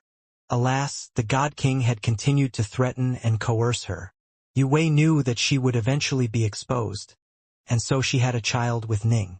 Soon after that child had been born, Yu Wei had been consigned to the hells and eventually had her true soul extinguished. Her life had been a calamitous, miserable one. The only bright spot in her life had been the time she had spent with Ning and her giving birth to a daughter for him. Unfortunately, that moment of happiness had been a brief one. Ning spent that night seated by himself within the emptiness of space, quietly thinking back to days past. His thoughts were chiefly of the time he had spent with his wife, Yu Wei. As a powerful cultivator, He was able to remember every single one of his previous memories with perfect clarity. Not even the passage of time could dim them in the slightest. He didn't feel too many complicated or mixed emotions. All he felt was a tinge of heartache for his wife. Whoosh! Ning rose to his feet, then turned to stare at the enormous flaming ball off in the distance. This was the solar star, and its light illuminated Ning's face. Senior apprentice sister, I have already come this far on my path of cultivation. Today, I shall begin my downmerge. This shall be my last gambit. Wait for me. One way or another, we will be together again. Ning murmured softly. His Tao heart, the entirety of his soul and true soul, all of it was waiting in peak condition. The night he had just spent in solitary, silent reflection had caused them all to reach the greatest apex possible. Ryup. Ning tore through spacetime and took a single step forwards, disappearing from the three realms. Dawn. Vast Heaven Palace. The Dark North Estate. Emperor Soulsky, Hegemon Azure Fiend, the Flame Wing God, Su Yuji, Pill Saint, and White Thaw were all up. None of them had rested the previous night. All of them were waiting, and the more they waited, the more nervous and impatient they became. All sorts of mixed emotions filled their hearts, as all of them knew what the Tao merge represented for any Tao Lord. Whoosh! Ning appeared out of thin air, manifesting within the Dark North Estate. Ji Ning. Master. Dark North. All of them rose to greet him. Ning swept them with his gaze, then revealed a smile. All of you came? What's with all the long faces? It's like I already failed the Tao merge. Master, you'll definitely succeed in the Tao merge. Flame Wing was rather teary-eyed. Of the people present, it had the least amount of control over its emotions. It emotionally relied on Ning much like how a child would rely upon a parent. It hurriedly said, Master, you are much more powerful than any and every Tao Lord I've ever encountered, and more of a genius than any of those hegemons. An Omega Sword Tao is nothing to you. You'll definitely succeed. Flame Wing. Ning walked over, patting Flame Wing on the head. When he had first tamed Flame Wing, his only thought had been to acquire a powerful servant.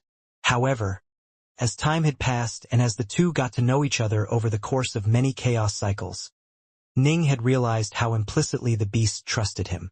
Flame Wing truly was like a child and was incapable of complex schemes. After so much time, Ning felt a deep sense of affection for Flame Wing, and as a result, he felt a degree of revulsion towards Realmslord Windgrace and the Lonely King for harboring designs on Flame Wing. Dark North, you must succeed in the Tao merge. I swore an oath to follow you for 1,000 chaos cycles. It has only been 100. We're not even close to being done with each other. Hegemon Azurefian's wizened old face smiled, causing even more wrinkles to appear. Don't worry.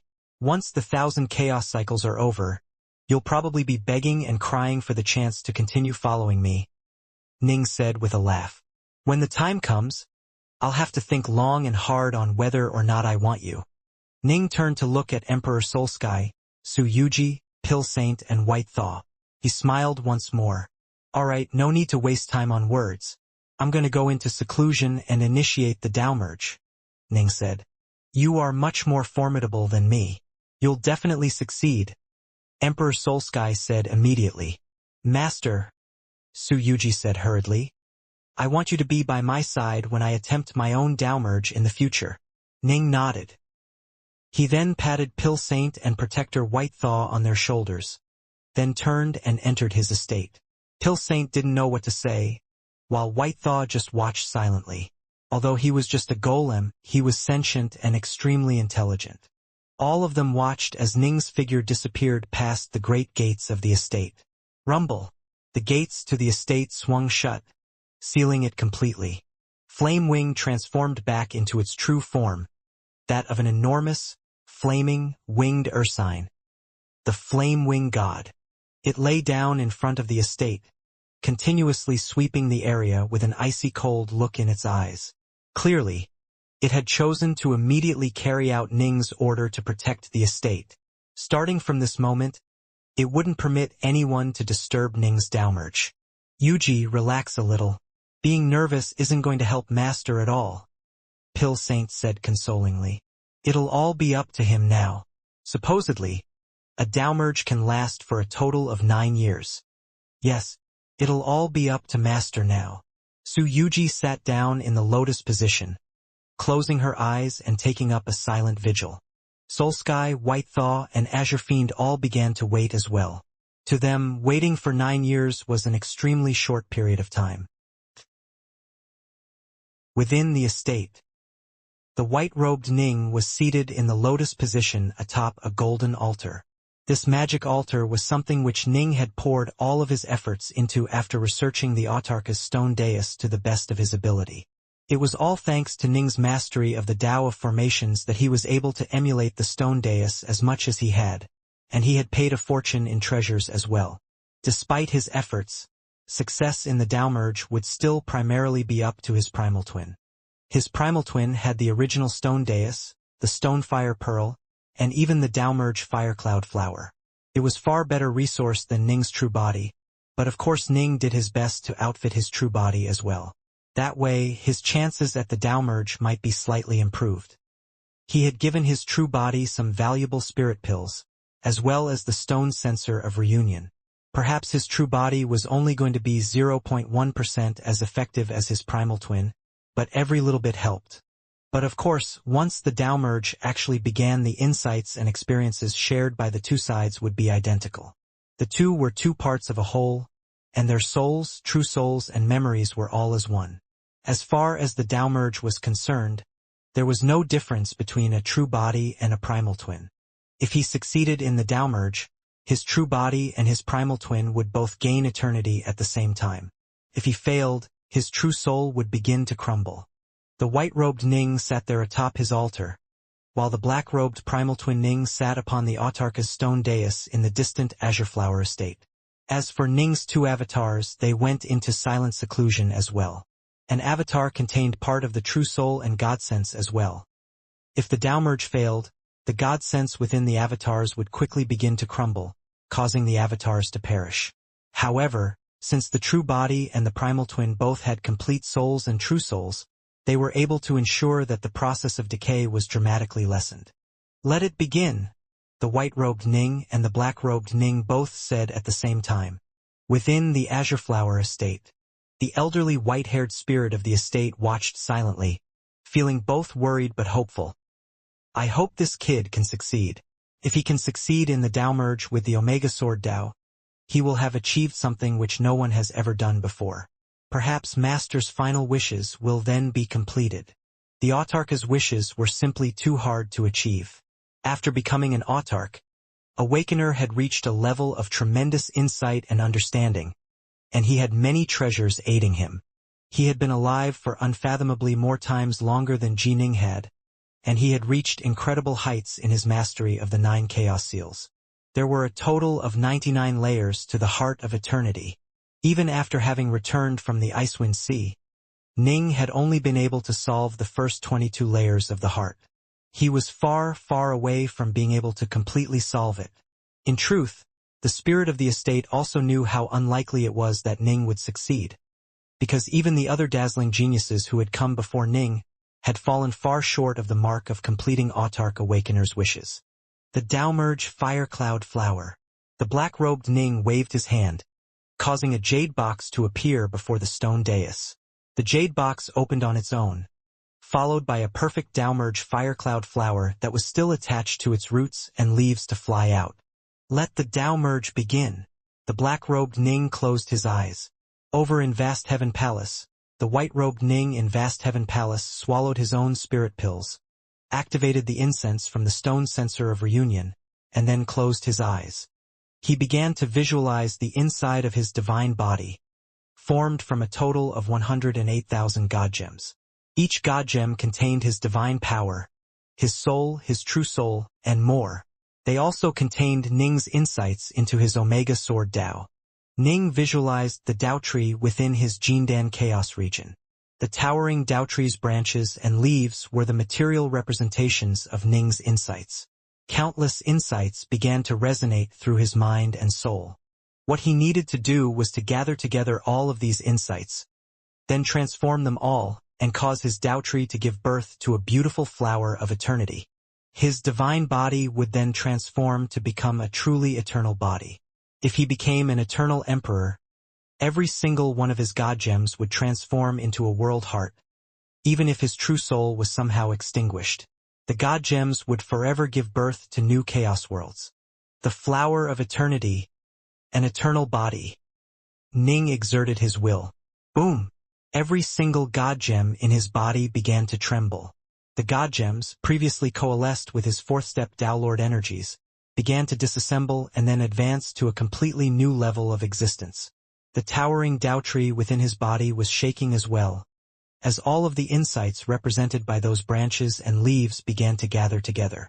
If someone was standing nearby, that person would quickly discover that the white-robed Ning and the black-robed Ning were both beginning to glow with blurry sword light.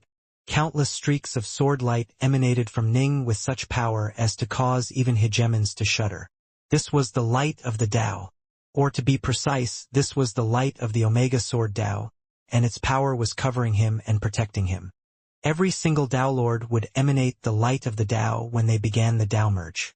This would be the most dazzling moment of their life, and it was only in this state that the Tao merge would even be possible. This was also the state one needed to be in order for the Tao merge Firecloud flower to unleash its true potential. Arise! The black-robed Ning opened his eyes, staring at the Tao merge Firecloud flower within the jade box. The blurry sword light emanating from Ning's entire body illuminated the Tao merge Firecloud flower, causing it to levitate into the air. Guided by Ning's will, the flower began to be surrounded by clouds of fire that gathered together into a half-translucent humanoid figure directly above the flower. This figure looked identical to Ning. My incarnation! The incarnation formed by the Tao merge Firecloud flower. Ning immediately took control over the flow of time, having the incarnation complete a simulated Tao merge as quickly as possible. If a Tao Lord like Ninedust used the Tao merge Firecloud flower, a total of 9 incarnations would be formed. In other words, one would have 9 chances to simulate a Tao merge. If one took control over the flow of time and accelerated time for the incarnations, these 9 simulated Tao merges would at most take perhaps 2 or so hours, at which point the Tao Lord could begin the true Tao merge. I hope this incarnation can last long enough to attempt a complete Tao merge. Ning felt hopeful. Let's begin. The incarnation immediately initiated a simulated Tao merge, with a towering Tao tree appearing within its body. The reason why it didn't form a complete divine body was because Ning wanted to conserve power. There was a limit to how much energy the Tao merge Firecloud flower held within it. Time passed, one day after another. The incarnation continued to carefully carry out the Tao merge, with the Omega Sword Tao insights embodied by the Tao tree all slowly gathering together. Finally, a series of thick trunks began to emerge from the very center of the Tao tree. These trunks began to manifest a total of 2 new leaves. One of the 2 leaves emanated an incredibly profound and abstruse aura, while the other emanated an aura that was incredibly titanic and vast. Between these 2 leaves, an unremarkable little flower bud began to emerge as well.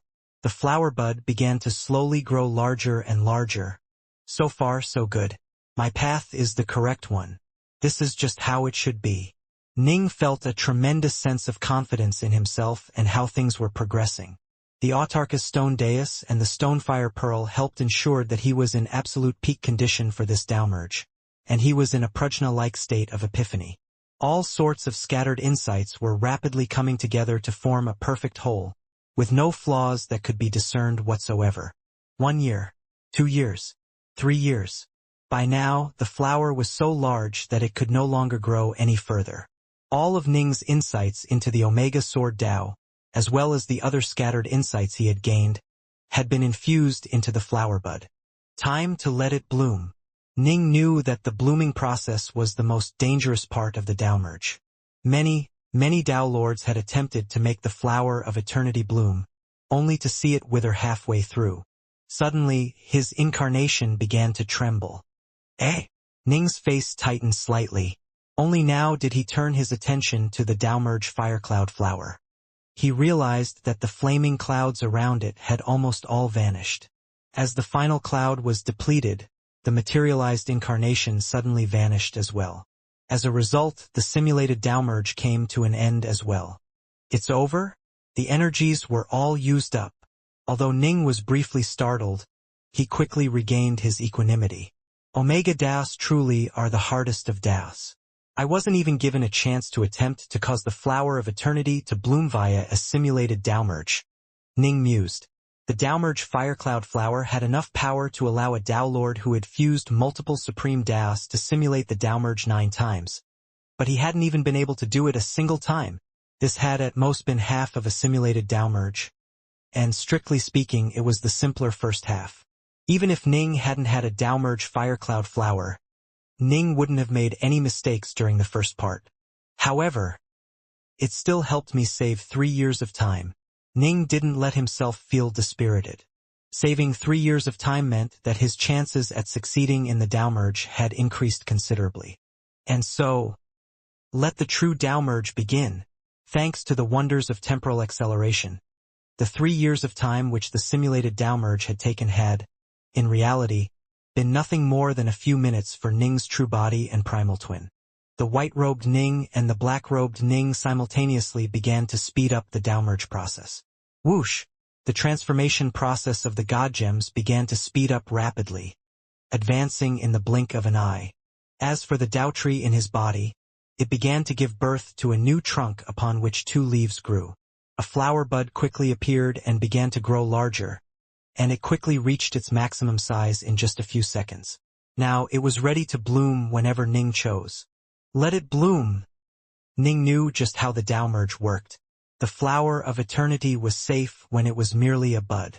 Once the initial blooming process began, it was extremely easy for cultivators to make mistakes.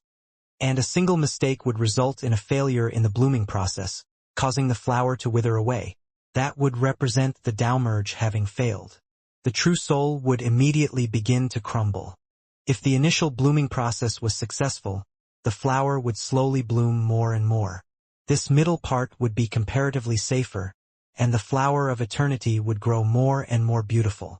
When it reached its most dazzlingly beautiful form, it would gain true eternity for itself. This final part of the blooming process was the most difficult part of the downmerge.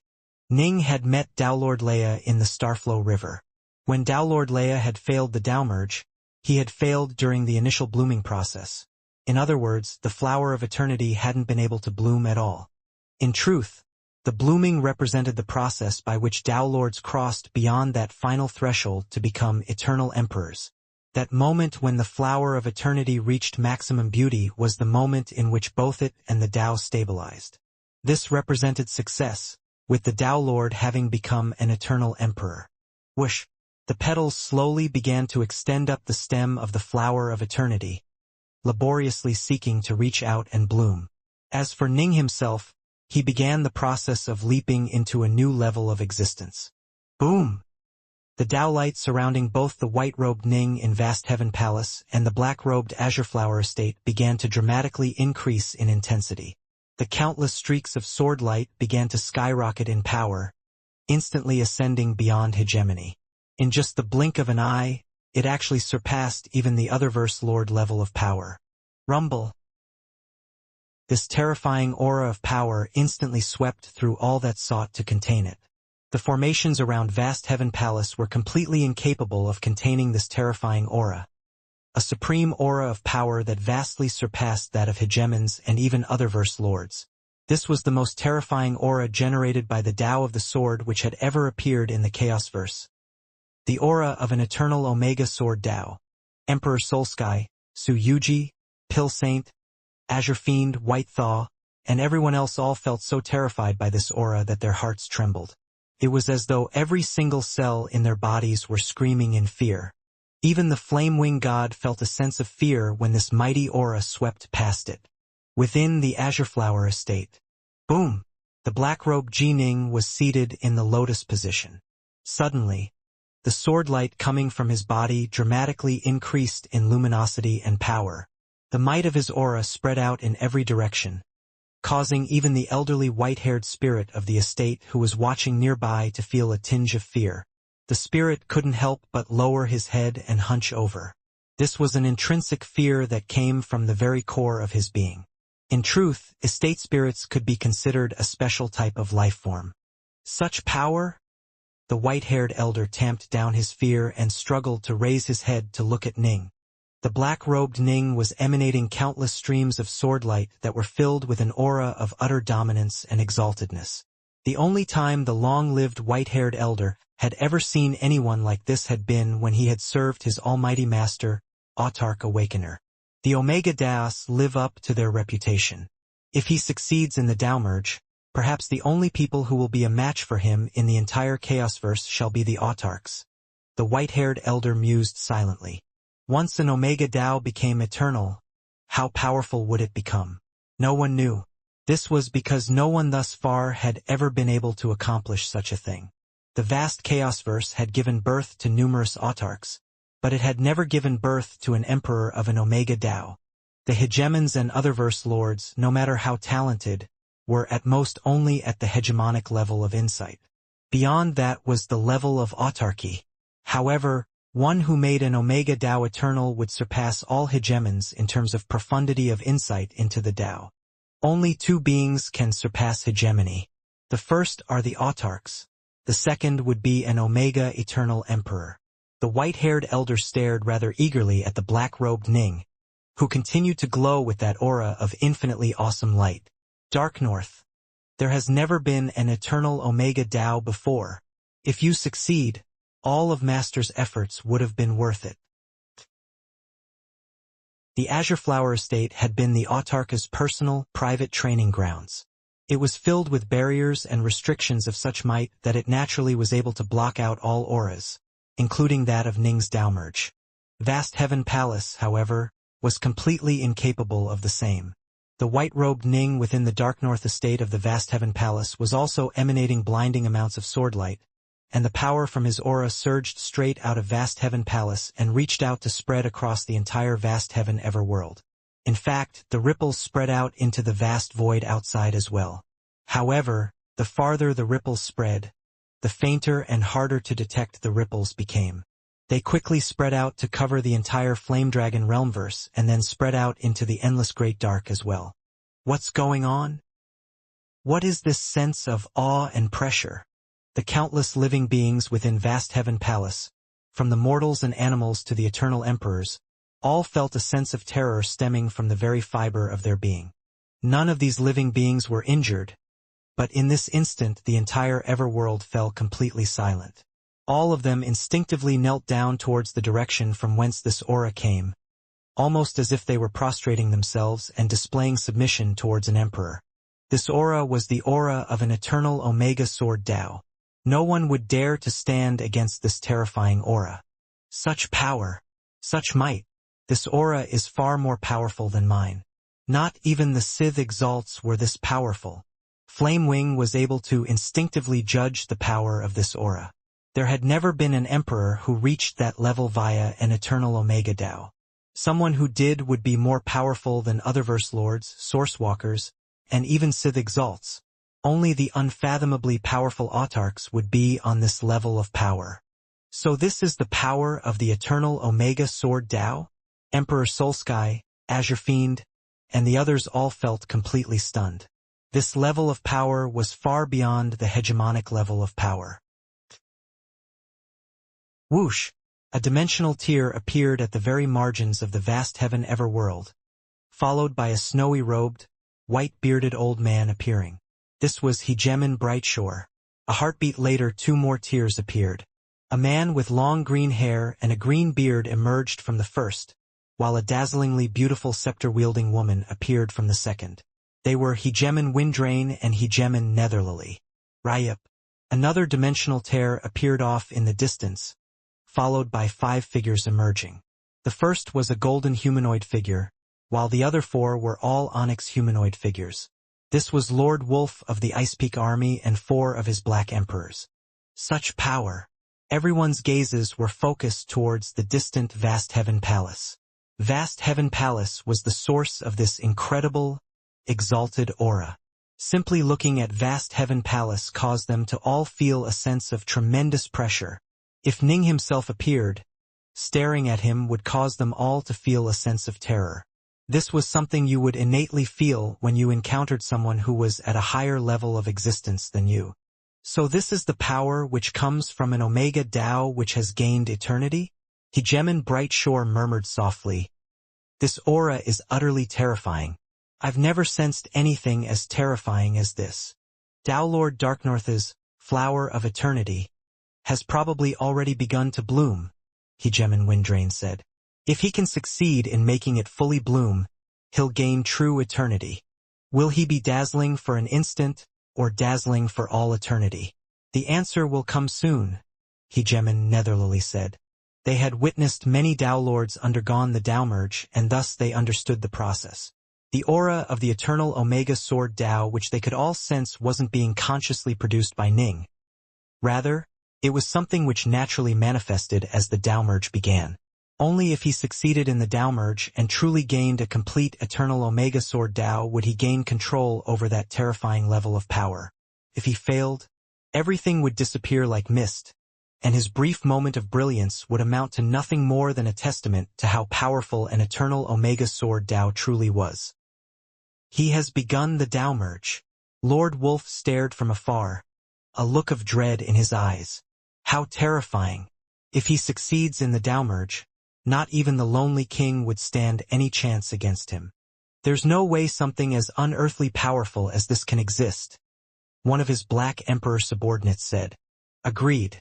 If he succeeds in the Dao merge, he'll probably be invincible unless an autarch intervenes. Lord Wolf murmured softly. But if he fails, that'll be when he becomes truly troublesome. No one can guess what a Dao Lord who has failed the Dao merge would do. More importantly, the Lonely King also will be competing against Realms Lord Windgrace. The struggle over the Flamewing God will probably be the greatest battle which our Ice Peak army has ever engaged in.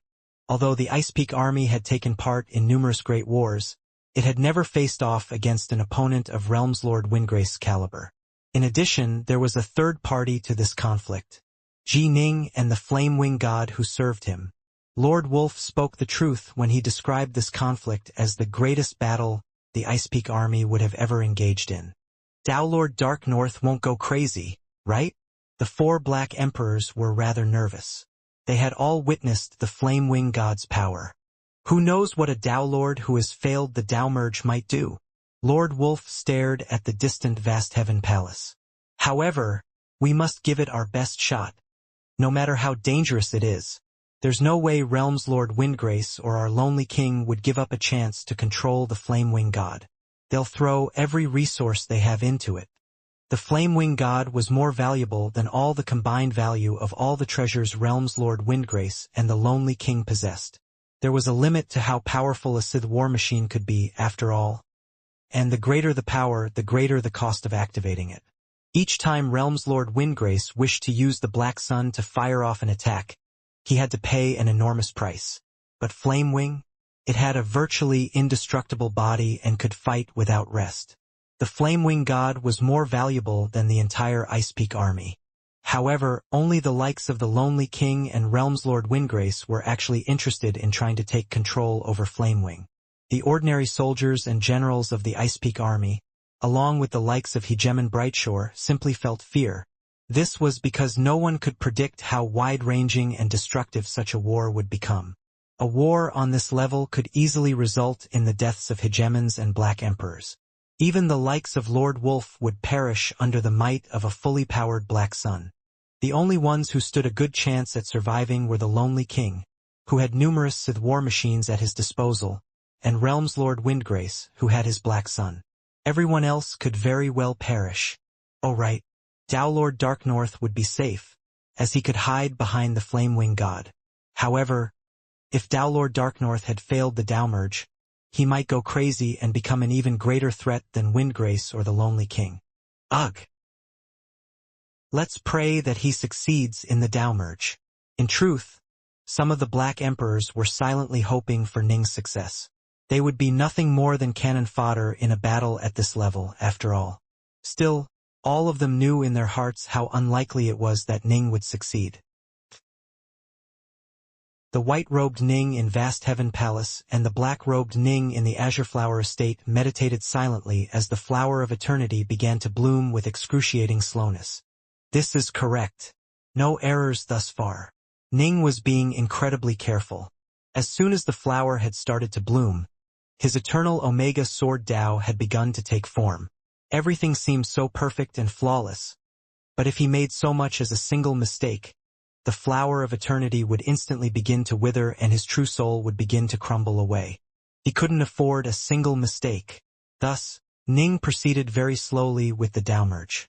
Time passed on, one day after the other, and more eternal emperors appeared around the vast heaven everworld. Ning's exalted aura had covered all of the Flame Dragon realmverse and had even stretched out into the Great Dark. Although the aura grew increasingly weak with distance, the majority of eternal emperors in the Flame Dragon realmverse were able to sense it. However, realmverses were so far from each other that the aura spread just a comparatively short distance into the Great Dark before becoming completely indetectable. Roughly half a year after the flower of eternity began to bloom, the faces of the white-robed Ning and the black-robed Ning simultaneously turned pale. Now this is a deadly problem. Ji Ning had just encountered the greatest obstacle within the Tao merge thus far. Why was it that Tao Lords all wished for the chance to completely simulate the Tao merge? It was so that they would have sufficient experience for the real thing. A mistake in the simulated Tao merge could be fixed in the real one. Alas, even the Tao merge Firecloud Flower could only simulate a partial Tao merge for an Omega Tao. It could only simulate the Tao merge up to the point where the bud first formed. In other words, the only real benefit it brought to Ning was that it had saved him 3 years' worth of time. It hadn't given him a chance to actually compensate for any mistakes or errors.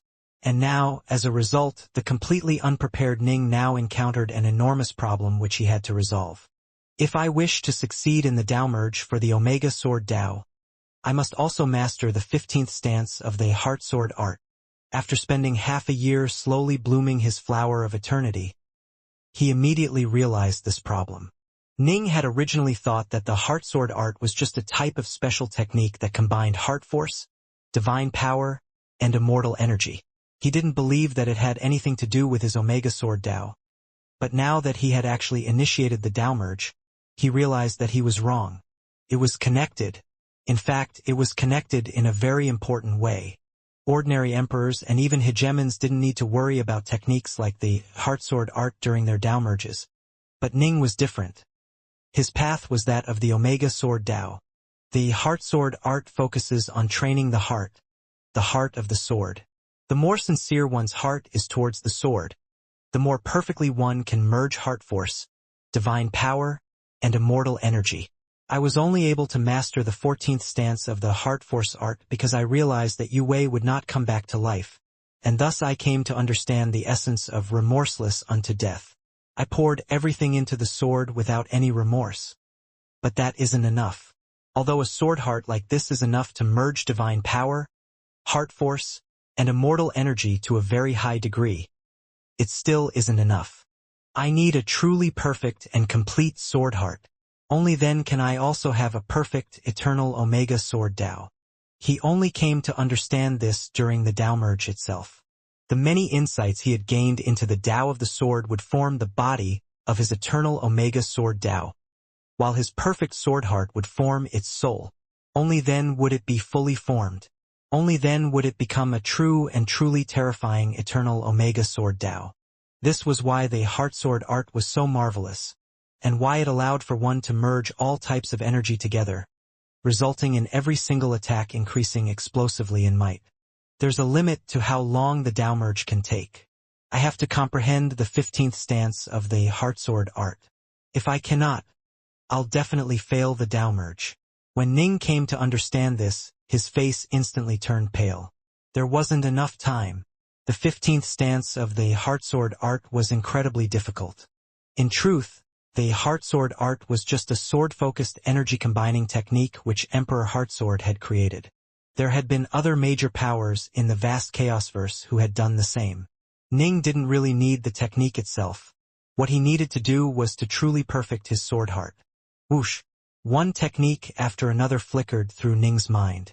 These were the various similar techniques which had been created by the cultivator civilizations as well as the Sith. What should I do? How should I make the breakthrough to the next level? Although the state he was in during the Tao merge allowed breakthroughs to come much more easily, he still wasn't able to find the key to the 15th stance. Wrong, wrong, wrong. The heart sword art and the other techniques all came as a result of the unique hearts and minds produced by the experiences these various major powers had. Ning's eyes suddenly lit up. In the end, they reached perfection, but they each walked their own paths. Every single cultivator will have different mental and spiritual experiences. If you try to force yourself to emulate their paths, you might be able to reach an extremely high level, but you'll never reach perfection. This is why, despite the passage of so many chaos cycles, there has been no one save Emperor Heartsword who was able to master the 15th stance of the heart sword art. That's because one has to find one's own sword heart in order to reach this stance. The prajna state Ning was currently in was an extraordinary one, and he was able to quickly identify where the problem lay. In the early stages, the heartsword art might have allowed him to walk faster along his path, but the farther along the path Ning went, the more of an obstacle the heartsword art became. Thus, he had to discard it, because it represented Emperor Heartsword's sword heart. Then what of my own sword heart? Ning began to reminisce about all the experiences he had undergone through countless years of cultivation, as well as the many times he had trained in the sword. Slowly, Ning began to understand. 1 day, 2 days, 3 days, 1 month, 2 months, 1 year, 2 years. The Tao merge allowed for a Tao Lord to enter the most incredible and marvelous meditative state known to cultivators. This wasn't the first time Ning had thought back to his memories and his life, but now that he was in the middle of the Tao merge, the insights he gained were naturally different. Yes, long, long ago, I once lived a life that was without worries and carefree. That was back when my mother and father were teaching me. In the West Prefecture city of the Ji clan, I trained with them in sword arts. I was so happy back then. I simply loved sword arts. That was all there was to it. When did it all change? All kinds of different competing desires arose in my heart and in my cultivation of the sword. I sought to train in the sword to take revenge for my parents, to become famous in the Grand Xia, to kill the God King and take my revenge, to revive Yue. I entrusted all of my hopes to the sword, wishing to use it to make all of my hopes real. In doing so, my sword heart actually became impure. Even when I reached the stage of remorseless unto death, my remorselessness stemmed from my emotions and my love of Yue, not for the love of the sword itself. But, in truth, I really do love the sword as well. If he didn't love the Tao of the sword from the very depths of his being, there was no way he could have embarked upon the path of the Omega Sword Tao and reached his current heights. However, all of the many hopes and fears he had entrusted to the sword had resulted in his sword heart becoming impure. Ning suddenly thought of something which Autarch Titanos had told him. Foolish child! Sometimes you have to learn when to let go. On the path of cultivation, excessive obsession can sometimes result in self-destruction. Ning had suddenly awoken to the truth. It was a true moment of epiphany. After spending 3 years of the Tao merge going through his many memories, he felt as though he had revisited his entire life, and as a result, he had truly awoken. Even if I cast aside everything, including all of my hopes and fears, I would still love the sword. I love it simply because I love it. There's no need for any other reason. The Tao of the sword is a vast and boundless one which allows me to experience many new things. Of course I love it. Why wouldn't I? Both the white-robed Ning and the black-robed Ning opened their eyes to stare forwards. In front of each of them, a stream of sword light manifested. The sword light flew out in a beautiful, natural, and transcendent way. There were no strong emotions attached to it. No grief, no sorrow, no madness. It simply flew forward, illuminating everything around it with its brilliance. One sword, one world. Ning smiled. He knew that his sword heart had reached the level of true perfection. In fact, he now suspected that Emperor Heartsword himself must have mastered the one sword, one world stance during the Tao merge as well. For those who had chosen a weaker sword Tao, Simply possessing a perfect sword heart would allow for one to succeed in the Dao merge, even if one's Dao of the sword was flawed. Emperor Heartsword's sword Dao wasn't a particularly impressive one, but he had a perfect sword heart and as a result had succeeded in the Dao merge. Ning now had a perfect sword heart as well, but he was attempting to master an eternal Omega sword Dao. A perfect sword heart was just one component. My sword heart has been perfected. Ning immediately continued to the next stage of his Dao merge, causing the flower of eternity to continue its blooming once more. Now that he had a perfect sword heart, the flower of eternity seemed to have gained a spirit, and it rustled in his soul much like a true flower would in the outside world. It's nearly been 9 years. The Dao merge can at most last for 9 years. Dao Lord Darknortha's Dao merge must be coming to an end soon. I wonder if he will succeed or fail. Within the vast heaven ever world, the hegemons and the Ice Peak army were all waiting. The other eternal emperors, such as Taoist Bluestone, Emperor Goldisle, and Emperor Blackcloud were all waiting nervously as well. It had indeed been nearly 9 years since Ning had unleashed that wave of terrifying presence. Perhaps the Dao merge time limit for Omega Daos is longer than normal? Hegemon Netherlily suggested curiously. Who knows? Hegemon Brightshore shook his head. Let's just wait. We'll see a result soon, Hegemon Windrain said. All of the hegemons and emperors were waiting, as were Hegemon Azure Fiend, Flamewing, Emperor Soulsky, Su Yuji, Pill Saint, and Ning's disciples and fellow apprentices within Vast Heaven Palace. All of them were extremely nervous. I'm almost out of time. The white-robed Ning in Vast Heaven Palace and the black-robed Ning in the Azure Flower Estate both knew that they only had 9 years for the Dao merge. The Dao merge Firecloud Flower had saved them 3 years of time, but they had wasted 3 more in perfecting the Dao heart. The flower of eternity slowly continued to bloom. There could be no mistakes at all right now. Time for the final push. Ning could sense the growth of the flower of eternity within the Dao tree in his body, and could also sense how his god gems had reconfigured themselves. It was time to take the final step. In his heart, he already had a complete structure for his eternal Omega Sword Dao. Whether or not it was the correct one could only be ascertained through actually using it in the Dao merge. There are no mistakes. Such a perfect Dao has to be worthy of eternity. Ning was filled with confidence, but since he hadn't had the chance to simulate a Dao merge, he had to be absolutely correct in order to succeed. The slightest of errors would result in failure. I'm out of time. There's no way to stop the Dao merge.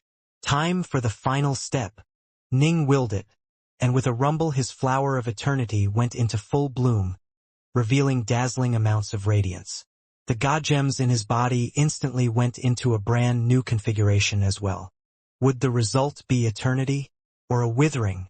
The flower of eternity bloomed with incandescent light, striving to achieve eternity. But then, its light began to slowly shudder.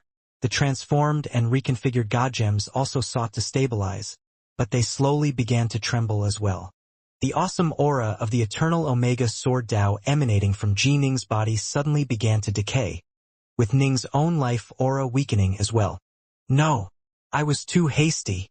In the final instant that his flower of eternity fully bloomed, Ning immediately understood where the error lay in his eternal Omega Sword Dao. If he had been given a chance to simulate the Dao merge, he would have been able to actually test out some of the assumptions regarding his Dao and discover its flaws. But he hadn't had that chance, and so he had to forge ahead without it. Samsara Dao Lords took a total of 4 steps, and each step represented them treading the line between life and death. However, these 4 steps were all fairly short steps. They only led the Dao Lord to rise to a slightly higher level each time, which was why almost all of the truly talented Dao Lords were able to reach the 4th step. However, the Dao merge represented an enormous chasm. Even when ordinary Dao Lords succeeded in the Dao merge, their power would rise by 2 full levels. As for supreme Dao Lords like Ninedust or Winesage, they'd immediately become hegemons. Those slightly weaker would still reach the Archon level of power. Ning's Omega Sword Dao would have an even more incredible result. The mysteries of the Sword Dao alone would result in him improving by 2 full levels of power, but he also needed to infuse it with a perfect sword heart. In other words, advancing from the fourth step Tao Lord Omega Sword Tao to an eternal Omega Sword Tao would result in an increase of more than 3 full levels of power. This was an enormous step he had to take, and there was no chance at all to test it out in advance. Even though Ning's preparations had been quite plentiful, in the end he had still made a tiny mistake. This must be the true eternal Omega Sword Tao. Ning opened his eyes. In front of him was a faint sheen of sword light. It looked very ordinary, with nothing special about it at all. Seemed to have no aura, no presence. Nothing. Rumble.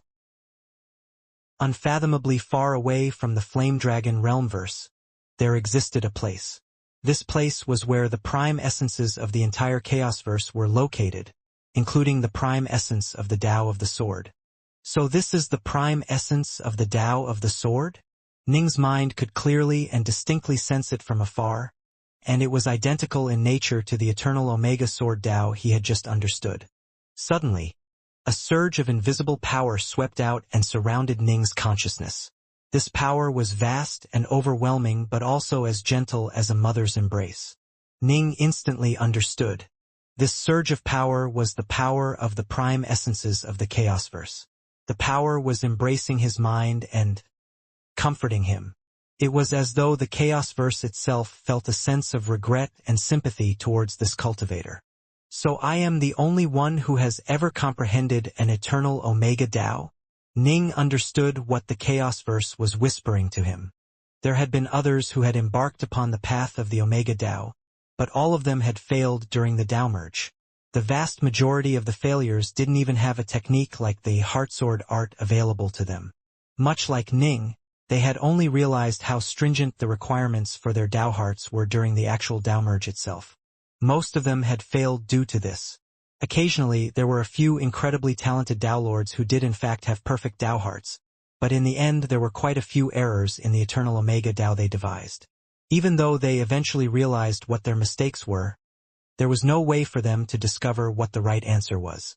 Ning had the Autarchus Stone Dais, the Stonefire Pearl, the Tao Merge Fire Cloud Flower, and other external sources of support. He also had a perfect sword heart and was at a level of talent that was every bit the equal of anyone who had come before him. In the end, he had still failed the Tao merge, but immediately afterwards, he had instantly realized what the true eternal Omega Sword Tao was. Alas, it was too late. He was now in control of and the master of the eternal Omega Sword Tao, but he had already failed his Tao merge. Each person would only have one chance at the Tao merge. If you failed it, you failed it. Even the prime essences of the Chaosverse couldn't help but sigh on his behalf. Alas, there was nothing they could do. All they could do was function in the way their nature intrinsically demanded. Everything they did was simply an expression of their intrinsic nature, and in truth they weren't fully sentient by the normal definition of the word.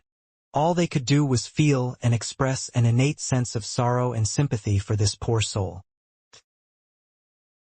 The flower of eternity withered away, its petals crumbling apart and falling. It had been just a single tiny mistake, but that mistake was still enough to cause everything to crumble. There was no way for it to gain eternity. Divine power and immortal energy could be instantly recovered. They didn't count for much. The truly lethal aspect of failing the Tao merge was the dissipation of the soul and true soul. There was no way at all to halt or reverse the crumbling of a true soul. No one was capable of it whatsoever. Not even autarchs were able to do this. The white-robed Ning within Vast Heaven Palace and the black-robed Primal Twin in the Azure Flower Estate were both filled with Ning's true soul. Their failure in the Tao merge caused the true soul to begin to crumble. Ning's soul and true soul had become incredibly powerful over his countless years of cultivation, and the 9 Chaos Seals technique had further strengthened it to the Archon level. But it was of no use. Hairline fractures had already appeared throughout every part of Ning's true soul. Crack! A tiny, crystalline piece of true soul broke free. This fragment was translucent and dazzlingly beautiful, but as it floated away it gradually disappeared into nothingness, returning to the prime essences of the Chaosverse. Those who had their true souls destroyed in a chaos world would see their soul fragments be reclaimed by the prime essences of the Chaosverse. Those who failed the Tao merge would see their true souls slowly and naturally fragment apart, also to be reclaimed by the Chaosverse. When the final pieces of true soul were gone, they would die. They could do nothing but watch as they slowly died. This was a very cruel end, and there were some Tao Lords who would be driven mad as a result. The aura of life disappeared from both of Ning's avatars, and the true soul within Ning's main body and primal twin both began to crumble. Ning arose from the altar. Even before the Tao merge had began, he had already prepared himself for the possibility of failure. For one who has found the Tao in the morning, death in the evening is nothing. I may have failed, but my failure has allowed me to find the true eternal Omega Sword Tao. Compared to many other cultivators, I'm quite lucky. Nothing in the universe will go exactly as one hopes. Ning's gaze was distant. He murmured, "Yue, sorry. I still failed in the end." Ning didn't care too much that he had failed the Tao merge and would perish. Given how long he had cultivated for, why would he fear death? As for his family, he had already spent an extremely long period of time by the side of his parents and his daughter. The only one he felt a debt towards was his wife, Yue. I thought that I was invincible, that I could do anything and everything. But in the end, there was a limit to what I could accomplish. My road has come to an end. Ning waved his hand, causing a black jade stone to appear before him. This jade stone had already been cut to be roughly as tall as Ning himself. Ning stretched out his right hand, gently stroking the surface of the jade. Sword light appeared from the tips of his fingers, and as it swept past the jade, tiny bits of jade dust flew everywhere. Slowly, the figure of a black-robed maiden became formed from the jade stone. Her features truly were dazzlingly beautiful, and her aura was quite extraordinary. A hint of a smile appeared around Ning's lips. His wife, Yue, truly had been a dazzling and beautiful person. She had been the most beautiful member of the Black-White College. Whoosh, whoosh, whoosh. Ning's fingers continued to flicker across the jade stone, causing the sculpture to become more and more distinct. The jade Yue's hair seemed to flutter, and her eyes stared lovingly at Ning. Suddenly, Ning came to a halt and stepped back. The white-robed Ning and the black-robed Yue stared at each other, their gazes meeting in the air. It was almost as though she was still alive. Moments later, Ning regained his composure. With but a thought, he caused the sculpture of the black-robed Yue to fly towards him while shrinking to become palm-sized. As it flew towards Ning's chest, a string suddenly appeared out of nowhere and pierced through it. It hung inside Ning's clothes like a necklace, pressed against his bosom. Ning gently stroked his chest. "Yue, accompany me on the final steps of my journey." Ning then waved his hand, causing all 6 Northbow swords to appear before him. Quintessences, arise. With but a thought, Ning transformed the quintessences within his 6 lifeblood weapons, upgrading them from the 4th step Daylord level Omega Sword Tao to the Eternal Omega Sword Tao. Boom! Boom! Boom! Boom! Boom! Boom! The 6 Northbow swords all emitted a keening sound as sword light flared around them, revealing a terrifying sharpness. The light circulated across them, revealing that each and every one of them was changing and evolving from inside out. They immediately skyrocketed to the universe treasure level. A good while later, the light completely vanished from them. Their power was now so reserved that they were like ordinary pieces of wood. But in truth, they had already become the deadliest weapons in all the Chaosverse. This was because the quintessence cores within them had been created by the Eternal Omega Sword Tao, something which had never existed before. The Tao of the sword was a Tao meant for battle and slaughter. In terms of killing power, these 6 swords had already vastly outstripped all other universe treasures. Whoosh, whoosh, whoosh. All 6 swords flew back into the sheath on Ning's back. Vast Heaven Palace. That aura of might is weakening. How can this be? But Emperor Soulsky, Hegemon Azure Fiend, the Flame Wing God, Pill Saint, and the others were all shocked. Su Yuji's face was completely ashen and devoid of all color. Master! Senior apprentice brother. Ning's students and fellow disciples were all frantic as well. In the air outside Vast Heaven Palace were Hegemen Brightshore, Hegemen Windrain, Hegemen Netherlily, Lord Wolf, the Black Emperors, Taoist Bluestone, Emperor Goldisle, and the other eternal emperors. Some sighed, some shook their heads, some smiled with delight, some had ugly looks on their faces. All of them had their own thoughts and considerations, but all of them knew that Lord Darknorth had just failed the Dao merge. They had seen far too many Dao Lords attempt the Dao merge. If a Dao Lord succeeded, there was no way his aura would plummet like that. In addition, they would also sense an aura of true eternity about that cultivator. Darknorth, a dazzling and peerless Dao Lord, has come to an end just like that. Hegemen Brightshore shook his head and sighed. Dao merges for Omega Das are simply too difficult, Hegemen Windrain said. Go ahead and report it to Realms Lord Windgrace, Hegemen Netherlily said. The three of them had long ago received orders from Realms Lord Windgrace to monitor the situation, and so they all began to send word back. Hurry up and inform His Majesty that Dao Lord Darknorth has already failed the Dao merge. The distant Lord Wolf could already foresee the grand war that was about to erupt, but he didn't dare to delay in the slightest. The Hidden Fiend Realmverse. The Black Sun. A bearded, disheveled-looking old man walked out of a courtyard. He raised his head to stare into the void, his eyes filled with light. Dao Lord Darknorth, he was such an incredibly talented figure, but he still failed. The war against the Lonely King shall come next. The Endless Great Dark. A large group of onyx humanoids were clustered together within a realm ship. Alongside them were two golden humanoids who were standing to each side of a silver throne, and a third golden humanoid dressed in silver robes who was seated on that throne. His gaze was as cold as ice, and the blood-red diamond in his forehead was beginning to change. In truth, this man had long ago led the entire Ice Peak army to a place within the Great Dark that was extremely close to the Flame Dragon Realmverse. He had been silently waiting for the signal, as he knew that if he was to fight against Realms Lord Windgrace, he couldn't afford to get there late. Your Majesty, Lord Wolf sends word. Dao Lord Darknorth has failed the Dao merge, a gray-robed emperor said respectfully. As expected, he failed.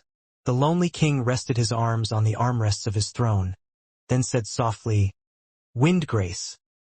Let's see if you win or if I win. Head out. Boom. The realm ship tore through spacetime and immediately began to warp towards the Flame Dragon Realmverse.